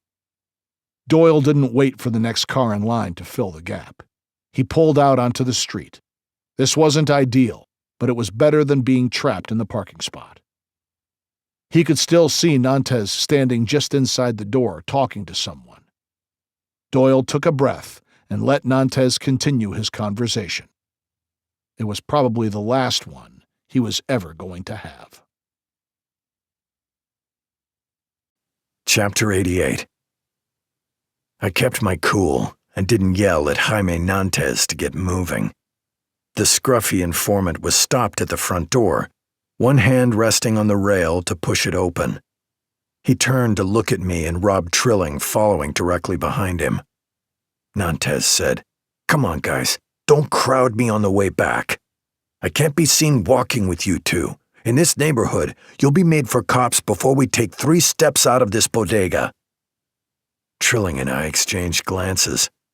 Nantes added, "I promise I won't go inside the warehouse without you. I won't be out of your sight." He looked past me to make sure no one inside the bodega or restaurant was paying attention to us. Then he added, "We need some level of trust, or this ain't gonna work at all." Reluctantly, I nodded. but he kept standing at the door. I realized Nantes was waiting for Trilling to approve the plan as well. I guessed it was because he'd been working with Trilling, and this was the first time he'd met me. My partner said, "None of us will walk together. I'll be behind you and Detective Bennett can be a few dozen feet behind me. Just 3 individuals walking down the sidewalk." Nantes said, "You'd be surprised what some people notice.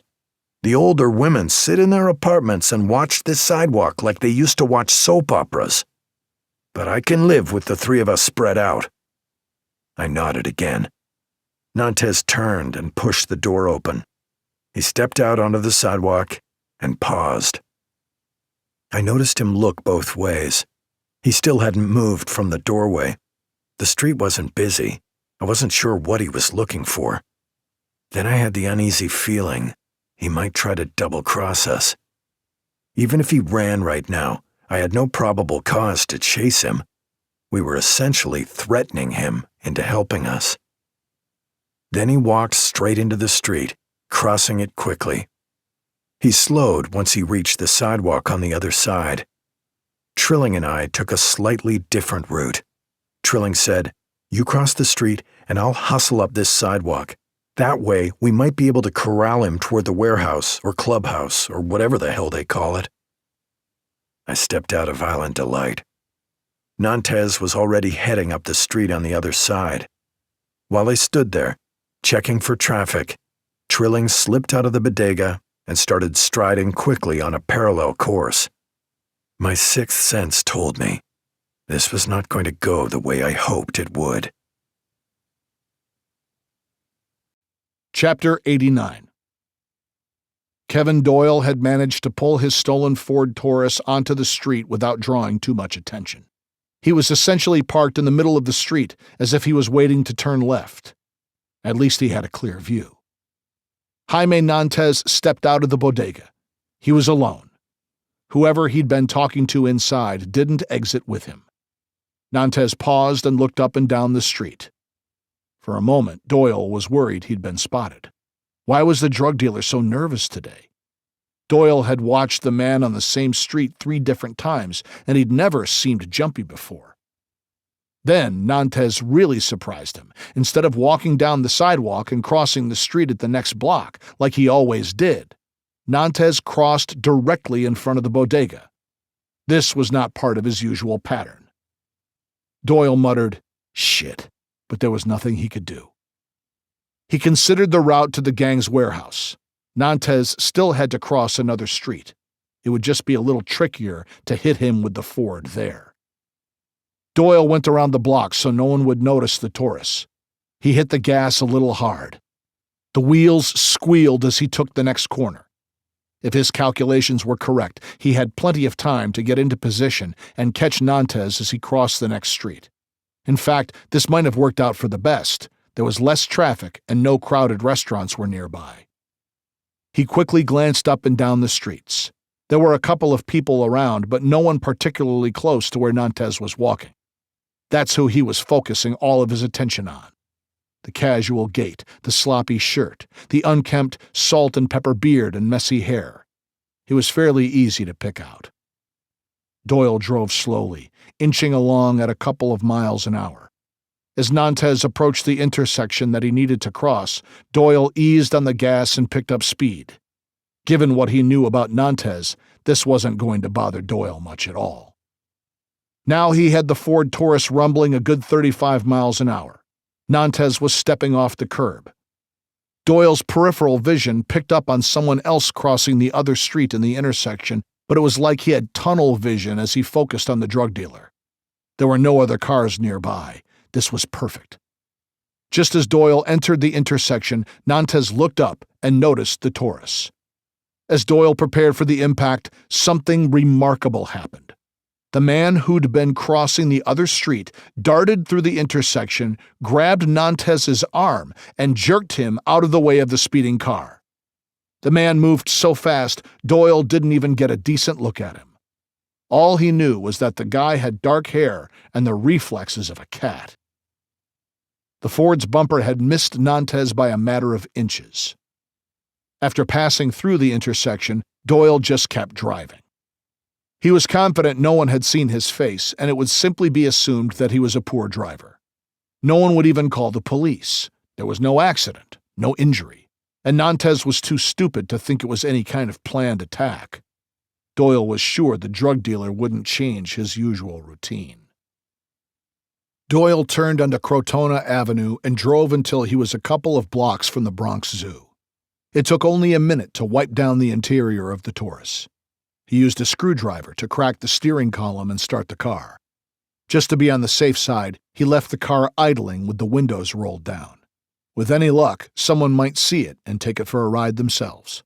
If not, it might be a while before anyone found the Taurus by the zoo. Doyle walked as casually as he could a few blocks north and west. He went into the nearest subway station and jumped on a 2 train. He thought back to his mantra: patience. Tomorrow was another day. Tomorrow, Doyle would find a different car and do the whole thing over again.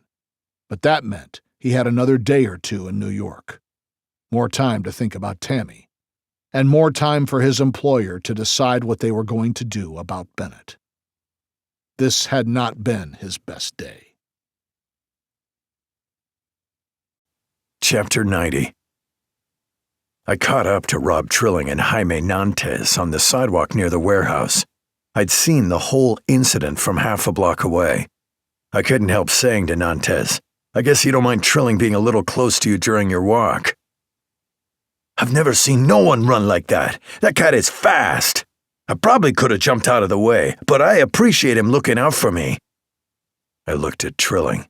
That really was some spectacular shit. I know the Army didn't teach you to move that fast. That's natural talent. As usual, my partner barely acknowledged the compliment. He just smiled and looked up the street toward the warehouse. I guessed Nantes was so happy with Trilling that he didn't mind us walking with him the last half block to the building. He slid a key into a sophisticated lock in the warehouse door. I expected to see a hot, dusty space with wide-open bays as soon as we stepped inside. Instead, there was a series of rooms with one big common area. The air wasn't stale, which meant they had a good ventilation system. They probably could even keep this giant place cool in the summer. Then, Nantes called out to someone loudly in Spanish. His voice carried and echoed through the empty rooms.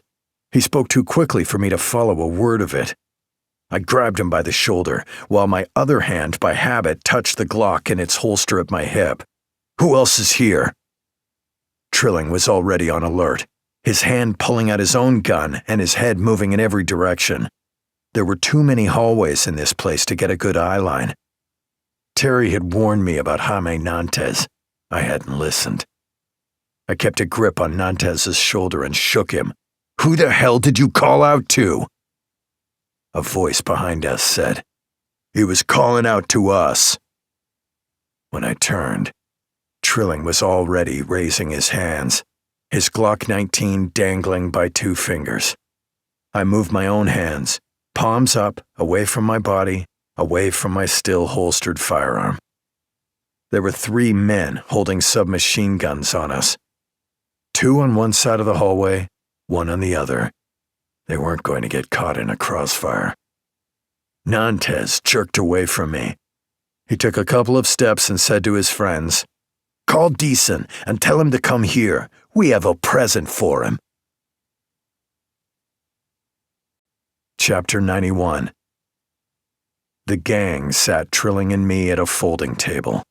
We were told to put our hands palms down on the table in plain sight. No one said anything else, as our firearms were taken away. When I started to ask a question, a big burly guy said, "Shut up. This ain't court. You don't get to argue your case." So we sat there in silence. I should have been scared, maybe even terrified. Instead, I was more embarrassed than anything else that I'd let a moron like Jaime Nantes trick me into getting captured by drug dealers. I hoped this didn't get out and spread around the department. I'd never live it down. I was impressed with Trilling. He kept his cool. I had no idea what he was thinking, but I liked how he kept looking around the room. I knew he was marking exits in his head and searching for weaknesses. The gang was sharper than I'd expected. 2 men stood at opposite corners of the room with their MP5 submachine guns pointed at us. A little less than an hour into our detention, I heard the door at the front of the warehouse open. Then I heard voices. Some were speaking Spanish and some English. A group of men, including Antonio Deason, stepped into the room where we were being held. Deason was dressed like he worked on Wall Street. The red power tie against the blue shirt and jacket didn't fit in with the warehouse decor. He just stood there, shaking his head. He came closer to the table and said, "You guys don't give up. First you think I'm gonna be dumb enough to talk to you. Then you make a few amateur attempts to follow me. Why?" The guy who seemed to be in charge put his arm around Nantez's shoulder. Jaime here used his head. He got these 2 assholes to come directly to us. You said you wanted to see how tough we were. How about we kill these 2 cops as a present for you? I felt Trilling tense next to me. Deason looked annoyed. He shook his head. I got a much better idea. Me and my boys are going to deal with these 2, and no one will ever connect us to their bodies. He made a show of looking at each man in the room. But no one can ever say a word about it after today. No one. He looked around to make sure everyone understood. If you killed these 2, the cops would never stop coming after you, and eventually me. But if I make it look like some kind of accident, or put the blame on someone else, it's a different story. I said, "You've had some practice doing things that way." Deason glared at me, but didn't say anything.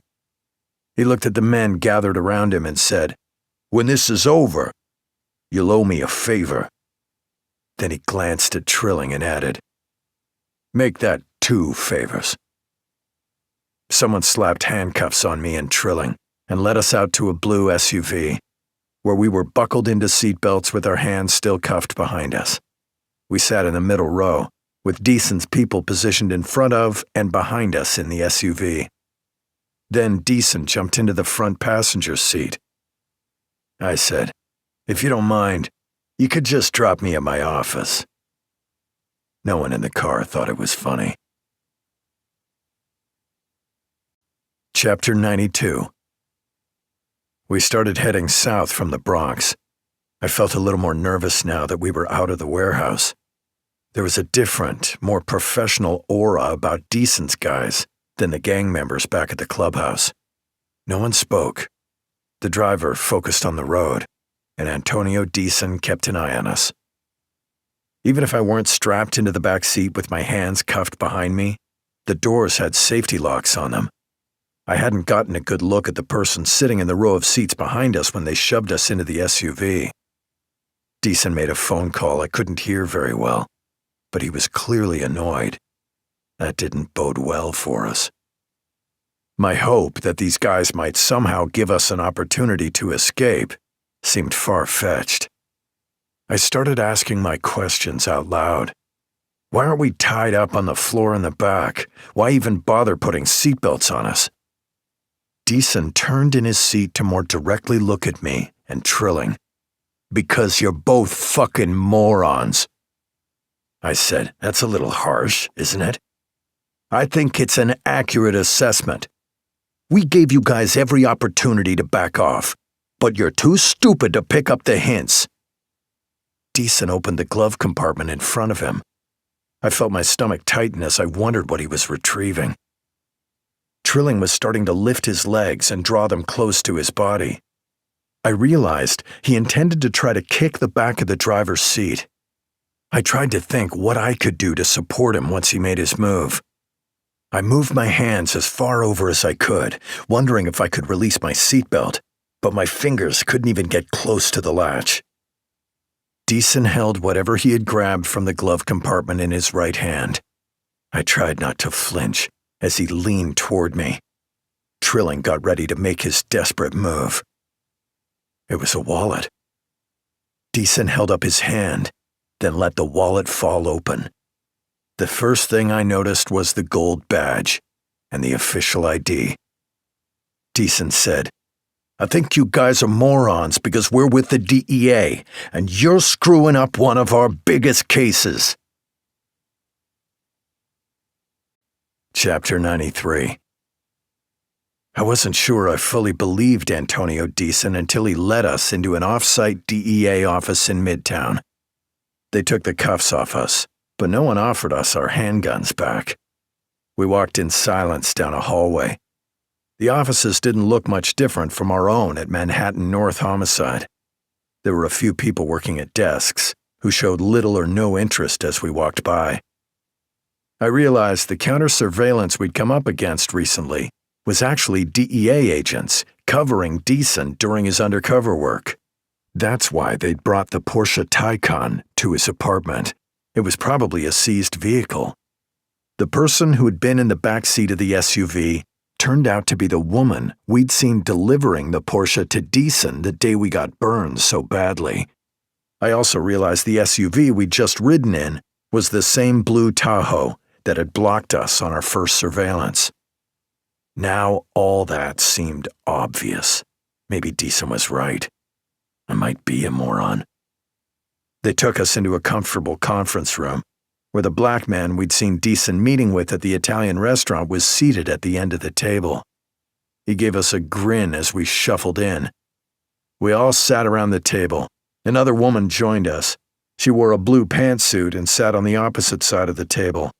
Her eyes gave us a stern appraisal. She was clearly management, but she was letting Deason handle the meeting.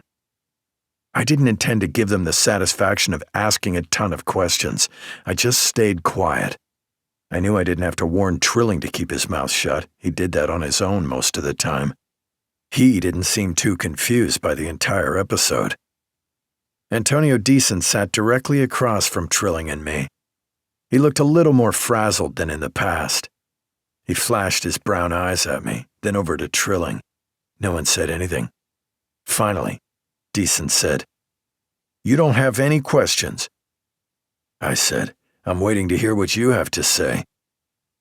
"We know your reputation. That's why we brought you in here. We'd like to ensure that you don't tell anyone about our investigation." "You mean don't tell my bosses?" "I mean don't tell anyone." Deason paused, then glanced around the table. The woman sitting on the other side of the table nodded her head. "I'm sure you know who I am, and that this group we're investigating worked for my father years ago. The NYPD conducted extensive investigations and made a lot of arrests back then. The NYPD unit, the Land Sharks, were the only ones who ever stopped him, but it also appears that someone in the NYPD took a lot of money as well." "Hang on a minute. Are you saying you didn't notify anyone about your investigation because you don't trust the NYPD?" "Yes." The answer was like a slap in my face. "How did you end up investigating the same people your father used to work with?" Deason said, "That's a smart question. I kinda didn't expect it." An insult and a compliment at the same time. Very impressive. That earned a chuckle around the table. "I won't go into details, but in my last year at the University of Miami, some DEA agents wanted to ask me questions about my father. Once they realized I hadn't spoken with him for years, we just started to chat. Next thing I knew, I applied, was hired, went through the academy, and found myself working in Manhattan. We all agreed we might be able to use my connections to my father to finally break some of the drug gangs that have plagued the city." I said, "So you joined the DEA as a reaction to your father?" Deason said, "My father did a lot to destroy the Bronx, even as he made a show of doing good works. He expanded quickly and had set his sights on ruining most of the city. That's why I started thinking of ways I could help communities instead of tearing them apart. We're working a series of homicides, We have no interest in narcotics cases. You're looking into the murders of all the dopers who've been killed over the last couple of months. I nodded. We think some of them are connected to a larger case we're looking into. You and your father were our only known links between all the victims. Now we need to find a new suspect. I waited a few seconds and added, unless you did kill them, and now you want to confess. Deason ignored my comment. Will you let the DEA handle this drug case without interference? And can we count on you to stay away from the warehouse in the Bronx and keep your mouth shut about our investigation? I nodded. Deason looked at Trilling. Trilling nodded as well. Deason said, You can speak, right? Trilling just nodded again. I loved it. Chapter 94. Kevin Doyle was in a foul mood. Actually, foul didn't adequately describe what he was feeling at the moment. Doyle was pissed off because after yesterday's botched hit and run, the order from his employer instructing him to take out Bennett had come through. No more delays. His employer was sending help. If that wasn't enough to push Doyle over the edge, his so-called help was now sitting next to him atop a 4-story building across the street from where Detective Michael Bennett's specialized homicide unit was located, stuck in a nondescript office building on Broadway. Even though they'd been sitting together for over an hour, watching the office building, Doyle had yet to get any kind of decent read on the man. Other than he was a walking stereotype.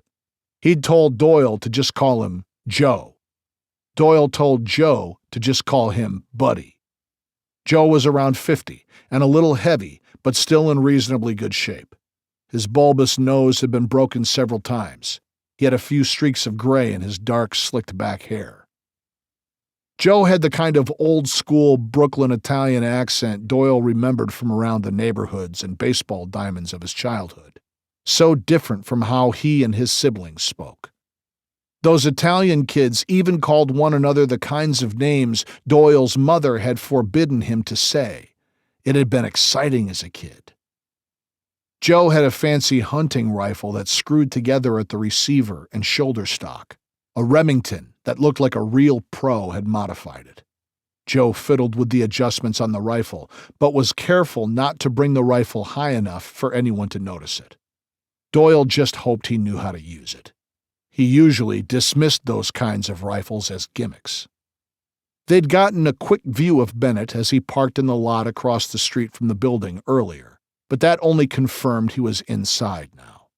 They didn't have time to act then, but now they were set up and waiting patiently for whenever the tall detective strolled back out of the building. Their employer had set up a meeting between Doyle and Joe a few hours ago at a coffee shop. They drank a cup of coffee together and chatted for a few minutes. Joe had looked at Doyle and said, "You must owe someone a favor, buddy." "Why do you say that?" "It's rarely worth it to kill a cop. They're a funny bunch. Cops will hound you and anyone connected with you after one of them is killed. I've seen it a dozen times. I've even seen my own business partners take out one of their own employees who killed a cop and tell the cops where the body is. It's easier than trying to hide someone from a whole army of pissed-off cops." Doyle said, "What about you? You owe someone a favor?" Joe smiled. "I owe a lot of favors. I had to make up for some poor decisions my youngest son made. He worked for the same people I did, but killing this asshole cop, Bennett, will be a pleasure. I've owed him something other than a favor for a long time." "You know him personally?" "Let's just say our paths have crossed. He screwed up a lot of business deals for my organization. He even arrested my cousin and got him convicted of first-degree murder. We'll all be better off when he's off the boards." "Was your cousin guilty?" "Yeah, Sal was the trigger man, but that don't matter. The point is this guy had been a pain in my ass for too long." He'd nodded without being sure what the hell Joe meant. Now, on the roof, Doyle looked over as his help lovingly handled his rifle. At least he, and not Doyle, would be the one taking the shot from up here. Thank God for small blessings. He noticed Joe pull a spent rifle casing from his pocket. Doyle said. What's that for? Joe gave him an evil smile, a bicuspid missing on the upper right side. This is a little misdirection. How do you figure? Same caliber, same manufacturer, but fired from an NYPD rifle at the Rodman's Neck range a while back. We'll leave it here. The cops will process it. They'll think the shot came from one of their rifles, provided they have everything documented and tested the way they should. Still won't matter. They'll locate the gun and see it hasn't been fired or has been under lock and key. Joe shook his head. I'm telling you, it'll delay things. Maybe for a long time. Those knuckleheads will be off on a wild goose chase thinking one of their own turned bad. I think it's brilliant. Doyle eyed his accomplice. Where'd you get a spent NYPD round? Joe shrugged his shoulders. I've been around a long time. I know people. I may owe some favors, but there are favors owed to me too. Doyle looked over at the building they were watching. All this seems like a lot of work for a cop who may or may not even be onto something. Now Joe had a little edge to his voice. I told you already, Bennett is a prick. I wanted to do this at his house in front of his kids. He looked at Doyle and said, We can still move this party over to his apartment on the Upper West Side. The only thing Doyle was thinking about at that moment was, how hard would it be to shoot this shithead in the face, then get rid of the body? He got a hold of himself long enough to say, We're already set up here. Let's do it and get on with our lives. Doyle bent his head and said a quick prayer, then crossed himself. When he looked up, Joe was staring at him. Joe said, You praying that everything's going to work out well and this job is going to go fast? Something like that. I'm also asking for God to forgive my sins. You picked the wrong business to worry about sins. Doyle was thinking he'd picked the wrong business, no matter what. Chapter 95. I felt a pang of guilt for the way I'd snuck out of the apartment this morning without waking Mary Catherine. I'd gotten home very late last night after a run-in with the DEA, and Mary Catherine had already been asleep. I hadn't seen any of the kids, except Brian, who'd been up watching ESPN when I walked in last night, and Juliana, who was already making breakfast for everyone this morning when I crept out of bed. She'd given me the okay to head out. I'd kissed her on the forehead and raced to the office. It had taken a little work, but I managed to get everyone into the Manhattan North Homicide office at the same time. Terry Hernandez was at her usual place when she visited, in the conference room with her laptop set up at the end of the table. Trilling was at his desk next to mine, and Walter Jackson was finishing up some reports he would send us. We'd just taken a sharp turn onto the off-ramp of our investigation. There was no other way to describe it. We'd been so focused on the homicides and how the drug gang might have been associated with them that we never considered a DEA operation might be underway. Apparently, a big operation. Both Trilling and I were trying to shake off the effects of our near-catastrophic visit to the gang's warehouse, our subsequent visit to the DEA, and how badly we had miscalculated our case. At least, by the end of it, we'd had our NYPD-issued Glocks handed back to us. Based on the way Walter Jackson cleared his throat, both Trilling and I knew it was time to step into the conference room with Terry Hernandez. We went through everything from the last couple of days. I told them how Trilling had moved like lightning to save Jaime Nantez's life before Nantez double-crossed us to his gang.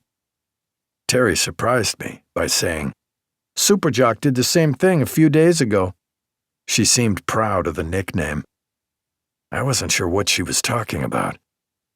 Terry saw the expression on my face and said, Oh, my God, he didn't tell you about it, did he? She looked at Trilling. If I'd rescued an elderly woman and a little girl from a speeding van, that's all I'd talk about for a week. Superjock is starting to impress me. It was clear Trilling didn't want to spend any time on either incident. We had a fun few minutes forcing him to talk about it anyway. I wasn't sure if this young man would ever stop surprising me. I hoped not. Then we got down to business. We took a little time to look over the details we had on each of the former police officer victims we'd identified. I wanted to find another angle to investigate, but I didn't see many new ways to look at the so-called accidents and overdoses and suicides. We made a half-hearted list of things to follow up on, like checking all the video feeds from stores along the street where Lou Sanvos had crashed. Another idea was to interview family members in each case to see if they had any idea who might have wanted to hurt their loved one. They were sort of lame assignments, but we needed to do something. Walter asked, "What about the two guys down in Florida?" I was pretty impressed with Special Agent Carol Frederick. She's following up on several different issues herself, and also told her bosses she no longer believes it was a double suicide. The Florida Department of Law Enforcement has a great reputation, so I'm not worried about that case. Then a thought flashed through my head. The kind of thought that I didn't take time to examine before I just blurted it out. I sat up in my chair to get everyone's attention. Then I said, "Roger Zoriak, the retired detective on Staten Island, didn't have visitors." Trilling added, "Just the super, the librarian, and maybe the neighbor next door. You told me you left your card on her door. I've called a few times to follow up. No answer." I smiled, appreciating the little fact that my 24-year-old partner was learning how to investigate, following up on a lead that had fallen through the cracks. I said, "This may be one of the few times lifting prints from different spots in an apartment might really give us a suspect. We can take a copy of Zoriak's prints with us and eliminate them on the spot. Whatever we find that isn't the patrol officer's prints could be our suspects." Terry nodded. "You're right. It wouldn't work in most cases. Too many people coming and going. But it sounds like it could be a pretty good idea at his place." Walter said, "I'll talk to my fingerprint posse." Trilling looked at the big intelligence analyst and said, "You're what?" Walter gave him a paternal smile. "I have friends in all kinds of fingerprint analysis jobs. You know, the FBI, the Department of Defense, some high-tech businesses. I know people. We can get things moving really fast. All I need is one good print." Thank goodness it wasn't like the old days, when we had to sort through fingerprint cards. I appreciated how fast today's electronic system could be, especially since a lot of older prints were already scanned into the system. Like football players breaking the huddle, everyone rushed off to do their part of the job. Walter went to place some calls. Terry was called away on a different case and had to leave us. Trilling and I headed down in the elevator to the building's entrance, aiming to drive over and get a hard copy of the victim's fingerprints from the medical examiner. Just as I was about to push open the front door of our building, something made me pause. Maybe I was getting skittish in my old age. I took a long moment to scan the cars parked under the elevated train tracks. It looked all clear. Chapter 96. Sitting atop the building with Joe was driving Kevin Doyle to distraction. The man was giving him a pounding headache. His efforts at small talk were maddening. Out of the blue, Joe said, "I heard some of Bennett's kids are black and Hispanic. He even has an Oriental." "Asian." "You knew what I meant," Doyle muttered. "Dickhead." Then Joe went in a different direction. "I like chubby girls. What about you?" Doyle just shrugged. Joe said, "I like the way they work harder and seem nicer. You know, like girls with a little meat on their bones." Doyle said, "I like girls that avoid guys like you."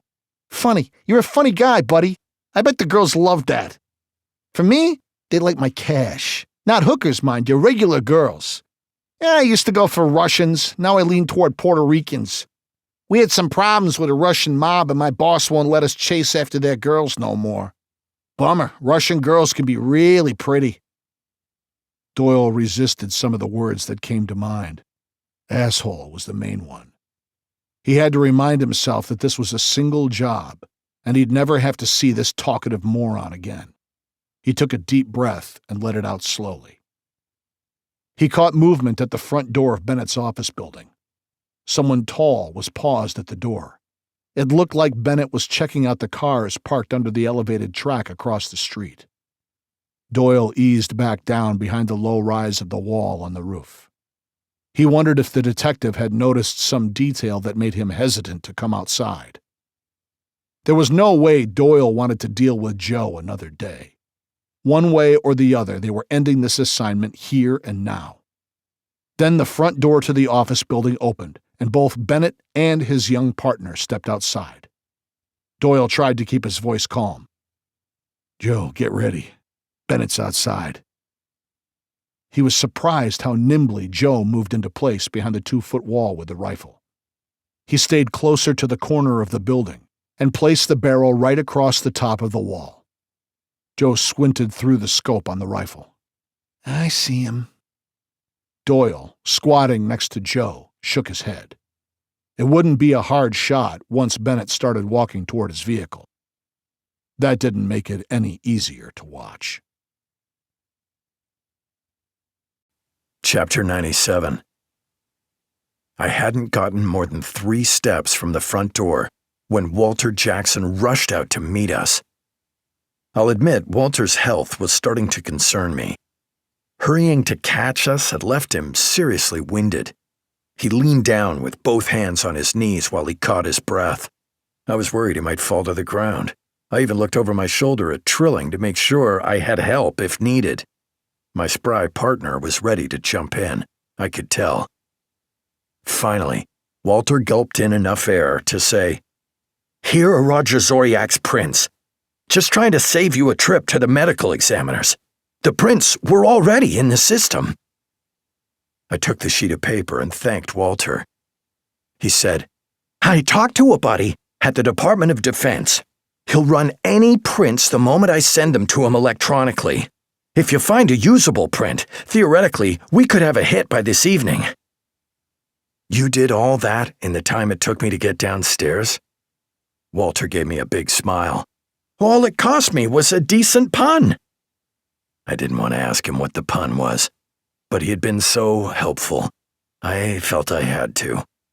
He gave me another smile and said, "A young woman fell in love with a tennis player, but love meant nothing to him."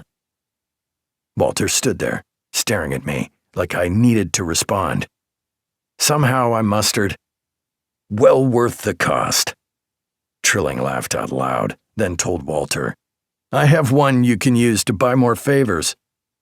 I had to step in at that point. "We need to get going. You guys can exchange your puns and dad jokes later." I started across the street to my car. A garbage truck slowed as it came past me. I waited as a sanitation worker jumped off the back and grabbed one of the public trash cans onto the elevated tracks. Walter stepped in front of us. "This case has me a little shaken. You guys need to be on alert, even if you're just going to look at an empty apartment." The garbage truck started to move on. I said to Walter, "I promise we'll make it back here safely. What could happen between here and Staten Island?" It didn't look like that satisfied Walter's anxiety in any way. Chapter 98. Kevin Doyle largely tuned out most of what Joe had to say. He had to, before it made his stomach sour. But now he was listening to the tubby hitman. "A big black guy just stopped him in front of the building. He's giant. I can't even see Bennett behind him. I can see the young partner. Didn't you say he was also a potential target?" Doyle took a quick peek over the edge of the roof. He could see the gigantic man talking with Bennett and his partner, Rob Trilling. Doyle thought about the information sheet he'd read about the partner, a former Army Ranger. He blurted out, "Nah, don't worry about the partner." Joe said, "I can maybe put one right through the big guy and still hit Bennett. I can always take a second shot after they're both on the ground." He moved slightly and readjusted his position. "Hang on a minute. Bennett's got to walk to his car. You'll get your chance. Just be patient." Joe growled. "Shit. What is it?" "A garbage truck just pulled into my line of sight. I can't see a thing." Doyle risked another peek. This whole thing was starting to eat at him. It just didn't feel right. Bennett was just doing his job. It wasn't like he was crooked or had done anything terrible, despite what Joe said. Somehow, Doyle's employer had found someone who harbored a grudge against Bennett. That didn't help the way Doyle felt at the moment. Joe kept sighting in on the front of the building. "The garbage truck is moving on, but the big guy is still blocking my shot. I'm going to put one through his neck, which should be just about Bennett's face." Doyle felt like he was going to vomit. He bit his lower lip and glanced over the wall. He wondered whether anyone would notice him if he stood up. If Bennett reacted quickly, he could get out of the way. Doyle had no idea who the giant man talking to Bennett was. He looked too big to be a detective. It would be too hard to get in and out of cars and chase people if he had to. More likely, he was some kind of analyst. Doyle knew that a good intelligence analyst was worth a lot of cops, or soldiers, depending on where you worked. Then Joe said, "Okay, I got him. As soon as he crosses the street, his whole body will be in view under the train tracks." Then he went silent. That's when Doyle realized just how bad this assignment really was. He glanced down at his temporary partner. Joe was concentrating and not paying attention to anything except what was in his scope, probably Bennett's head. Doyle felt anxious and jittery. Then he made a split-second decision, one he knew he'd regret later. He nudged Joe with his leg before he could take the shot. Joe lost his balance and ended up sitting flat on his ass. "What the hell are you doing?" "This isn't the place or time." "It's the perfect place and time. Are you crazy? I've killed guys for doing less than you just did." Doyle realized the mistake he'd made. While Joe sat there and stared at him, open-mouthed, Doyle reached into his pocket and with the flick of his thumb and wrist, popped out the 4-inch folding knife he kept honed to a ridiculous edge. With no hesitation, he jabbed the blade straight up under Joe's chin. The steel blade passed through Joe's soft palate at the roof of his mouth and into his brain. It caught him mid-sentence. Doyle wasn't even sure what the hitman had been saying. He just stopped. There wasn't even a change in his eyes. He was still staring straight ahead as Doyle slowly withdrew the blade. Joe flopped over onto the roof. There was some blood, but not that much. The attack was so swift, his heart only beat a few times after the blow. Doyle recognized he'd made an error. He just couldn't stand to see a guy like Joe shoot someone like Bennett. If anyone asked him, Doyle wouldn't be able to explain it, especially in light of the fact that he had killed dozens on his own. He'd make a quick call to his friend Amir. No one would ever find a trace of Joe's body. He'd tell his employer he didn't know what happened to Joe. He intended to say, "We tried to find Bennett, but couldn't." Doyle took a moment to unscrew the rifle and stick it back in its fancy case. Then he started to slide Joe toward the rooftop door. It only took a few seconds of dragging the fat hitman for Doyle to realize he should have stabbed him on the first floor, not on the roof. Chapter 99. After a quick stop at one police plaza, so Rob Trilling could pick up a piece of fingerprinting equipment from a forensic tech friend of his, we found ourselves back on Staten Island in front of Roger Zoriak's apartment. Crime scene tape still hung across his doorway in a giant X. I considered knocking on Lisa Holstein's door, but didn't want to disturb the cats. I noticed my business card was still stuck in the other neighbor's door. Strange that she hadn't been home since we were here the last time. But we were working against the clock. I wanted this done as soon as possible. Once we were inside the apartment, Trilling showed me the high-tech camera he'd borrowed. Trilling said, "I can take a photo of the print with some oblique light and load it directly into the database from this camera.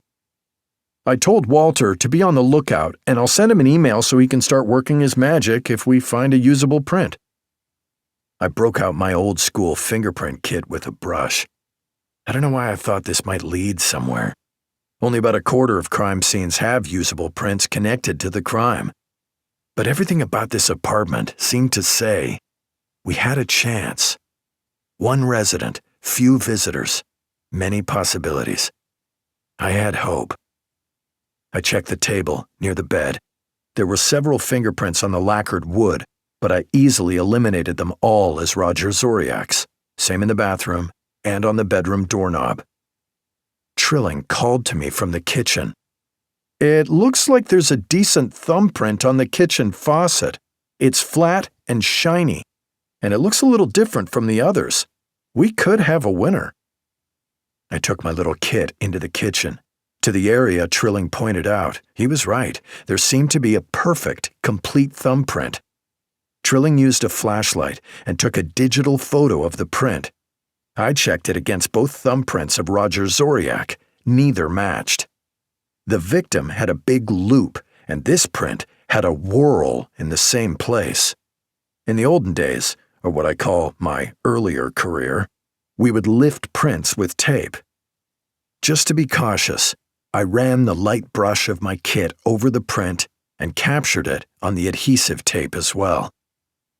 I checked a few more places without luck and decided I had to be satisfied with this print. I turned to Trilling and said, "How long before we can get that thumbprint in the system?"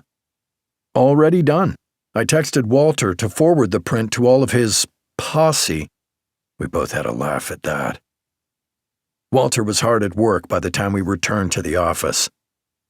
As soon as he saw us, he jumped from his desk and rushed forward with a sheet of paper in his hand.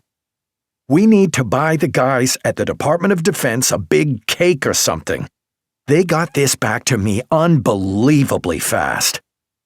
He handed me the photograph of a young Army officer. Walter said, "His name is Kevin Doyle. He was a Green Beret. He's also applied to several high-tech firms over the years." I stared at the photo of the handsome young man. "You think this could be our killer?" "I've just started running a background on him. I don't see any connection to Roger Zoriak in any way. It's not like he was a nephew who came to visit. I'd say this is a pretty good suspect." Chapter 100. I sat with Rob Trilling and Walter Jackson. The three of us tried to think of ways to find Kevin Doyle. Walter had quietly recruited analysts from other squads to start running his name to see if he was listed in any hotels or had taken any flights into or out of the city recently. Walter said, "I know we're supposed to keep this whole investigation on the down low, but what if we issue a bulletin to every patrol car in this city just to keep an eye out for him?" I shook my head. This is a print from a supposed suicides department. It's not an official active case. I can just imagine all the questions that would come streaming in from one police plaza. We gotta figure out something ourselves. I don't even want to let Celeste Cantor in on this until we have more. She still doesn't know that you and Terry are on this too. That was my choice, not hers. I noticed Trilling hadn't said much and kept fiddling around with notes and drawings. I asked him what he was doing. He was slow to answer, as usual, but this was a different kind of hesitancy. He was forming his thoughts. Finally, my young partner said, "We both agree someone intentionally tried to run down Jaime Nantes yesterday." I nodded. "That means Nantes would still be on the hitman's list." Again I nodded. "Maybe he'll try again. Nantes isn't any wiser. He walks down to eat about the same time at the same place every day." "You want to do more surveillance on that little bodega when Nantes is eating and hope we see this guy Kevin Doyle?" You boiled my idea down to one clear sentence. "You don't think it would be risky, showing up there again after we were carted away in cuffs?" "If you're asking me if it'll work, I'm skeptical. If you have a better idea or something else we need to work on, I'll do that. Absent either of those options, I say we head up to the Bronx. I wouldn't mind one of their empanadas anyway." He gave me a look that made me smile. "Now you're starting to sound like a veteran NYPD officer. Never be cold, never get wet, and never go hungry." Trilling said, "I prefer the slogan, 'We always get our man.' Either way, I think we should go to the Bronx." Walter said, "I'll keep working on this guy's background. I'll call you if I can find anything worthwhile." My phone vibrated with a text from Terry Hernandez. I read it, then mumbled, "Damn." When Trilling and Walter looked at me, I said, "Terry's tied up at a homicide scene in the Bronx near the zoo. She's going to be stuck there for quite a while." Then I muttered, "Shit. We could have used her help, given how well that gang now knows our faces." Trilling said, "You and I should be able to handle it." I said, "What if Jaime Nantes or one of the other gang members sees us? They think we're dead." "True, but we don't have to go in the little restaurant. Guess I'll skip the empanadas. This won't screw up the DEA's case at all. Our surveillance will be at either end of that street, exactly where someone looking to run down Nantes would park." Walter slowly nodded. "Rob's right. It's a bit of a long shot, but it might work." Trilling clapped his hands together and said to me, "What do you think?" I was already gathering what I needed to go. Chapter 101. Kevin Doyle sat in the driver's seat of an older Chevy Trailblazer. Even with some rust holes, the smaller SUV still had enough weight to splatter someone across the street. Doyle had found the car just a few blocks away. Now he was waiting in the same spot he had a day ago, next to the popular chicken place, looking down the street to where Jaime Nantes would be strolling by on his way to eat at Island Delight. Doyle planned to make the hit before Nantes walked into the restaurant. He wasn't going to risk his last target getting away from him. Doyle had already texted his employer that they had not finished the job with Bennett. He left off anything about what might have happened to Joe. Considering how much he had to pay Amir to dispose of another body, he doubted anyone would ever have a clue what happened to Joe. Sure, someone would miss him, eventually. But in his line of work, there were far too many suspects for anyone to blame Doyle for his disappearance. At least, that's how Doyle chose to look at it. He had very specific plans today. Finish this hit from his original contract. Collect his few belongings from the hotel in Brooklyn. Dump this shitty Trailblazer. And grab the first flight he could from LaGuardia. He wasn't even sure where he wanted to go. He just wanted to get out of the greater New York City area. And frankly, at this point, Doyle didn't care if he ever came back. He knew there'd be questions about Bennett, but once he was gone and had destroyed his burner cell phone, he didn't expect to hear anything more about it. Doyle kept his eyes on the street. He knew a knucklehead like Nantes would never realize someone had intentionally tried to run him down the other day. He'd assume it was just a bad driver. Guys like that never really thought ahead, or looked at the details of life surrounding them. They simply kind of blew through the day without paying much attention. That's what Doyle was counting on today. His mind drifted back to the diner where Tammy worked. He'd gone a day and a half without driving past the diner. He was slowly starting to get the manipulative waitress off his mind. It took him a while to realize she was a little like his employer. She knew what buttons to push to make him do different things. The difference was, he'd known his employer a long time. Tammy had picked up on his weaknesses almost immediately. That was another reason he'd be glad to leave town. He was afraid he'd end up doing something stupid if he saw her again. Doyle sucked in a deep breath, then let it out slowly. He had tried meditation and yoga classes, but nothing ever seemed to keep him as calm as he wanted to be. His mind focused only on concerns, never on pleasure. He intended to change that. With any luck, Doyle would be somewhere far away by this time tomorrow. Then he could focus on what he actually wanted to do with his life, and maybe forget about everything he'd done with it up until now. Chapter 102. I didn't want to use my usual Impala, so I borrowed an unmarked Nissan Maxima to head back up to the Bronx. I was driving slowly and chugging the last few ounces of a Diet Coke when I looked to my right and recognized our suspect, Kevin Doyle, sitting in a Chevy Trailblazer. I think some coke shot out of my nose. I was so surprised. I mumbled, I can't freaking believe this. But actually, I could. Things like this happen all the time in police work. Going the extra step often seems to give us the answer to an insurmountable problem. Of course, I never expected this to be one of those times. Rob Trilling was never going to let me forget it. I wouldn't, if one of my crazy ideas bore fruit this quickly. I used my cell phone to get a hold of Trilling. He answered on the first ring. I said, "You're not going to believe this. I saw the way you passed the Trailblazer. Is he in the car?" I didn't think it was that obvious, but it surprised me to see him so quickly. I risked a quick glance up the street to make sure that moron Jaime Nantes wasn't already walking toward the bodega. Although watching that scumbag get splattered by the SUV would make it an easy case against our suspect, Doyle. I took a turn around the block, and as I came up the street, a Volkswagen Jetta in front of Doyle's Trailblazer pulled away from the curb. I slipped the Maxima into the spot and backed up until I was almost touching the Trailblazer's bumper. I'd noticed a Mercedes parked directly behind Doyle and knew he had no room to get out quickly. If the Mercedes moved, Trilling would get into place behind him. That way, we'd have him trapped between us.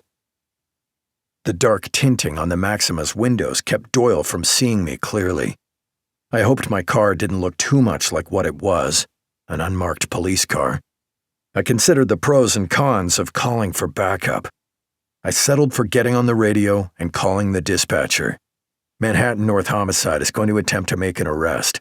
Any marked units in the area can call me direct on the radio. I gave them our exact location and the suspect's SUV description.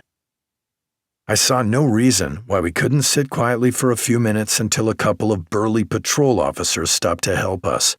As long as we took Doyle into custody, there wouldn't be many questions. It would be an interesting few minutes in the long, usually dull day of a patrol officer.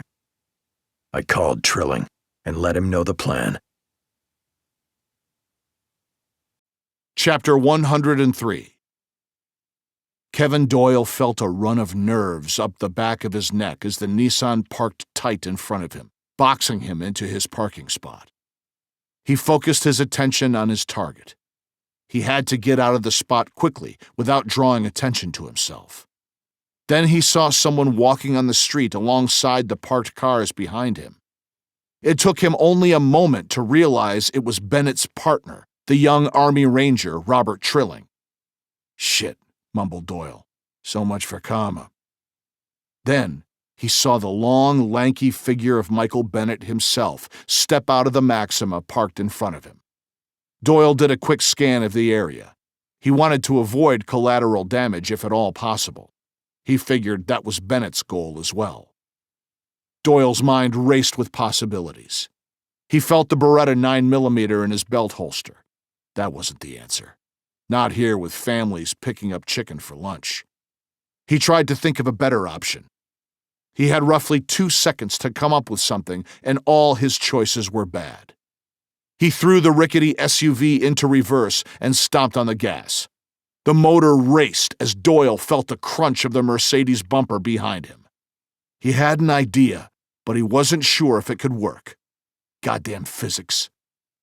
Then he felt the rear tires catch and the back of the SUV start to lift. He was going to use the Mercedes like a ramp to get his SUV out onto the road. He no longer cared about Nantes. His only goal was to get out of town fast. As the Trailblazer started to roll backward, he saw Bennett make his move. That guy had balls. Chapter 104. I tried to look casual, opening the door of my unmarked car. There was no reason to believe that Kevin Doyle knew what I looked like. I didn't know what it was, but something spooked the shit out of Doyle. I wouldn't say he panicked, but he made a bold decision. He threw the Trailblazer into reverse and hit the gas. Initially, the sound of the roaring engine made me jump away from the SUV. Then I realized he was trying to make some room behind him. All I knew was the vehicle moved backward and started climbing up onto the hood of the Mercedes parked behind it. I was so shocked by the maneuver, I wasn't sure what to do. I went with my initial instinct. I ran forward and jumped onto the hood of the Trailblazer.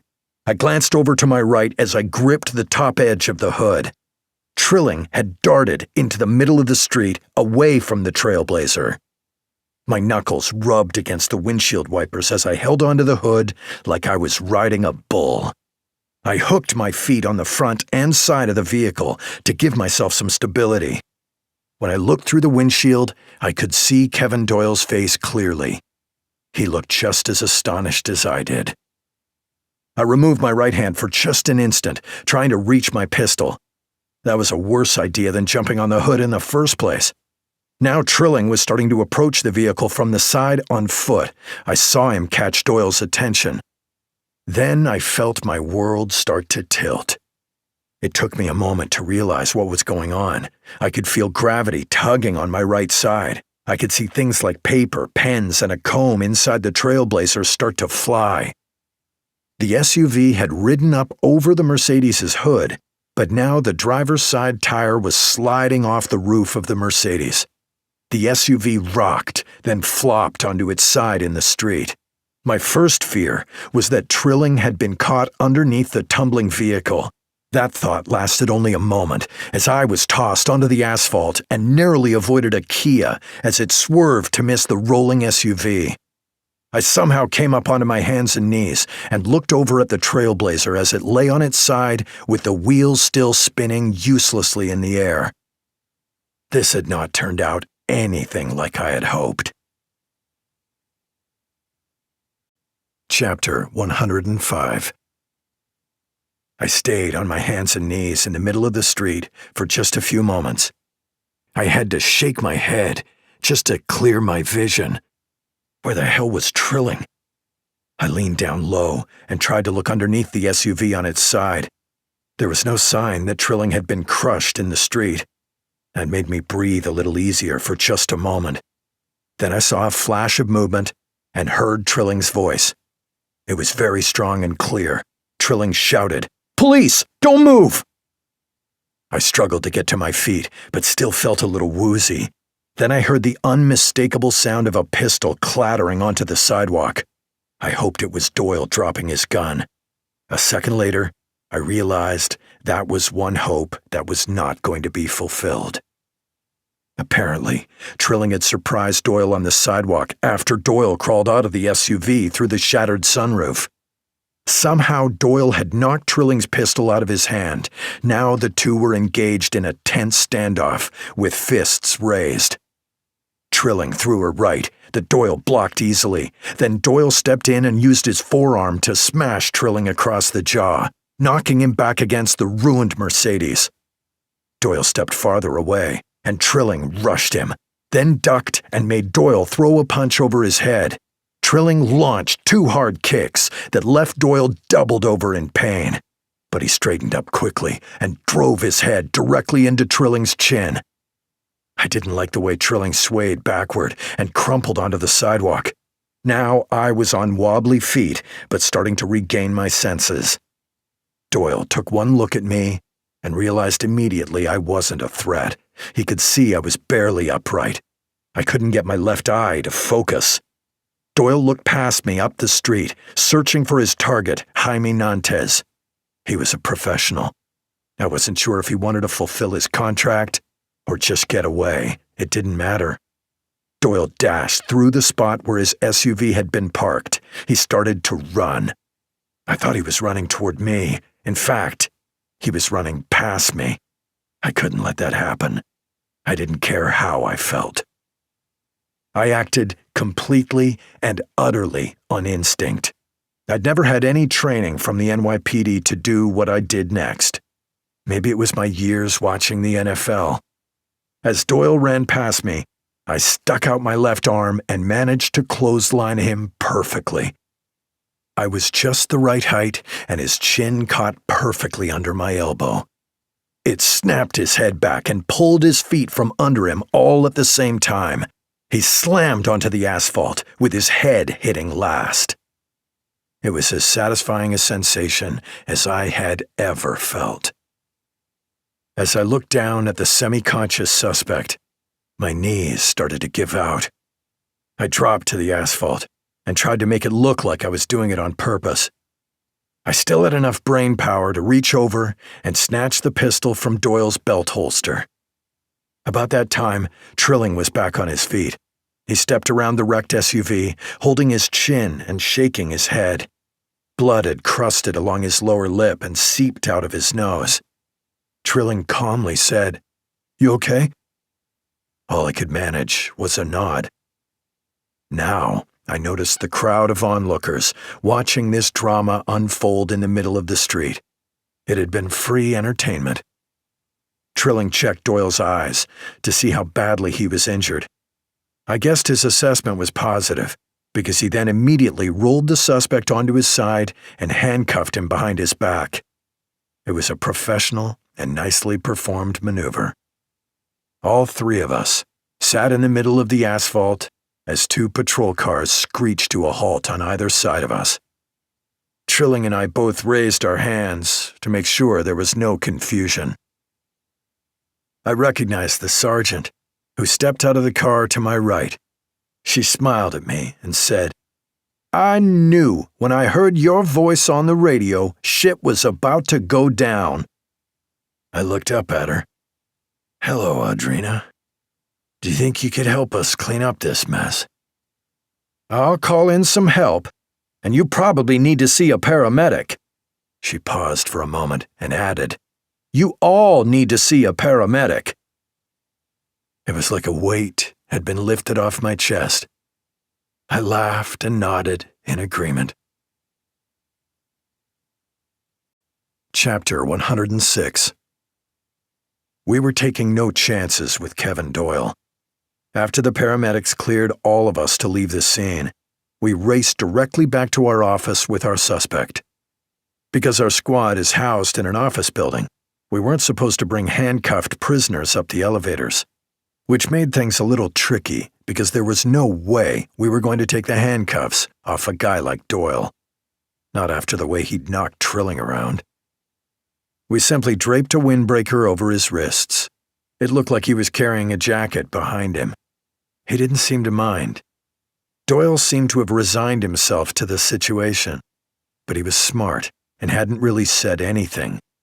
He answered our basic questions with yes or no, but hadn't offered anything else. We got him settled in the conference room, handcuffing his left wrist to a rolling desk chair and queuing up our recording equipment. Trilling added an extra shackle on his ankle, connected to the heavy wooden chair at the end of the table. We also made sure someone was sitting with him every second. After I read him his rights and offered him some food, I figured it was time to get down to business. Walter Jackson was furiously working on Doyle's background. I had no doubt that Walter would find some detail we could use in the interview. We just needed to give him a little time. Doyle hadn't asked for an attorney yet, so we were free to keep maneuvering and asking questions. We tried a couple of friendly questions, but got nowhere. I decided it was time to start swinging a little harder. I looked directly at Doyle and said, "Looks like you've killed a lot of retired cops." That seemed to hit home a little bit. Doyle looked down at the faux oak conference table. I kept up the pressure. "I would have thought someone with your background would understand service and duty. It's not like you're some crazy kid thinking you're fighting fascism by killing cops. You know what it means to sacrifice. You're a veteran, for Christ's sake." Doyle nodded his head slowly, but still didn't say anything. "We found your thumbprint on Roger Zoriak's kitchen faucet. That's how we were able to identify you. Can you explain why you were in a retired NYPD detective's apartment just before he supposedly committed suicide?" Doyle shook his head, but the revelation obviously shook him. He seemed a little more agitated. His left index finger started tapping on the chair where he was handcuffed. When he looked up, He was biting his lower lip. I said, "You can't explain away your print in his apartment. You're a smart guy. You gotta realize you're all done. The only question is, are you prepared to spend the rest of your life in prison? Or will you tell us why you killed these cops? Was it personal, or did someone hire you?" I didn't bring up the dead drug dealers yet. I still wanted to appeal to his sense of duty. Again, Doyle didn't say anything, but I could sense that he was obviously conflicted. I glanced over at Trilling, hoping he had something to add. He looked like he wanted to speak, so I nodded. Trilling engaged Doyle directly. "I was in the Army too. I ended up in the Rangers in one of the last combat deployments. What about you? I haven't had a chance to read your file completely." I was surprised to finally hear Doyle's scratchy and tired voice. "I mustered out at Fort Bragg. I was a Green Beret." Trilling said, "No shit. You've fallen a long way." Doyle hung his head again and mumbled, "I know." Chapter 107. I left Rob Trilling to try to soften Kevin Doyle up. When I stepped out of the conference room, they were chatting about their time in the military. Trilling was careful not to drift back into any incriminating subjects. We wanted Doyle to talk, not go silent. It was late afternoon, an awkward time between lunch and dinner, but I realized we were all hungry, so I got us some pizza from the little place around the corner. As I was bringing it back to the conference room, I noticed Walter Jackson working on 2 computers at once. That was always a good sign for an investigation he was involved in. I didn't even bother him. He seemed to be onto something fairly big. I was hoping we could use it to convince Doyle to talk. Doyle, Trilling, and I wolfed down a couple of slices of cheese and pepperoni. It wasn't bad. The food revived me, and the off-brand cola gave me a little sugar boost. God knows I needed it. Trilling turned to me and said, "This guy has been on some high-profile missions. He was in the mountains of Afghanistan for 5 months straight. Very impressive."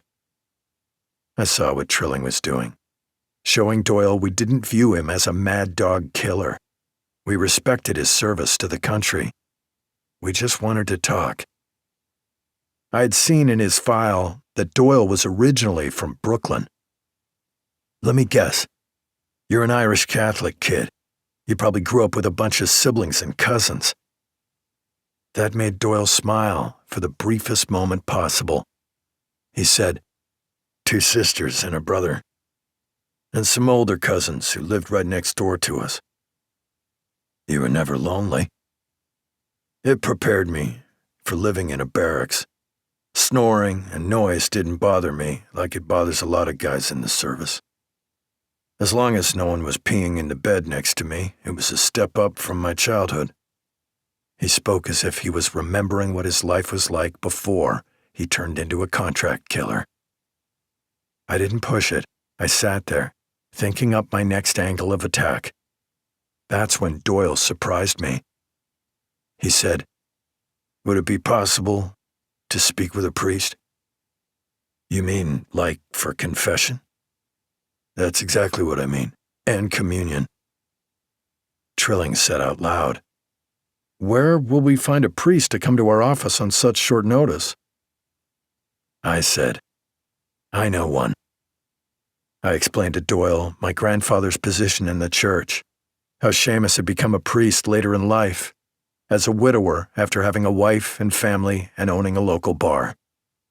He may not be what you consider a typical Catholic priest, but I swear to God he's a good man, down to his very soul. He believes in God as strongly as anyone I've ever met, and he will not tell me one thing you say. This will have nothing to do with our case. You have my word on it." Doyle looked up at me and nodded. "I know your reputation. I'll accept your word as gold." I was on the phone to Seamus before I even left the conference room. Chapter 108. I was surprised how quickly my grandfather showed up at the office, especially since he'd even taken the time to put on his full vestments and had brought a little satchel with everything he needed. He was ready to get to work immediately. My grandfather and Walter chatted for a moment before I led Seamus to the conference room. I took my grandfather aside. "I'm afraid this isn't normal circumstances. This guy is super dangerous. He's told me he won't try anything crazy if we leave him alone with you in the room. That said, I want you to stay on the opposite side of the conference table. We're leaving one of the blinds open so we can look in on you. Anything else you need from me?" Seamus shook his head. "As long as you realize, I'll never say anything about what he tells me in there." "I don't need you to tell me anything. I'd like to know the extent of the guy's victims list. I'm hoping if he thinks he's right with God, he'll try to make it right with us as well." My grandfather gave me a sly smile. "If he sets himself right with God, he doesn't need to worry about being right with anyone else." I patted him on the shoulder and walked him to the door. Trilling greeted him, then left the room to give Doyle privacy. Doyle sat quietly at the end of the conference room table. I said, "Kevin, this is my grandfather, Seamus Bennett. You can quiz him about if he's going to talk, but I can already tell you, he won't. I've told my grandfather not to get any closer to you than the end of the conference room table, and I'll be watching from outside. Does all that sound reasonable to you?" "What about communion?" "When you take communion after your confession, I'll have to come in and stand here while you do it." Doyle said, "That sounds fair." I left them in the conference room and sat at an empty desk right outside. Walter Jackson approached me almost immediately and squeezed into the chair next to mine. He looked anxious. I wasn't like him. "What do you got for me, Walter?" He shuffled a few pages around. He signaled for Rob Trilling to join us. I took a quick glance into the conference room. Doyle had his head bowed, but was talking. I turned back to Walter. Walter cleared his throat a couple of times, then said, "I found something I didn't expect in his background." "Can't wait." Doyle was raised in Brooklyn. We knew that. It was in his DOD file, and we've already talked to him about it. His father's oldest brother and family appear to have lived in the house next door. They had 3 girls and 1 boy. All would be cousins to our man Doyle. "Walter, we're on the clock here. Can you get to the point? Is there anything important about his cousins?" Walter shifted his bulk in the chair uneasily. "The oldest of those cousins is a Celeste Doyle, who now goes by her married name, Celeste Cantor." I couldn't speak. I just stared at Walter Jackson. I knew he hadn't made a mistake. This was the sort of thing he'd check from 5 different angles. Everything immediately became clear. I knew what this was all about now. The land sharks had done something bad, and Celeste Cantor was eliminating everyone, former colleagues and criminals alike, who could derail her campaign. Trilling looked just as shocked as I was. Then I said, "We have to move fast. She's going to find out pretty quick he's in lockup. If Doyle agrees to help us, we might be able to bag Cantor and make a decent case." Trilling said, "Do you think he'll help?" "I do. I don't think he would have asked for a priest otherwise." And I really believed that. Chapter 109. Seamus stood up and tapped on the door. That was my signal to come in so that he could administer communion to Doyle. I waited just inside the door and watched silently as my grandfather prepared the wine and host and recited the litany. Doyle moved only his head, to take the communion wafer and drink from the chalice. As my grandfather packed up his satchel and headed out of the conference room, he turned and said to Doyle, "Bless you, my son. The first step in any redemption is admitting your mistakes." Seamus made a point of looking down at the floor and not making eye contact with me or Trilling as he hurried out of the office. I wasn't sure what that meant.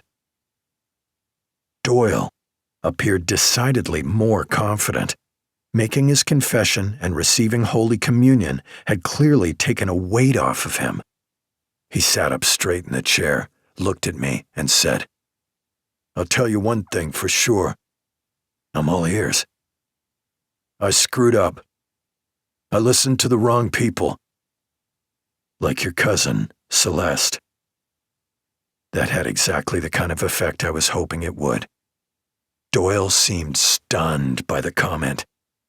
He tried to come up with the words to express it, but he was at a loss. I said, "It looks like she had you murder a lot of decent people, just so she could advance her own career."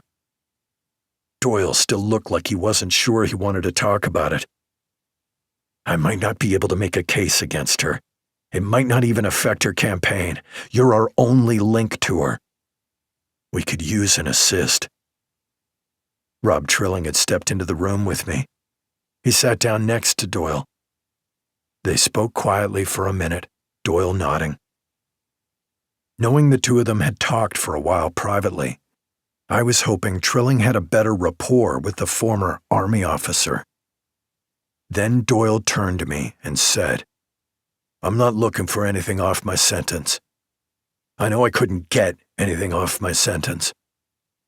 But if I help you guys make a case, what would I have to do? How much do I have to admit to?" I thought about it for a moment. "You've got to own up to the murders in this case. That's the most important thing. And you won't ask me any questions about my past?" "I won't, but I can't guarantee someone else won't ask down the road." That seemed to satisfy him. Doyle said, "If you bring me a pen and paper, uncuff one of my hands, and bring me another soda, I can start making a list of everyone related to my cousin's case. To be clear, Celeste has been very careful. We've only met about this twice in person, but I'll do what I can." I wished everyone who tried to help us was as sincere. Chapter 110. I had to recruit help immediately. This was way too much for Rob Trilling and me to handle by ourselves. First, I drafted a detective from our squad to sit in the conference room with Kevin Doyle. I told him to sit at the other end of the conference table and not to engage him in conversation, but to stay alert.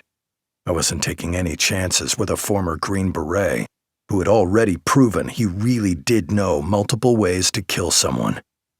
Trilling asked, "What do we do next?" "Our problem is keeping this quiet. Celeste Cantor knows everyone at One Police Plaza. The Landsharks were a popular unit. I'm worried about someone making an offhand comment that could blow the whole case against her." "How do we get around that?" I smiled. "I've already called in some help." "I thought Hernandez was on another homicide. Who'd you call?" "Dennis Wu in Internal Affairs." Trilling looked unconvinced. He knew how much enthusiasm Dennis Wu had shown for pinning our recent sniper case on him. Trilling had felt like the Internal Affairs detective sergeant only wanted to make an arrest, and it didn't matter who. I understood his concerns. Look, I'm not happy about working with Wu either, and I know he's a dick, but we need help. And I know for a fact he's salivating at the chance to make a case against an inspector. That seemed to satisfy Trilling, though he still wasn't thrilled about it. I started to consider all the options we had to make a case. Clearly, the most effective and efficient method would be to set up a meeting between Kevin Doyle and his cousin, Celeste Cantor. We'd have a transmitter on Doyle, and see if Cantor made any incriminating statements during the conversation. A lot could go wrong with that plan. We'd have to let Doyle loose in public. Even if we had 20 people to cover wherever we held the meeting, the man was still a threat and a flight risk. This is a calculation made for all active police investigations. Safety versus success. Doyle had agreed to help, and it felt like he would honor his pledge. But once he was uncuffed and in public, a guy with his skills could raise holy hell. The flip side of that was the target of our investigation now, Celeste Cantor. She was a veteran cop who had been involved in hundreds of undercover meetings over the years. She'd smell a rat a mile away, and there was no telling what she'd do if she realized she was cornered. So I sat at my desk, wondering what was going to cause me more heartburn, a crooked cop or a former Green Beret who had just admitted to a boatload of murders.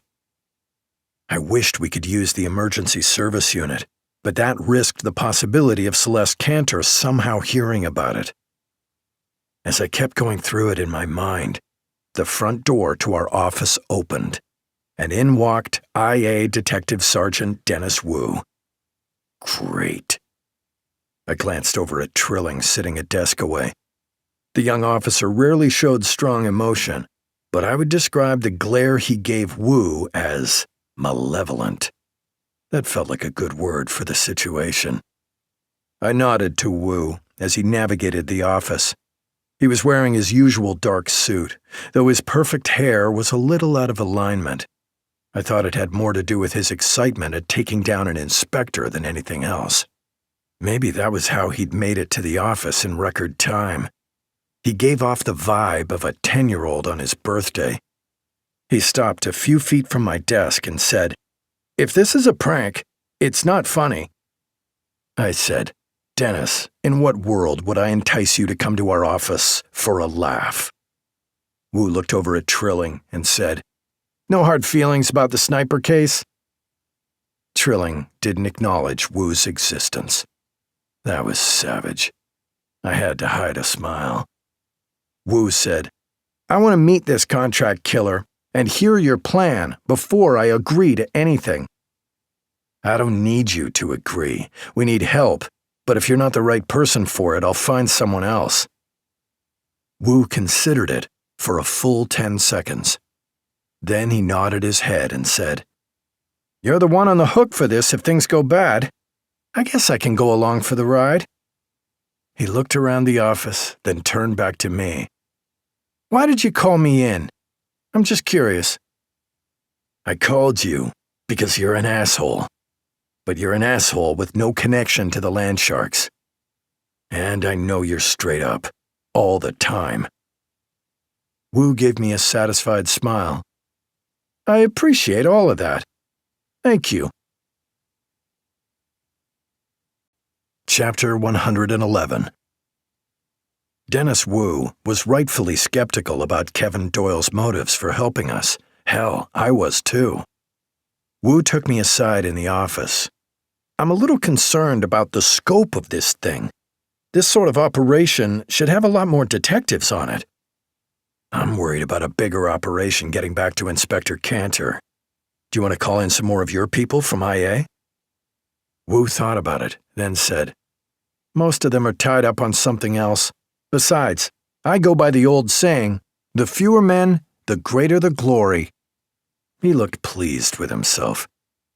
"Are you paraphrasing Shakespeare's Henry V, or just looking to score some points for the next promotional exams?" "Why can't it be both?" I had to give him that one. I even chuckled out loud. Wu grinned. Then he got serious. "You really think Inspector Cantor was out here having her cousin clean up her history just for a goddamn city council job?" "No, I don't. I think she has higher aspirations. Something like mayor." Wu shrugged.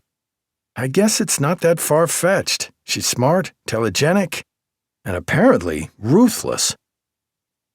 Wu wanted to interview Kevin Doyle himself, to satisfy his concerns about Doyle's credibility.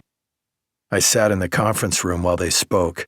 I hated to admit it, but Wu was professional and efficient. As they were wrapping up, Wu leaned in closer to Doyle. "This should go smoothly, but I want you to understand that I will do anything I have to if you try to escape. I'm not going to have a confessed murderer running around in public. I want to be straight with you, right from the start." Doyle looked past Wu to me. He said in a calm voice, "I've already explained to Detective Bennett why I'm doing this." Then he looked back at Wu. "You do what you think your duty dictates. I'm doing what I feel I need to do, to clear at least some of my conscience." Wu slapped the top of the conference table. "We've got a rodeo!" That sounded like Wu approved of our plan. Chapter 112. Before we got too excited about making a case, we needed Kevin Doyle to make a recorded phone call to his cousin, Celeste Cantor. Dennis Wu, Rob Trilling, and I sat in the conference room with Doyle still handcuffed to his chair and shackled to the wooden chair next to him. We carefully cuffed his right hand to the chair as we released his left hand. We hooked a recorder to fit in Doyle's ear, which would allow each of us to listen to the call as well. We gave Doyle back his cheap burner phone, and he dialed the number to Cantor's burner phone. She answered after 2 rings, sounding concerned. "What's up?" We had already briefed Doyle on what to say. "All done, but I want to meet with you for a few minutes." "Why?" "Need to clear a few things up. No big deal, but I'm leaving early in the morning. Can we just grab coffee or a bite somewhere?" Cantor gave him the name of a family-owned Italian place in Williamsburg over in Brooklyn, Mama Rosa's. We had an hour and a half to scout it and set up. I hated doing things on such a constricted timeline, but there were really no other choices. I felt my lieutenant's absence acutely. Normally, Harry Grissom would run interference with the brass, recruit others to help, and generally be a calming and insightful voice on an operation like this. I guess you don't really appreciate people until they're not around. When Harry got back from vacation, I intended to let him know how much I had missed him. For now, everyone was looking to me for guidance. I rummaged around the storage closet where we kept extra equipment, recorders, transmitters, and anything else we didn't use on a daily basis. After a moment, I found an off-white heavy t-shirt our tech unit had created for us. It had a concealed Kevlar patch, covering the chest and most of the stomach. I also had one of our tech guys sew a tracker into the hem of it, something we used with informants. I'd be able to follow Doyle from a program on my phone if things went bad. When Trilling and Wu stepped out of the conference room with Doyle, I explained about the shirt. I said, "It's designed for protection against small and medium caliber pistols. It wouldn't do much against a rifle, but I'm going to need you to wear it under your shirt just in case." "You think my own cousin might shoot me?" "Until today, I thought your cousin was one of the most stand-up cops I'd ever met. I'm not taking any chances. You need to wear the shirt." By this time, there was no one else in the office except us and Walter Jackson. We waited while Doyle stripped down. I noticed a number of scars and at least 3 bullet wounds on his torso. I didn't ask about them right now, but I was curious how much combat he had seen. I raced ahead to check out the restaurant, and I found a table where I could sit in the back of Mama Rosa's near a 3-piece band. I could tell by looking at the serving staff and probably 1 or 2 members of the band that it really was all one big family here. A pillar with plaster effigies of Cupid and a chariot laced across the top stood next to my table. I didn't know whether that was good or bad. The pillar would hide me, but would also block my view. We were using our phones for communication. No need to make this operation obvious over the radio. I let Trilling know I was set up. The plan was simple. I was far enough away that hopefully Cantor wouldn't notice me. Trilling would wear a Mets cap and sit at the bar in sight of the booth where Kevin Doyle would sit, since Cantor didn't know Trilling well. We had already decided that Dennis Wu would be our outside surveillance member. Part of it was because Cantor might notice the internal affairs detective sergeant. Part of it was just me being a little bit of an ass to him. I sort of liked the feeling. Chapter 113. I ordered a chicken parmesan, so as not to seem suspicious to the surly waiter. He looked like he was probably related to the family who ran the place. It was something about his deep-set dark eyes and Roman nose. I guessed it was his sister or cousin playing guitar in the band. The drummer and bass player had crooked noses and healthier complexions. A young man, around 16 years old, joined the group with a handheld microphone. As the band started playing the opening to Crimson and Clover, the teen with a microphone strayed too close to the speaker and caused a horrendous feedback squelch. This seemed to be a pretty common occurrence. None of the staff even acknowledged it. That's what clinched it for me that the band was part of the family. No restaurant owner would put up with that otherwise. I got a text from Wu saying Doyle and Trilling were headed into the restaurant. At almost the same time, the front door opened and Doyle spoke to the hostess for a moment. When she led him to a booth, I saw Trilling move onto the bar and take the last stool. I felt confident there was no way anyone would notice me in the corner. I decided that the cover the column provided was a plus as well. About 15 minutes later, right on schedule, Wu texted me from the outside that Inspector Celeste Cantor had just parked her car down the street and was walking toward the restaurant. Until that exact moment, I had doubts that Doyle had been telling us the truth. Something inside me wanted Cantor to not be involved. But that's not how real life happens. Cantor walked directly to the booth, leaned down, and kissed her cousin on the cheek. Then she slid into the booth across from him. It was a shock to see my friend of 20 years strolling into the restaurant to meet a hitman she'd hired to kill numerous former colleagues. It didn't matter that the two of them were related.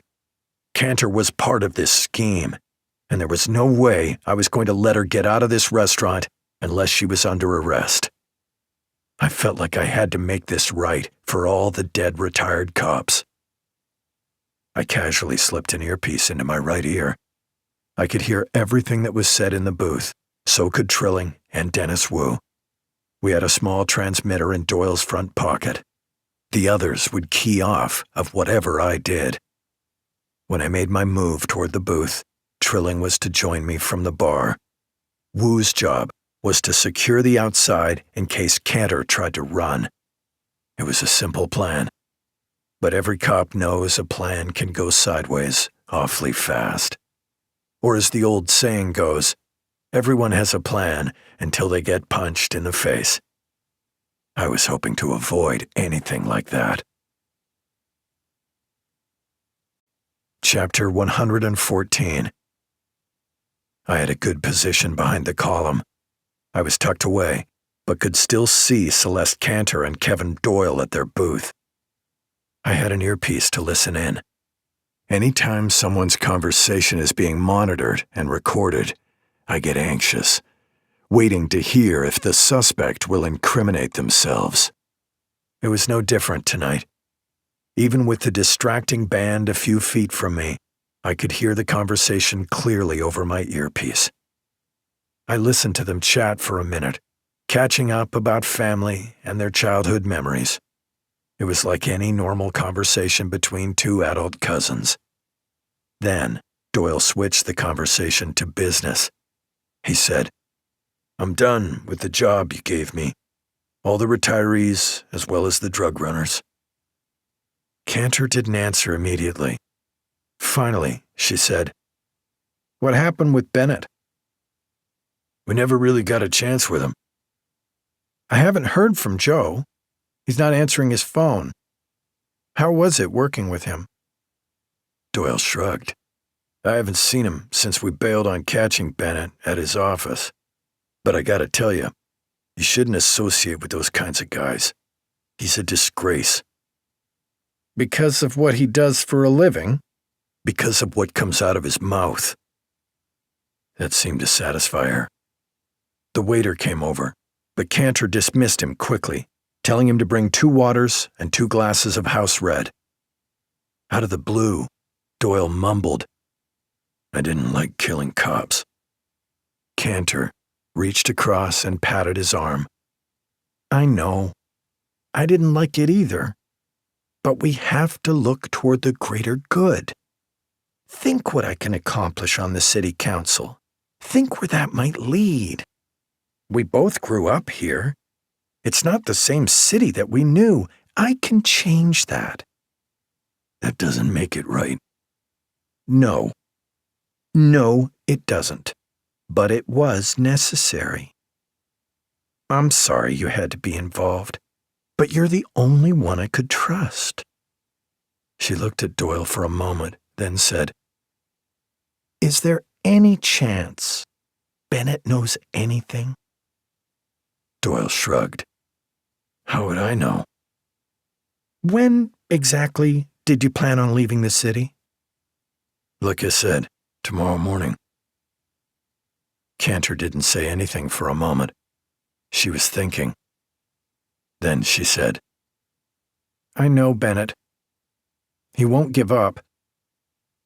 I think you need to wait a few days before you leave. Maybe try again. You want me to try again to kill Detective Bennett? That's going to take more planning and time, and my costs go up too. I glanced through the restaurant, sensing that things might be coming to a head. I was particularly satisfied that Doyle had used the word kill instead of some euphemism. It would help when the case went to court. Cantor feigned a frown, like she was actually sad. She reached across the table to tenderly touch Doyle's shoulder. Then she pinched his cheek. It looked like a doting aunt harassing a young nephew. I was trying not to be obvious as I leaned forward slightly to look past the pillar in front of me. Thankfully, the band took a break. There was no one to really see me tucked away in the corner, so I shifted my weight to where I could have a better angle on Doyle and Cantor's booth. There were maybe 30 people in the place. I wondered how we could do this without anyone noticing. When I looked past Cantor, I noticed the wide window facing the street, and leaning on a car just outside was Dennis Wu. I didn't know if he thought he was invisible or just assumed no one would bother to look out the giant window. Like a guy in a suit just waiting around doesn't stand out. Wu might as well have been looking in the window with his hands cupped at the sides of his head. I reached for my phone to tell him to back away. Then I looked up and saw it was too late. Chapter 115. I could see Celeste Cantor do a double take when she glanced out the window and recognized Dennis Wu. She was smart and had real street experience. She didn't hesitate to reach across and pat Doyle's chest. Then she reached into his pocket. She pulled out the tiny microphone that was transmitting to us. She stared at the tiny mic, but didn't jerk it out of Doyle's pocket. Cantor flopped back in the booth like she was exhausted. She was silent for a moment. Then she said, "Kevin, what have you done?" "I had to. This whole thing just wasn't right. I've made my peace with my decision." He couldn't look his cousin in the eye. He stared down at the table and fumbled with the microphone, trying to stick it back into his pocket. He was as disoriented as Cantor. I glanced over at the bar to get Trilling's attention. He was already looking at me for direction. I waited, still mostly out of sight of Cantor. The pillar gave me great comfort. I just hoped it was solid if things went bad. I kept my earpiece in. Cantor was burying herself on the recording. Then she let out a sob. I could see her face flushed red from all the way across the restaurant. Right now, no one was noticing anything out of the ordinary. The soft clink of dishes and conversation drifted over the restaurant. Cantor muttered something and stood up. Doyle stayed seated in the booth. She stuck her right hand into her purse. I knew what she was reaching for. Hell, everyone in this situation would know what she was reaching for. Doyle saw her motion and started to move. I reflexively drew my Glock, even as I calculated outcomes in my head. Would it escalate things? Could I talk Cantor out of it? How many civilians were left exposed? I knew I'd be too slow to react, but I managed to shout, "No!" Then Cantor pulled out a small semi-automatic pistol. Doyle froze in place, the gray gunmetal attracting all of his attention. She pointed the pistol toward Doyle. He didn't flinch. He sat back down completely and kept looking at the barrel of the gun. That was experience. Clearly, he'd had guns pointed at him in the past. Cantor hesitated for a moment. Doyle started to speak. "Celeste, He was cut off." Cantor fired off 3 quick shots. Doyle was knocked back against the booth, then fell onto the seat. I couldn't see him at all. I was still in shock, but I had to think about all the civilians in the room. I grabbed the microphone that had been left on stage, turned it on, and tossed it toward the speaker, causing a loud and immediate feedback squelch. I wanted Cantor to focus on me while she had a gun in her hand, and that's exactly what I got. She turned toward the noise quickly, even as patrons were falling over one another to get out of the way. She saw me standing next to the pillar. I motioned for her to drop the gun. I was hoping she'd come to her senses and think about all the years she'd spent in the police department. I wanted her to do the right thing more than I could say. Trilling slid off his bar stool and ducked down to take cover as he drew his pistol. Then Cantor raised her pistol and pointed it at my face. There was nothing I could do. Chapter 116. I stared at the barrel of Celeste Cantor's gun for a split second. Then I ducked behind the pillar as she fired, twice. One of the bullets struck the pillar. Pieces of plaster and a shattered effigy of Cupid floated to the floor. Some plaster blew into my face. Even blinking hard to flush out some of the dust from my eyes, I could tell the restaurant was in chaos. People were rushing into the kitchen to get out the back door. The guitar player from the band started to come onto the stage to grab her Gibson. The drummer seized her by the hips and yanked her into the kitchen. I heard another gunshot, but it didn't seem aimed at me. I peeked around the pillar. Cantor had noticed Rob Trilling and was firing at him. I couldn't see Doyle either on the bench of the booth or on the ground. Now, Cantor refocused on me. She started shuffling toward me like a zombie with the gun held up in her right hand. I knew I'd be in trouble as soon as she had a clear target. Though I had my own gun out of its holster, I was hesitant to shoot. I didn't want to shoot Cantor. I didn't want to accidentally shoot any patrons. I didn't want to shoot anyone. I sucked in a breath, made sure my Glock was seated properly in my right hand, then I stepped from behind the column. We stared at each other with our pistols up. She kept shuffling toward me. I said in a loud voice, "Drop the gun, Celeste." Then I added, "Please." I tried to will her to drop the gun. Cantor shook her head slowly and mumbled, "Why?" I caught Dennis Wu out of the corner of my eye. He moved right next to the window on the outside. He fired his pistol, shattering the wide window and distracting Cantor for just a moment. She turned to shoot at Wu. Trilling and I had no choice.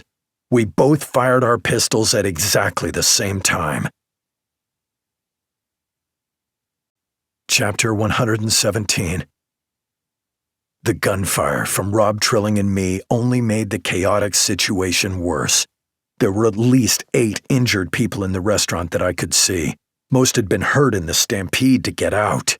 Hearing gunshots didn't help the people who were unable to move. Celeste Cantor was on the floor of the restaurant. She was bleeding from her left shoulder and right side. At least that's what I gathered from my position. She looked like she was conscious, and I wasn't sure exactly where her pistol was. I yelled to Trilling, "What do you see?" "She's on the ground, and the pistol is near her right hand." It sounded like Trilling was keeping his position by the bar. I'd stepped out from the cover I had ducked behind as soon as I'd fired. Suddenly, the restaurant felt like the quietest place on earth. Aside from someone crying near the front door, there was no sound at all.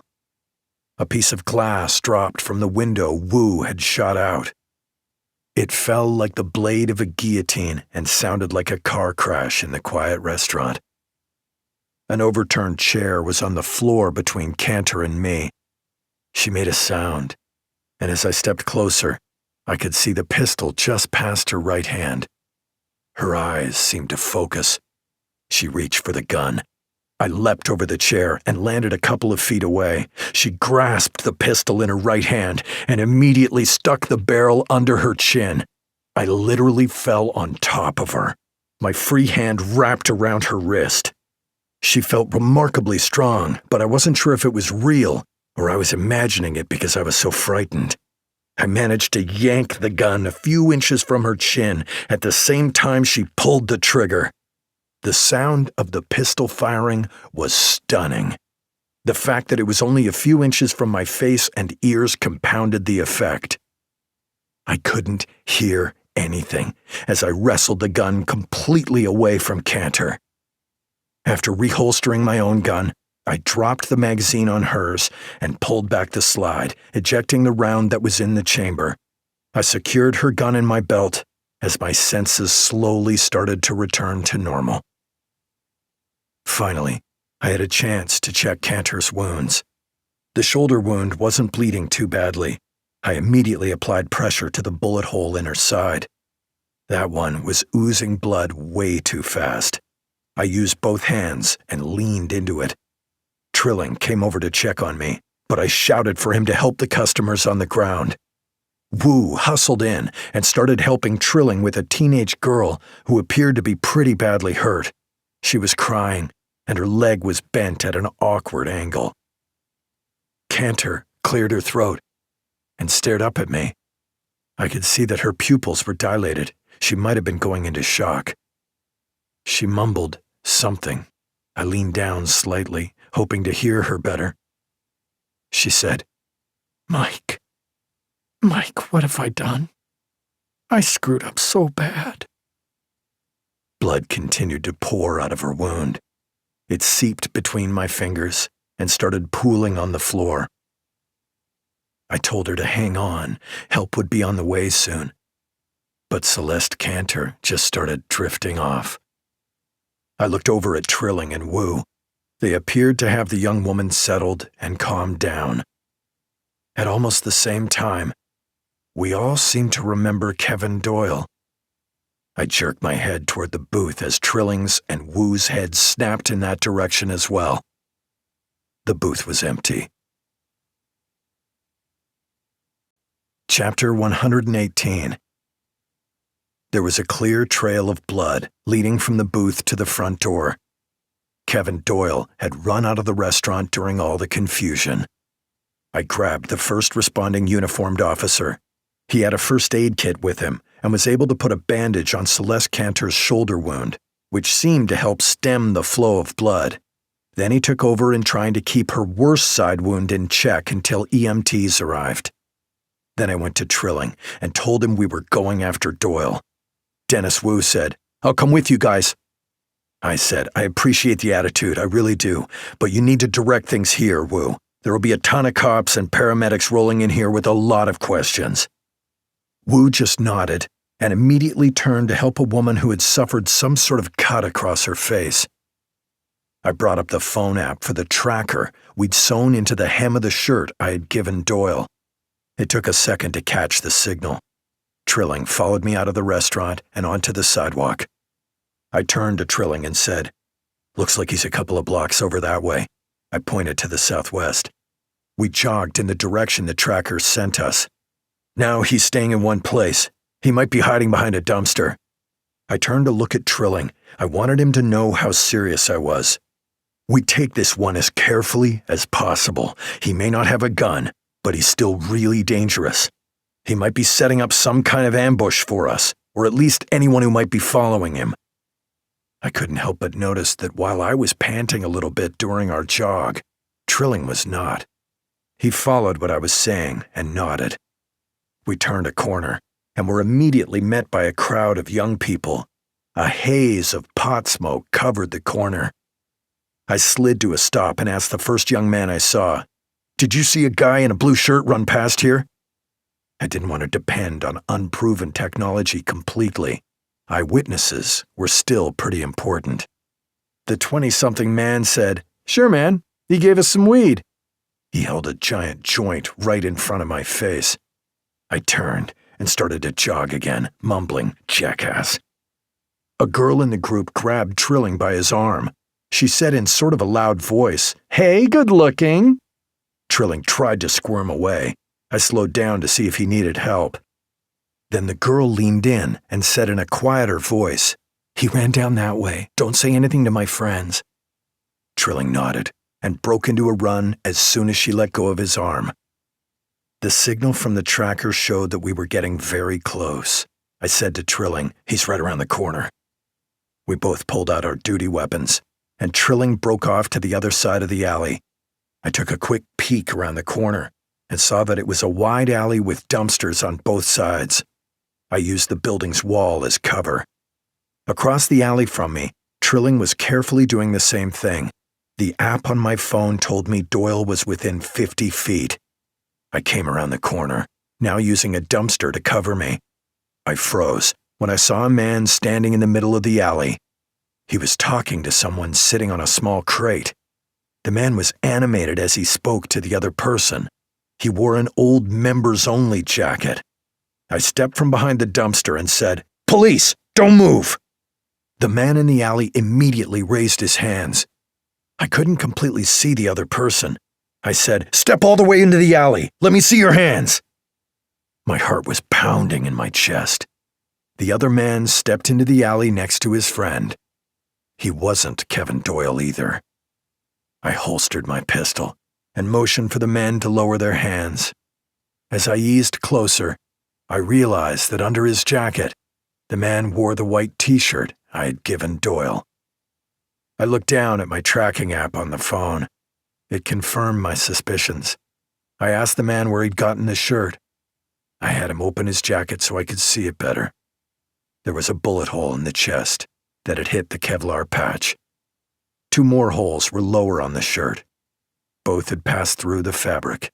Each was rimmed with a bloodstain. "A dude gave it to me just a few minutes ago." He pointed in the direction Doyle had fled. I already knew. It was too late to chase him. Chapter 119. I heard the first media report about Celeste Cantor's arrest before I even got home that night. Every publication and TV station associated with the city was leaning in on this story.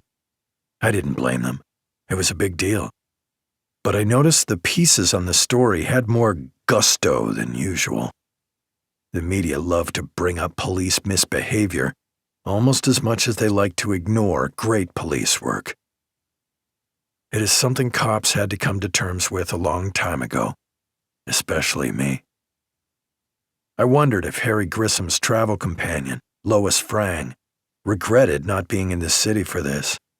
She was a reporter for the Brooklyn Democrat and had proven to me on our last big case that she was a very good journalist, one I trusted and didn't mind talking to. She also tended to tell the entire story, not just the sensationalized talking points most news organizations put out. I had texted Harry earlier to give him a brief outline of the case. He might be on vacation, but I knew he'd be upset if he read this in the paper or heard it on the news rather than hearing about it from me. Once again, the only one still awake when I got home was Brian. My eldest son was interested in the case. He'd seen a couple of brief stories on the arrest of Inspector Cantor, but with no details. It was awfully nice to sit with my son, watch the news for a little bit, and unwind before I tried to sleep. Mary Catherine didn't stir as I slipped into bed. I even managed to get out of the bedroom the following morning without waking her. Technically, I was now on leave because of the shooting, so I made a giant breakfast for all the kids and got them all off to school without a hitch. Dennis Wu texted to tell me that Celeste Cantor was in stable condition and expected to make a full recovery. Everyone available was looking for Kevin Doyle. I knew a guy like that was smart enough to get out of the city. He'd probably left last night. Still, I appreciated hearing from Wu. Maybe he wasn't entirely the unredeemable asshole we'd all made him out to be. I slipped back into bed after bringing Mary Catherine some toast and juice. We cuddled for a few minutes. Then she lay across my chest and looked at my tablet. Mary Catherine said, "So far, I haven't seen your name in the news stories." Let's hope it stays that way. This case is a black eye for the NYPD. We watched a video report. Someone had leaked everything about the land sharks. The story talked about how the group hadn't reported seized money or admitted it into evidence, though the reporter also mentioned that it was believed the sharks had put most of the money into more elaborate investigations, and ultimately even toward the building of a tremendous youth center in the Bronx. I smiled at that, thinking about the other youth center, built with Richard Deason's money. I knew most reporters would discount any of the information about what the landsharks did for the community. I couldn't blame them at all. No one hates a crooked cop more than another cop. We kept watching the next few stories. One had to do with the owner of a Brooklyn diner who'd been shot behind his restaurant. His tearful niece named Tammy went on and on about how she'd miss him. Witnesses said a tattooed man who looked like a biker had just walked up and shot the diner owner. That was the kind of homicide I'd like to be on for the next few months. Something simple and direct. The last story was a short one about a fugitive named Kevin Doyle. I was surprised they didn't associate it with the story about Celeste Cantor being arrested, but maybe no one had yet made the same connection Walter Jackson did. The same old photo of Doyle from the Department of Defense flashed on the screen. As Mary Catherine snuggled up close to me, I wondered what had become of Kevin Doyle. Chapter 120. Mary Catherine and I had a Friday afternoon appointment with our fertility OBGYN, and by then I was able to tune out most of the noise about the big case. Sure, I answered a few calls from the bigwigs at One Police Plaza, but overall, it was starting to feel like a true day off, and one I'd certainly earned. I held Mary Catherine's hand through each test and scan. She was in good spirits, chatting with each of the different techs. I never knew if it was her accent or just her pleasant personality that most attracted people to her. Mary Catherine could talk to anyone and make them feel like they were the only ones in the world at that moment. Neither of us would admit to the butterflies in our stomachs as we waited for the doctor to meet us in an office. Mary Catherine reached across from her chair to grasp my hand. We were sitting in identical chairs, facing a small conference room table. No one had made any comments about any of the tests performed so far today. I was still nervous.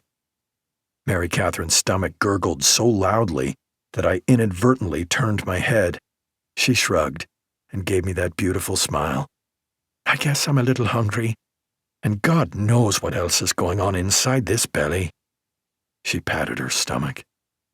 "I can fix the hungry part. And no matter what's going on inside your belly, I'm with you. I think we've proven the whole family is with you, whatever happens." She smiled. "I'm glad Ricky got his audition. This seems like a big step for him. I hope that host isn't too tough on him. Ricky can be a little sensitive as well. Brian and I will be there if it gets out of hand," I'm sure we'll be able to deal with it." Mary Catherine was quiet for a moment. She left her hand resting on her stomach. Then she said, "Michael, no matter what happens, you and the kids have made me so happy. I'll be fine." "You'll be fine with another kid on the way. Don't worry." "Thank you, Dr. Bennett, but I think I'll wait to hear what our real doctor has to say." Just then, the door to the conference room opened, and Dr. Christina Ashe took the chair across the table from us. I liked how direct Dr. Ashe was. At the moment, she wasn't smiling, but she didn't seem upset. That was sort of the vibe we always got from her. I didn't know if she was just focused all the time, or if it was a defense mechanism she had set up for dealing with disappointed couples unable to have a child. The doctor seemed to take her own sweet time organizing her papers before she looked up and said, "How do you feel, Mary Catherine? I mean, how do you honestly feel being out of bed?" "I guess I hadn't really evaluated it." Mary Catherine closed her eyes for a moment, like she was taking a silent inventory of her aches and pains. "The only thing I can say that has changed is that I get a little bit dizzy walking around." The doctor said, "I'd say that you've stabilized. Things seem to be going well, and I think we can ease you off bed rest." Mary Catherine lit up and clapped her hands. The doctor held up her hand. "But I want to make sure you won't overdo it." She shifted her eyes to me. "I'm counting on the two of you being vigilant. No housework, no lifting, and only short walks." Mary Catherine started talking fast. "I have a few things I'm going to do around the house. Nothing too strenuous. Plus, I have to help Shauna with her history project, and I—" The doctor's tone was much more serious this time. "Mrs. Bennett, you can either slow things way down, or I'll order full-time bed rest from now until the baby comes." Mary Catherine knew when she was beat. She nodded her head and said, "I'll slow way down on everything. I promise." I considered getting the doctor's phone number so she could teach me how she did that. I had never seen Mary Catherine concede a point so completely. We walked out of the doctor's office into the brisk air. Mary Catherine spun around and hugged me. Then she kissed me. "We're having a baby." That showed me how much she had been preparing herself for bad news. She was ready and excited, and I was thrilled. Chapter 121. Rob Trilling felt like he might need to take a moment and just breathe. The anticipation and, frankly, nerves were threatening to overwhelm him. But it was all good. He had a smile on his face. He was getting ready for an honest-to-God nighttime date. Not a lunch or ice cream or family dinner at a colleague's house, but an actual date that included dinner and a movie. This was a big deal for him. He'd had a girlfriend his last year of high school, but it was never serious, and his time in the Army hadn't given him many opportunities to date. Rob was looking forward to going on a date with no drama or ex-boyfriends showing up. At least, that's what he hoped. So did his roommates. They were always encouraging him to get out and meet a nice woman. This was a big deal to them, too. Sabiha had done a good job on his hair. She'd used just the right amount of gel and given his short bangs a little flare up into the air. When she was done, she'd pinched his cheek like he was a kid in a barber's chair. Katie had picked out his clothes. Like the American-sounding name she'd selected, her fashion choices were simple. His best pair of blue khakis and a white button-down shirt. He liked the look. It almost made him feel like an adult for a change. Rob caught some of the news stories on Celeste Cantor's arrest. He'd also gotten some texts from his few friends at the NYPD. Rob tried to downplay his role, but everyone wanted the inside scoop.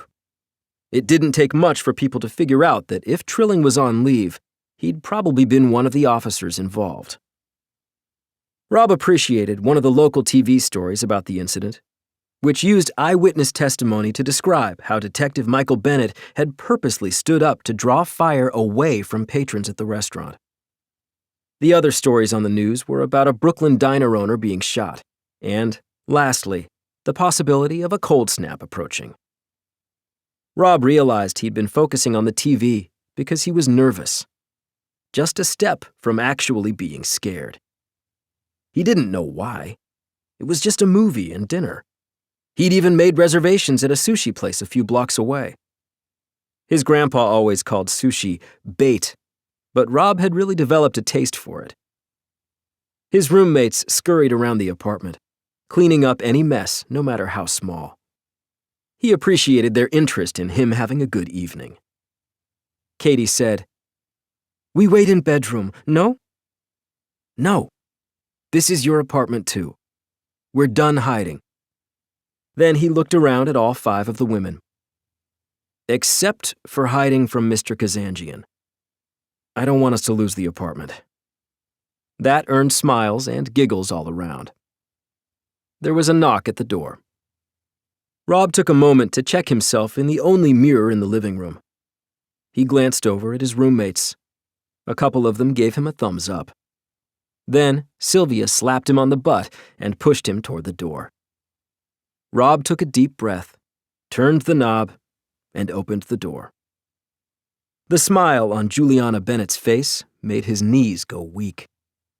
It also erased every last concern he had about dating his boss's daughter. She stepped right past him with 2 bags in her arms. She greeted each of his roommates by name. That was impressive, considering she'd only met them once. Then she started handing out clothes from the bags. Juliana said, "A nice clothing store in Midtown gave us some clothes for a show. All we had to do was mention the shop's name in our printed program. These are some of the extras we're not using. I can bring more when the show closes. The way things have been going around the Playhouse, that might be next week." She'd said it with a smile.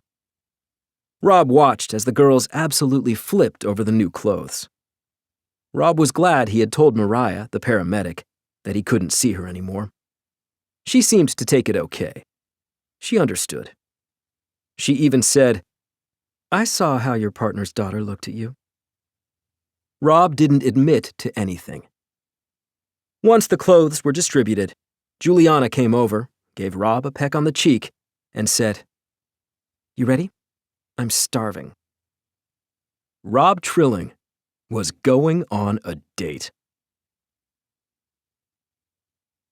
Chapter 122.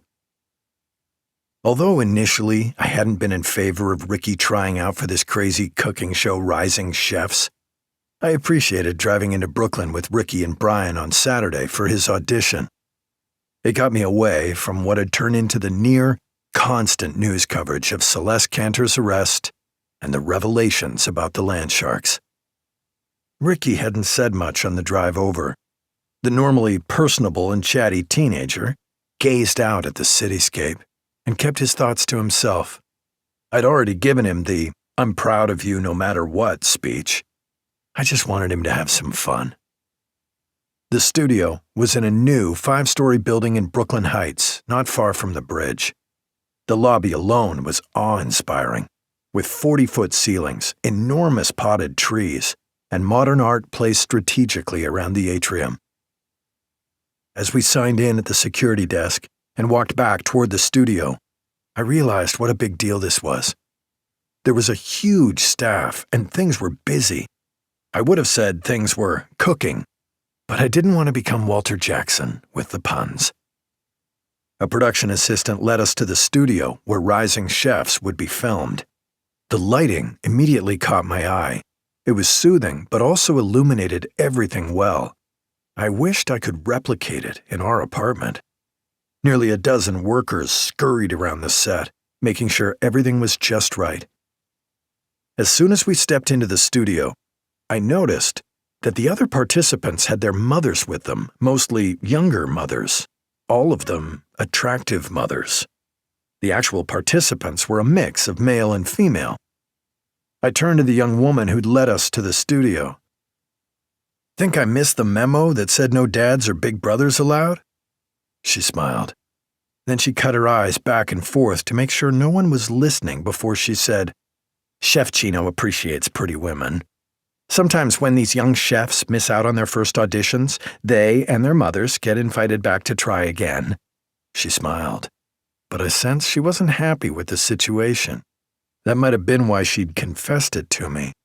As far as I was concerned, it made Chef Gino sound creepy. Luckily, we'd been out of earshot of Ricky. He was still excited and interested in starting the show. After a while, the stage manager clapped his hands and got everyone's attention. Each teen chef was given ingredients and told to make a simple Italian red sauce using any of the vegetables at their workstations. Brian and I were allowed to stand near Ricky while he put his sauce together. The filming wouldn't start until after this exercise. The stage manager said something about first making sure each of the young chefs knew how to use spices and the ingredients to the best effect. I noticed other kids using their phones to check recipes. Some were even clearly getting coached by their moms, which we'd been told was against the rules, but no one from the staff seemed to really care. Ricky just jumped in. He used a sharp knife to chop onions, tomatoes, green peppers, and fresh garlic at a speed that worried me. When he was done, I glanced over to make sure all of his fingers were still attached. After about 45 minutes, he let Brian and me have a taste of his sauce. It was fantastic. I gave him a thumbs up and hoped he'd make it again for Sunday dinner. Everyone knew when Chef Gino stepped into the studio. The larger-than-life TV star tasted several of the sauces as he made his way down the line. I noticed he did tend to linger near pretty moms. I still didn't think it would be an issue. Ricky stepped up and introduced himself to Chef Gino. Gino shook his hand, glanced at me and Brian, then tasted the sauce. He smacked his lips and acted like he was a sommelier sampling a rare red wine. Gino looked at Ricky and said, "Where'd you learn to cook?" "At home." "You never went to any schools or took any classes?" "No, sir." "It shows." That shocked me. I figured out he was an overcritical ass. But this was way too much. All three of us just stared at the overweight chef. I was at a loss for words. Gino said, "You clearly have only a rudimentary understanding of spices, plus you used way too many onions. The sauce has an acid taste, and the tomato-to-salt ratio is way off. You really think you'll be able to compete on a show like this?" Now Ricky looked a little shaky. I guess so." Gino raised his voice. "You guess so? You know how many kids want to come on this show? You just wasted a spot for some promising young chef." I was about to intervene when Brian took the lead. He stepped forward and stiff-armed Gino. Even though the chef was almost twice my son's girth, Brian backed him up a few paces. Brian kept his voice low and even, but stern. He didn't want to attract attention. "Who the hell do you think you are? You're supposed to build kids' confidence, not shatter their dreams. That sauce is outstanding. Ricky is outstanding. You're just a fat blowhard with some kind of complex. You apologize to my brother right now." It wasn't lost on me that none of the staff had rushed to help Gino. Either it had happened before, or they all felt he deserved it. The other kids and moms were all looking on silently. For his part, Gino looked scared, but he didn't say anything. Brian repeated, "Apologize to my brother. You better do it right now." Gino gave Brian a little nod. He turned to Ricky and said, "Your brother is right. I shouldn't have been so harsh." It wasn't much of an apology. Brian forced the big chef back another step. Gino stumbled over a step stool and hit the carpeted floor with a profound thud.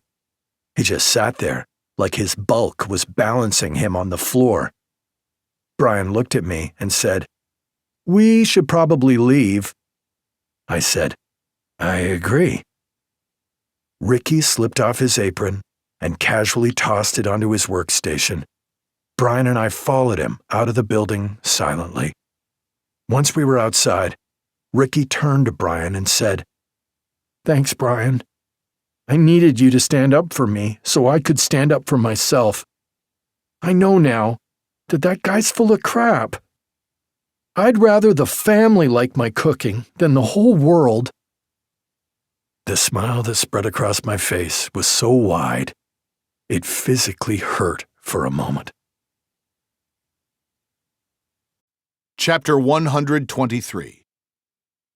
The beach, about 15 miles from La Ceiba, Honduras, was perfect. Low-key, but with a decent restaurant and bar close by. The waters of the Caribbean barely made a sound as the tiny waves rolled onto the white sand.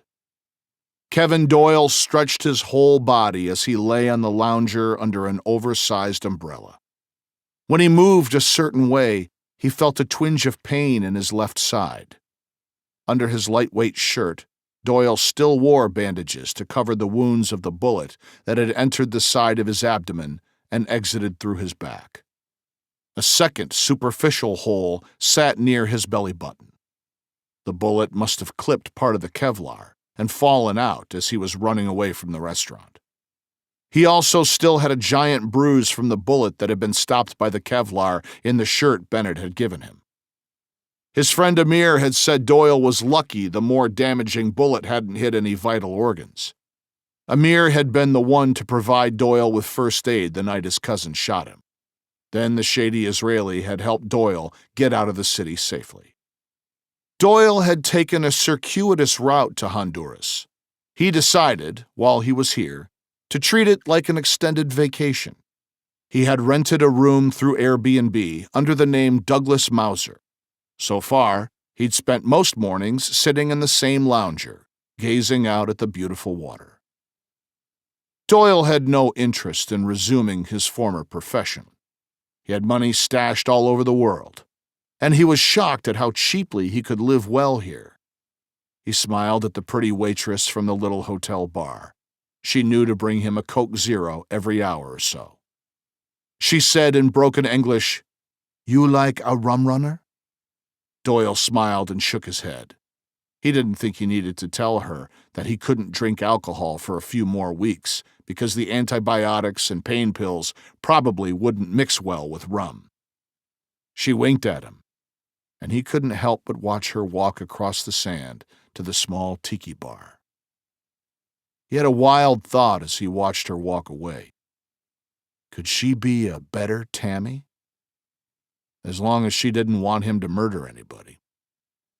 He'd have to tell her he didn't do that sort of thing anymore. Paranoia by James Patterson and James O'Bourne. Read by Peter Giles, Will Collier, and Keir Vanden Heuvel.